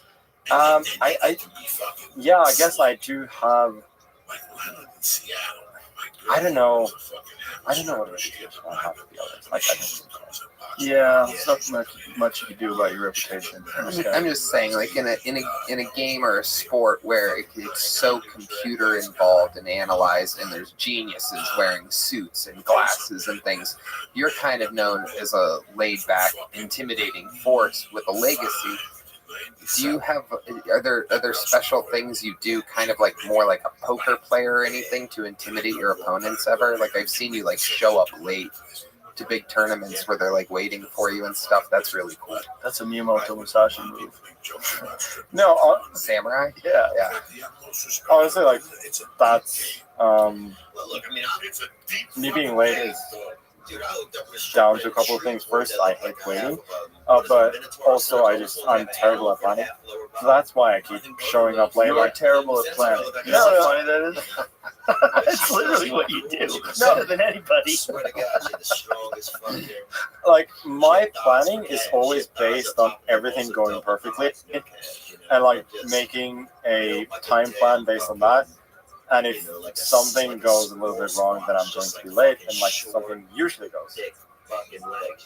goes wrong or often enough that it becomes the thing. Like as you talked about in chess, like there's this video that a lot of people are talking about where I come there's a blitz game, right, and that's 3 minutes and I come like 2.5 minutes late because I've been skiing in the mountains, and there was an accident on the road that delayed me like half an hour. Like most people would have planned for that, had a little bit of buffer, but I was like, that was probably going to be fine. Suddenly there's an accident and I'm going to be late, and I'm just running into the playing hall in my sweatpants and not even realizing that the game has started. But I was so late that I should be. And I saw that everybody was there, and then randomly turned out half a minute left when I got to the board. So that's kind of more. How'd you play the game? Do you think that maybe did you like have a different approach because you knew you only had 30 seconds? No, the thing is like there you have 2 second increments. So I'm not going to lose some time automatically. I just had to play a little bit faster. But it was okay. But as I said, like I don't do those things to intimidate my opponents. I'm just that would be such a mind fuck. The guy shows up 2.5 minutes late and still stomps you. Yeah, I don't think many people know about the skiing delay or anything. I think it was thought of as like I'm a badass. I'm coming in late. No, honestly, that was like the world championships in chess. Like they were being held in the weirdest places. So this was in Almaty, Kazakhstan, which is this like really during winter at least pretty polluted, not very nice city. And then just half an hour out of the city, you have basically the Alps. You have beautiful mountains that goes up to 3,500 meters, where it's just fantastic, and you can like get from the city it's like an hour and you're at the top of the mountain and having a beautiful ski vacation. And I just like was so miserable being down in the city that I thought for this day, like if I'm going to perform at all today, like I need some fresh air. I need to get out of here, and so that's why I took the risk. And it was definitely not not to play mind games, because I Bobby Fischer said about chess that I don't believe in psychology. I believe in good moves. Like I believe in like a little bit of both, but I'm more in his school that I just I think I'm going to make better moves and I don't need all those other things. Did you ever have an opponent that was doing something psychological that kind of messed you up or threw you off? Like back when I was a wrestler in high school, some guys wouldn't shower. It would be disgusting. Right? Is there anything like that in chess? Yeah, that specific thing has happened for sure. I'm not sure if it's been a conscious choice by my opponents. I'm sure I've been guilty of it as well. That's true. I don't know really. I think the only thing is not to bring that up again, but I think when I think that my opponent might be cheating, that's the only time that I'm really off. It's just weird that you can cheat and do it for so long and yet still play in the best tournaments. You would think that like in the UFC, let's say if you get caught with steroids, you get a long ban, and you can't. And if you get caught again, you get an even longer ban. And I think it's like a 3-strike thing. If you get caught a third time, you're out of the sport forever. No, it's the thing is that we think harsher penalties would discourage people. Oh yeah, for sure, especially for online, because there's been this thinking that cheating over the board and over online is like very different. But the thing is, like once people are cheating online, then having these meteoric rises over the board as well. That's a bit strange. Yeah. So yeah, there definitely needs to be harsher penalties. One thing that chess.com used to do is that they would let people sort of confess privately and then get their account back. But now they're moving to more naming and shaming sort of thing with and banning people for longer, which I think is it's a lot better. But a lot of it is about incentives as well, right? Like if you think that you can get away with cheating, and there are monetary incentives to cheat. Right. Yeah. Well, I guess that's just with every pursuit. There's always going to be people that look for shortcuts. There's always going to be someone who likes to skirt around the difficult path. No, that's true. But the thing is, like, there's so little you need in chess, and the engines are so powerful. Like, if I started cheating, you would never know. The thing is, like, I would get like a move here and there. That's all I need. Or maybe imagine I'm playing a tournament. I just find a system where I get somebody to signal me when there's a critical moment. Like if there's a moment where a certain move is much better than the others. That's really all I would need to go from being the best to being like practically unbeatable, right? So it really is a scary situation. There have been these cases of so many cases of people who are acting suspiciously and who are making suspicious having suspicious results based on the data, but they're very, like, if you're not cheating in a dumb way, there rarely is going to be a smoking gun. And without that smoking gun, it's really hard to catch people. How would you eliminate that other than security? Would you have it so there's no audience members at all and have them only in a room? So that has been done in World Championships, for instance. Like we're basically been playing like in a glass box where you can see where you cannot see the audience and you cannot hear anything. So it's a glass roof box. That's like, you kind of don't want that. You want there to be like, I really like having chess more like an esports setting where people can be as loud as they want. It's just you have players sit down like boxers with headsets, but don't headsets open up the possibility of cheating? But then, like the headsets would be all provided by the organizers, right? So some sort of and you'd have to have like both. We have had that in tournaments that you have to have white noise and some kind of sound from like Spotify or whatever. If you want to listen to classical music or whatever, you can do that. Yeah. So you can listen to Wu-Tang Clan while you play chess.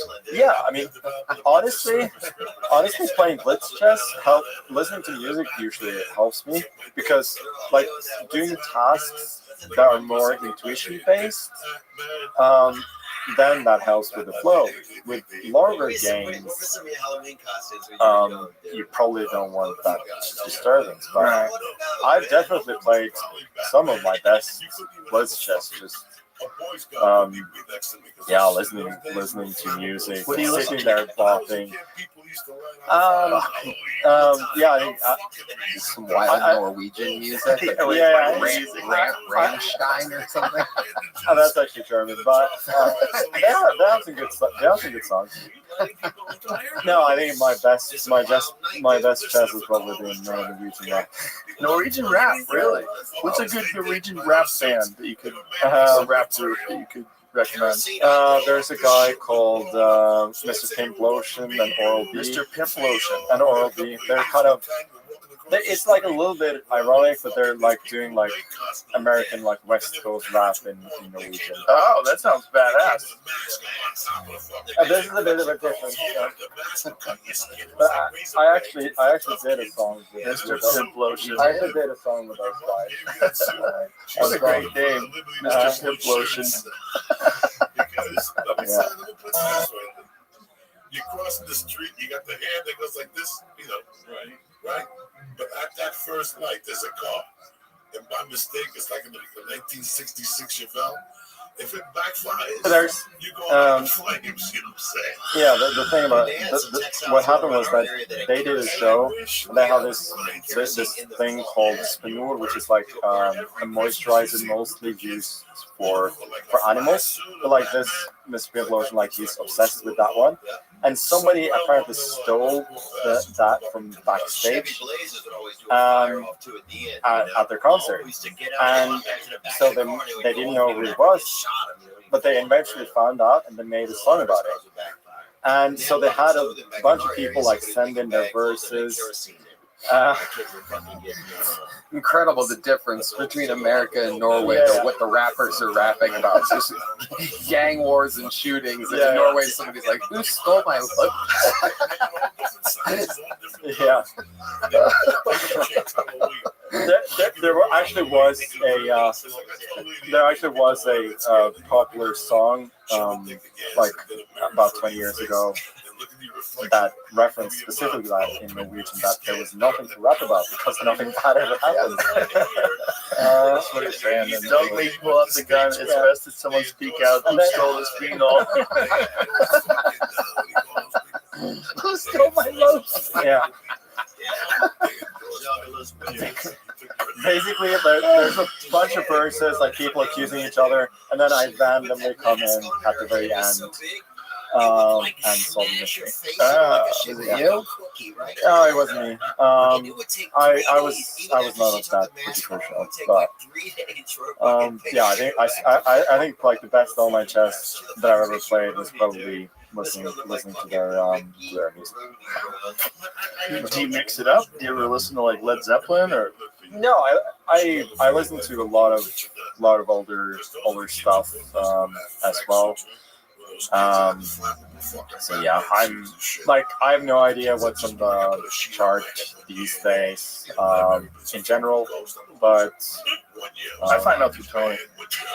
I find out through the young guys at the club. I'm like, what are you listening to? What is this? Yeah, and I'll do Shazam on it and put it on my spot. No, like that sometimes happens to me as well. Maybe like once a year or something. Yeah. Otherwise, it's I remember like I asked my sister probably like 10 years ago, like I switched playlists and I was like, do you have anything from before 2000? And so I was like, yeah, of course. Britney Spears, Baby One More Time, 1999. So I'm kind of the opposite of that. Well, that's awesome. Well, listen, man, it's been awesome having you in here. I really appreciate you doing this. And tell everybody when the Netflix show is out. I don't know, but it's within a few months for sure. Jamie, do you know? Didn't say when it's coming out. Well, we will put it up on the Instagram when it's out. And it's been awesome talking to you, man. I really appreciate it. Hey, thanks for coming in. All right, Tony. Fun times. Fun times. All right. Goodbye, everybody.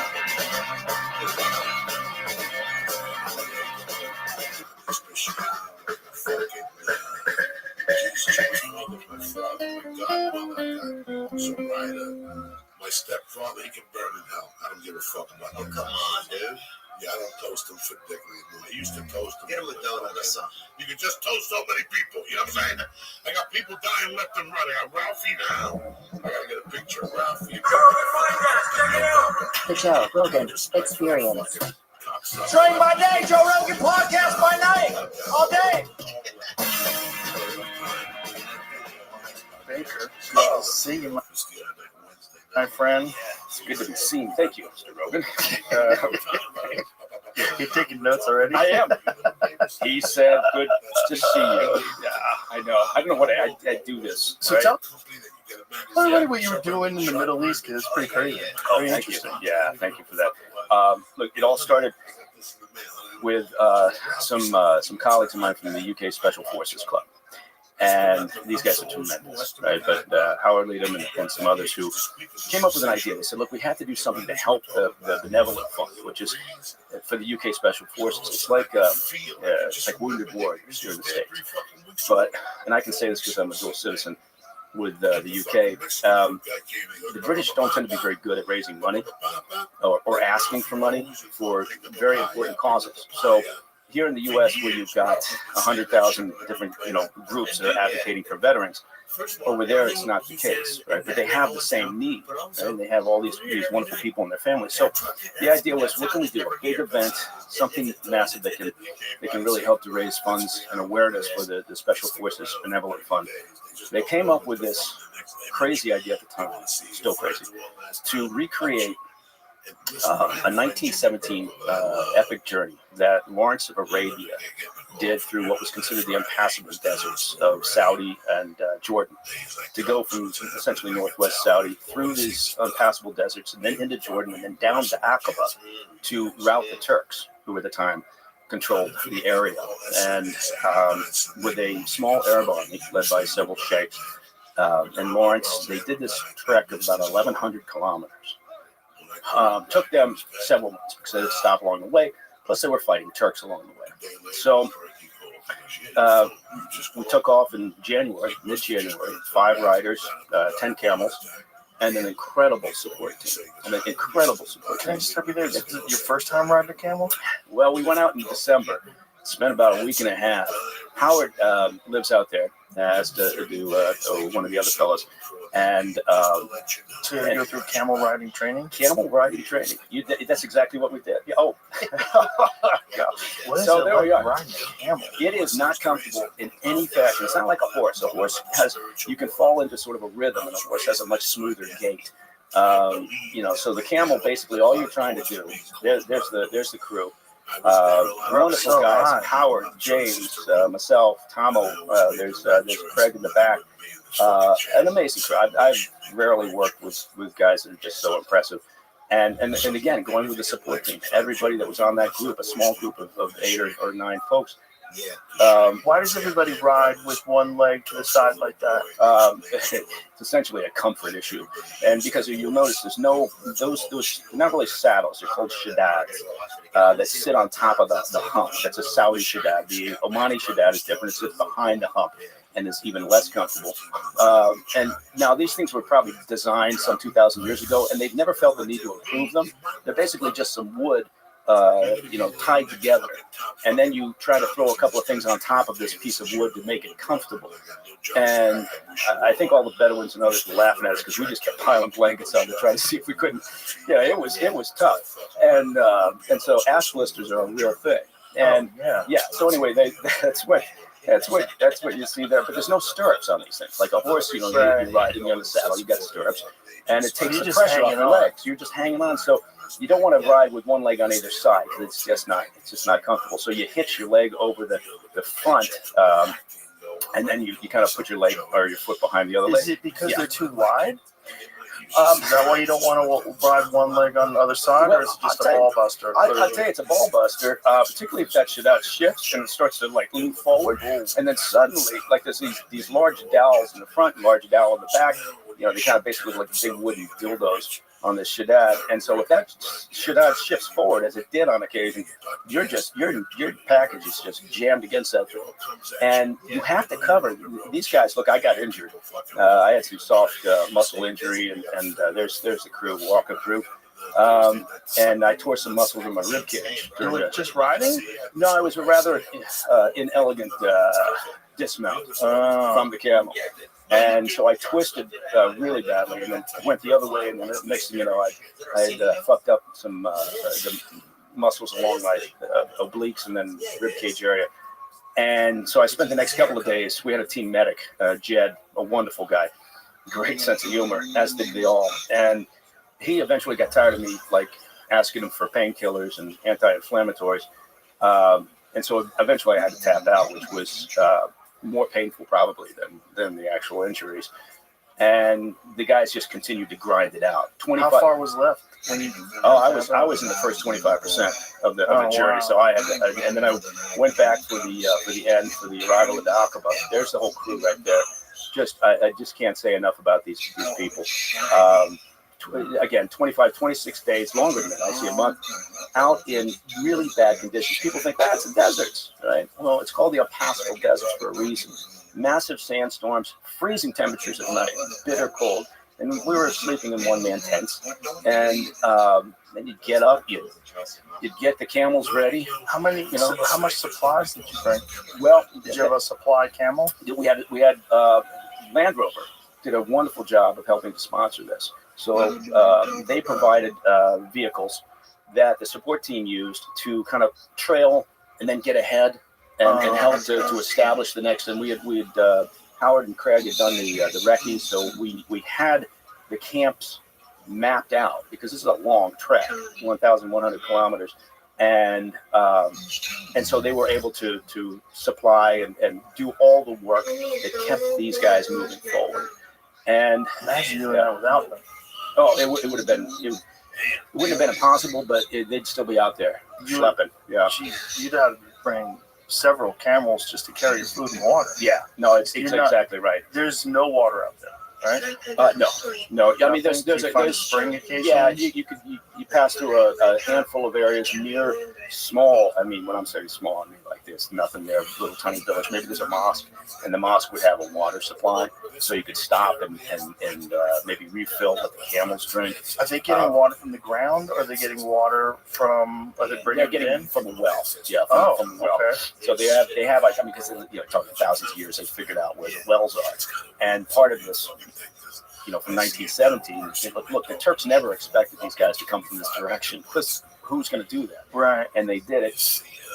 These guys all did it. I was just honored to be a part of it, even though I had to tap out, which was goddamn nice. Jamie, can you show me what that looks like on a map? All right, it's February, and by now, 80% of people have probably abandoned their New Year's resolutions. And it makes sense. Life can get crazy, and all of a sudden, you don't have the time. But one easy habit to stick with is AG1. It's an easy, realistic habit that you can make to benefit your whole body health. AG1 makes hard-to-get micronutrients easy to get and replaces multiple vitamins and supplements with just one scoop. You just mix it in some cold water, take a nice moment in the morning to do your body right. And honestly, it tastes pretty good. It's not easy to pack this many high-quality ingredients with this much nutrient density, but AG1 makes it happen without added sugars or artificial sweeteners ever. AG1 is a great way to invest in your health now and in the long run, which is why I've partnered with them for so long. Try AG1 and get a free bottle of vitamin D3, K2, and 5 free AG1 travel packs with your first subscription at drinkag1.com/Joe Rogan. That's a $76 value gift for free when you go to drinkag1.com/Joe Rogan. Check it out. Like what that area looks like? Yeah, I should have included a map of the route itself. Look for Al Waj, Saudi, on the coast, sort of northwest Saudi. Look at James spelling it correctly and everything. This guy's crazy. Look at that. He's right there at the top. So we started out in Al Waj, and then there you go. Now click out, and then you start heading north. You start heading northeast. You can see Jordan is up there above that area. You start heading sort of on a diagonal northeast. You pass through all. Look at it. It's like, what the hell? And you keep going. Eventually, you get if you zoom out a little bit, so you'll see the border with Jordan. Okay, you go up, past, you keep going in that direction. The then whole see, place looks inhospitable. There's not a lot there. And then you come up to where Jordan is. But anyway, at the end of the day, you see Aqaba. We came down through Jordan and into Aqaba, which is at the tip there. Right there, yeah. Which is where the fort was, which is where they routed the Turks. And then eventually that created all sorts of opportunities. Scroll back up again. Look at this whole area. There's fucking no green. No, there's not. Tiny parcels of semi-green areas. Yeah, no, there's when I say it's desolate and there's nothing, There's nothing. You Can we zoom back out again? Look how wild that looks. Like, what happened? So these Doesn't that all look washed out, Jamie? This is all Randall Carlson stuff, right? Yeah, and we went through the Royal Reserve. The Saudis were very good, and the Jordanians were amazing as well. Jamie, what were you saying? Supporting this basin. It's like it all washed down. Yeah, it totally looks like it washed. Yeah, you'll find like all these wadis that are in there that it's essentially there's a lot of dried up riverbeds, and the danger is of course that there flash floods on occasion, not very often. But so this thing took place, and they eventually the whole thing ended in Aqaba. Again, the Jordanians couldn't have been greater about supporting this. I think everybody, I know the Bedouins, when we got started, they were staring at us like, what the hell are you doing? They couldn't imagine that people would do this willingly. Right?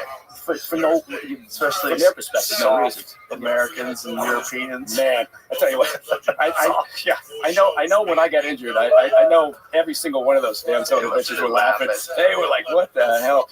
And then and they were looking at like our Shaddai's with all these blankets and furs on them, trying to make it somewhat comfortable. Those guys must have leather balls. Yeah, I think, or they just had them removed. I don't know how you do it because, and you have to try, right? You can't just walk. Walking was comfortable enough. But you have to cover the distance, right? And the trot on a camel is not comfortable, right? And so it was anyway. I just can't say enough good things about these people. But the cause, the UK Special Forces Club Benevolent Fund, if people want to go and read more about this, they can go to what is it? www.sfc. That's how old you are. Yeah. Using the W's. Everybody else. I guess I don't have to. So that's 3 W's, and then everybody has to say that. People used to say HTTP. I still do because I think that's what you have to do. So it's sfcbf.org. You can go there, you check it out, and if you're so inclined, there's even a button you can click on to donate, even if it's the price of a cup of coffee. If you get enough people putting in the price of a cup of coffee, it makes a huge difference for these people. But it was one of those bucket list items that I just can't describe it. When you see some of the things that USA fund, does it get you upset that they don't fund things like this? Yeah, it really does. It does me too. Yeah. It does me too. It's come on, because this is a direct, right? As is Wounded Warriors, as are all the other groups. Yeah. It's a direct way to help people. Yeah, and it's not like they got massive administrative costs, right? Like the government tends to. Right. And so no, absolutely, goddamn right. It seems to me, and so we were fortunate to have a lot of corporations that went in on it. There were some that looked at it and goes, okay, so let me see. You're talking about 5 white guys on camels, recreating what we think is it was still sort of the vestiges of that bullshit DEI thing, right? From a corporate perspective. Right. So we're like, no, goddamn it, exploiting, veterans, how difficult, and their families, how tough is that to understand? But, some just taking a difficult trek doesn't mean you support colonialism. Yeah, no, exactly. And by the way, the Arab sheikhs led the way. Right? It was their effort. You have to look at things through this lens of who in the furthest left, kookiest perspective is going to be offended by this bunch of white people in the desert. Yeah. If anything, it should give you a perspective on how unbelievably brutal the times were like that. No, absolutely. And you also think that, honestly, it's just look at the cause, look at the reason for it, right? But I think we are on the downhill slope of DEI. Right? I think the grifters who built up that cottage industry are going to have to be looking for new jobs, because I think most companies are starting to think, you know what, let's get out of this thing. Yes, so I think so too. And I also think that if you look at the overall body of work that they produced, it's very obvious what many of them are doing. I think there's some genuinely good people that are involved in this that really want to do good work. They're very sensitive, kind souls. They probably grew up rich. But I think there's a lot of grifters too, unfortunately. And the grifters, they've been so egregious and obvious that I think it's turned a lot of people off. Even rational kind, compassionate, progressive people are like, enough. This is fucking stupid. Yeah. Especially when you hear like the anti stuff. It's not just like pro whatever you are. It's anti whatever you're not. Yeah. And then you realize, oh, okay, this is not rational. This is cult-like thinking, and this is a thing where if you don't agree, the punishment is very grave. Like they'll go after you so hard if you don't agree with them. And then you kind of realize what it is. Like, and then eventually they start to eat their own. Yes. And so you can never eat aggressive enough. No. The mob's always going to turn on no matter who you are and how righteous you pretended to be.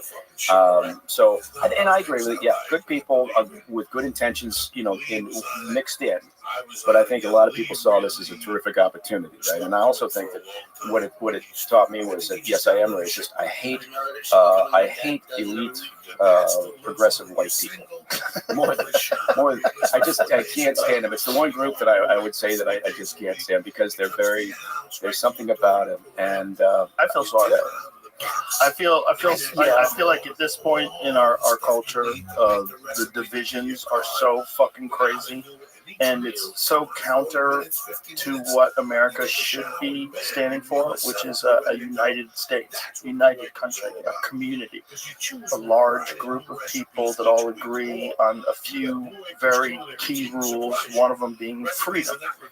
And I think that seems logical. Yeah, we got to stop. All this division is set up not by us. It's set up by world leaders. It's set up by the media. It's set up by the people who benefit from keeping us divided. Most of us agree on a lot. And one of the things you're seeing is like from all these USA disclosures is the mainstream media cannot ever say that anything this administration is doing is positive. So even if they find unbelievable corruption, right, and they found some really wild shit, like what was the $4.7 trillion in untraceable money? Oh yeah. I sent that to you, right? Yeah, you did. Yeah, that was Doge. Was digging through essentially the way that money is audited within the government, and they look at the data sets and how things are divided and how you have to explain what's going on. And the idea is that there's a lack of links to payments, outgoing payments, budget line items. So this payment goes out. What is it for? Right? It would be the same thing if you had and I do have a business, and in that business you have to know what you're spending your money on. Right? That's a logical thing. I'm not a rocket scientist, but what they're saying is that they've well, there you go. Yeah, here it is. So it's a Treasury Access Symbol. TAS is an identification code linking Treasury payment to a budget line item, standard financial process in the federal government. The TAS field was optional for $4.7 trillion in payments and was often left blank. Yeah, making traceability almost impossible. As of Saturday, this is now a required field, increasing insight into where money is actually going. It would be like if Treasury for the great work. It would be like if I got my monthly reports, my monthly numbers from our finance director, and I looked at it, and there's the outgoing line, so I can see how much money's going out, but there's nothing that links it to where did it go? Did it go to pay a vendor? Did it go to pay rent? Did it go to pay staff? Who bought a jet? Yeah. Who bought a jet? Yeah. By the way, when a company buys a jet, it's usually that's a key fraud indicator. Right? If a company buys a jet, if a company buys, not all companies. Not all companies. Let me just make a note of that. UFC, jet.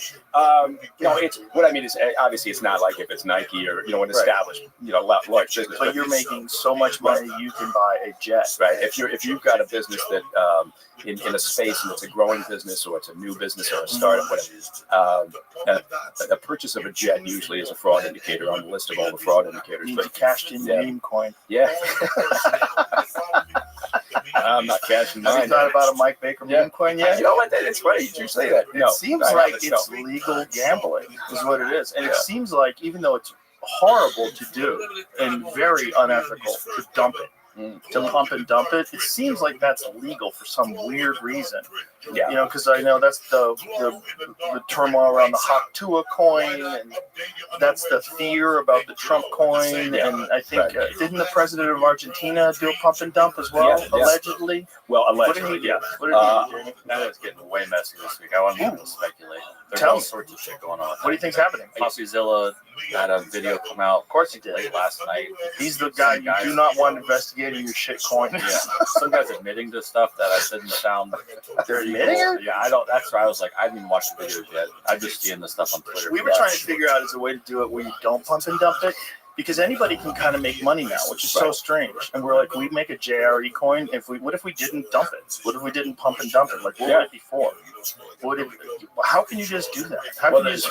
the regulations have not caught up yet, right? So and you see that any new emerging business industry technology, I think there are people who look and go, there's an opportunity here because regulatory policy hasn't caught up, right? And so but Dave Portnoy's been paying attention to all this, and he's been buying coins and tweeting about them and then selling them, and he's been making a lot of money.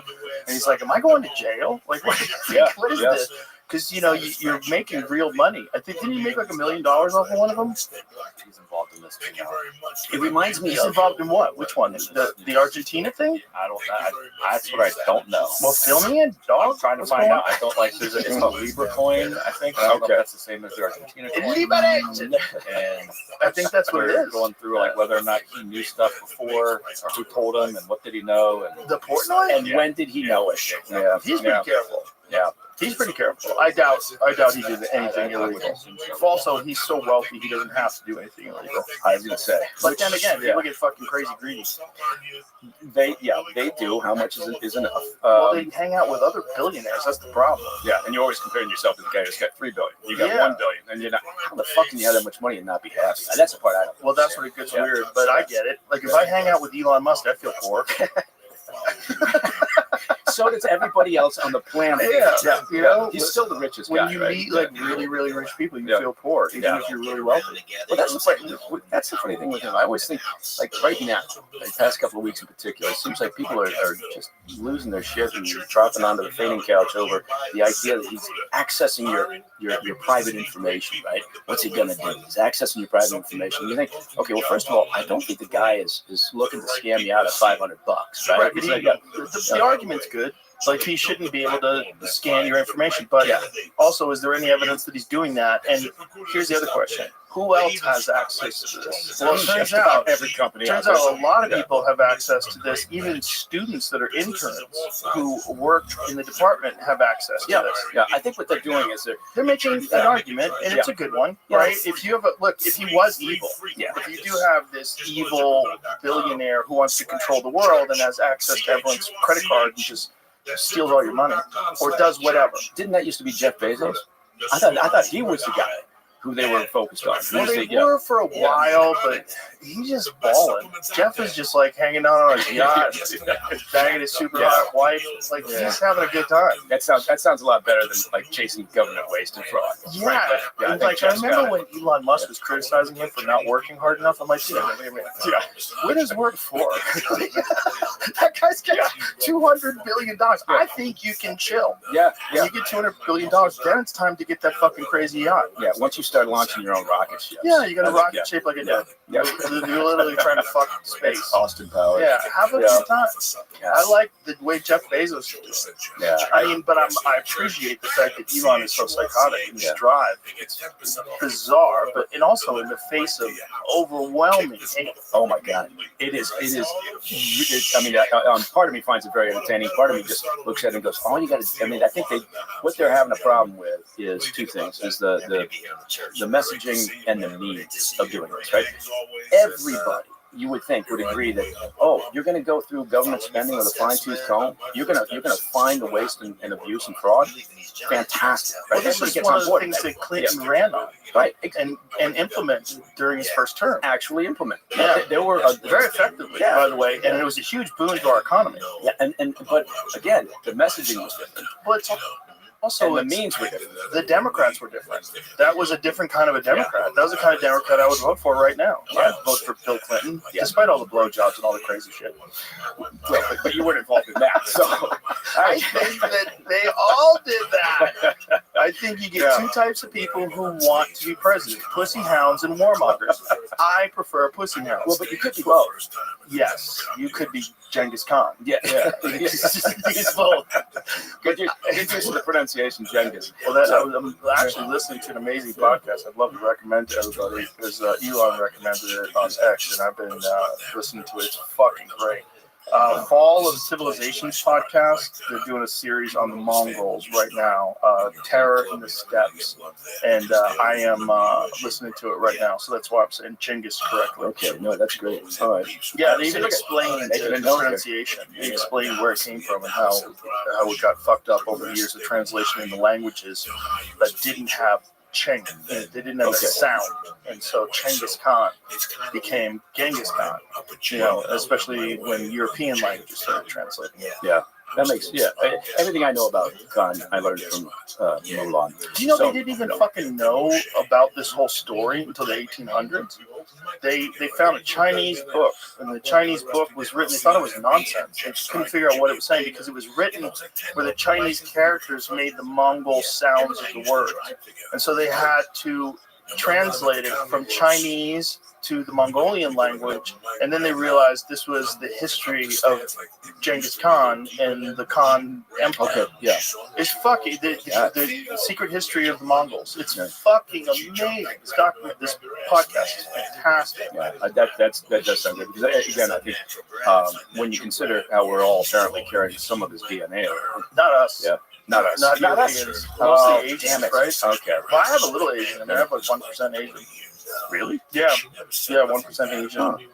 Close to 2% African. It's like, but I'm from Sicily, my ancestors, and so I think, those are the ones that got raped by the Moors.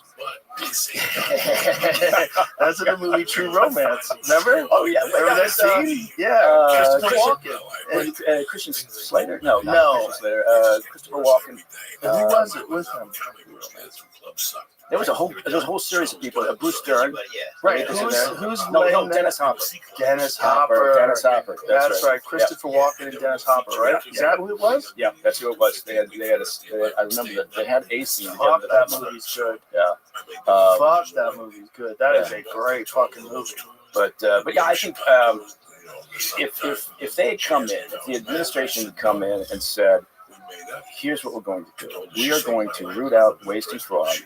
We're going to go after, every dollar that's not spent on behalf of the American public and our national security, advancing American interests. And we're going to do it in this efficient, manner. But, and again, don't get me wrong. I think sometimes, the disruption of fast action is extremely beneficial at times. And sometimes you can't see the benefit until other things happen outside the bubble that we may be looking at. But I think that if they had messaged it a little bit differently, and then with the means, rather than taking a blowtorch to everything, because, and again, not saying that it can't be effective, but what I'm saying is that they're losing, I think, important opportunity from a goodwill perspective. And I know they probably don't give a fuck anymore, but all those people who voted for them this time around gave them that chance that didn't the previous time. They said, I'm so tired of the Biden administration and all this bullshit. They need to see, I think, more stability, less chaos. And I think the Democrats are very good. I think we all thought perhaps that the progressives, the Democrats, were just going to go into a cave and hide, but they're regrouping, right? And they're starting to come back. They're all getting on testosterone. Yeah, that's right.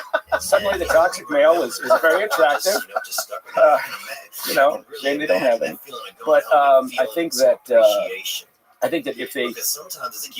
you give them ammunition, obviously they're going to take advantage of it. And I think some of the approach to this, again, not saying it's wrong in the sense of let's find that waste and fraud, but they're giving them opportunities to start firing back. Who's scoring big in the NBA this year?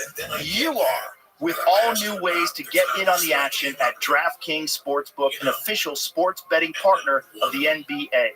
From monster slams to dishing the rock to cleaning the glass, get behind your favorite players and the prop bets you can make on DraftKings, the home of NBA player props. Plus, for new DraftKings customers, bet $5 to get $150 in bonus bets instantly.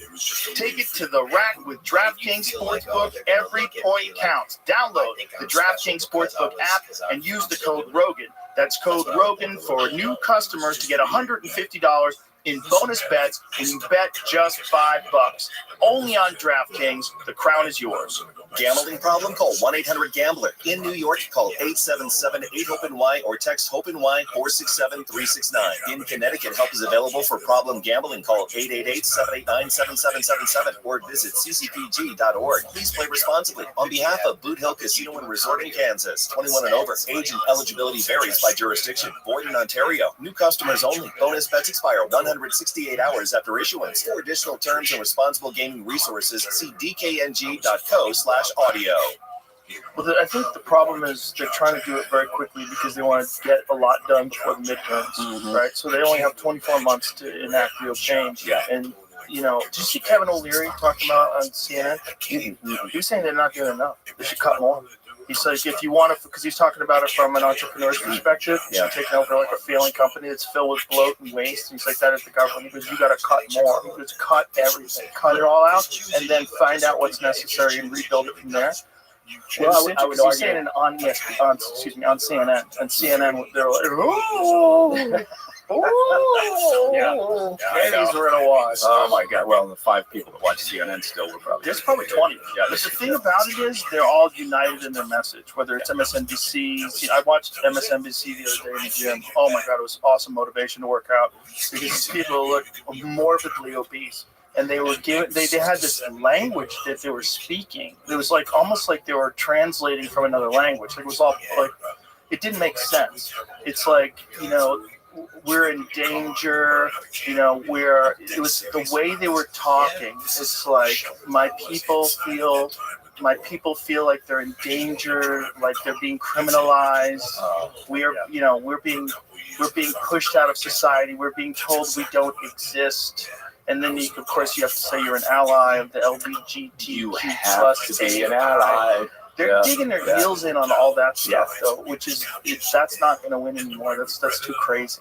Even like kind progressive people realize, like, you know, you've done a weird thing with women's sports. You've done a weird thing with the safety of women in bathrooms. And it's not to say that some of these people who are legitimate trans people who really do just want to use the women's room and be treated like a woman.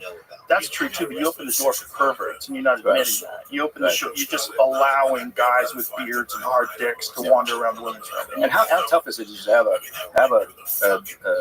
unisex bathroom, right? Most places, a lot of places do, right? So you can find as long as it's not a big bathroom. The problem is a group if it's all single bathrooms, but that's not economically feasible at like a stadium, you know, and that's where it becomes a problem. And then it's also this like weird cultural line of like which bathroom do you get to use? It's like this is like a thing in Congress, right? Because there's that one trans person in Congress, who, by the way, said that they do not want to use the women's room, so it's not even an issue. Yeah, no, I think notice how I said they. That was very good, right? You're the line. You're very sensitive. People always say that. How goddamn Rogan is so sensitive. But I think if most folks, right, who are in alternative, you know, lifestyles, whatever, however you want to put it, I think, yeah, they just want to get on with it, right? They want to be accepted. They don't want to make, you know, people make a fuss over. They just want to move on. And then you've got a small minority that just can't seem to get enough attention. And when they can't get enough attention, then they do something, you know, even more wacky. I think it's a problem with a lot of the people that are quote unquote leftists in general, is that they've been bullied and picked on all their life. And they've been fucked with, and now they have a gang, and now they're gonna go fuck with other people. Yeah, it's not much of a gang, though. Really. But it's online. The words they use online, it's like very attacking. Yeah, you know, it's like this is like a core aspect of progressives right now online is that when they're tweeting about stuff, when they're posting about stuff, it's very aggressive and very angry and insulting. Yeah, and that this is their way to demean seen, whether it's Pete Hegseth or Kash Patel or any of these people that are involved, or RFK Jr., any of these people that are involved, and even Tulsi, it's like the way they're doing it. It's like, it's not about policy or agreeing or disagreeing about perspectives or the way they're choosing to govern. It's not that. Well, I think they're angry because for a while, right, the mob rule was working, right? And everybody, was being, silenced from the bullying or the fear of being bullied. So, and it lasted for so long. It lasted for years. Right? You think about it. It lasted until Elon bought Twitter. Really. Realistically. Yeah, I think that's fair. If he hadn't done that and they were all controlled by the left, do you think Facebook would have loosened up their grip? No, I don't think so. Well, look, Meta, Alphabet, they're all kind of rewriting, toning down their DEI policies, right? I think that's also because Zuckerberg started doing jiu-jitsu. I really do. They start taking testosterone. Yeah, shout out to Joe Machado. Yeah. Jiu-jitsu changed your mind, man. It'll change who you are. If you realize, there's reality in this world. He's looking a lot more manly. He's a lot more manly. Yeah. He's got a thick neck now. I think that has a lot to do with it because you start looking at things from a more libertarian perspective, from a merit-based perspective. Well, also, you're starting to fuel. You're feeling better. You're focused on something other than your own inner angst. Or how do you fit in with this? Look, everybody just should be able to live their life. Absolutely. And that's what we all need to concentrate on. Yeah. Everybody just live, as long as you're not hurting anybody else with the way you live your life. Exactly. Live your life. If you want to wear a dress, God bless it. Yeah. God bless everybody. But just be nice. And I think most of the people, the reason why they're not nice is because people have been not nice to them. That's that old expression, hurt people hurt people. Yeah. And the way to fucking unite us is not to keep hurting people. It just doesn't make any sense to me. No, I think it's simple enough. I honestly, I don't care. Someone's got an alternative lifestyle. Now, I don't need to play along with the imaginary idea that a dude's going to have a baby or can, I like breastfeed or whatever. There's this one TikTok person who trolls, and I don't even know if it's a biological woman because that's one thing that the trans people are very upset with. There's a lot of really hot OnlyFans girls that are pretending to be trans and they put a fake dick in their underwear. No. Oh yeah, and they're super hot, and so the actual trans people are very upset. And get ready for this. Their argument is, my identity is not a costume for you to wear. Wait a minute. Hold on a second. Hang on. That's a real woman, bro. You're already doing that with her. She's just got a rubber dick in her pants for money. There really is no. I keep waiting for Jamie to throw one up on the screen. I'm like, oh my god. There's no self-awareness or sense of irony. So this one lady who's I think it's a lady. I think she's a lady who's a troll. And she said that she went to some country and got a chromosome change and a uterus installed, and now she's pregnant. And she I just read the comments and people are fucking going crazy. It's a bunch of sub 90 people, IQ people in the comments just fucking having strokes. That is the best part. When somebody throws some shit out there and people buy into it, right? And they're like, yeah. Well, I buy into some of the dumb ones sometimes. I have to send them to Jamie. Jamie have to sort out what the fuck is real now. It's so hard to tell. I see things from myself that aren't real. I saw me doing, or I didn't see me, I heard my voice over some narration of something, of some TikTok story. And I was like, I never saw this. This is not me saying this.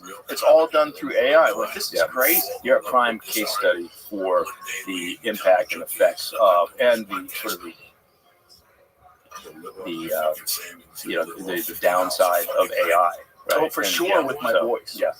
I guess now with video as well. If you wanted to have a podcast video of me doing something. Oh, absolutely. Yeah. Yeah, it's pretty wild now that, we have a little bit of a problem where a bunch of people are selling cheap things online and using my voice, and we have to get them removed. Okay.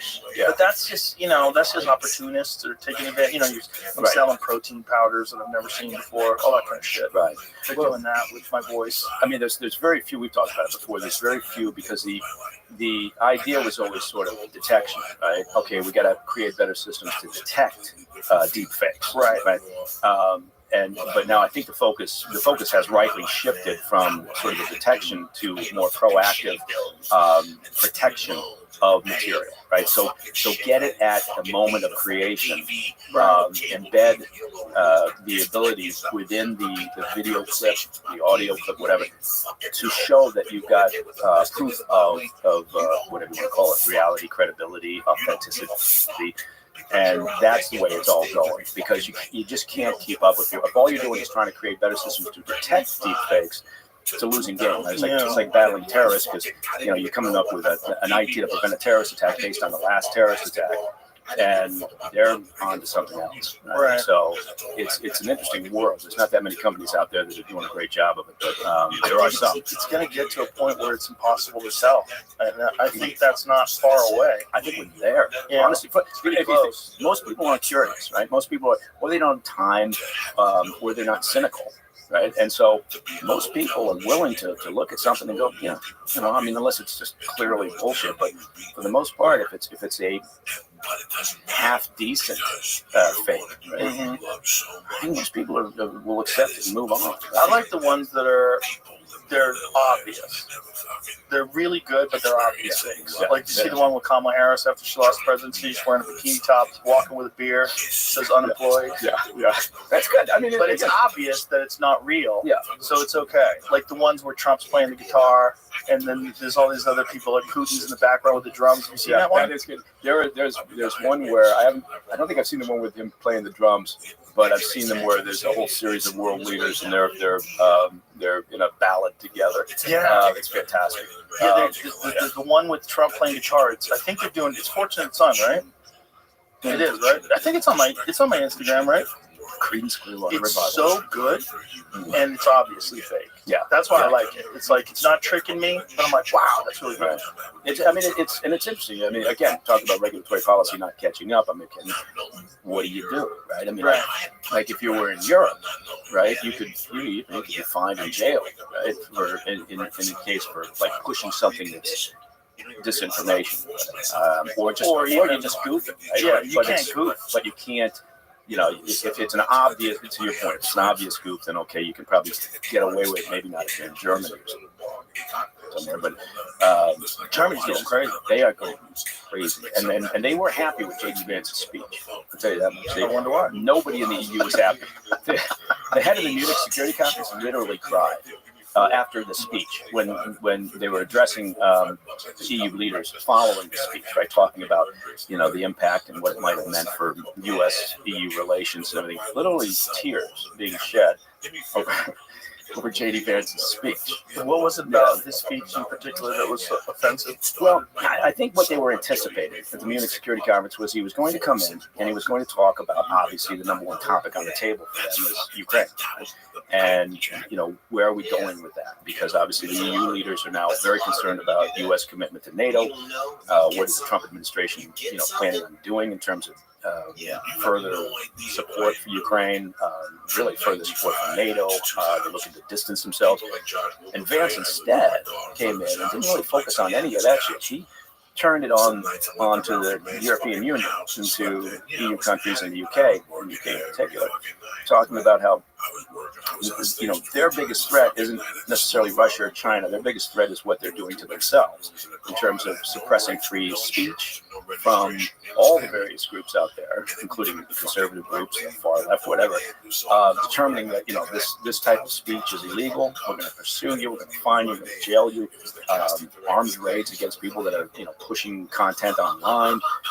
So he made it anti-immigrant content, but to be fair, right? I mean, most of Europe at this point is pretty fed up with the immigration policies that their leaders, which is why they want to suppress the dissent online. Exactly. They're not doing it because they genuinely think this is a moral and ethical thing to do. They're doing it because they sense an uprising. Yeah, and they rightly should. Look, Olaf Scholz, the German chancellor, he's not getting elected. Their election is coming up here shortly. Yeah. And so he's not. It's not going to happen for him. So I think they're not rightly, but they are concerned concerned about their own political power. That's what it is, and that's what people need to understand. It's not rocket science. It's not that the Europeans are the kinder, more progressive. No, just like they understand that it's coming, and they want to do everything they can to stop it because most people are fed up. Most people just want to be left the fuck alone. And if you tell them that they can't put a flag meme on one of their Facebook pages or they get arrested, which is what happened in Germany. Or talk about so if you talk about the immigration problem, you say, look, we got to stop this. We got to, maybe secure borders. If you talk about the Ukraine war and say, I don't think we should be supporting, dumping more resources into Ukraine, all those things, or reproductive rights, if you're on the wrong side of that from a European perspective, they're coming after you. And so that's what J.D. Vance came after. He turned the tables on them and focused on that. And that was, A, it was completely unexpected. And B, I think, the reality of it, the fact that it's truthful, I think upset a lot of them. It's truthful, and it also appeals to their citizens. That's the thing. The citizens say, this is the way we want our government to talk. And I think it's funny because a lot of people are, there's a lot of people on social media right now going, oh my God, you don't realize how hated, you are now as Americans. The U.S. is so hated. And I'm like, look, I spent most of my time overseas, right? And most people go, yeah, it seems like it's common sense. You guys are finally coming around, right? And so I don't think they're going to win the argument that somehow the U.S. is more hated. Look, we've been hated in a variety of locations. Well, we definitely are hated in Canada right now. Oh, yes. The hockey game.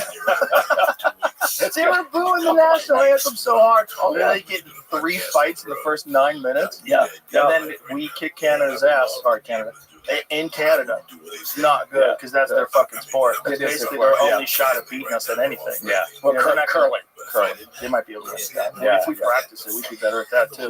Like they make great mixed martial arts fighters. One of the greatest of all time, George St. Pierre's from Canada. But after that, get your football team to come fuck with America. I'm trying to think of other things that I could throw out there. Maybe baseball. They're good. Blue guys really good. Emulsions. They have strong beer. They have great people. I love Canada. I love the likewise. It's just they're too nice and they let communists run their country. And that guy's a communist. Well, it is one of those moments where you think, okay, I understand, I get your point. The talk about turning Canada into a 51st state. That's a little crazy. A little crazy. He's serious. He told me on the phone he was serious. Well, first I was joking around, but I was thinking maybe it's not a bad idea. Now I think he keeps talking to him. He refers to him as Governor Trudeau. It's so funny. You know what I love is I was just out in the Middle East for some things, including the amazing trek with the guys from the SF Club. And it was right during the period of time when President Trump announced his idea during that press conference with Netanyahu about, look, we're gonna own, the U.S. is gonna own Gaza. Did you see the look on Netanyahu's face when you're saying that? Yes. Netanyahu's priceless. What in the fuck I know. did I get into? And now you know what they're all doing? The Israeli cabinet is fully on board with the idea, in part because I think they understand that, okay, look, this is probably not going to happen, but if we take this position, right, it's going to create chaos. It's going to create some movement, right? And maybe that leads to something of interest. And I think when being out in the Middle East, when that idea came out and hearing some of the responses from people out there, was amazing. But what I like about it, look, you're not going to move 2.3 million Palestinians out of Gaza, right? Because none of the Arab states want them. The Egyptians have fought against this idea for years and years and years. That's a good point, and some maybe a lot of people aren't aware of. They said the wall on the side of Egypt is way bigger than the wall on the side of Israel. That is an impenetrable wall that's heavily guarded. They do not want Palestinians coming into Egypt, which is kind of crazy. Well, from their perspective, look, it's a security issue, and there's a lot of Palestinian refugees in Jordan, so it's not like Jordan hasn't tried to do their part. But they also, what are they going to do? Absorb another 2 million Palestinians? No. So the problem from an operational perspective is it's unlikely to happen, right? And also, do you really want the U.S. buying and owning Gaza, right, and then being up there? You think that the cost of supporting Ukraine is high. Wait till you see what the cost of not only the reconstruction, but the security of the reconstruction, right? What that's going to be. You think there was a boom in private security contractors during the Iraq incursions? this will be, this will make that look like nothing. Right. So they got to guard their investments. So exactly. So the costs involved, the potential for just never-ending really trouble. But what I do like about it is, look, now the Arab states are responding by having a summit, right? They're having a summit at the end of this month, and they've been having little mini discussions amongst themselves. But all the key players in the area are now meeting to discuss what's an alternative, right? What is the way to make this happen? And it's not going to be by the U.S. owning it and building the Riviera, right, or a series of casinos. But the Arab states are having to react, and so what that means is nothing's worked before, right? Nothing in terms of two-state, option, other security agreements, peace agreements that have held for some period of time and then fallen apart. None of that shit's worked. So I think the sort of the disruptive aspect of sometimes of what Trump does, even though you may look at the idea on the surface and go, it's like it's work, you have these other effects. Right? So now you've got the Arab states having to respond, coming up with these ideas. They're already, over the past couple of days, saying, well, Hamas can't play a role. If you had said that a year ago, Egypt and Qatar and some of these other Arab states out there would have gotten on board with the idea that Hamas has got to go, that wouldn't have happened, right? I mean, before the 7 October attacks. Right. They're also talking about rebuilding it themselves. They're like, well, we'll do it. We'll do it. Back off. Yeah. We'll do it. We'll take care of it. Which is great. And that's when they have to say Hamas can't be part. Right. That's because they know what the problem is. And they haven't been willing to admit it before, but because the Trump administration just thrown stuff at the wall, right, to see what sticks, they've got to respond. And so now they're coming up with these ideas. Look, Hamas, they are a shell of what they were, right? But they're still supported by the Iranian regime, which is a big problem. Right? And the Iranian regime, do you think they don't want peace? They don't want stability, right? That's not in the books. One of the benefits from their perspective of the 7 October attacks was that it completely scuttled the normalization talks that were going on between Saudi and Israel and the U.S. at the time. So, they're going to continue to be a problem. But Hamas, is now kind of on its back foot. The Palestinian Authority is saying, well, we'll come in and we'll govern Gaza. Well, the Israelis are saying, no, that's not going to happen either because you guys are, peas in the pod. Right? And Palestinian Authority has a program where they actually pay the families of people who kill Israel. Right? It's called the Pay to Slay program. Really? Yeah. Oh, yeah. That's what it's called? Yeah. Pay to slay. How much do you get paid? You know what? I'm not sure what the going rate is now, but for out there, it's a payment, ongoing payments to families who have family members who have attacked, wounded, or killed Israelis. And so, that plus other ties between Hamas and the PA, and animosity, obviously. Hamas drove the Palestinian Authority out of Gaza years ago. But, the Israelis see it as the same. And so, my point being is the Arab states are now reacting, and you could end up with something that actually works, as opposed to all the bullshit in the past that never did work, and always and continue to provide nothing for the Palestinian people. And if you say, look, all this is about is we want the Palestinians to live a better life, then you should want new ideas thrown at the wall, right? And you should want something that eventually is going to work. And from a U.S. perspective, you should want something where the Arab states actually take it on board themselves. There's also a problem with the reality of the region at this point, right? It's like, what do you want to happen to that area? Because someone has to rebuild it. Look, absolutely, Israel shouldn't have done what they did and kill who knows how many innocent people and literally destroy most of the buildings here. We all can agree that's a horrible thing, but it's done. So now what? Yeah, and we can also agree this. It was not. Look, yeah, I agree. It was a very aggressive action. I would argue that the U.S. would engage in that same aggressive action if we had a proportionate, attack from Mexico. Yeah. So, or Canada. Right. Goddamn Canadians. They're plotting something. I just know it. So if if so that's true. But again, it was a war that Hamas started. Right? They, I think you have to go back to the beginning of this one. And yes, there's fault on both sides, of course. But Hamas now at times has been acting like the aggrieved party. It's fuck around and find out in the worst way possible. Yeah, that's what it is. I mean, they gave Israel the green light to just go ham. And now when you see the overhead drone footage of what Gaza looks like now, it's hard to even believe that it's real. It's just everything's gone. Yeah, which is I get it. I mean, from a real estate developer's perspective, I'm sure he's seen overhead imagery, right? Turn it into the Mediterranean of the Middle East. This looks like a demolition site. So let's clear it out. The real question is, if that doesn't, okay, then what? Then what? If you don't want that to happen, then what? If the United States doesn't take it over, or who should, and what do you do with it? And how do you get the money to rebuild it? And where does it come from? And how do you do it? Who do you bring in to rebuild it? Who governs it? How does that work?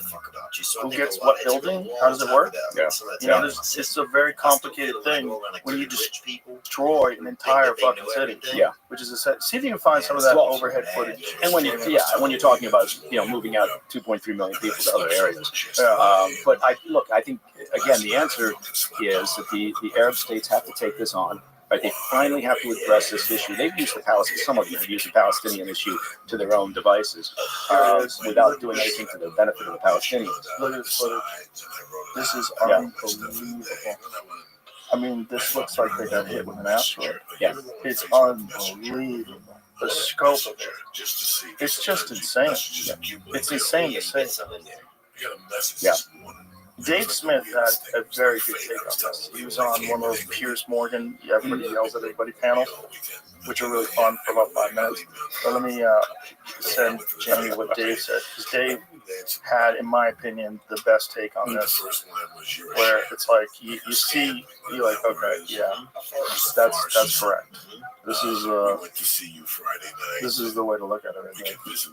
Yeah, it's like, yeah. Again, I think unless I don't know who would be on board.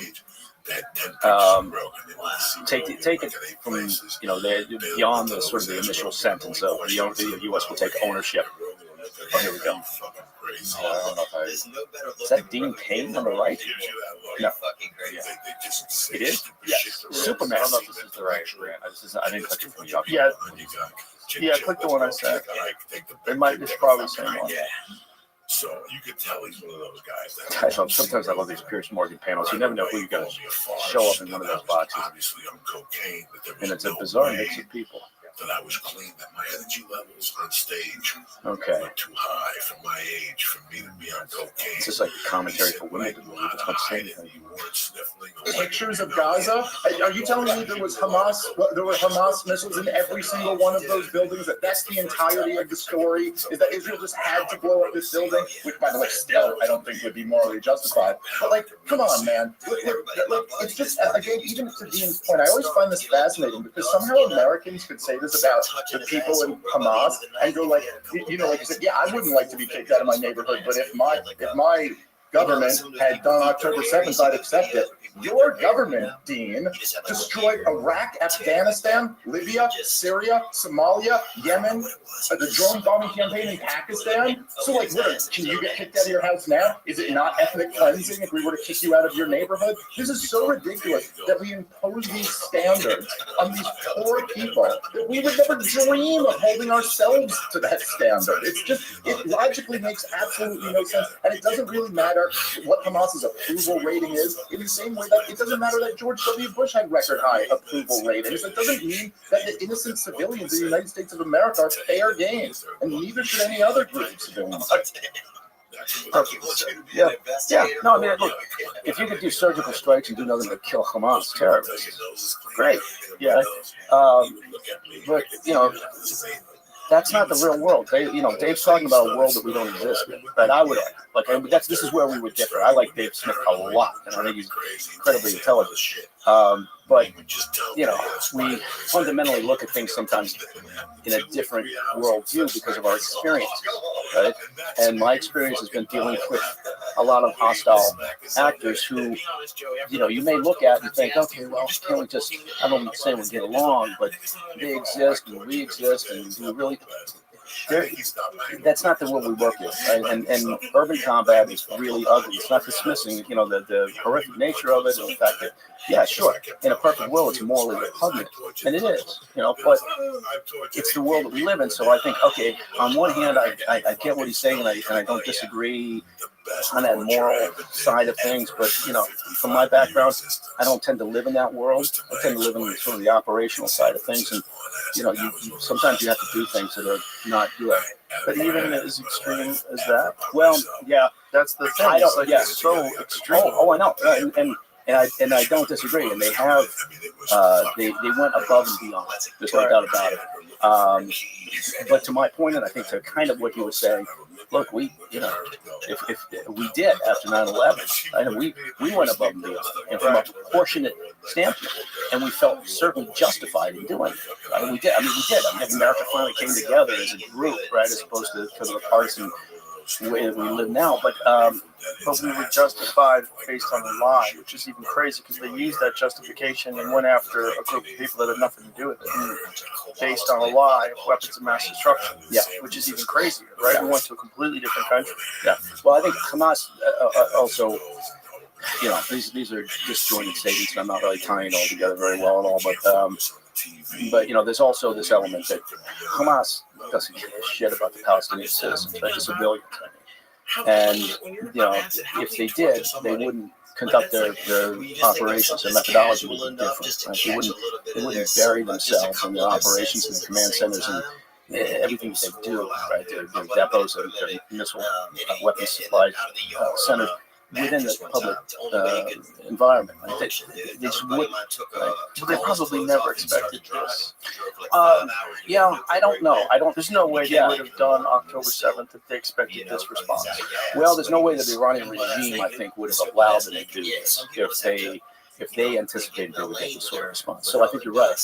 But and again, this is the problem. People only hear what they want to hear, right? So they hear me say from an operational perspective, I understand that they had an aggressive response, but then they stopped listening, right? So what I'm saying is, was it over the top? Well, yes, it was over the top. And could they have been more surgical about this? Well, yes, they certainly could have. Could they have prevented some loss of civilian life? Well, yes. Would that have been difficult? Yes. Why? Because Hamas puts themselves in the center of civilian life there. They know this is what's going to happen. This is their currency. Dead Palestinians, that drives their narrative. And they always know it's going to turn against the Israelis as we're having these discussions. That's what happens. And they've got enough of a track record to know that's what's going to happen. So they use it to their advantage. But, again, it doesn't excuse the killing. I keep coming back to that same thing. You could have, disparate multiple, thoughts in your head at the same time. You can feel bad about that. And at the same time, if you go, yeah, it was fucked up what they did on 7 October, you're going to go after Hamas. And then what you're going to find is that urban combat is really, really fucking ugly. Right? And you're going to have casualties that you really, really regret having. Were there more than needed? I would say yes. They didn't need the extent of their response, but I understand their mindset for why they went so hard at Hamas. This is decades and decades, built up saying no more. Right? They can't put up with this anymore. Now, again, the problem is, the problem is not that it's not really Hamas. I keep coming back to the same thing. The problem is that the instigator of all this trouble, the instigator of the vast majority of chaos and instability, violence and death in that region is the Iranian regime. Most Arab states will agree to that. Maybe not the Yemenis, right? But most of those Arab states are not going to be sad to see the Iranian regime fall for this very reason. Everybody wants a better life, right? However they perceive it. And the Iranian regime, the mullahs and the IRGC, they've got a stated objective, and they are pursuing that. As long as those people are in charge, ultimately we're not going to get a big sea change here. We're not going to get a huge shift in the way things go. But if you want a better life, then you got to look to the whatever you want to call it, the head of the snake, or the top of the mountain. There they are, the Iranian regime driving them out of this chaos. So anyway, I'm getting away from the point, but I don't disagree with Dave. I always like a lot of the things that he says. I just think that we come at it sometimes from a much different perspective. I don't tend to to believe that the world was full of good actors who are just trying to create a community of nations. Yeah, I'm not putting it well, but I think what I mean is that it's not. I was having a conversation the other day, and it was about U.S. involvement in a variety of groups, activities, associations over the years, looking to topple governments, looking to change, the direction of a government, all the nefarious things that the CIA has been accused of over the years. And I was like, well, goddamn, what do you expect? Of course, that's what we do, right? Of course, we're trying to influence hearts and minds. Of course, we're infiltrating organizations to try to influence the direction of the government. That, you go all the way back to the Cold War, right? We were convinced the Russians or the Soviets were going to blow us to hell, right? Of course, we're going to be doing a variety of things. You want a government over there that's more friendly to you? Okay, how are we going to go about doing that? Right? If that means VOA or Voice of America, or it means infiltrating some organization that's going to try to win them, yeah. So, is that morally repugnant? I don't know. You think it's necessary? I think I think it's understandable, and I think also. So imagine a world without that. Yeah. So if that is a vacuum, and we stop doing that entirely altogether, does that vacuum get filled up by another power? Yeah. I think that's the problem. Right? That's the problem. Is that we don't live in a world of benign nations who, like, if we're not the police, at the top of the food chain, nobody needs to be there. Someone's going to fill that gap, and you know what? Maybe I'm wrong, but I've been around a long time, and I've spent most of it overseas in unusual places. We make a lot of mistakes as a country. It's a human endeavor, but we do try to correct. And it can take time, right? It can take a lot of time. We make a lot of mistakes, of course we do. But I've seen a lot of players out there, and I'd rather have us and our allies trying to direct traffic rather than some of the hostile actors that are out there. This is the best case scenario perspective. The worst case scenario perspective is that these policy changes that we are initiating and that we are influencing is for corporations to make more money. It's to control resources and to control areas and to make things friendlier for business. That's the worst case scenario. Is this is done? Well, that's what mercenary fashion. Yeah, but is that? But that's what that's what is that Chinese. Right. That's right. And is that? Here's my question: is that just what happens? Like when you do have the ability to control other regimes, isn't it almost logical that you're going to need a lot of money and you're going to need a lot of influence to do that, and so there's going to be a bunch of people that say, actually, we could use some of those minerals. Actually, that natural gas is very valuable. Actually, if we could destabilize Russia's energy systems and pump up Ukraine's and control it, that'd be pretty good. And so then we start initiating things, and we start with the coup in Ukraine in 2014 and a bunch of different things. We started helping things along that would benefit us both geopolitically, but also geopolitically in the sense that, like, you're controlling the geology of the land, which is a real term, geopolitical, right? Yeah, that's the real term, right? Doesn't it have to do with like controlling regions? Well, sure. Yeah, and I think that it's you're talking about national self-interest. Right.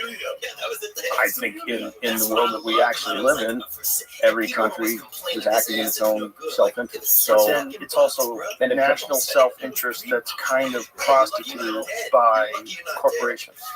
This is what people are worried about, is that we engage in certain activity that's avoidable simply for profit. Yes, absolutely.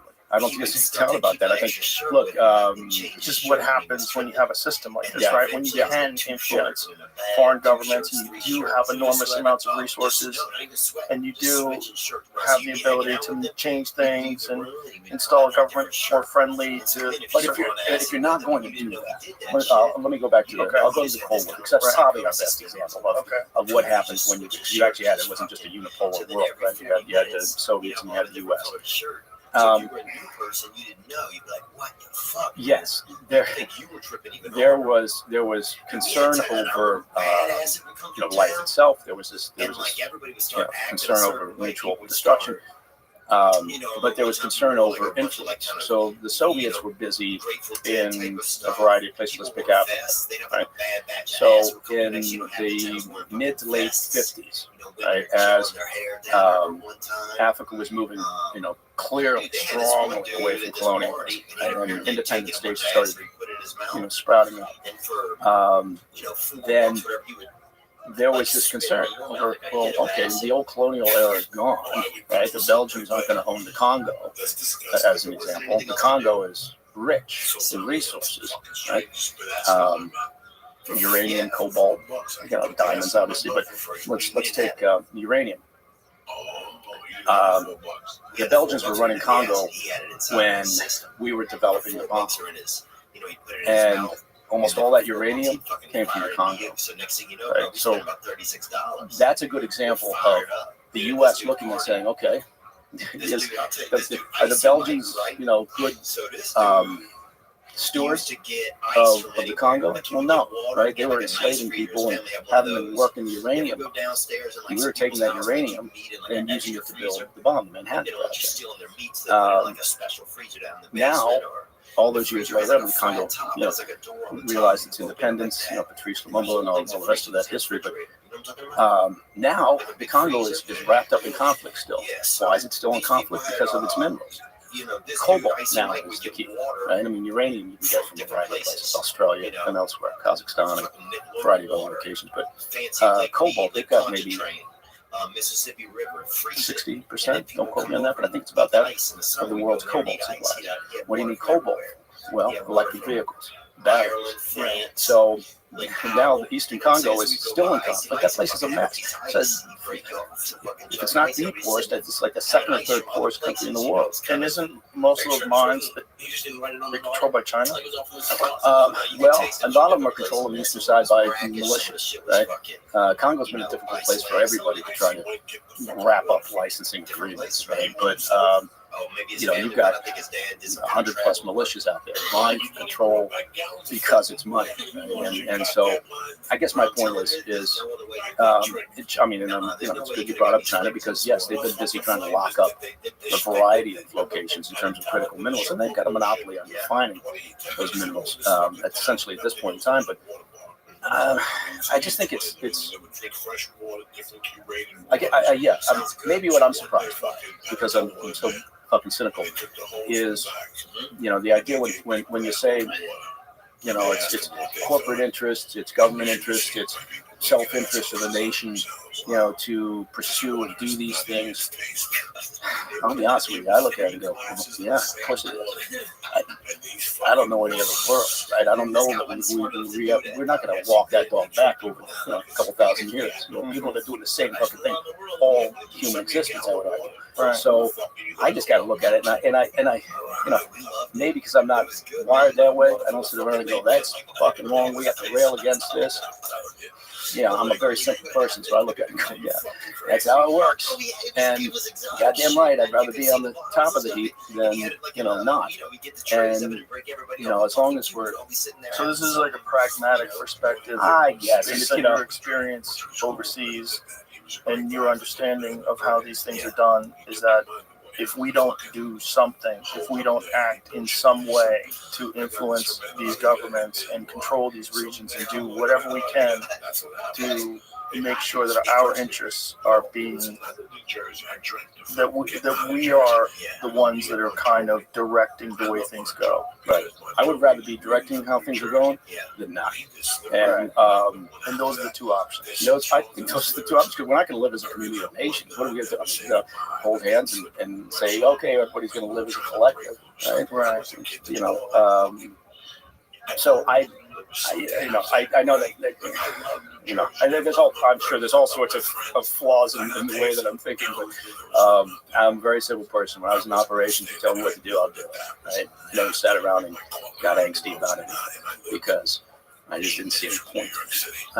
And so again, pragmatic. Yeah, or just being a douchebag. Well, there's a lot of people listening that probably come to that conclusion. Yes, I think you're right. Yeah, this is the reality of that job, right? And this is the reality of international relations. Yeah. I just, and look, I tell you something. Look, there are people over the years. I think the CIA leadership at times over the years. I'm talking, all the way back to World War II and beyond, certainly during the Cold War. Alan Dulles is a good example of that, where they legitimately would sit around and say, "Well, as far as I know, we're not in the business of overthrowing countries." And you think like, well, that's bullshit. Of course, that's what we're trying to do. We're trying to influence countries because we want them on our side. We want to create friendly governments that, yes, will be beneficial to our national security, our economic interests, all those things. So I've always been puzzled also by people who try to minimize that in a sense, right? I mean, if you're doing something, then goddamn it, maybe own up to it. It's like John Brennan, who was a director at the ABC, right? He's a relatively well-known former CIA official for a handful of reasons. He was very tight in the Obama administration. But he said one time, I forget what it was, but anyway, he talked about the business of the CIA. He says, we don't steal secrets. God damn it, of course we steal secrets. That's the point of the exercise, right? Look at the FSB or the Chinese intel apparatus is stealing secrets. What the fuck? Why was he saying that? Oh, he's trying, it's a kind of generation, right? He's trying to sugarcoat that was a laughable statement. Right? Well, why would you say something that's objectively true? I have no idea. Well, I mean, because again, maybe it's the world you want to live in, instead of the one that we actually do have. Right, but when you're doing it publicly, that's not what you're doing. It's a PR exercise. It's a PR exercise. We're kind of pretending that we're different than what we are. Yeah, or you're trying to convince yourself. Who knows?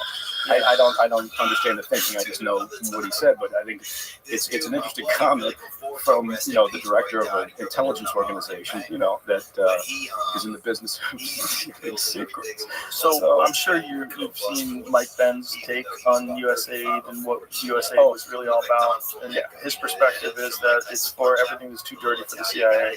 They send USAID. Do you think there can be a rational argument, though, that a lot of these things that seem ridiculous, like sending all this money to influence the votes in Pakistan or in India, and then we look at it like, why are we spending $21 million on education here and $2 million there? That these things are actually beneficial to the United States as a whole, because even though we're spending exorbitant amounts of money, the results we're getting is we are maintaining peace by being in control of certain areas where someone else would come over, and then you get a regime that's not friendly to our interests.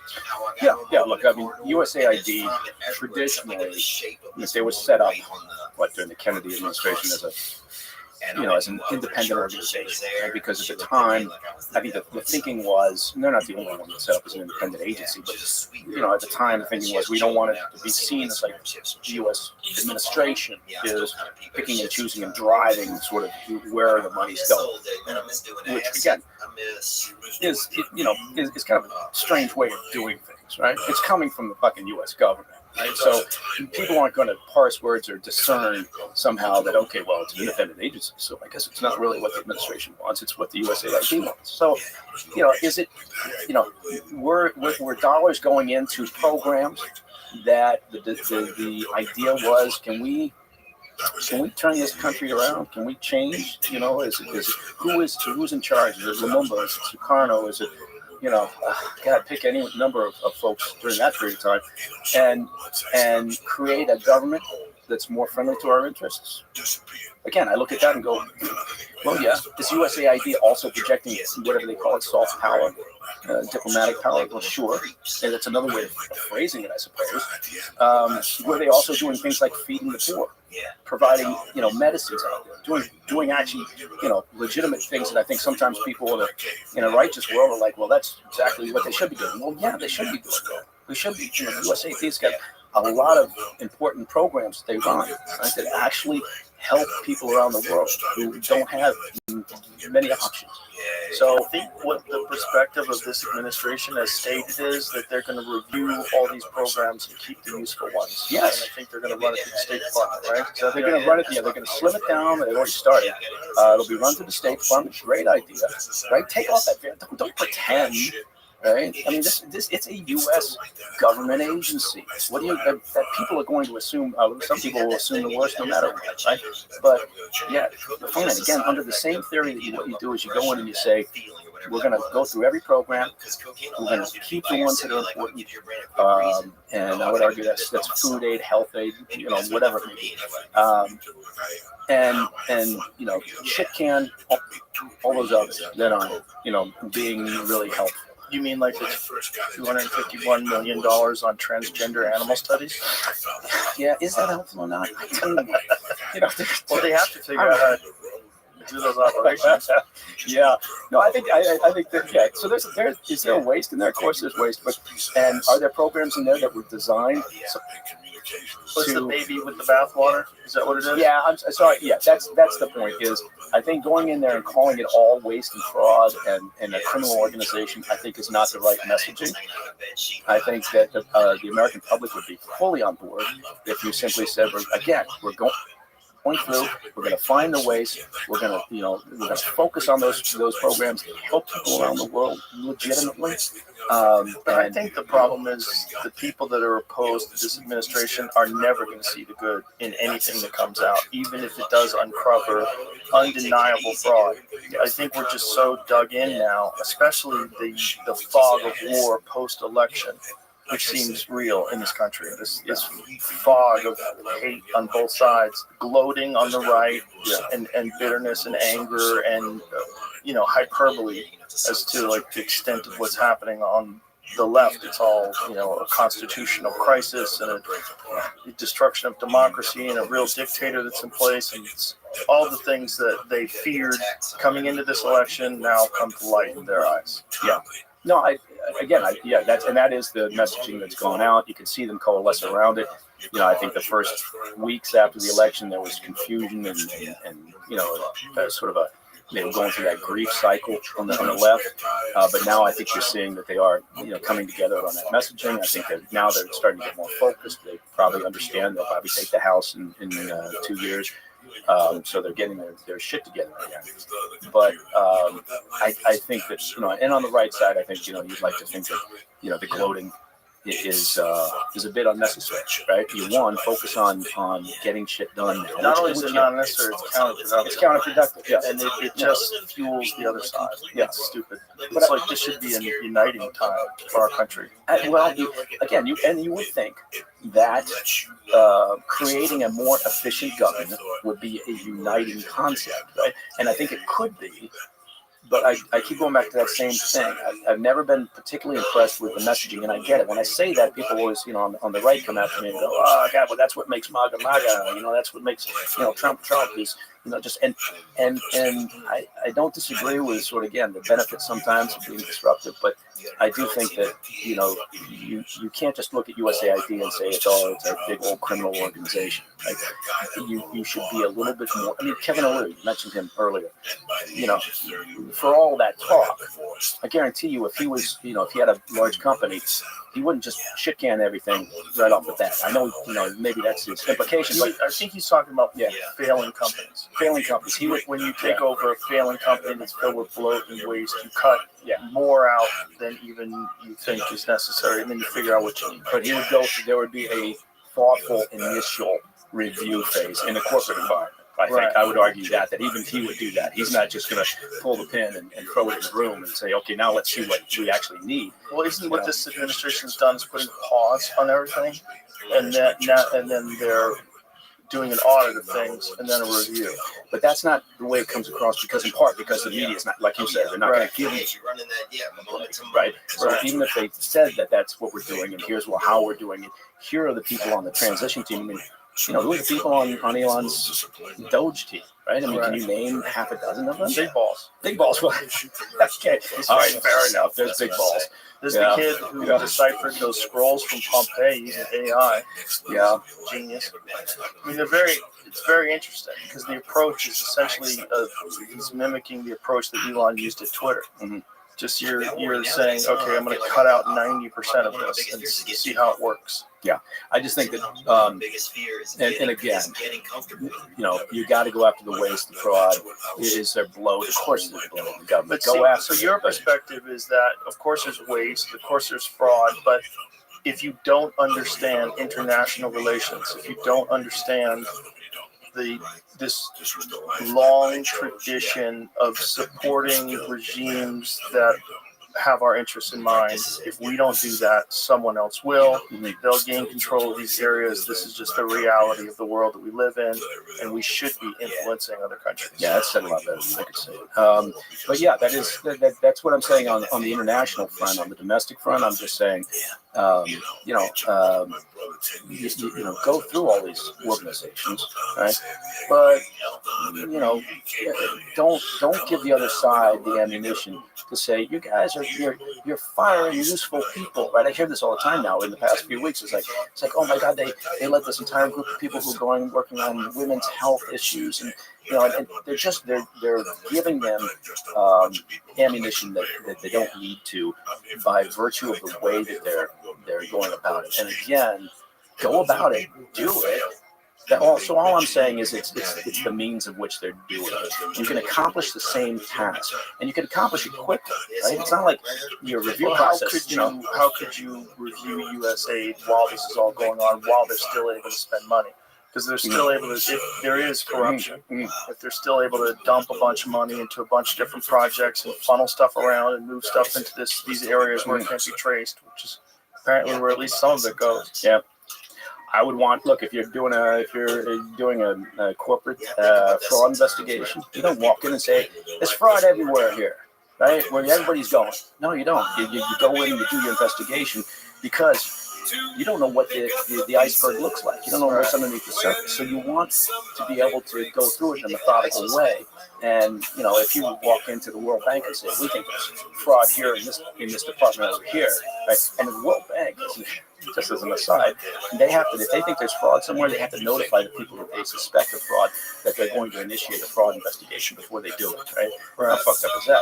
So it's pretty crazy. So anyway, that's just give them time. So I don't know. Again, I respect the fact that they're actually making the effort. I think that's great. I'm not sure that it's there's a movable object in Washington, D.C., made up of lobbyists, defense contractors, self-interested politicians, right? They're all like this, right? And Doge is obviously, bumping up against them, particularly when they start now talking about Pentagon spending. So I guess my point is, it's complex. I don't know that blowing it up and then saying we're going to rebuild it. It's like when Patel or anyone else, for an organization, we talk about the FBI, just raise it to the ground and start over. What? You got thousands and thousands of hardworking street agents out there doing very important work. Right? You can't just say, okay, we're suspending 30% of it, right? You got to go through and say, okay, well, where is the problem? And is there enough time to do that? Well, this is the question. It's like, how is this a more time-effective way of confronting the reality of what they're trying to accomplish, which is government efficiency, right? Yeah. Department of Government Efficiency. We don't believe that the government is efficient.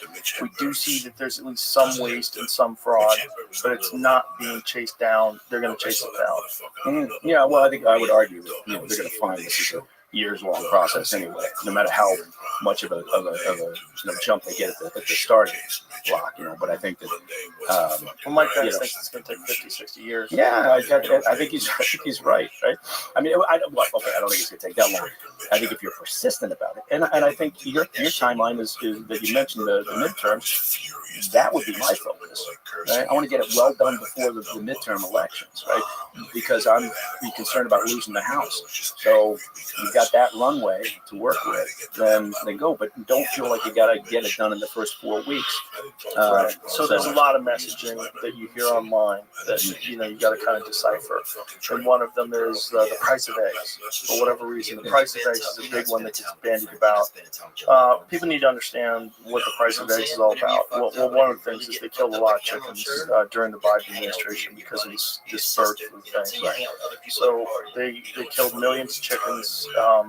Because the fear is that these chickens it's gonna hop over to people, and right now I think it's only in geese and ducks. Is that correct? Did it move to cattle? I think it has in some cases moved to cattle. But the question is like what happens? Is that treatable with antibiotics? Is this overblown? Like what is the actual reality of this pandemic, so to speak? But this is why egg prices are so high. But then unfortunately it becomes a political talking point. So it's hard to get to the bottom of it because you're just trying to use it to cast blame. So they're trying to blame this administration on the price of eggs. They're fucking up. Regular people are going to starve. And Yeah. Look, he's been in office for 23 days. Egg prices haven't come down. You guys were lied to. Well, guess what? It takes a long time for a chicken to be able to grow from a chick to an egg laying. It takes months. Yeah. So you're not going to get any discount in eggs anytime soon if they killed millions of chickens, which they definitely did. Oh no, it's remember the old mad cow disease. Years and years ago. Sure, right? England had a big problem with that. Yeah, beef prices. I had a buddy of mine who went to England and was living over there during the mad cow crisis, and to this day he can't give blood. Wow. It's a prion disease. Okay. And the idea is that if he does have it, what is it called? Jacobs-Creutzfeldt disease? I always fuck that up. But what that disease, that prion disease is from cattle eating cattle brain tissue. Yeah. It's so crazy. Or sheep's brains. Yeah. Yeah. Somebody at some point thought, what we could do with all these sheep parts is we could feed them to the cows. Jesus Christ. I know. Grind them all up, and then the cows eat them and get the prion disease, and then they're fucked. Yeah. The same thing, which by the way happens to cannibals. It's the same thing with Papua New Guinea. And the cannibals get that same sort of problem where the neurological, the body breaks down. Good God. Yeah, good God. Yeah. Did you ever read the story about Rockefeller's kid? One of the, was it nephews? The nephew that got killed and eaten by the... Yeah, he went over there to live amongst them. Well, he went twice. Okay. And apparently the first time he went, he insulted them by trying to acquire one of their sacred things. And the second time he went back, they decided to eat him. And they didn't find out about it for a long time. I think he went missing in the 60s. Yeah, we covered it, Jim. Do you remember what year it was? I think he went missing in the 60s. I remember that story. Yeah. And there was debate over whether he was actually killed and eaten by the cannibals or not. Yeah, now they're pretty sure he was. Yeah. And at least that's what they're saying. He goes back a second time. You piss him off once, and I don't think you get away. pissed him off. Oh, I think he felt like, they just couldn't come to an agreement on whether or not he could take home whatever sacred object he was trying to get from them. I forget what it was, but it was something that they would never sell or trade, and he was insisting on it, and they're like, oh, fuck this guy. And then I think they had some time to stew on it while he was gone. And then when he came back, like, this dumb motherfucker's back. Can you imagine how surprised they were when they showed up again? Oh, boy, we're going to eat him. Yeah, they're probably thinking, if he comes back, I want to fucking eat him. I get the haunch. Yeah. Well, again, this is, rich liberal. Yes, that's what he was. He was a rich liberal who wanted to fix the world and travel around and went into a world that he didn't understand. Like, literally didn't understand. Didn't understand what they were saying. Didn't understand the culture. It was fairly, Yeah, I'm here to help you, confusing. In my own way. I'm going to bring enlightenment to you. Yeah, and also, what a great story when you get back to the university. Like, guess what I did? Yeah. I went to Papua. It's so interesting. You got to wonder about his family. He's like, yeah, sure, you should go back to Papua. Can you pull up the story where you see this cat? There's photos of this cat, like, with the... Yeah, I remember this. I recognize. Yeah. There we go. So it's 62. Here, hold on, go back up. It's the first public report that Rockefeller was killed and dismembered. Scroll up. And his long bones turned into weapons and fishing equipment. Wow. Was published by the Associated Press in March of 1962. A second investigation later that year by a patrolman named Wim van der Waal on behalf of Dutch colonial government came to the same conclusion. Van der Waal was given a skull bearing no lower jaw and a hole in the right temple, the hallmarks of the remains that had been headhunted and opened to consume the brains, which he turned over to Dutch authorities, who never asked him to write a written report and never asked him to verbally report his conclusion. The information was apparently deemed politically sensitive, in part because of the fragile state of the Dutch Empire in the Indonesian archipelago, and in part because of Nelson Rockefeller's political celebrity in the United States. The findings of van der Waal's investigation are restated in the written memoir of Anton van der Waal, a successor missionary to Van Kessel. The famous Van Kessel. I just added that because I thought he deserved it. See, you can find photos of that dude. That's crazy. Because there's photos of him hanging out with the people that ate him. I love that. Go out and investigate. This isn't the conclusion we wanted. Don't bother giving us a report. Keep that to yourself. There he is. Yeah, with the glasses. There he is. Chilling. Go to that one right there. The third one. Yeah, that one. Look at that. He's like, I'm going to eat you. Those classic 60s glasses. Right? And look at the smile on his face when he's looking at that dude. Oh, I know. Oh, look at them all. Look at the guy that's behind the front guy. He's looking, he's going, yeah. And eventually they ate him. Oh, crazy. He was such a nerd. Yeah, what a moron. Well, back in the day, he thought he was being soy boy, even back then. Yeah. Oh, look, I'm having such a wonderful time with all of you people. Yeah. Look at you, girl. That is the we're about to cook you dance right there. Yeah, you're fucking around in a place you don't understand, and you don't understand that they have a long history of that. You think about his family. Wouldn't his family have said, look, what is I gotta that? tell you. Yeah. What is that? Is that supposed to be him? Oh, God. Click on that. Yeah. What is that image of? Does it say? Yeah. Michael, that is him? It says Michael Rockefeller. Yeah, that's probably a picture that he took. Oh. Even more fucked up. Like, he already knew they were doing that? Jesus, bro. I'm sure this would be. Someone brings out that. Like, hey, check this out. We did that to this guy. Yeah. Like, look at that fucking skeleton. That is so creepy. I gotta tell you, they look well fed. I would worry about that. Yeah, that one guy on the right. He's got a big old belly. Yeah. Just been eating people. Well, a lot of them, they get bloated because of parasites. Sure, that's true. Yeah, tapeworms. 30-foot tapeworm. Oh, God. Well, there you go. So, click on that one where the guys are holding the arrow right below that, right below your cursor. Yeah. Look how fucking terrifying is that? Jeez. Imagine that guy. You show him the beach and that guy's there. You're like, oh, fuck. You think they do like a movie? They give you a 10-second head start into the jungle and then track you down? I mean, I honestly, there's persons do that. If I was in the tribe, I would do that, right? Why wouldn't you? I mean, it's entertaining. Yeah, there's a famous story of a guy where they killed his friend, chopped him up, threw his guts on him, and then they gave him, like, I think, a 30-second head start, and he escaped. He hid in a beaver den. Yeah, I think this is in Montana. A couple of years ago? What was it? Oh, okay. I believe it was the Nez Perce, and I think he hid in the beaver den and made his way naked all the way back to the fort. I think it was like a couple 100 miles, too. Yeah, people were tougher there back then. I would argue. They had to be. Michael reportedly told his companions, I think I can make it, and jumped into the water. That was the last time we saw him. Oh, this is when he swam to the shore.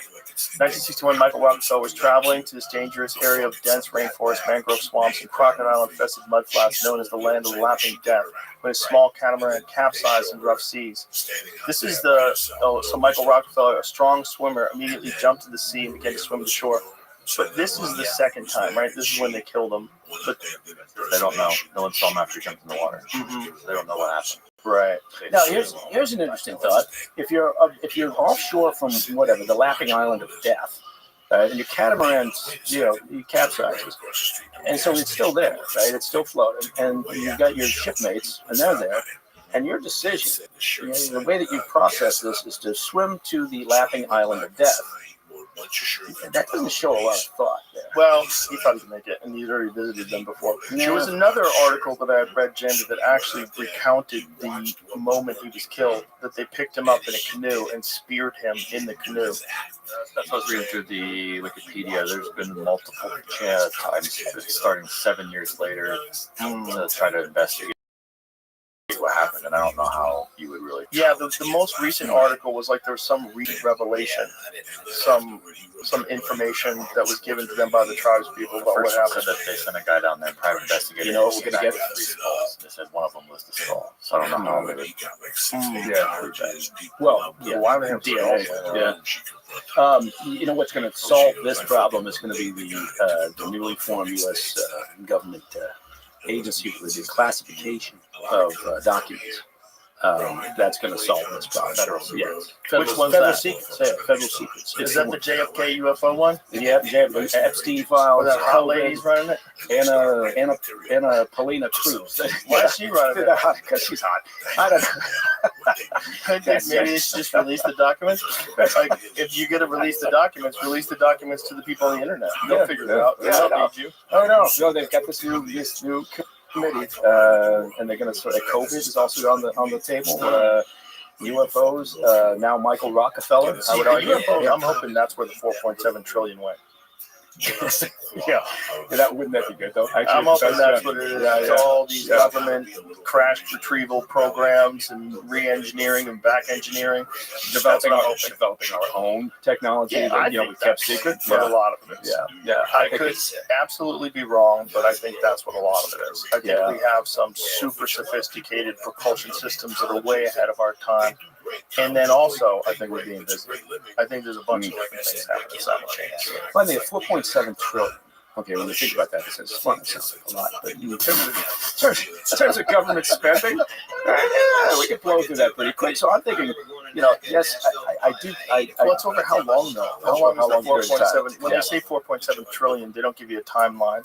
It's like that was the thing about Politico, right? Like there was this talk about we gave Politico $8 million. Well, sort of. What the real story was, there's a subscription model for Politico where you get news like instantaneously, and it costs like $10,000, and there was a bunch of those subscriptions that were in many different agencies.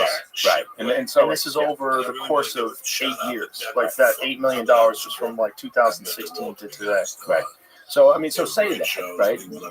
Roll that out rather than saying, they've been funding, political, because it's in a short burst, it sounds much worse. Right? It's still, you still can argue, is this really necessary? Do you need to be doing this? Well, I don't know. Well, if you want information instantaneously, which would be very beneficial to someone in government, yeah, you're paying for a database, for information that's going to hopefully inform better decision making. The problem is the way you say it. If you say we gave Politico $8 million, oh, those motherfuckers, that's why they're fucking, that's why they're biased. And then you realize, like, oh, that's not exactly what happened. Yeah. So, I think the people that are doing this have to make sure that they're not hyperbolic. Well, I'm sure, yes, exactly. And that goes back to this whole thing that I probably beat to a death is the messaging idea. But I think this is important, too, because today, now they're talking about Social Security. Yeah. And that people are receiving Social Security that are 150 years old. But I don't think that is the reality as it's being explained by people who understand COBOL, the language, and this computer programming language that they use is ancient, right? Which is kind of crazy that they're still using that, right? It's a government, right? Yeah. So some guy who understands it was explaining that if certain factors aren't taken into consideration or certain things aren't entered in, like date of birth or when there's certain things or date of death, right? But it doesn't even necessarily mean that all these people are receiving checks, right? They're just listed on the file, right? And it doesn't mean money's going out to them. And so, again, from a message perspective, does Elon need to screenshot that and then send it out as a tweet or whatever we call it? Right. And then suddenly you've got a couple million people going, oh my God, we're paying dead people. Well, right. That's the problem with being hyperbolic. I'm going to send this to you, Jamie, because I was confused myself, and so I was like, what exactly are they saying? because it seems like the people that understand that programming language are the ones that aren't jumping on board and saying, hey, this is what's happening. Yeah. Vampires exist amongst us. There's 300-year-old people getting Social Security. That's not what they're saying. The people that actually understand it are saying that's not really the case. Although, how cool would that be if vampires existed among us and found out the 300-year-old people were making it? That would be crazy. Like, how crazy. So I'll send you this, June. This is this guy's explanation of it. But that 4.7, I'm sure we're going to find the trillion. Of course, some of that money goes out, and I think if you follow money in the government, it's always more effective and interesting than anything else, right? You always get to the bottom of things by following budgets. Yeah. Depending on how it's hidden, right? And so a lot of that money is going to be, perhaps it's in black budgets for Defense Department activities. It's worth digging into because it's always fascinating. So in that, this is a guy that explains it. I'll read this. I hope he's correct. This is a gentleman named House of Carter on X. He said, this isn't a vampire conspiracy. It's just COBOL, COBOL. Legacy government systems, especially Social Security, still rely on COBOL, a language designed before anyone thought databases would need to track people beyond 99 years old. The numbers you're laughing at aren't literal ages. They're most likely misinterpreted categorical codes or data artifacts from outdated formatting. Social Security isn't paying 150-year-olds. The system uses fixed width fields, and when modern databases misread them, they mistakenly interpret grouping codes as real ages. This happens when old mainframe logic isn't properly translated into newer systems. So no, there aren't thousands of people over 150 getting checks, but there are a lot of outdated systems that need modernization. Maybe focus on fixing that issue instead of hyping up a non-issue. So there's multiple people that have said the same kind of thing. Yeah. This guy says, I'm an old programmer, coder in today's parlance. As many old programmers know, COBOL, young coders don't. When Musk claims that Social Security is paying thousands of 150-year-olds, I think someone should let him know that COBOL, in COBOL, if data is missing, data is missing, the program defaults to 1875. Example, 2025, 1875 equals 150. So for some reason, if data is missing, the program defaults to this ancient date, and it's just a problem with data. Yeah, which makes more sense than 150-year-olds. Exactly. But again, so fine. I dig into it, find out, and you know what? If the end result is, you don't have 150-year-old people getting benefits, but the end result is that you modernize the way that we store information. Right?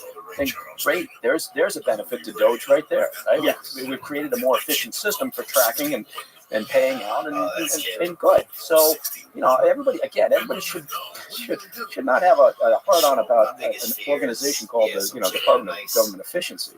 Right. And I think ultimately they're going to do a very good job. I just think So this is something to think about with Social Security, though. So there's that, which is probably a misinterpretation of data. Right. And this other one that I just sent Jamie. So there's this woman who's a whistleblower, and she's saying they were incentivized to qualify illegals for long-term disability, to qualify illegals for Social Security for life.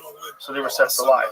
And in quote, she says, they wanted us to try to identify them in such a way that they would qualify for long-term Social Security disability. Now, long-term Social Security disability is for life. So if they got identified and qualify for long-term Social Security disability, they're as good as set up for life. That doesn't sound like a refugee to me, she's saying. Just being honest, it sounds like someone who's planning on staying here. So they're instructed to try to identify, to try to get the client, because once they arrive here, now they're called clients. So they told us that we needed to talk to the client and ask them if they had any headaches, reoccurring headaches, or any lower back problems, anything that would qualify them for Social Security long-term disability, which is crazy. Yeah, and then, but again, trackable information, you would think, right? So you can go in, if you're serious and persistent about it, you should be able to go in and identify. Yes, let's listen to this lady talk about this, because this is something that when people are talking about the problems with Social Security, this seems, if she's telling the truth, this seems real. Right. That sounds like somebody who's planning on staying here. Yeah, right. Stays until the comes over and they go, oh. Well, that's right. And so they instructed us to try to identify, to try to get the client, because once they arrive here, they're not called clients. They're called clients. Yeah, Okay. because clients pay. Sure. Sure. And so they told us that we needed to talk to the client and ask them if they had any headaches, recurrent headaches, and lower back problems. Excuse me, anything that would qualify for Social Security. Wait. So let me get this straight. Part of the screening is supposed to be, are you sick, maimed, injured, whatever? Okay, good. You get on the airplane. Are you sick, maimed, injured, whatever? Yes. Good. So we can give you disability. Correct. What? Yes. This is insanity. Yes. I mean, but in order to get Social Security disability benefits, don't you need a Social Security number? Well, we were instructed in the meeting that one of the first things we were supposed to do was sign them out for Social Security. So this guy, Mike got mad on some ass at him and his buddy. This is unbelievable. One time his family So they come over here and they get a Social Security number. Killing big animals, nothing small. They become legal. Horses, heifers, stuff like that. Can you pull my leg now? I'm not. He gave a bunch of And then after we processed them for a Social Security card, then we would process them for a U.S. animals all shit at the same time, right? Yeah. Yeah, I think again, fascinating if it's true. It's just outrageous. Fascinating if it's true. If it's true, but you need corroboration on something like that, right? Yeah. That's again, she's Russian disinformation, like who they are, what they did. Right, I don't even know where that came from. Yeah. See if you can find that out. I mean, that's just due diligence, right? Okay, let's. So I think that's great, and the obligation then is to say, okay, well, who is she? Why does she have this knowledge? Is she credible? Can you corroborate it with other sources? And if you can, then yeah, you've got a serious problem. When she, at that moment where she said, get them a U.S. passport, that's where I started. That little flag went off. I thought, hold on a second. Wait. Let's dig into this and actually see. Is that possible? I think it's 2017. Wow. A radio show. A Missouri woman is interviewed by radio show Josh Tolley. So I don't know. Wow, that's 2017. That's crazy. Yeah. God. So what would be the benefit of that? The benefit of that would be you get a vote for life. If you are whatever party, whether it's the Republican Party or whoever it is that allows this to happen and hooks these people up and sets them up, you would think that those people are going to vote that way for life, because those are the people that gave them American citizenship, essentially, gave them Social Security for life. All you have to do is tell them, look, you get this check for life. All you have to do is keep voting, and you know how to vote. You know the right way to go, right? Don't vote with your fucking conscience. I want you to vote with, And we'll regularly remind you. We'll tell you. Yeah, I mean that would be fair, and that is the theory, the narrative that says that's why the last 4 years we had essentially an open border policy was to bring in 10, 11, 12 million new voters, right? I mean that's the way that story unfolds.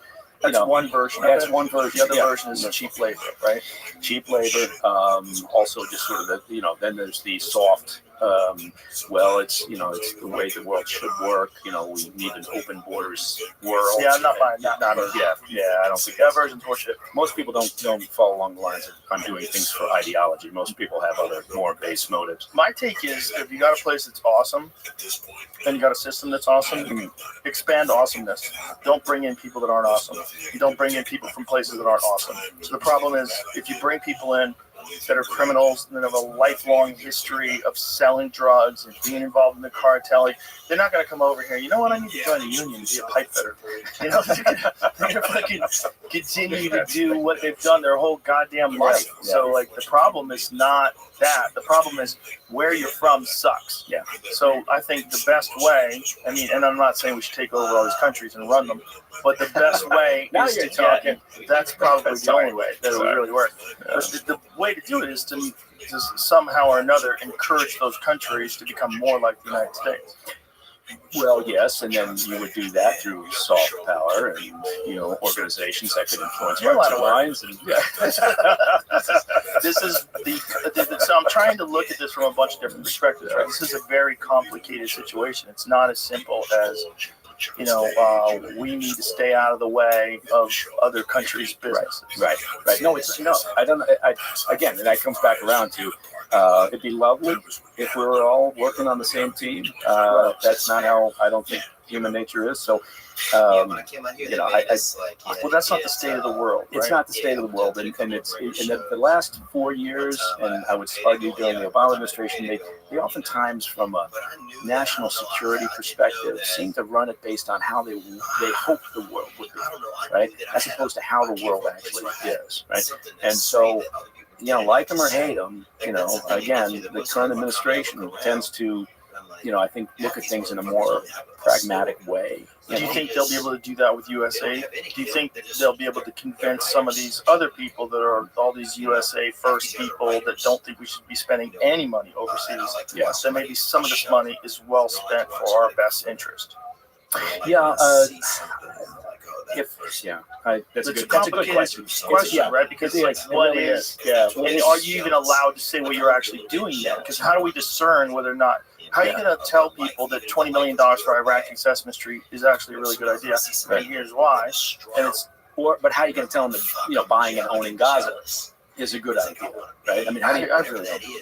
I think that's one of those things. Yeah, I don't think so. But Canada to the 51st state.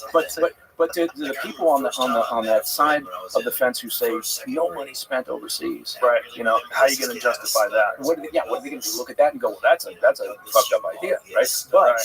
But it's still President Trump, so yay, we got to support it.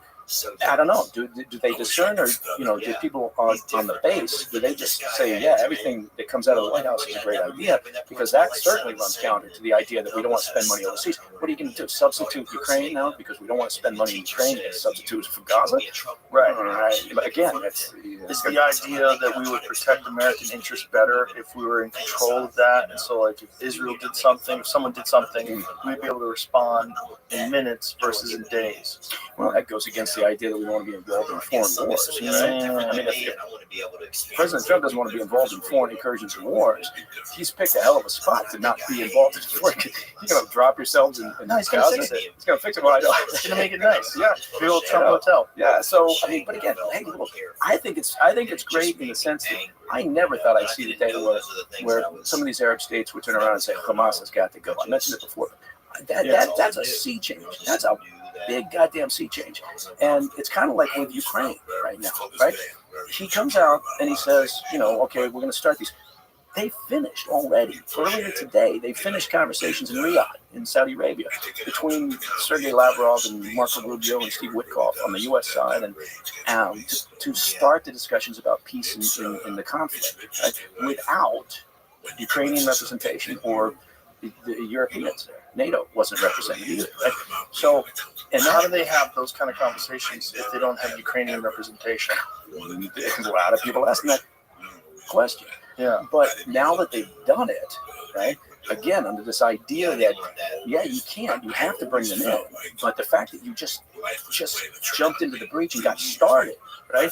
I mean, you think about it. In the previous administration or in a normal administration, I'd argue, getting to the table where you'd sit down and talk. Look, that we didn't. This is the first time we've talked to the Russians really in a serious way since the invasion back in 2022. So the fact that most administrations would have taken a year just to map out, okay, well, this is what the talks are going to look like, and this is we're going to have to. This is what the conference table will look like, and this is where people are going to sit. This is what we're going to be able to say. It would take months and months and months to do that. And these guys just said, fuck it, let's go over. We're going to sit down. We're going to talk with them. Now that's forced. Right, that's forced the Europeans to say, okay, how do we get involved? We got to be relevant, and they do, right?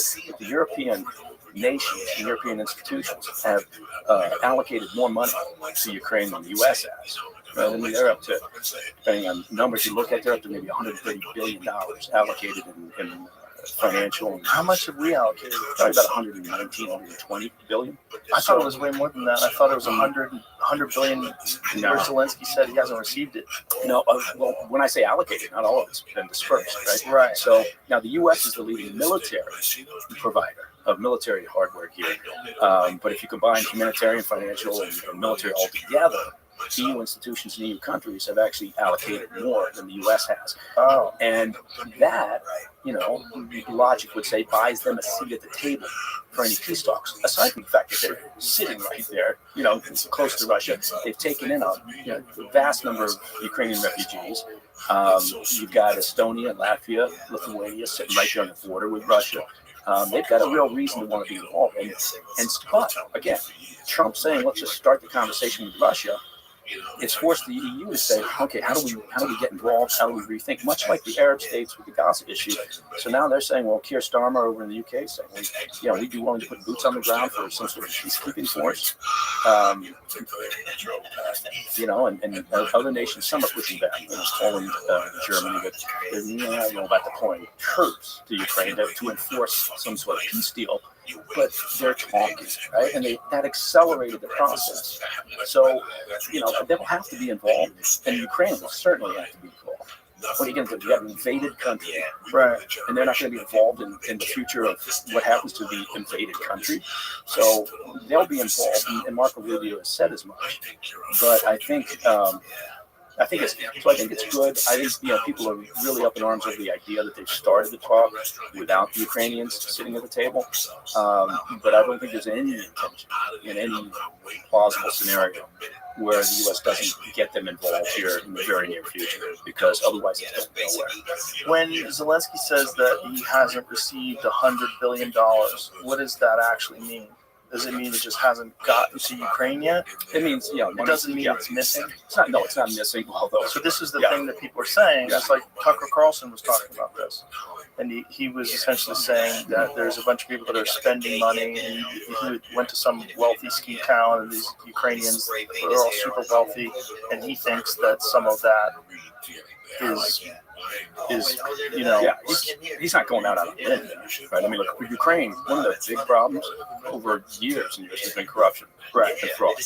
And one of the reasons why, there was pushback against, this idea of NATO, even though back in 2008 or 2008, at a European summit, they actually said during the NATO summit, they said, yes, at some point in the future, Ukraine and Georgia, will become members of NATO. We're not going to give you a timetable. We're not going to tell you what that's going to look like, but you can become members of NATO. But one of the problems has been the level of corruption within Ukraine. So is some of that money, both from the U.S. and from the EU, gone missing and lining pockets? Oh, absolutely. There's no doubt about it. Look at Iraq, the money that we spent in Iraq, and how much. I mean, just any time you've got government disbursement of that size, like the fucking COVID fraud. Right. Anytime you got money going out in large buckets from the U.S. government, you're going to have fraud. Absolutely. Yeah, you're going to have people who are going to take advantage of it. So, yeah, that's not a surprise. And Tucker's right to point it out. I'm just saying it's not rocket science. How much? Well, that's, again, you would like to think that Doge, one of their jobs, would go, and I think if there was more transparency in how the money is spent, as there should be, and I mean, then maybe the taxpayers would be a little bit more understand lenient, but they're not going to be lenient or understanding for any fraud where people are getting rich off of this. Right. There are people that are getting rich off of this. Remember, there was one guy that had to resign because it turned out he had somehow or another moved around $1 billion that he shouldn't have. Remember that story? $1 billion. Yeah, it's like, well, I'll just step off. And so he kind of went away and living on a yacht. These stories, it's so confusing because we're getting the mainstream media version of what's going on versus boots on the ground. Where is the money actually going? What is actually happening? Why did Russia actually invade in the first place? Well, my company was out in Iraq. Shortly, actually a little bit before, but then, following the 2003 entry of the U.S. into Iraq. And so we were there for a handful of years. I provided food security assistance to variety of organizations. And you know, you didn't have to look hard or far to see, you know, there'd be some group coming into town saying, hey, we just started up this company, you know, and it's, you know, it's an 8A company. Look, they're owned by Eskimos or, you know, handicapped women or whatever. They just set up some bullshit company to get government contracts. No experience, no other. And yeah, so, you know, we watched that unfold. Anytime you have an environment that's steeped in chaos, yeah, that's fraud is definitely going to happen. So you have to be incredibly aggressive and willing to hunt it down, right? But I think sometimes the problem is in government, there's like an accepted loss concept, like with you know, credit cards or retail operators, right? Man, you got an accepted loss. We know we're going to lose a certain amount each year to fraud. Columbia Record and Tape. Yeah. Remember that? I do. I was a member. I was too. I think I still owe the money. That's right. I'm still getting notices. I have not received my. People don't remember that. That was when you used to get cassettes and CDs in the mail, and you sign up and you get like it was a big hustle with the music industry to sell more copies. Yeah. And you could never unsign. You could never get rid of it. You never get rid of it. But it made it look like they had a lot more people buying albums than they were. They weren't really buying them. They're getting them from Columbia Records. You get like 10 of them for $1. Yeah. Everybody's like, "Oh, this sounds great," and then you get them for regular price afterwards. Like, well, fuck this. They send you a little count and you check off which ones you want. Everybody defaulted. Nobody paid. Yeah. It's like all my friends did it. It was a completely weird scam that went on in the 1980s. That was like, remember Netflix started by mailing it. Oh yeah, yeah. Oh yeah, I remember that. And yeah, you used to get a CD or a DVD in the mail. Yeah, I told that to my boys the other night. They put on Netflix. I said, yeah, this got started. They couldn't believe it. I mean, they're still amazed when our postman walks by the house. Right? They think it's incredibly quaint that some guy walks by and leaves you with some mail. I wonder what they would. I mean, imagine taking a kid to like 1988 and bringing him to a Blockbuster video. They would walk around and go, "What is going on?" Well, we don't have the internet anymore. I mean, yet. So this is how you get movies. They're going to shut the fuck up. You don't watch it on your phone. Like, we don't even have phones. Yeah, no. No one had a cell phone. Your evenings were spent with a bowl of unshelled nuts, walnuts, and you'd crack them, and that was your activity while you talked to your mom and dad or something. If you ever showed someone a phone back then and say, someday people are going to jerk off looking at that. They'd be like, what are you even talking about? That's the dumbest prediction of all time. That's not a Star Trek. You get a phone call. I remember some girl would call and my privacy was only as long as the cord on the phone. Oh yeah, right. Because everybody was in. You have to go to the closet. Yeah. We had one of them ones that like had the button, like a little portable one with the cord attached. Yeah. You hang it up on there like a desk one. You could bring a long cord. If you were lucky. But we had the wall ones, so they had the curly cords. Oh, that was the worst. I could go around the corner and then and the cords always fucking tangled. Spin the headset around to untangle the cord. These people don't know. The cord gets dragged to the ground. Do you remember your landline phone number when you were a kid? Yeah. Yeah, I do. Yeah, I do too. It's the craziest thing. I can't remember what I did 2 or 3 hours ago, and I could still, you put a gun to my head and I could recite the phone number I had when I was 8 years old. Yeah, isn't that weird? Yeah. We used to be able to remember so many numbers. I only know like 3 or 4 numbers of my friends by heart. Yeah, you know your kids' numbers by heart. Yeah. And my wife's, maybe a couple of my buddies that have had, like my friend Eddie's had the same phone. Mine's got a new one now. So it's weird that we don't have any numbers in our head anymore. No, I will say, and I know this because just a day and a half ago I was doing something. I was filling out some application for one of my boys, the little boy, Scooter, and it asked for his phone number, and I had to look it up. Mm-hmm. So I was thinking, well, I don't know. I just pushed the button. I have to look up mine sometimes. Yeah, because I change it. When I give someone my number, I have to go. Hold on. Yeah, I fuck it up. I haven't taken another generations. I don't know. It becomes an issue. Yeah. Well, yeah. At a certain point in time, you're just getting bombarded by people that you don't want to talk to. Like, okay, there's one way out of this. I've got all the friends I want. I got to vanish. Yeah. It's not even the friends you want. It's all transactional. That's the problem. The problem is, like, you start to realize this person only texts me when they want something. Yeah. And the text before they want something are bullshit. The say hi text are bullshit because it's coming. Yeah. Here comes the thing you want. Yeah. And then that comes. Yeah. I get that from. I've got a startup. Oh fuck. Yeah. I do want to invest. Fuck off. Yeah. I don't get the investments because nobody thinks I have money, but you know, I'll get like sort of a request for, you know, how about a hookup with, you know, somebody in some part of the country or government, or you know, so, and I'm like, I'm not going to put you in touch with anybody. I don't know. Those are the worst. Yeah, so it's interesting. You know what today is? You know what today is? Today is my 20th wedding. Congratulations! Thank you very much. Thank you very much. I was thinking about that. I know.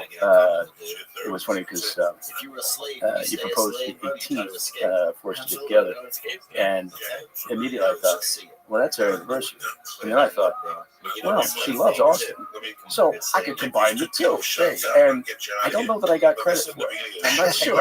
Yeah. You won't. No, I combine work with anything, and even if it's the most awesome vacation, but it's also work. You get credit. Yeah. You go out of your life to do this. Yeah.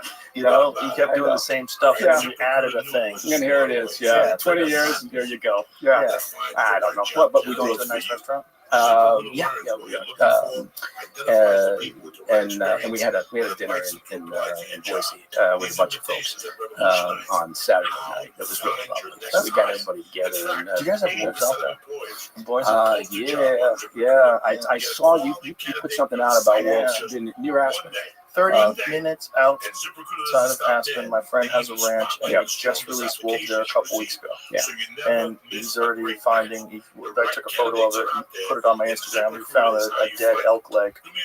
The neighbor spotted the wolves, and they're on his property, and they released them on his ranch. Yeah. No one let him know. That's the leg we found in the snow. No one told him, and these are big Canadian wolves that they got from BC, by the way. Oh no, the repopulation program, look, the way you feel about it is entirely jurisdiction based. What I mean by that is, if you live in New York City or Chicago, you love the world repopulation program. If you're a rancher, or you know, you live out in the northwest or the west, you're like, what the fuck? Where he lives, it's all ranch. Yeah. This is what's crazy. It's like they released the wolves where the fucking livestock is. What's crazy is they had a mandate to release wolves in Colorado. So the first wolves they released, they got from Oregon, who they took out of areas where they were killing livestock. Yeah. So they got wolves that were accustomed to killing livestock, and then reintroduced them to Colorado where there's livestock, and what do you know? They start killing livestock. Yeah. And kind of crazy. And it's true. And what you said is absolutely true here. Give this a short period of time, and they're going to start laying on wolf hunts, right? And you're not going to find them. Yeah. Here's another thing my friend said. You can shoot them if you're killing your livestock, or if they're killing a working dog. Yeah. But you can't shoot them if they're killing your pet. Yeah. This is what he said. I don't know if that's true. You can in Idaho. Well, in Idaho, you can kill them. Yeah. In Idaho, they're giving out tags. And they're giving out tags in Montana. And this is what people need to understand. When they first reintroduced them, there was no way you could shoot them. Right? And then it got to a point they're like, okay, this is not just sustainable. This is a large population of animals that is doing a lot of damage. Yeah. And they do surplus hunting.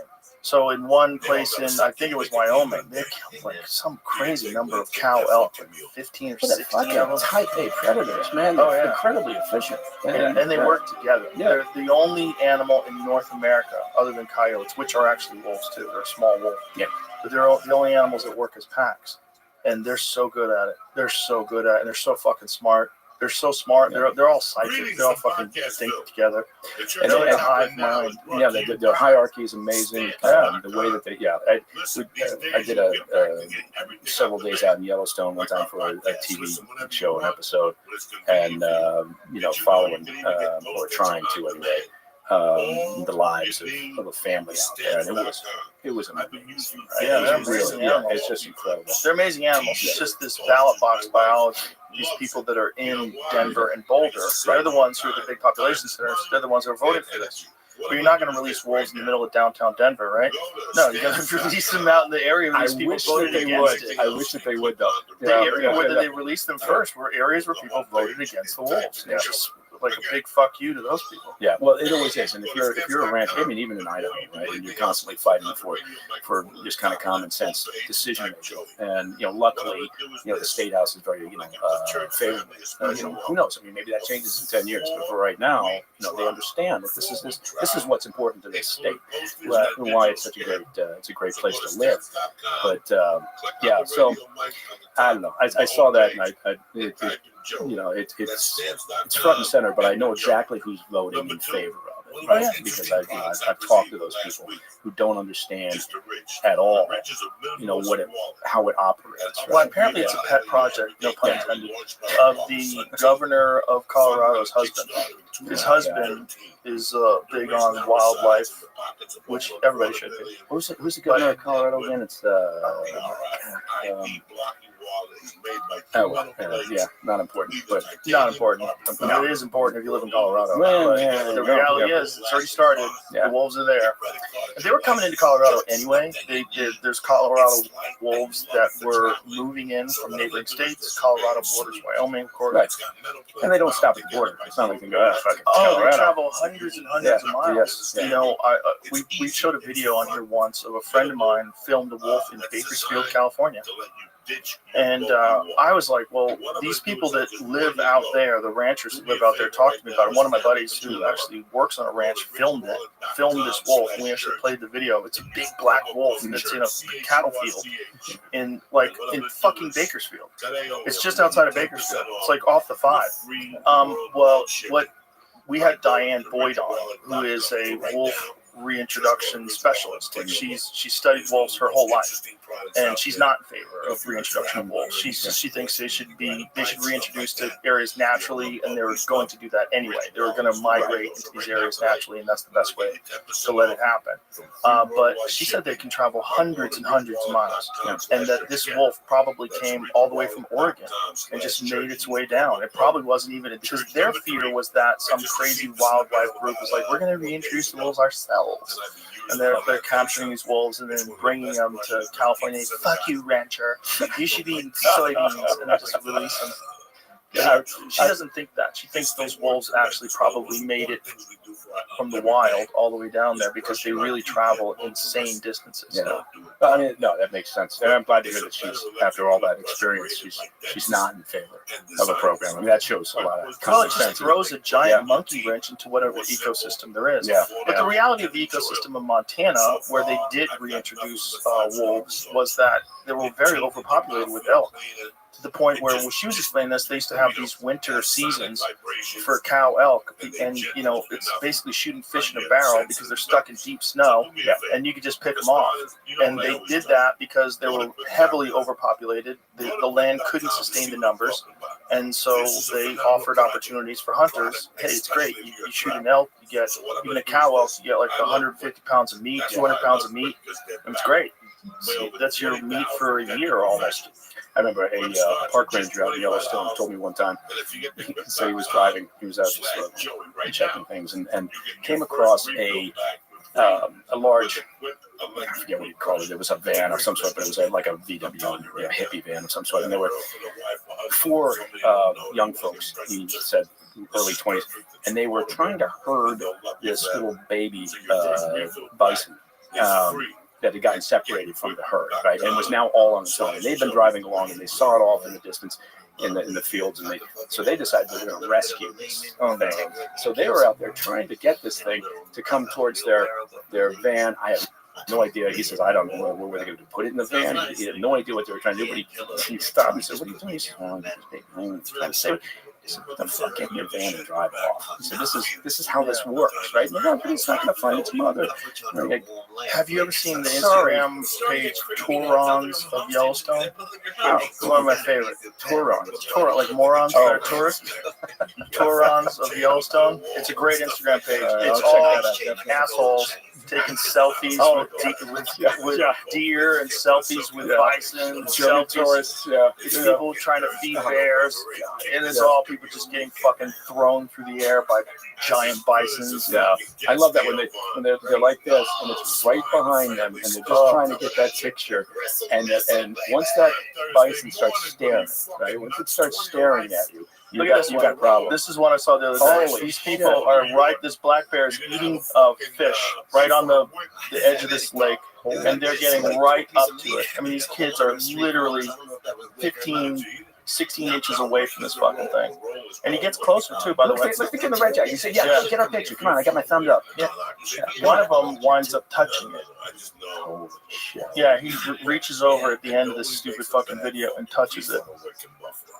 And the bear is just like, fuck out of here, I'm trying to eat. They don't care, but they're so habitualized to being around people. No wild bear, a truly wild bear would ever allow this. No. This is just a bear. They start eating people's garbage, they start taking fish from fishermen and that kind of shit. And look at this kid taking this selfie. He gets closer. This fucking dumbass. Look at this fucking stupid kid. Look, he's gonna move in and touch it. Oh, yeah, that could have been the end of your life, buddy. And look, he's got flip flops on. These kids, they're so silly. We go up fishing in Alaska. And I'll tell you one thing we're not going to do. Bear comes out of the brush. We're not going to stop and take a selfie. No, don't take a selfie. No, not at all. Alaska, though, they are scared of people because they hunt them in Alaska. It's the only state in the United States. And they want to open up a season in Montana. And there's arguments about that right now because of the interactions that people are having with bears. Yeah. This is part of what the governor of New Jersey ran on, that he was going to stop the bear hunt. People are like, yeah, stop the bear hunt. That shit lasted 1 year. And there were so many problems with bears. They said, all right, you're right. And then they reintroduced the bear hunt. Most of those are black bears, right? Oh, that's only black bears. Yeah. But New Jersey has more black bears per capita than any other state in the United States, which is nuts. Yeah, you always forget that New Jersey, how big it is, but also just how green it is. It's fucking rural. Yeah. New Jersey is like Newark and Hackensack and those places, and then it's all pine flats and all the rest of it. Mountains. It's like you get into the woods of New Jersey. It's fucking real wood, and it just doesn't seem like it should be because New Jersey is Sopranos. In our mind, it's Tony Soprano. It's Newark. There's nothing great about Newark. That's what we think about with Newark. We think about is that your soprano voice? Pussy. Yeah. You excited about the JFK Files release? We haven't even talked about that. I feel like Charlie Brown when Lucy keeps pulling that football away. Today's the day I'm gonna kick that football, and then she fucking yanks that football, and Charlie goes flying through the air and lands on his head. Yeah, that's how I feel. It's gonna be the way it is too. I think they'll actually kick out the door. I don't think this time around. I don't think they can hold any more documents, and they don't have that many left to hold. I think they just found thousands of new documents. They found 2,400. That is actually a good way. They found the FBI says what they did was they did a review. It started in 2020, and they said, okay, all our closed cases, we're going to start, compiling all of them in one place. Why weren't they doing that 40 years ago, 50 years ago? How do you not do that? I have a central repository anyway. So they said, this is what we're going to do. So they did, and they said, we're updating the way that we digitize and hold on to all our records. And during the course of that, then when Trump issued his executive order about the release of the files, and also for RFK and MLK, then the Bureau as well, we were able to, because we've done this digitizing and this way of tracking records, we were able to find 2,400 documents that are related that we just didn't know about. So there's those, and then there's maybe 5,000 other documents left that haven't been released. Well, Trump was quoted as saying that if you saw what they showed me me you wouldn't release it either. Right. What does that mean? You know, What does that mean? It's a really good question. Here's what I think. I think, and obviously I don't know what's in those documents either. Remember, I was a toddler when he was shot, and although that would have been perfect cover because nobody's fucking looking for a toddler to come behind the microphone, magnifying glass, come off that grassy knoll. But what could I mean, it's not like they're gonna say in the documents we did it, right? Like, so what could the documents have that would be so incriminating that they wouldn't want to release them? Like, what would you document if you assassinated the president? We'd say, well, me and Mike were sitting over here on the grassy knoll.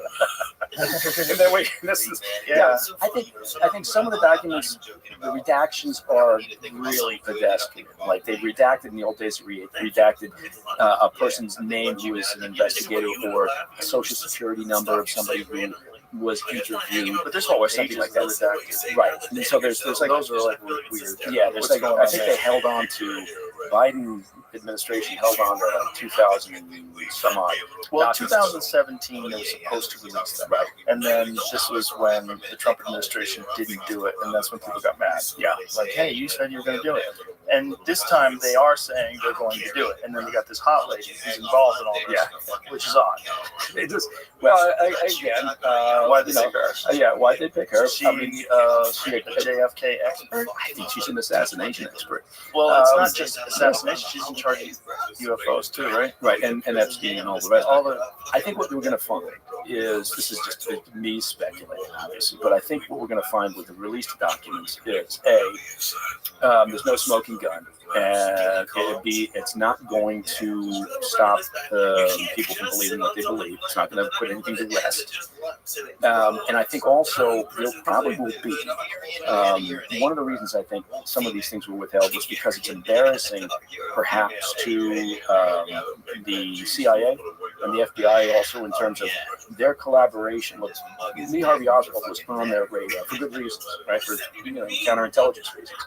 He had lived over in Minsk. He defected to the Soviet Union. He lived over there for like 3 years. Came back. And so that in alone puts him on the radar. Right? Now suddenly he's a CIA concern. So the CIA is definitely monitoring. And then he goes down to Mexico. He goes to the Cuban and Soviet embassies. Right? He's desperate to get involved in the revolution. Even though he's the Soviets by that time had decided he was a complete loser. And I think is that the narrative though? I mean, do we know what they really decided? Well, I think I'm just speaking again from experience in the intelligence community. At a certain point, you look at somebody and go, "There's nothing here. This person is more of a liability than an asset." Well, wouldn't that be the perfect person to make a patsy? Well, unless they decided the guy is just unstable. Look, I mean, reportedly, he was finally granted permission to exist in the Soviet Union after he tried to kill himself. When they said they were going to send him back, he couldn't stay there. How did he kill himself? No idea. I don't know that part of it, but I think it's. So my point is that I think he was on the radar, and I think what happened was, in the documents we may find that the CIA, at the time, was not proactive enough, and they didn't work well with the FBI. There was real friction between those two, and I think that if they had brought in the FBI, informed them, said, look, we've got the Cuban embassy and the Soviet embassy down in Mexico under observation. We've had this guy on our radar for some time. He's now come back to Dallas and New Orleans. He's back in the States. We've got to keep an eye on him. I think if they had done that, maybe history changes. But I don't think they did. Yeah, but this is assuming that Lee Harvey Oswald acted alone. Right. I'm not buying this. Under this scenario. Yes, I'm not buying that at all. But I think that's what we're going to see in some of this documentation. Well, if Trump really did say that if they showed you what they showed me, you wouldn't release it either. It has to be something, and that something might be a second shooter. Well, it's not, or more. I agree, because Trump has never been known to say anything hyperbolic. So, I mean, there's a chance that he was, I don't know. He attempted suicide, a striking indication of how much he desired to remain in the Soviet Union. showed how willing he was dramatically and decisively when he faced an emotional crisis with few readily available alternatives at hand. He was shocked to find that the Soviet Union did not accept him with open arms. The entry in his self-styled historic diary for October 21st, 1959 reports, "I am shocked," 2 exclamation points. "My dreams," exclamation point. "I have waited 2 years to be accepted. My fondest dream," I don't even know what that means. Fondest is probably they forgot the T. You can't spell this, fuck. "My fondest dreams are shattered because of a petty official. I decided to end it. Soak fist in cold water to numb the pain, then slash my left wrist." What a pussy. The then plagued wrist. Oh, then plunge wrist. Boy, I can't spell plunge either. Then plunge. Plunge. So he spells plunge. Plaug. I guess it's plunge. Wrist into bathtub of hot water. Somewhere a violin plays as I watch my life whirl away. I think to myself, how easy to die and a sweet death for violins. Oswald was discovered in time to thwart his attempted suicide. He was taken to a hospital in Moscow where he was kept until October 28, 1959. Still intent, however, in staying in the Soviet Union, Oswald went on October 31st to the American embassy to renounce his U.S. citizenship. Mr. Richard A. Snyder, the then second secretary and senior consul officer at the embassy, testified that Oswald was extremely sure of himself and seemed to know what his mission was. He took charge, in a sense, of the conversation right from the beginning. He said he presented the following signed note. "I, Lee Harvey Oswald, do hereby request that my present citizenship in the United States of America be revoked." And then they let him back in the United States. So this is why the more tinfoil hat wearing amongst us said this fucking guy, he was working for the government. This was all bullshit. Yeah. They were setting it up and they were using him as a patsy. Oh no, I know that. I mean, there's obviously there's a strong belief that the CIA was involved, the mob was involved, and again, hey, I haven't seen all the documents like Trump has, so everything's on. I wonder if he's even seen them all. Everything's on the table. I don't know if he's seen everything either. What has he gone through all the files? Yes, he's sitting there in his office drinking Diet Coke, reading the documents. Who knows? But I think who else? Well, said Cash Patel said he's seen all the files. Oh, okay. He said he's seen everything. Now, I'm not sure how, in what capacity. Right. That was he part of a review committee, perhaps? I don't know. Interesting.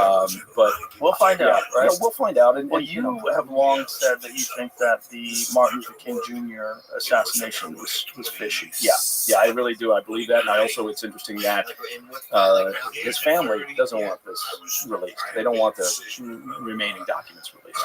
And I think the reason there is because, look, they, Hoover and the federal and state law enforcement had a real hard on for Martin Luther King, obviously, right?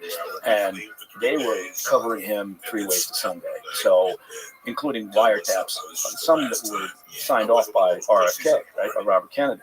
So, as Attorney General. So, I think, the family is like, look, do you really need to release these records?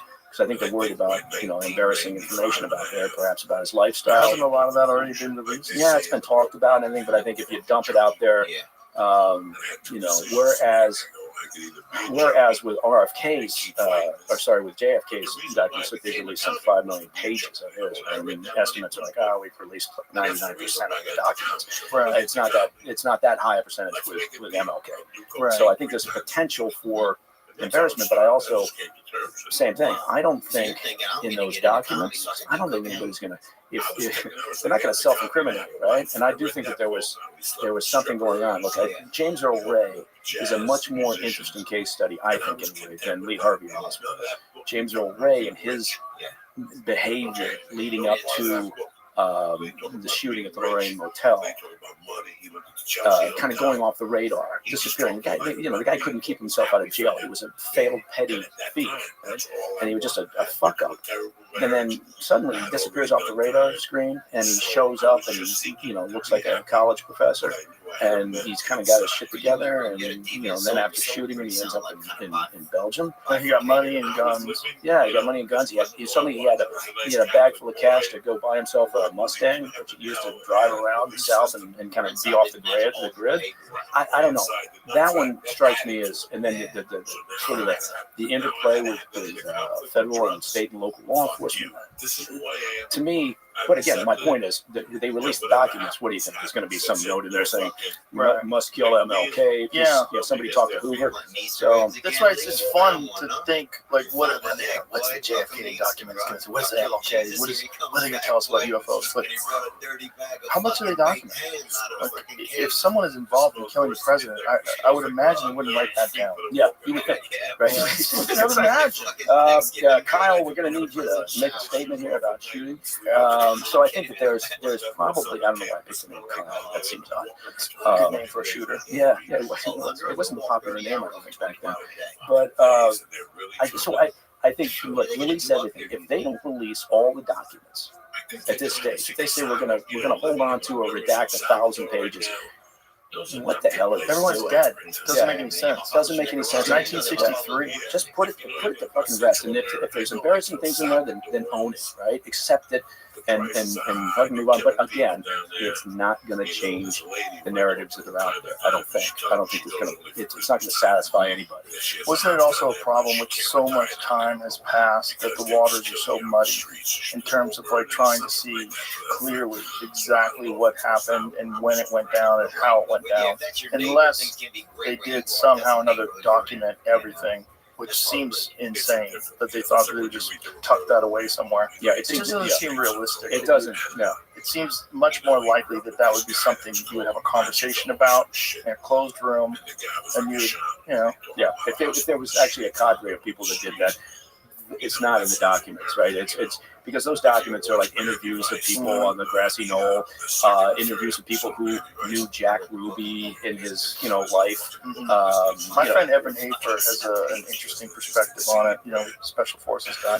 He thinks that those guys who got fucked over at the Bay of Pigs when they didn't get air support from Kennedy, that if you were going to find a group of hardened individuals that were essentially assassins for the government, those would be the guys that would have a bone to pick with JFK. Yeah.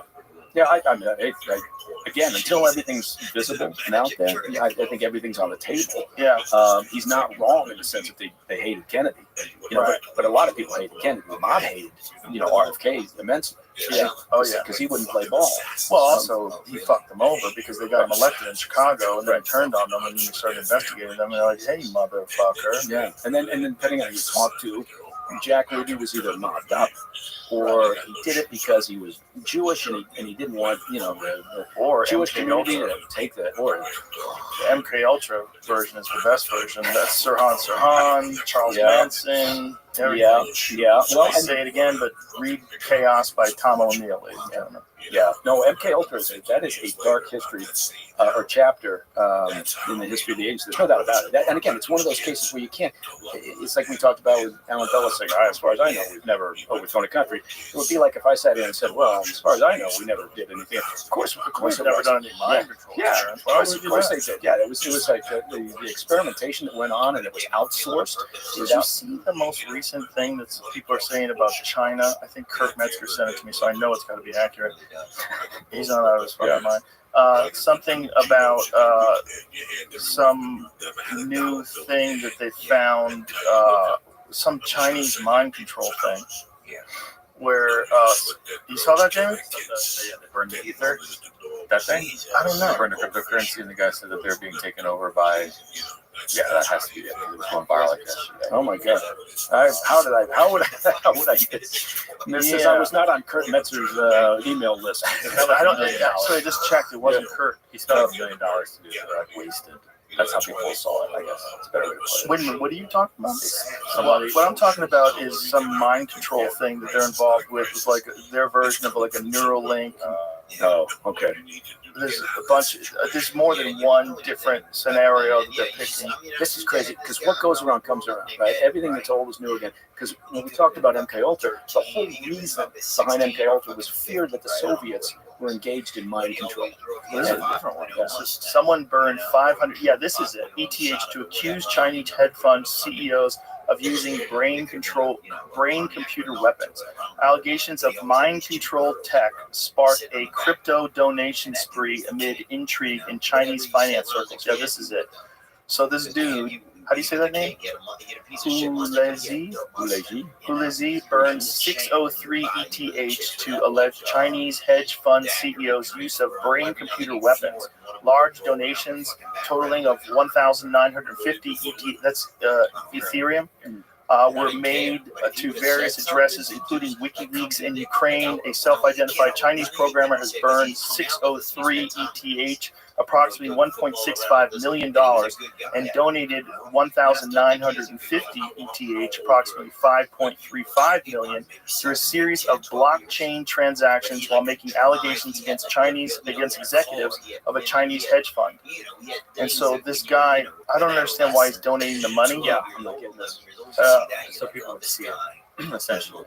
Okay, he sent 500 ETH to the burn address with this message. The CEO of Quande Investment, Feng Jin, and Yuji, I say it? Yuji, used brain-computer weapons to persecute all company employees and former employees, and even they themselves were controlled. Like, what? Okay. The individual